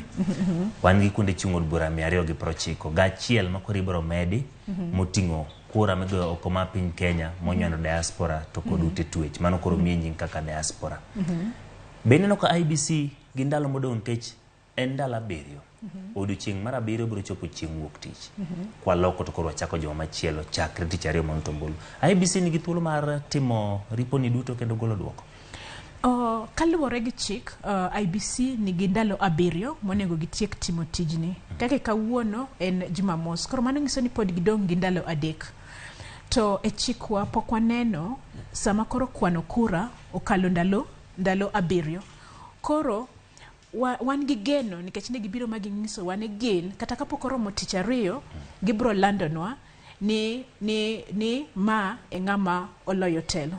To kata sani kaka ng'iyo jogi, aparo ni pod watimo atima kweno, tang'e maber ni sani IBC oseng'eyo ni ng'ama oloyo. Nyaka bed ni gin be gin gi system mopogore ma ginyalo go kwano, nikech kana ang'iyo gigi to awacho ni maybe gitimo gigi ma kata ka ng'ato terogi e court, ng'ato wacho ni my procedure mane waluwo, ne wamiyo jogi time motimo gigi.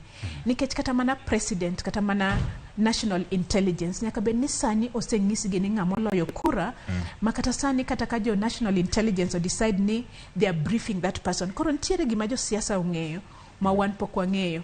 To gima gitimo ka en procedure, kendo apani ng'ato ka ng'ato temo protect ni waseng'eyo duoko to kwadwa ni ng'ato mondo kwalwa kata olok gik moko e last minute, nikech kake wasebedo e kwano kura manie piny mar Kenya ni ok osebedo kam en yo moro maber. IEBC ji duto rango gi. Nitie jok moko kuma biro rango kaka ne gitayo chenro mari, kaka ne gichano. To bende wachni nyalo miyo gi liet. Ing'eni ka ji ng'i mathoth, abiro ang'i toki ni aneni, ng'at machielo aneni, ng'at machielo en an, en in. Giketo liet kuom IEBC. Bende paro ni kama koro wachope ma ndalo dong' kadhi matin, wadwaro winjo lendo, wadwaro gima en kare. Bende ma miyo IEBC tiyo makare. Koso ma nyalo miyo gikoro gidhi nyime gichwalo tijegi mondo gitieki, mondo jopiny obed gi duoko. Apani gine e wach mar kwano kura ni osebedo ka en a process. To kata mana kane wan gi higa gana 2017, ne kata mana observers mano international kane gisetieko ma jogo bedo gi kweno ma jogo owacho ni mae ng'ama olo kura, ne giwacho ni ne gineno ka gik moko odhi maber ahinya. To kata kamano ne ji ochako dhi e court ma Supreme Court owacho ni gik moko ne ok odhi maber ahinya. Koro samoro be nitiere ma observers be samoro ji neno kata ni gin be gin compromised. Taparo ni kane wachako kura, kata processes magisedhiye ma kata gimoro achiel manahero ahinya e go kura ni, nahero gimoro ni kombe machalo kake kombe mar member of parliament, MP, kendo kombe moko mar women rep gi MCA go, ni timogi e station kanyo, kendo notimgi e yo maler, kendo notimgi ayanga, makata ng'enygi matin asewinjo kawacho ni gidwa tero gini e court, to mang'eny oyie ni mato lowa. To koma en ga controversial ma kelo dhaw kendo kelo tho en kom mar jatelo maduong' kabisa mwatimo sani ni. To weche ok dhiga marach ka ji ochako yiero, kata chieng' yiero no ji dhi mago kura, nitie kwe ma ji doge utegi, weche kethore ndalo 2 kata 3 makoro pok watieko gigo. Nyakora mga juang ntiere twak ma bende dhi nyime achiel kachiel kuoke boma, so winji ni to oyanga ng'o. Lari constituency,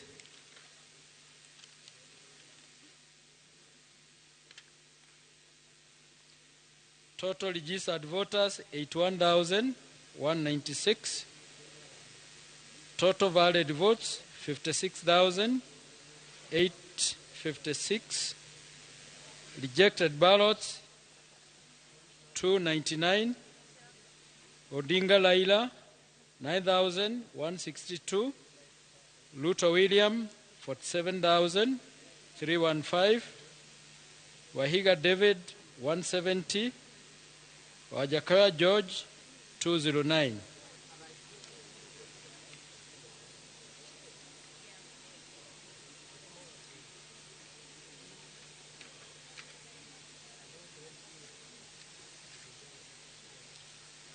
Kipipili constituency,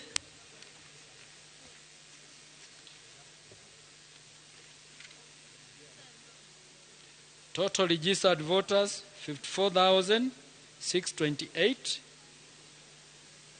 total valid votes 37,036, rejected ballots 212, Odinga Laila 7,817, Luto William 28,899, Wahiga David 139, Wajakoya George 181.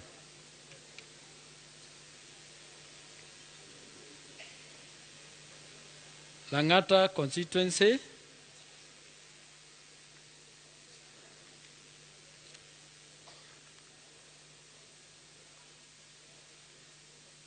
Total registered voters 145,870. Total valid votes 8,156. Rejected ballots 1,189. Odinga Raila 51,223. Ruto William 27,871. Wahiga David 534. Wajakoya George 528.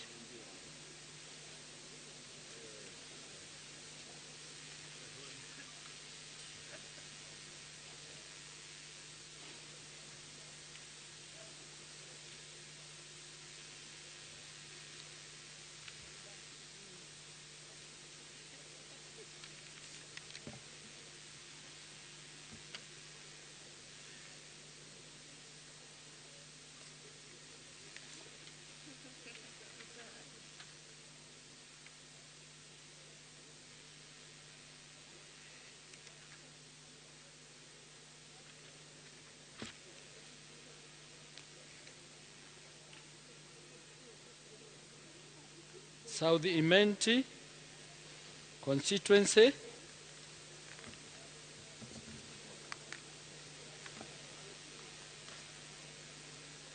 Total registered voters 115,657. Total valid votes 79,448. Rejected ballots 611. Odinga Raila 9,674. Ruto William 69,194. Wahiga David 143. Wajakoya George 437.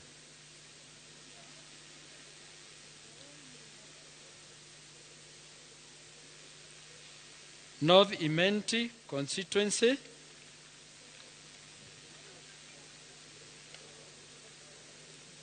Total registered voters 96,623. Total valid votes 61,739. Rejected ballots 535.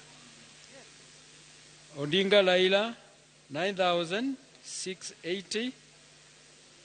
Ruto William 51,696.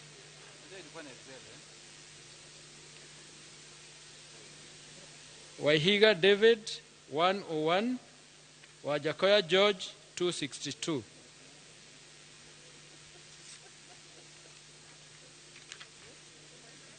Tetu constituency. Total registered voters 54,986. Total valid votes 38,072. Rejected ballots 231. Odinga Laila 5,979. Ruto William 31,791. Wahiga David 130. Wajakoya George 172.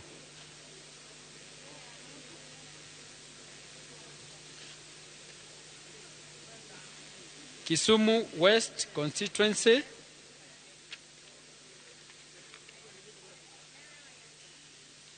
Total registered voters 83,575.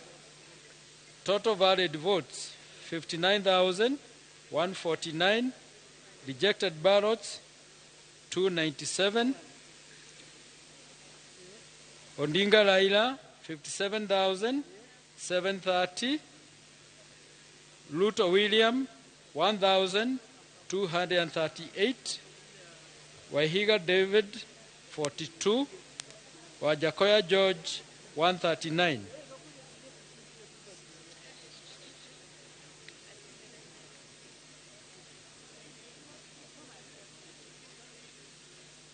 Narok East constituency.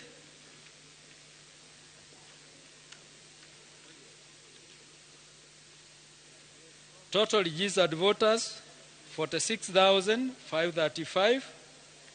Total valid votes 35,923. Rejected ballots 183. Odinga Raila 23,686. Ruto William 12,164. Wahiga David 28.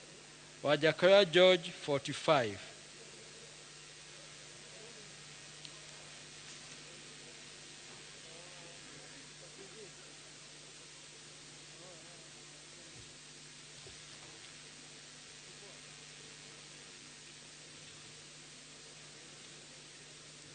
Kinango, Kwale County.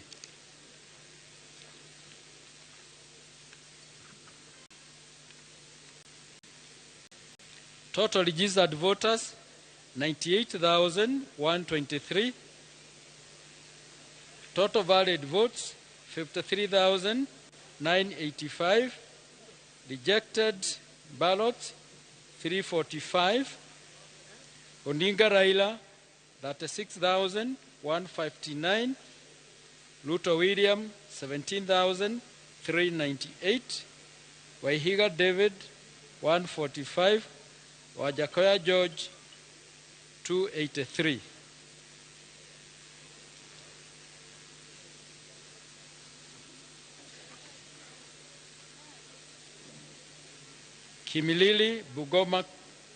Kimilili constituency, Bungoma County.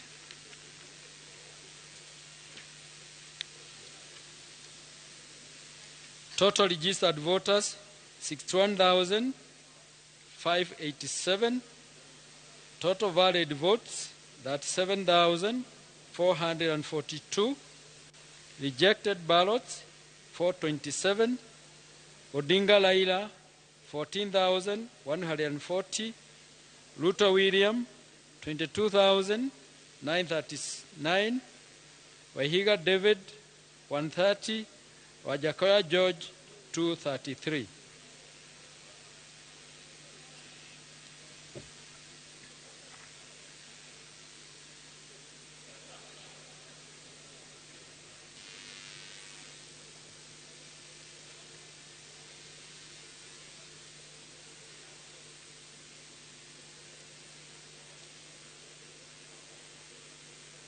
Buret in constituency in Kirisho County.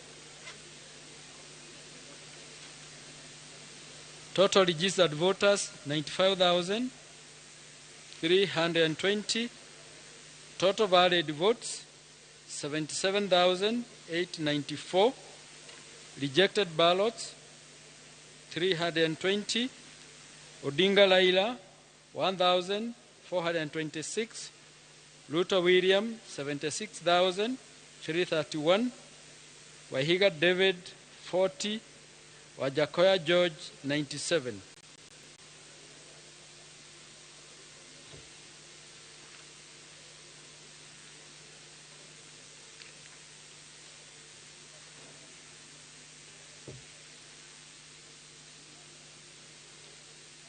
Laikipia North constituency, Laikipia County. Total registered voters 47,752. Total valid votes 27,911.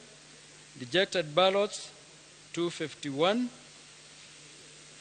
Odinga Laila 14,630. Ruto William 13,157. Wahiga David 42. Wajakoya George 82. Thank you.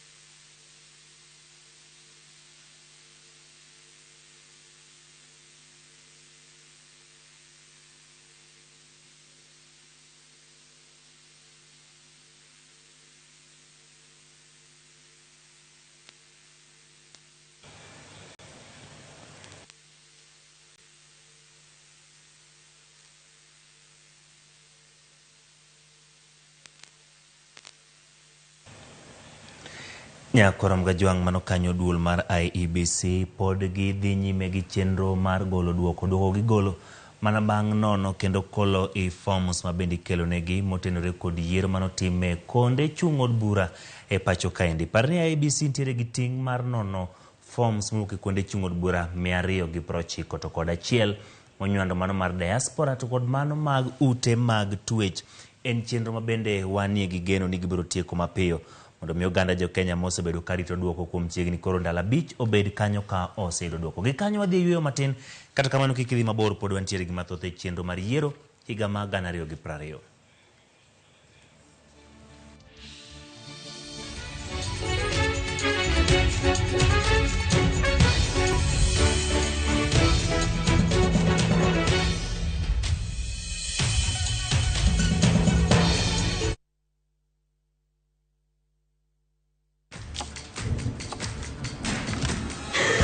Have doo-doos taken over your home? Get Bolt and get your home back. Unlike other insecticides made from toxic synthetic pyrethroids, Bolt is made from 100% natural Kenyan pyrethrum, making it gentle on you but deadly on flying and crawling insects. When doo-doos strike, stop them dead. Get Bolt insecticide today.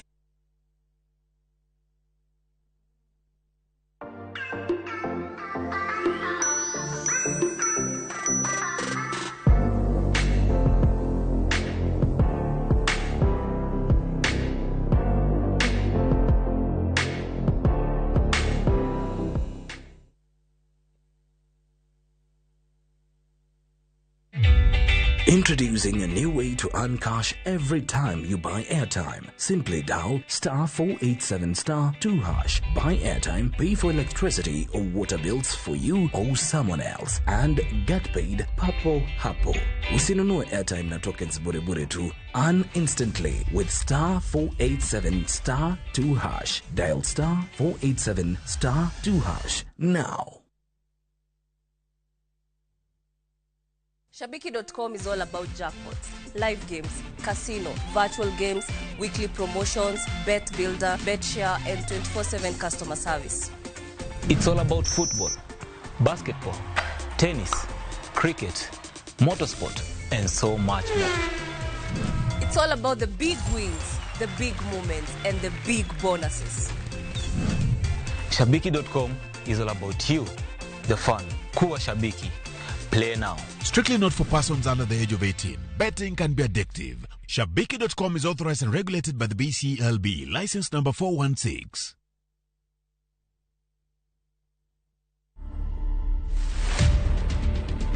I've always been a Rihanna super fan kwanza kitambo tukiuliza watu mabeshe zangu high school. I don't think I'm Kenya's Rihanna, but kuna some resemblance at some point. Hairstyles flani nikieka nini na ka Rihanna. So I just embraced it. I mean, kuna time flani whether imekuwa tao CBD and there's this girl alikuwa anashinda akishout Rihanna, Rihanna.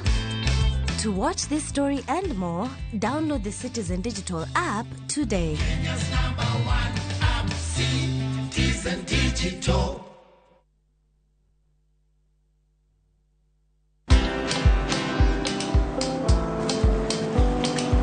Niaje? Ni kama unashangaa kwa nini naangalia simu with so much focus, eh? Usishangae sana. Nimekuwa ndani ya story kabisa. Ni kama ile hali ya juzi. Ni kama nilikuwa hapo iki happen. And when this new market was being opened, ni kama nilikuwa hapo tu. Hata vile local tourists for a special rate at the coast, I was there. And when this new road was being commissioned, I was right there. Na hata wewe, unaweza kuwa ndani ya story wherever you are.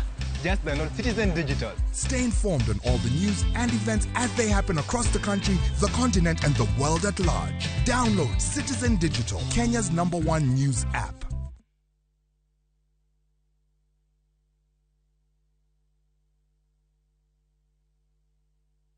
Big leagues are back. Enjoy boosted odds on the English Premier League, the French Ligue 1, the German Bundesliga, La Liga, Italian Serie A, and many top leagues only on Shabiki.com. Kuwa Shabiki. Play now. Strictly not for persons under the age of 18. Betting can be addictive. Play responsibly. Shabiki.com is authorized and regulated by the BCLB. License number 416.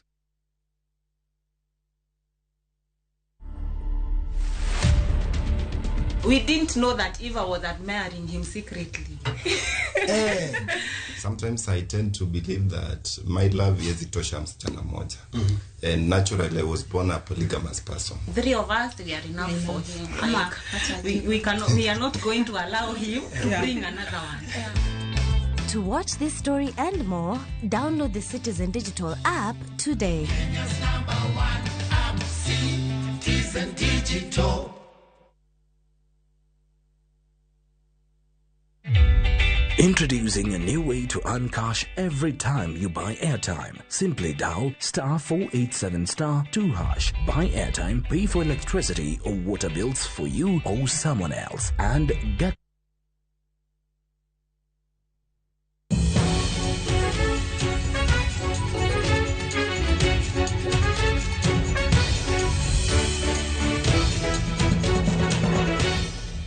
Total registered voters 67,222. Total valid votes 43,475. Rejected ballots 479. Odinga Raila 10,796. Luto William 32,216. Wahiga David 192, Wajakoya George 271. North Mugilango, total registered voters 64,750.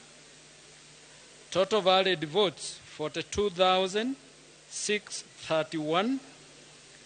Rejected ballots 311. Odinga Raila 23,434. Luto William 18,965.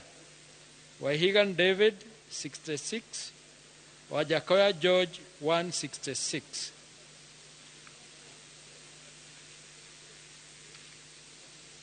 Bamashoge Bulabu, total registered voters 56,991. Total valid votes 36,060. Rejected ballots 288. Odinga Raila 23,778. Luto William 12,094. Wahiga David 51. Wajakoya George 137. Balambala constituency, total registered voters 26,085. Total valid votes 13,652. Rejected ballots 84. Odinga Raila 5,714. Luto William 7,854. Waihiga David 12. Wanjakoya George 72. Konoin constituency, total registered voters 75,115. Total valid votes 58,560. Rejected ballots 175. Odinga Raila 2,164. Ruto William 56,262. Waihiga David 36. Wajakoya George 98. Odhaya constituency, total registered voters 61,879. Total valid votes 43,458. Rejected ballots 315. Odinga Laila 7,145, Ruto William 35,972, Wahiga David 143, Wajakoya George 198. Asanteni.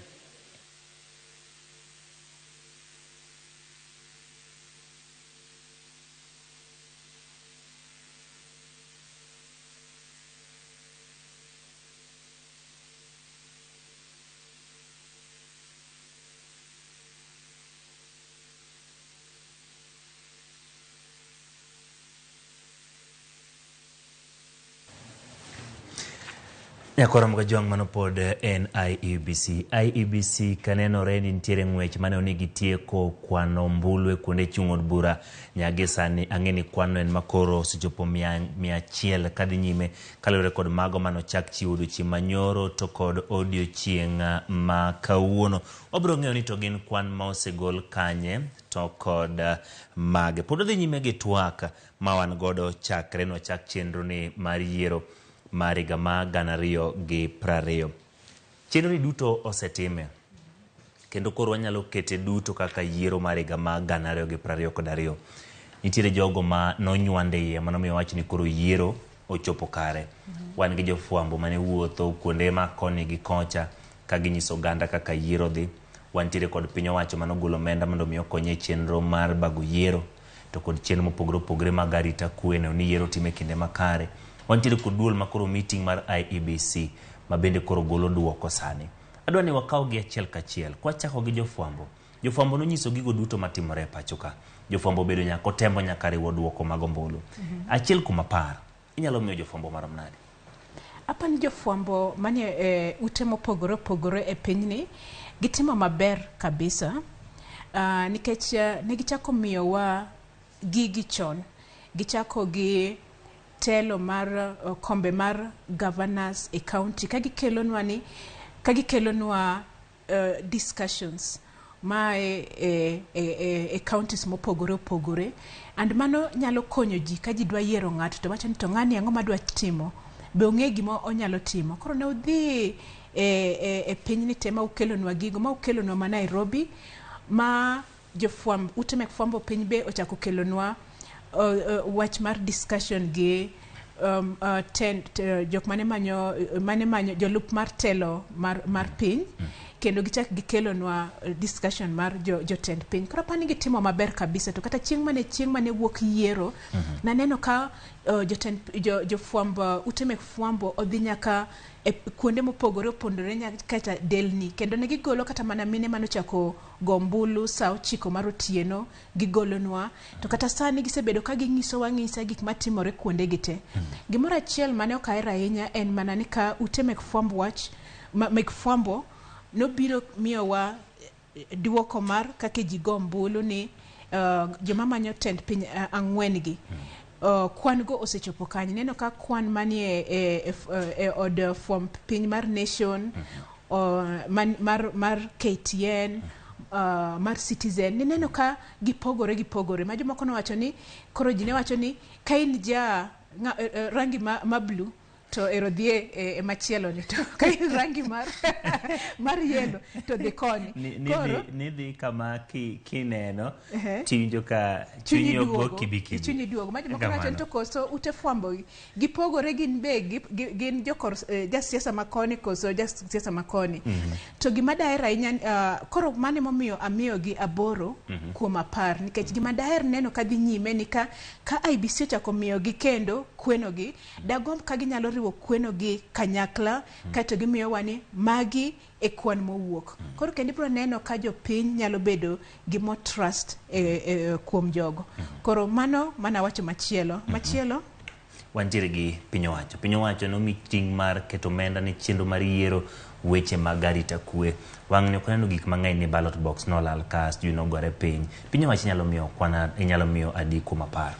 Alright, ilongo gini piny owacho mano tend piny Kenya. Tend piny Kenya.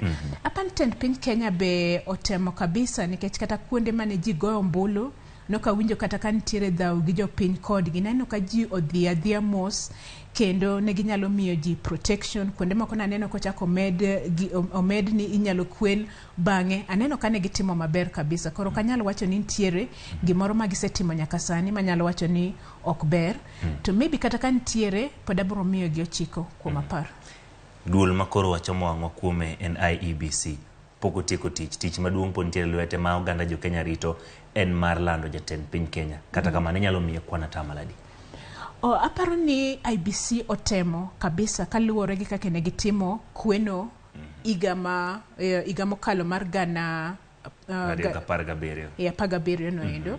Apa ni gitemo to nyaka kuma gisechope ni anyalo wacho mana ni amiyo gi 5 nikech kuma chopo ni endi ema bo miyo kendo gichako giyudo nus machielo ni gini be gitieko ma giwache ni mae ng'amo loyo within dala 7 ma omegi no endo. Koro mano bro nyisowa ni gisetime, to sani nyaka kuma osechope ni anyalo miyo gi 5 kuom 10. Gine magitimo ting' maduong' malando nwa joloch kochakore MCA, Women Rep, MP to kod Governor gi Senate. Kata kamano imiyo gi 5 kuom 10. Wacho na 5 no bro miyo ka gisekelo duoko. Jopiny, imiyo jopiny kwan atamaladi 1 kuom 10. Apan jopiny be otemo, jopiny otemo nikech naneno ka ji owuok kendo aneno kata jodongo makata jaigni 80, ja 70 giwacho ni gimondo kanyo kabisa. Kendo gima neno ni jopiny modak yo dala oero ni gimond kabisa makata karomo saa 4 to ng'ato osego kura. Kendo gima winjo ni kuonde del ni goendo ng'ato kapoko mos to nyakitang'ne ni mae ink magoyo go kura. Koro pan jopiny otimo maber kabisa, mak mana ni the turn out no wach ni netin kata jok moko manonengo bed ni nyalo kaw kura ne oko kaw kura. Koro poda miyo gi 7 kuom 10 nikech ang'eyo ni ginyalo timo maber moloyo ka. To gima yiego achiel ni ne gijiwore kendo ne giwuok ni gidwaro mondo gin be duondgi mondo winji. Kawatieko koro wachnwa ni to en wach mane mogik minyalo wacho ne oganda jo Kenya. Pod wan gi rito, ji pod nigi geno, kendo yiero biro gi mage. Ntie joma yombo, ntie joma yombo. Ntie joma ng'ur, ntie joma ok ng'ur. Ji moko bedo mamor, joma ok bedo mamor. To gikone to nyaka wadog wadak oganda jo Kenya. Nang'o minyalo wacho ne oganda jo Kenya? Gimachiel manyalo wacho ne oganda jo Kenya ni mondo wadagre daga gi kwe. Kendo sani makoro wachiegni winjo ni ng'amo loyo lochni. Apani onengo waikre ni kaduoko oduogo, duoko nyalo bedo ni jatend piny mane wadwaro oyudo telo. To kata kamano pod nyalo yudo duoko ni ng'ama ne wadwaro ok oyudo telo kendo telo dhi kuma chielo. To sani e pinywa masani wan gi doho ma ng'ama owinjo ka ok mor to nyalo dhie e doho no nikech Kenya ka enema en thurwa, onge kuma chielo ma wanyalo dhie. Koro wabeduru gi kwe. To kata ka winjo ni jawano oloyo, watimuru mor to kik wakethuru gik moko. Koro gima kwayo jopiny ni wabeduru gi kwe kendo waling'uru aling'a nikech jatend IBC bobiro mang'iswa ni ma e duoko mowuok. To kaluwore gi chik, onego bed ni tich 2 en chieng' mogik magimiyowa duoko. Koro beduru abeda mos, wadoguru watim tijewa kapod warito duoko. Apani mana kende ma en goero kamano. Nyakoro mgajwang' winjo kanyo gi iti weche motenore kod yiero higa mag 2020. Wasebedo kod twak mar ariya, wasebedo kod loso maka kod kacha, ka bende koro wantiere kod ndalo matin kende to duol mar IEBC biro bedo gi thuolo mar bende yango noni to duoko no bedo nang'o ng'at mane moyier kaka jatend piny Kenya. Erokamano kuom yie mar loso kod weche makoro wan gi geno ni kochako biro gweli kendo mondo mi watwagi weche machal kama to ibiro miwa thuolo makamano. Nyakoro mgajwang' wabodhi nyime kod weche mabende otenore kod duoko ma obiro. Gin mago mabende otenore kod yiero manotime county mano ma Nakuru. Mane en gavana ma Nakuru Lik Nyanjuyo kwedo duoko mar ombulu e kom gavana kowacho ni nitiere chochni modhuro moting'o nyiewo joluto ombulu, lweny kod loro ne agents gi oko kuonde luto ombulu. Kowuoyo elo Azimio la Umoja Brigade moting'o joma ne ochung' e kama opogore opogore. Wacho ni gidhi tudore gi okindegi mar ng'iyo okang' ma gidhi kawo. Kinyanjui omedo ni ok en kare ka kuonde luto ombulu moko nigi kwan marom gi mag ombulu ma bende ok chal kod kwan mogik mochiw.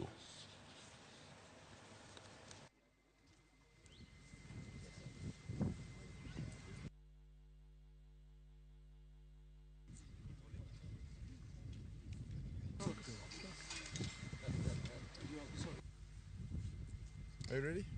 We see Nakuru as one of those areas that were targeted by a very deliberate and well-orchestrated international electoral fraud that did not just start at the voting.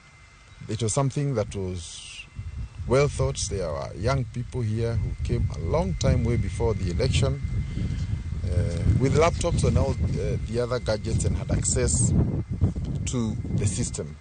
And the question is, how can the IEBC, charged with the responsibility of ensuring the integrity of an election, allow all this to happen? And therefore, as a team, we are currently speaking with our legal and other technical teams, including ICT, with a view to taking the necessary actions. As it were, Wanjiko votes, and our responsibility is only to count what she has voted. We have no business manipulating what she has voted. And I think this will be the area of concern as we go to the coming days. And therefore, our conclusion is that the integrity of the process cannot be guaranteed, and therefore the outcomes likewise do not reflect what Wanjiko did. Mano kanyo gavana county Nakuru Lee Kinyanjui mabende wacho ni okwero duoko go kendo bro neno koloso kod okil mage mondo mi oneka okaw kang' moro katen mar diedo mondo mi okwe duoko go wabro ng'eyo kotenore kod mano. Kawadhi nyime jaod bura machon Masuna West Joseph Obiero Ndiege man laro kom kar chung'od bura Masuna West ogo bade piny bang' kane oyombe komno kod jaod bura masane Peter Masara mano yier kod otiko mar ODM. Ndiege ne obede thuolo mar 2 kod ombulu mar 10,445 tok Peter Masara mano landi jaloch kod duol mar IEBC kod ombulu mar 23,579. Nowacho ni oikore mar siro Masara mondo tine oganda Masuna West e yo makare. Owacho ni onge kod paro madhi e doho ko wacho ni jatelo mose yier ema odhi siro lwedo.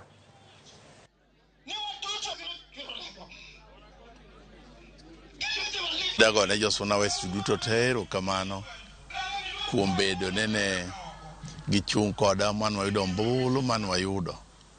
Ang'eyo ne pod adwa kwayogi ne gibed gi kwe, wabed gi hera manyo wasebedogo. Kawuono kata koyier ng'ato, kinyo komono ne kinyo nochako yier Ndiege kata ng'achielo. Omiyo nadwa kwayogi ahinya mondo gibed gi kwe. Nadwa kwayo, nadwa wacho bende jok man oseyier wan waonge gi wach, wan kod gi achiel giti ne jopiny mok gikete siasa mar discrimination mar pogo ji. Nwakwayo kabisa asa mjumbe manyose yier kamen Francis Peter Masara nadwa kwayo ni koro obed ng'at ma riwo ji te nyaka Ndiege be koro wariwre kodgi wabed kodgi e paro achiel mondo wang'i kaka wariembo Suna West kaka Suna West. Kawang'ado tong' kendo dhi gwenge mag yimbo ma piny Kenya. Laktar Boni Alwale oyier kaka seneta mar 3 e kaunti ma Kakamega tok yudo kwan ombulu maromo 249 kendo leo jal mane rakore godo Laktar Brian Lishenga mar ODM moyudo kwan ombulu 195,192. Laktar Alwale manobedo seneta mokwongo mar Kakamega e higa mag 2015 nyaka 2017 e yiero mokadho notemo laro kom gavana kama noloyo to wang'ni udugo laro kom seneta ma kaunti no kod otiko mar UDA kama yude loch. Jadbura mar kaunti ma Kakamega Elsie Muhanda ne yombo kendo komno kod kwan ombulu mar 3,426 kiliwe kod Naomi Shiyonga mar DAPK mane do kwan ombulu 67,351. Lindo makama ogol kod jatend IEBC mochung'ne weche mag yiero kaunti ma Kakamega Joseph Ayata. Nashukuru wakazi wa Kakamega County kwa kunichagua tano tena, na pia nashukuru my worthy opponents, pia hawa walijaribu, they fought a good fight. Nashukuru pia my campaign team walichukua muda mwingi sana kufanya planning, na mimi nataka kuambia watu wa Kakamega County asante sana. We want to go to Parliament, dear Kenyans, to protect IEBC. IEBC is very vulnerable to the extent that nobody in that law factors in the human nature of a human being. A human being is subject to fatigue. So we are going to tweak the law to make sure that every polling stations, every constituency must have 2 straight polling presiding officers, 2 straight sets of clerks, and 2 straight returning officers at every constituency, and 2 straight returning officers at every county. The reason being that the officers who will poll should hand over at 5 to officers of IEBC, who should then be in charge of tallying.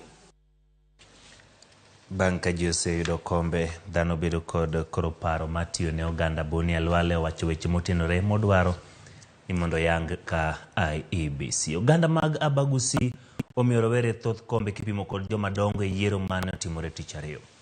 Maka moting'o Simbarati mano yiere kom gavana ma Kisii, Jafeth Nyakundi jod bura ma Kitutu Chache North, Zaid Dana jod bura ma Nyaribari Chache, Anthony Kimagendi ma Kitutu Chache South, Alpha Kiraka mar Boma Choge Chache kod Silvanus Osoro ma South Mugirango. Rowere moyier e ng'we moko oriwo Abdi Guyo moyier ka gavana ma Isiolo kod otiko mar Jubilee, Linet Chepkorir Toto oyier kaka jod bura ma Bomet kod otiko mar UDA, Felix Odiwuor Jalango oyier kaka jod bura ma Lang'ata, Paul Ongili Babu Owino bende no oyier mar ariyo kaka jod bura ma Embakasi East.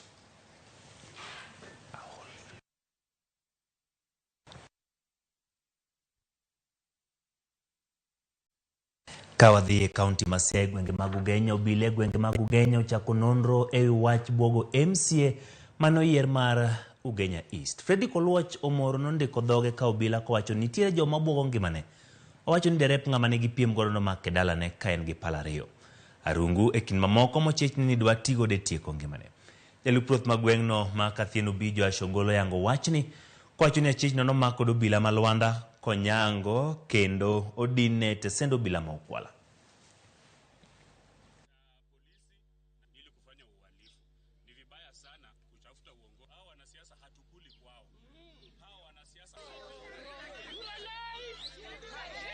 Kothra wich nyogo na sim kanyisa ni nitie ng'ama monjo dala MCA to en ng'ama njori. Abende nya wuok mantie bachopo kasa 4 gi dakika 10. Kanya chopo jothurwa gik mnya neno nyoko mora. Nya yudo ka bwana ni nigi panda 2 mopiag mabith kabisa mapokotiyo. Nya nigi nyundni 2 to nya nigi pilipili moreg e chupe 2. Te bag ne kirango to ne wayudo nitie towel gi lewni. Chalma ng'ama nyedwa kosetimo njori marachno to dhi to luokre to wilo lewni. Dwa kwayo josiasa giwek timo timbe maricho. Ng'ato kopo ne seyombi kineno koko yombi maber tidhi court. To kok idhi court to kidukawo ngima mang'a. Kaunti ma Nakuru kachiel kod kaunti ma Machakos ne oyiero kwan mag joma mine mathoth ka ipimo kod kauntis mamoko e yiero ma higani mane piny Kenya bago chieng' tarik 9 dwe mar 8. Sharon Ong'aw nigi ler mathoth. Tok yiero mane piny Kenya otimo chieng' tarik 9 mar dweni, duoko medo wuok e kombe mopogore opogore ka chenro mar lendo kod chiwo oboke ne joloch itimo kod apisas mag IEBC mochung' ne kweno e counties mopogore opogore. E yiero mawang'ni, joma mine ne wuok oko kar nyalo margi ka duoko ma osewuok nyaka gisani. Kaunti ma Nakuru kaachiel kod kaunti ma Machakos otelo kaluwore gi kwan joma mine ma oseyier e lemo mopogore opogore ka ipimo kod counties mamoko. E kaunti ma Nakuru, Seneta Masani Susan Kihika manochung' kod otiko mar UDA ne oyier e lemo mar gavana. Makoro okang' makamano biro kete gavana mar adek e kaunti ma Nakuru tok ka obiro chamo muma mar apis. Kihika noloyo kod kwan mar ombulu 440,700 707 kanoloyo gavana masani ma Nakuru Lee Kinyanjui. Lemo mar gavana ma Nakuru e yiero mahigani ne oywayo jochung' auchiela. Elemo mar seneta e kaunti ma Nakuru, jatatije maduong' e kambi mar Keroche Tabitha Karanja emane oloyo kod kwan ombulu 442 864 ka ilwe machiegni e rang'iny mar namba 2 kod Lawrence Karanja mar Jubilee kod kwan mar ombulu 163 625. Jod bura ma Gilgil Martha Wangari, jod bura ma Naivasha Jen Kihara, kaachiel kod jod bura ma Njoro Charity Kathambi bende ne oyier ka koro gibiro dhi nyime gi tayo kar chung' od bura magi e tam mar 2. Wangari mane ochung' kod otiko mar duond bura mar UDA ne oyudo ombulu 35,363 ka iluwe machiegni e thuolo mar namba 2 kod Madhenge Nderitu mane ochung' kod otiko mar Jubilee mane oyudo ombulu 19,764. Jen Kihara mane ochung' kod otiko mar UDA e kar chung' od bura ma Naivasha noyudo loch kod kwan ombulu 44,882 ka iluwe machiegni gi John Kihagi mane ochung' kar kende mane oyudo kura 24,891. E kar chung' od bura ma Bahati e kaunti ma Nakuru, Irene Njoki ma bende donjo e weche mag siasa e okang' mokwongo ne oyombo jaod bura masani ma Bahati Kimani Gunjiri. Njoki ma bende nochung' kod duond bura mar Jubilee ne oyudo kwan ombulu 34,308 ka iluwe thuolo mar namba 2 kod Kimani Gunjiri mar UDA mane oyudo ombulu 26,809. E kaunti ma Machakos, Wavinya Ndeti mane ochung' kod otiko mar Wiper ne oyombo jochung' 4 e piem e lemo mar gavana mahigani. Wavinya noloyo jochung' mamoko moriwo seneta machon ma Machakos Johnston Mudhama kaachiel kod mane en jatend jotije e kar jot mar jatend piny Kenya Nzioka Waita. I also want to take this opportunity to thank the Machakos girls. Machakos girls, we campaigned together. We showed people how women can work together. Elemo mar seneta e kaunti ma Machakos mane yoyo jochung' 5 higani, seneta masani ma Machakos Agnes Kavindu ma bende ochung' kod otiko mar duond buch Wiper emane oyudo loch bang' kane oyombo jochung' wetege koriwo mane en speaker machon e od bura mar kaunti ma Machakos Bernard Mung'ata, jatend duond bura mar People Trust Mutua Katuku kaachiel kod josiasa mamoko moriwo okil Kamaloka Jacob Mutula kaachiel kod Abanas Ngengele. Kavindu noyier kaka seneta e kaunti ma Machakos e dwe mar 3 mar higa mar 2021 bang' kane seneta ma Machakos mane en Boniface Kabaka ne ong'elo rengo e dwe mar 12 mar higa mar 2020. Sharon Ngao, Ramogi TV. Erokamano Sharon Ngao kuom lipot machal kamano kutenore gi weche mag wakeini mabendo yiere kombe mopogore opogore nyakwaro moga jwang' mane makelo e giko mar chenro mar yiero higa mag 2022 odiochieng' makawuono chakre okinyi nyaka sani sebedo kod ji mopogore opogore e wang' jowi kaendi ka watwa kod welo mopogore opogore ahinya motenore kod weche mag yiero. Wenge duto pod oket e kar riwo ombulu maduong' e pacho kaendi Bomas of Kenya kama IEBC dhie nyime kod yango kendo kolo i boke mago mowuok e kuonde chung' od bura 290 kod achiel mar ute twech to kod diaspora moriw mar mondo mi gibi giyang jaloch e yiero ma pacho kaendi ahinya te komno ero mar jatend piny Kenya. En gima pod wakete wang'wa kendo bodhi nyime gi menyo ni gi kuonde matimore kaka gitimore to kod gwenge mopogore opogore moganda nyalo bedo ni rito e mondo mi giyud duoko kaka kawuono watere gwenge mag Siaya County. Oganda nindo oko girito duoko mondo mi ogol mabende gin gigeo ni gobedo kaka joloch bende gwenge mopogore opogore duoko medo wuok kendo ilando joloch koni kod kocha mago duto Ramogi biro bedo ka kelo gima medo paro ni maduong' en kwe waket kwe gi jogo ma wan godo kuonde ma wantiere wabed kod horuok kama wantiere maduong' en ni jogo modak godo pod odak kodgi kata tok siasa ka bende bang' yueyo mathin mwakao e maendi obedo kwa tude kane kod George Bati kowuok e Bomas of Kenya. Nyinga Ochieng' Emmanuel ubed gi otieno mokwe.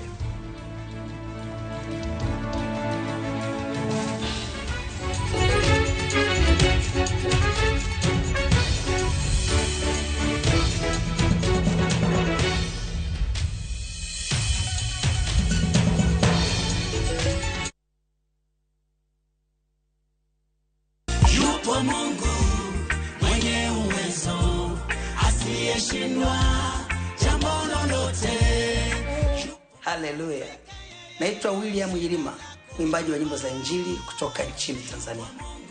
Kupata wimbo huu wa Yupo Mungu, kama sikiza tune yako, bonyeza *811*381#.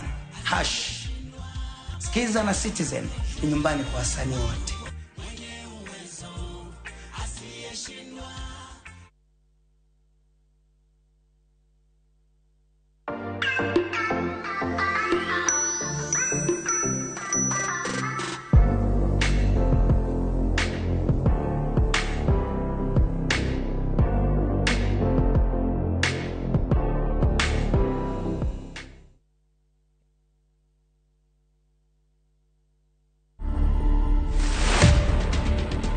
I've always been a Rihanna super fan kwanza kitambo tukiuliza watu mabeshe zangu high school. I don't think I'm Kenya's Rihanna, but kuna some resemblance at some point. Hairstyles flani nikieka nini na ka Rihanna. So I just embraced it. I mean, kuna time flani whether nimekuwa tao CBD and there's this guy alikuwa anashinda akishout Rihanna, Rihanna.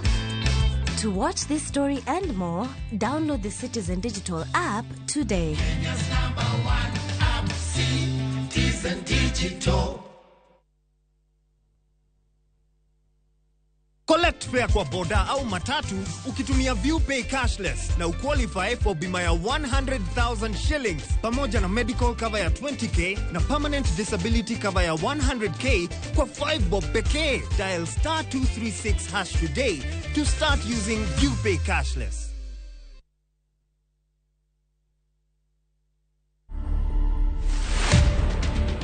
Building the containers was by chance. This was more of a DIY. So I worked with local fundis. In fact, the main person here was the welder. The main challenge was space.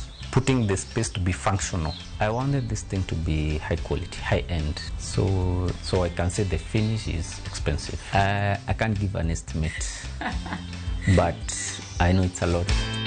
To watch this story and more, download the Citizen Digital app today. Kenya's #1 app, Citizen Digital. Big leagues are back. Enjoy boosted odds on the English Premier League, the French Ligue 1, the German Bundesliga, La Liga, Italian Serie A, and many top leagues only on Shabiki.com.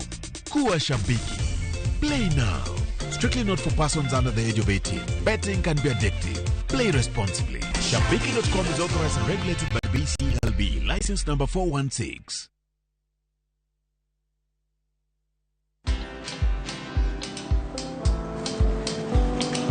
Oh, niaje? Ni kama unashangaa kwa nini naangalia simu with so much focus, eh? Usishangae sana. Nimekuwa ndani ya story kabisa. Ni kama ile hali ya juzi. Ni kama nilikuwa hapo iki happen. And when this new market was being opened, ni kama nilikuwa hapo tu. Hata vile local tourists walipata special rate at the coast, I was there. And when this new road was being commissioned, I was right there. Na hata wewe, unaweza kuwa ndani ya story wherever you are. Just download Citizen Digital. Stay informed on all the news and events as they happen across the country, the continent, and the world at large. Download Citizen Digital, Kenya's #1 news app.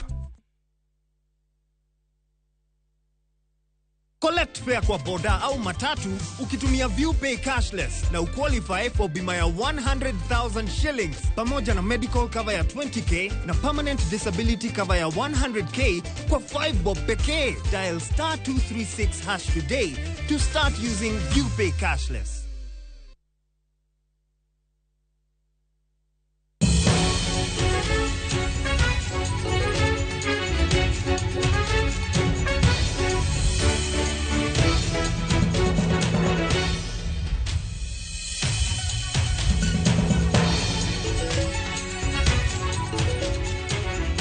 Ramogi achiel kok Bomas of Kenya kama chenro mar kwano kata ng'iyo tese mag form 34A gi form 34B medo dhi nyime kabisa mag IBC oketo chenro maneno ne onge gimoro amora mokalo wange ahinya kotenore koda kwan mag jogo manogoyo ombulu dichieng' mar tarik 9 dwe mar 8 mar higani. Mano tich ariyo makoro kawuono wan gi chieng' ngeso Nyaka gi sani chenro dhi nyime ka pod nono kendo puodho obogo mag form 34A mano wuok kuonde chung' od buche duto ka nyaka gi sani nitiere kuonde chung' od buche mamoko mapok opuodh puo magi ka wang'iyo gi sani IEBC temo keto chenro mage mondo mi obed mapiyo piyo. Gitimo ma ka girwako ROs kata pisa mano chung' ne weche mag yiero e kuonde chung' od buche mopogore opogore mondo mi one ni gichopo kanyo moketi mar yudo forms go mag 34A magikelo mondo ochak non gi achiel kachiel kaka okang' mar ni IEBC otimo tijgi e yo mapiyo. Par ni IEBC odong' gi ndalo manok kende kata seche manok kende kaluwore kod dwaro mar chik nyako Ramogi mondo mi giyang ni to en ng'a ma oloyo komten piny Kenya ka ilando jatend piny Kenya mar abich. Nyaka gi sani weche mag arita kwe bende ojiw mana kaka nasewacho motelo e kinde mana wuoyo kodi nyako Ramogi en ni jalup inspekta maduong' mar obila owuon ema ng'iyo weche mag arita ka. Gitimo mano mondo mi gine ni chenro mag arita kwe oketi ne jogo ma obiro ka kaachiel koda kweth mag apisa mag IEBC ma pod medo nono kendo puodho forms mag 34A gi 34B mayango kaka ombulu nogo e kuonde luto ombulu kaachiel koda mago manoriw e kuonde chung' od buche duto ma pacho kako ting'o mago ma otim e pinje maoko ma iluongo ni diaspora. Obila mantiere e iye kami ikwano kata ing'iyo obogo gin obila ma kwan gi nomedi kaluwore koda koko moko manok mano bedo ka karo odiechieng' ka bende IEBC medo nyiso jogo maonge koda gima gitimo ka ahinya to gin johera mag duond buche mag siasa kata jochung' malaro komten piny Kenya ni mondo mi kaber kaonge gima gitimo to giwuog ka kendo gidhi gi oko mondo giwe chenro ni odhi nyime kaka idwaro kendo mayot ne IEBC mondo mi gichop dwaro mar chik mar golo jatend piny Kenya ma ok okalo ndalo 7 bang' timo yiero. Kweth mag obila bende oket nyaka e dhorangach ka bende weche mag arita kwe ojiw kapok ng'ato donjo e kama iriwe kata kama inone obogo. Nyako Ramogi dhoot nitiere ma nyaka iyaw e yor lony manyasani to mano itimo bang' koseseti mondo ne ni gimoro amora mibiro go ka en gima ok nyal kelo chochni moro amora ne chenro mar puodho tese kata riwo ombulu madhi nyime pacho ka. King'iyo IEBC nyaka gi sani endi medo kwano kendo riwo ombulu mowuok e kuonde chung' od buche mopogore opogore mar neno ni gichopo dwaro mar tieko kuonde chung' od buche 290 kaachiel kod mago mawuok e pinje maoko makelo gi 291. Nyako Ramogi thuolo ni IEBC ni kod ting' mar neno ni gitimo tijgi yo mapiyo kata kamano gikwayo josiasa kata jogo ma bende obiro ka kani kod dwaro mar neno kaka chenro ni dhi nyime ni mondo mi kik ywa lwetgi kik migi dhi mos nikech gin gi ndalo mwinjo bende gitieko kaka chik dwaro mondo mi giland jatend piny Kenya. Seche koro ng'adore kendo IEBC temo timo duto ma ginyalo ka nyaka gi sani giwacho ni gibiro medo jiwo kwan mag obila pono ni dwaro bet ni mano nyaka tim.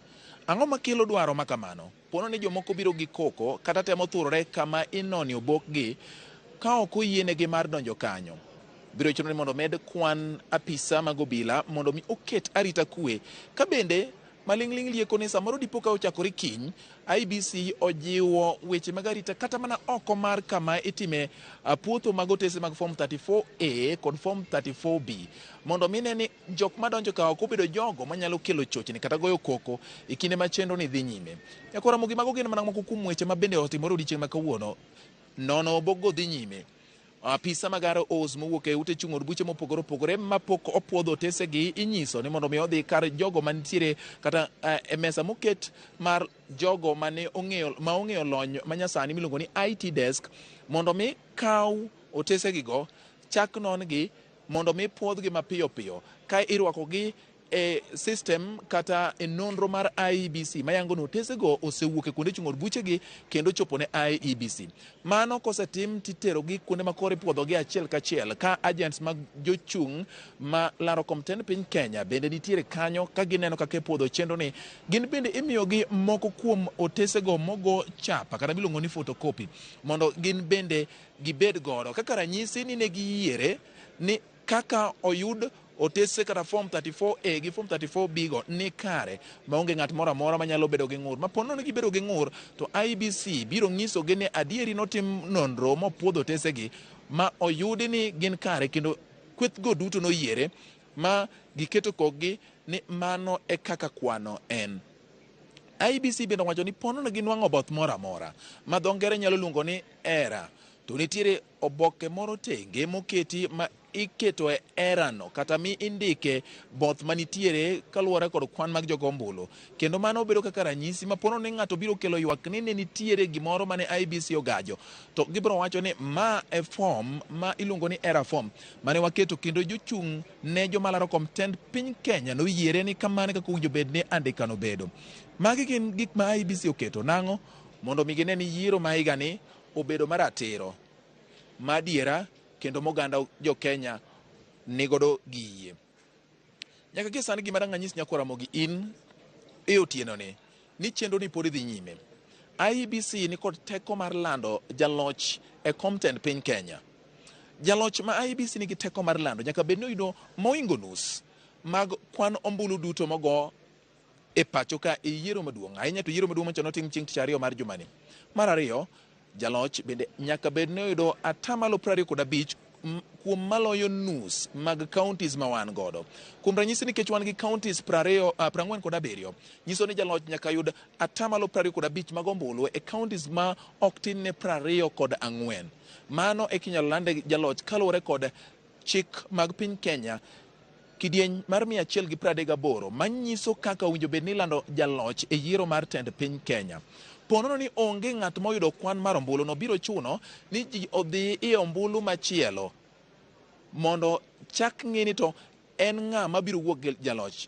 Kuom jok madhi ombulu machielo gin ji ariyo moyudo ombulu mathoth kata ji ariyo motelo e kwan mag ombulu. Nyiso ni kopo namba 1 gi namba 2 moyudo ombulu mathoth to gin ibiro yienegi mondo mi gidog gi ombulu machielo miluongo ni rerun. Magi gin moko kuom okenge mag chike kidieny mar 138 mar kaka owinjo bed ni lando jaloch. To kopo ni oyud jaloch, ibiro ndika commission mar IBC bang' lando jaloch biro ndiko ne doho mamalo mogik ma pacho ka, mano ma iluongo ni Supreme Court, kendo bende chiwo oboke machielo maket gi mano ne jatend piny matiyo sani kaka jatend piny masani Uhuru Kenyatta, ka inyiso ni ma e jal ma oseyudi ni en jaloch kendo ne moyiere gi jo Kenya mondo mi chenro mare gamruok telo miluongo ni handing over process mondo chakre. Mana kaka chenro dhi nyime nyakwa Ramogi, kendo mana kaka okenge mag chike dwaro mar neno ni otim gini kaluwore kod chike kendo oyier oyier jaloch mar tend piny Kenya kaluwore gi dwaro mar chik kaka pend chik wacho e kidieny mar 138 mar chike ma pacho ka.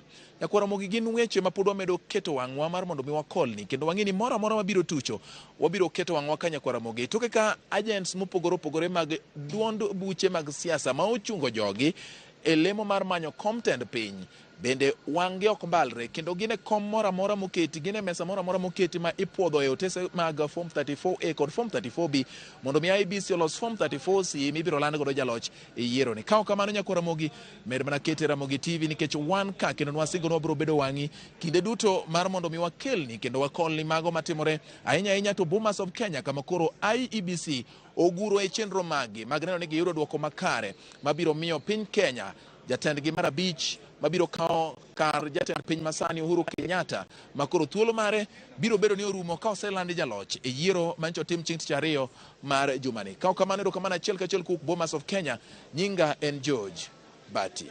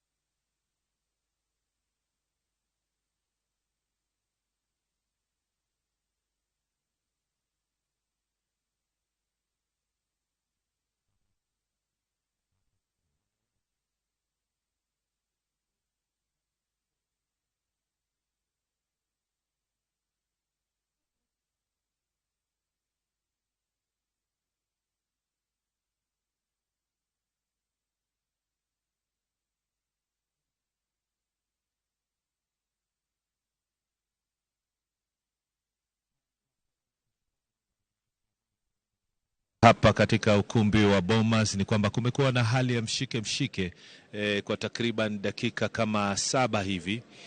Baadhi ya wale viongozi kutoka Azimio wakiwa wamezusha rabsha hapa kwa muda, na hivi sasa kama unavyoona kwenye sakafu ya ukumbi huu kumejaa maafisa wa usalama, maafisa wa kupambana na hali ya ghasia, maafisa kutoka kikosi cha GSU na vile vile kikosi cha Administration Police ama polisi wa utawala, wengi wakiwa wamezingira eneo hilo. Tukio lililotangulia matukio haya sasa ni kwamba baadhi ya hawa maafisa viongozi kutoka mrengo wa Azimio walikuwa wamemuona mtu mmoja ambaye kwa dhana yao ni kwamba walikuwa wanadai si agenti, basi wakamfurusha nje kwa fujo. Na kutoka hapo baadhi yao tukaona pia wakibadilishana picha za simu, ishara kwamba pengine wameoza stakabadhi ambao pengine matokeo yake hayakuwapendeza. Kwa hivyo kumekuwa na patashika hapa, watu wakirushiana maneno, wakirushiana maneno makali tu na lawama za hapa na pale. Kamishna ameweza kutuliza hali, lakini imebidi maafisa wa polisi waweze kuletwa hapa, na wengi tunaona ni maafisa wale wa kutuliza ghasia. Kamishna Francis vile vile akiweza kuzungumza na wananchi na kuwataka wale ambao si maagenti kuweza kuondoka katika ukumbi huu. Lakini kama tunavyoona, tunaona ni hali ya kusangaa kidogo. Maagenti pia bado wakisubiri kuendelea na shughuli yao. Na kwa sasa hivi lakini naweza kusema kwamba kuna hali ya utulivu. Wale viongozi ambao walikuwa wakionyeshea wenzao kidole cha lawama wametulia. Wapinzani wao kutoka mrengo wa Kenya Kwanza pia vile vile wakiliko hapa ndani, lakini wako katika sehemu ya kushoto kutoka kwa wale wa mrengo wa Azimio. Hawa wameketi kwa utulivu, bila shaka wakiendelea kufuatilia matukio tu yanavyoendelea hapa. Kwa hivyo mtazamaji, ndio hali ilivyo kwa sasa. Maafisa wa polisi kinyume na ambavyo tumekuwa tukiona hali ikiwa hapa sasa hivi, hali tunaweza tukasema ni hali tete kidogo, lakini yenye utulivu, kwa kuwa maafisa wa usalama wameweza kuingia katika eneo hili, wameweza kuzingira ukumbi huu, hususan sehemu ambao maagenti wamejaa. Ni maafisa wa kupambana na ghasia kutokana na cheche za maneno na purukushani ambayo ilijiri hapa kwa takriban pengine dakika 10 hivi. Maneno ya majibizano sana yakitoka upande wa wale viongozi wa muungano wa Azimio. Hatujaweza kubaini kitu gani ambacho kilipelekea wao kumfurusha mtu mmoja aliyekuwa hapa ndani, ambaye wanadai kwamba hawajamuona kwa muda hapa, na kwamba si agenti. Na vile vile tukaweza kupata pia wengine wakionyeshana picha kwenye simu, kuonekana kwamba ni karatasi ambazo wamezipiga picha, na pengine walikuwa wakiangalia matokeo ambayo pengine hayajawaridhisha, manake wakaanza kuzomea wenzao. Na kwa hivi sasa tunasubiri tu kuona mengine mengi yatakao kuwa yakiendelea. Kamishna akiwataka wale ambao hawahusiki na zoezi hili kuondoka. Nikaweza kuwasikia baadhi ya viongozi wakisema kama ni hivyo basi kila mtu anastahili kuondoka, lakini kwa sasa tunaweza kusema kwamba hali ya utulivu imerejea. Tunasubiri kuona kitakachofuatia na iwapo kutakuwa na matangazo mengine kuhusiana na matokeo. Manake bado wakiliko makamishna, naweza kuwaona walikuwa wameondoka kidogo, lakini bado wakiliko. Tunasubiri kuona iwapo watatangaza matokeo mengine. Kazi ya kuthibitisha stakabadhi zilizowasili kutoka maeneo bunge tofauti yaliyoletwa na maafisa waliosimamia uchaguzi huu bado inaendelea. Ni zoezi ambalo linaendelea usiku kucha. Tunatazamia kwamba kesho tukapata aidha mwelekeo zaidi kuhusiana na ni lini tangazo rasmi kuhusu ni nani aliyeshinda uchaguzi wa urais tarehe 9 Agosti mwaka 2022. Atakayetangazwa itakuwa ni nani. Kwa hivyo sisi bado tukeli hapa. Naona hali ya utulivu imerejea. Naona bora ni rejeshe kwenye studio muendelee na mazungumzo, lakini sisi tutaendelea kutafuta mbivu na mbichi kuhusiana na hawa viongozi na kitu gani ambacho pengine kiliwachukiza na kupelekea wao kuwa na ghadhabu. Lakini kwa sasa na warejesheni studio, lakini bila shaka picha za moja kwa moja tutaendelea kurusha hewani kutoka hapa katika ukumbi wa Bomas of Kenya.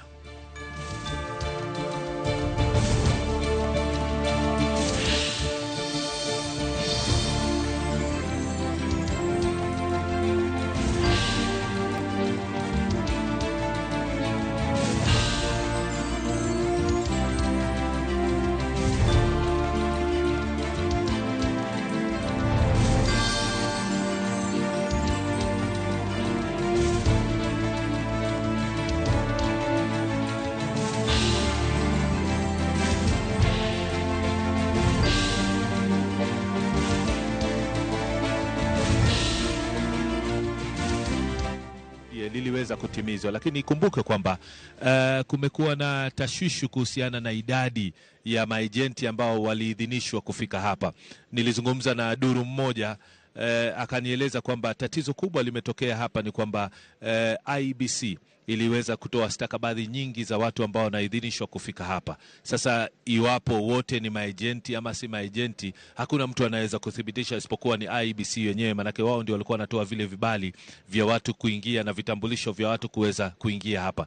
Tatizo pia limekuwa ni kwamba kila mara kunatokea malalamishi. Watu wanatoka nje halafu wanarudi tena kwa kishindo. Sasa wanarudi wakiwa wengi, kwa sauti, kwa kelele na kadhalika. Sasa hilo pengine limekuwa ni tatizo kuweza kutambua iwapo pia wanarudi na watu wengine ambao hawastahili kuwa hapa ama namna gani. Na ndio hali ambayo tumekumbana nayo Wahiga Mwaura toka tulipokuwa hapa, kwamba mara nyingine imebidi maafisa wa polisi, na nafikiri pengine ni picha ambazo hamkuziona awali, lakini hapa mlangoni imekuwa mara kwa mara wanazuia watu. Wengine wanaondolewa, ikiwa huku keti chini pia unaambiwa uondoke nje. Kwa hivyo kumekuwa na hali hiyo. Hatuwezi kuthibitisha sisi wenyewe hapa tulipo kwamba kila aliyeko hapa ni ejenti mkuu ama naibu ejenti, lakini ninatumai kwamba agizo hilo lilipotolewa, basi wale ambao ni wasimamizi wakuu wa wagombea urais ambao ni 4 waliweza kutimiza ahadi hiyo na agizo hilo. Lakini naweza kuthibitisha kwamba kumekuwa na mkurupuko wa mara kwa mara, baadhi ya viongozi wakitoka nje wakisemezana, halafu wakirudi nje inakuwa kishindo. Kwa hivyo huwezi kujua nani ameingia na iwapo anastahili kuwa hapa au la.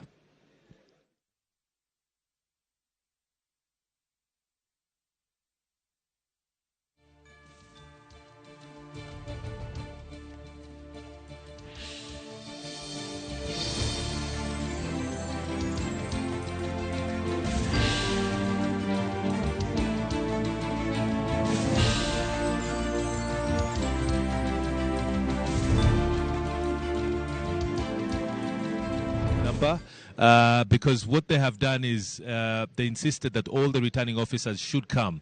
I can see some still sitting at the table where Chairman Chebukati was, but I cannot confirm whether all the returning officers have been able to come here.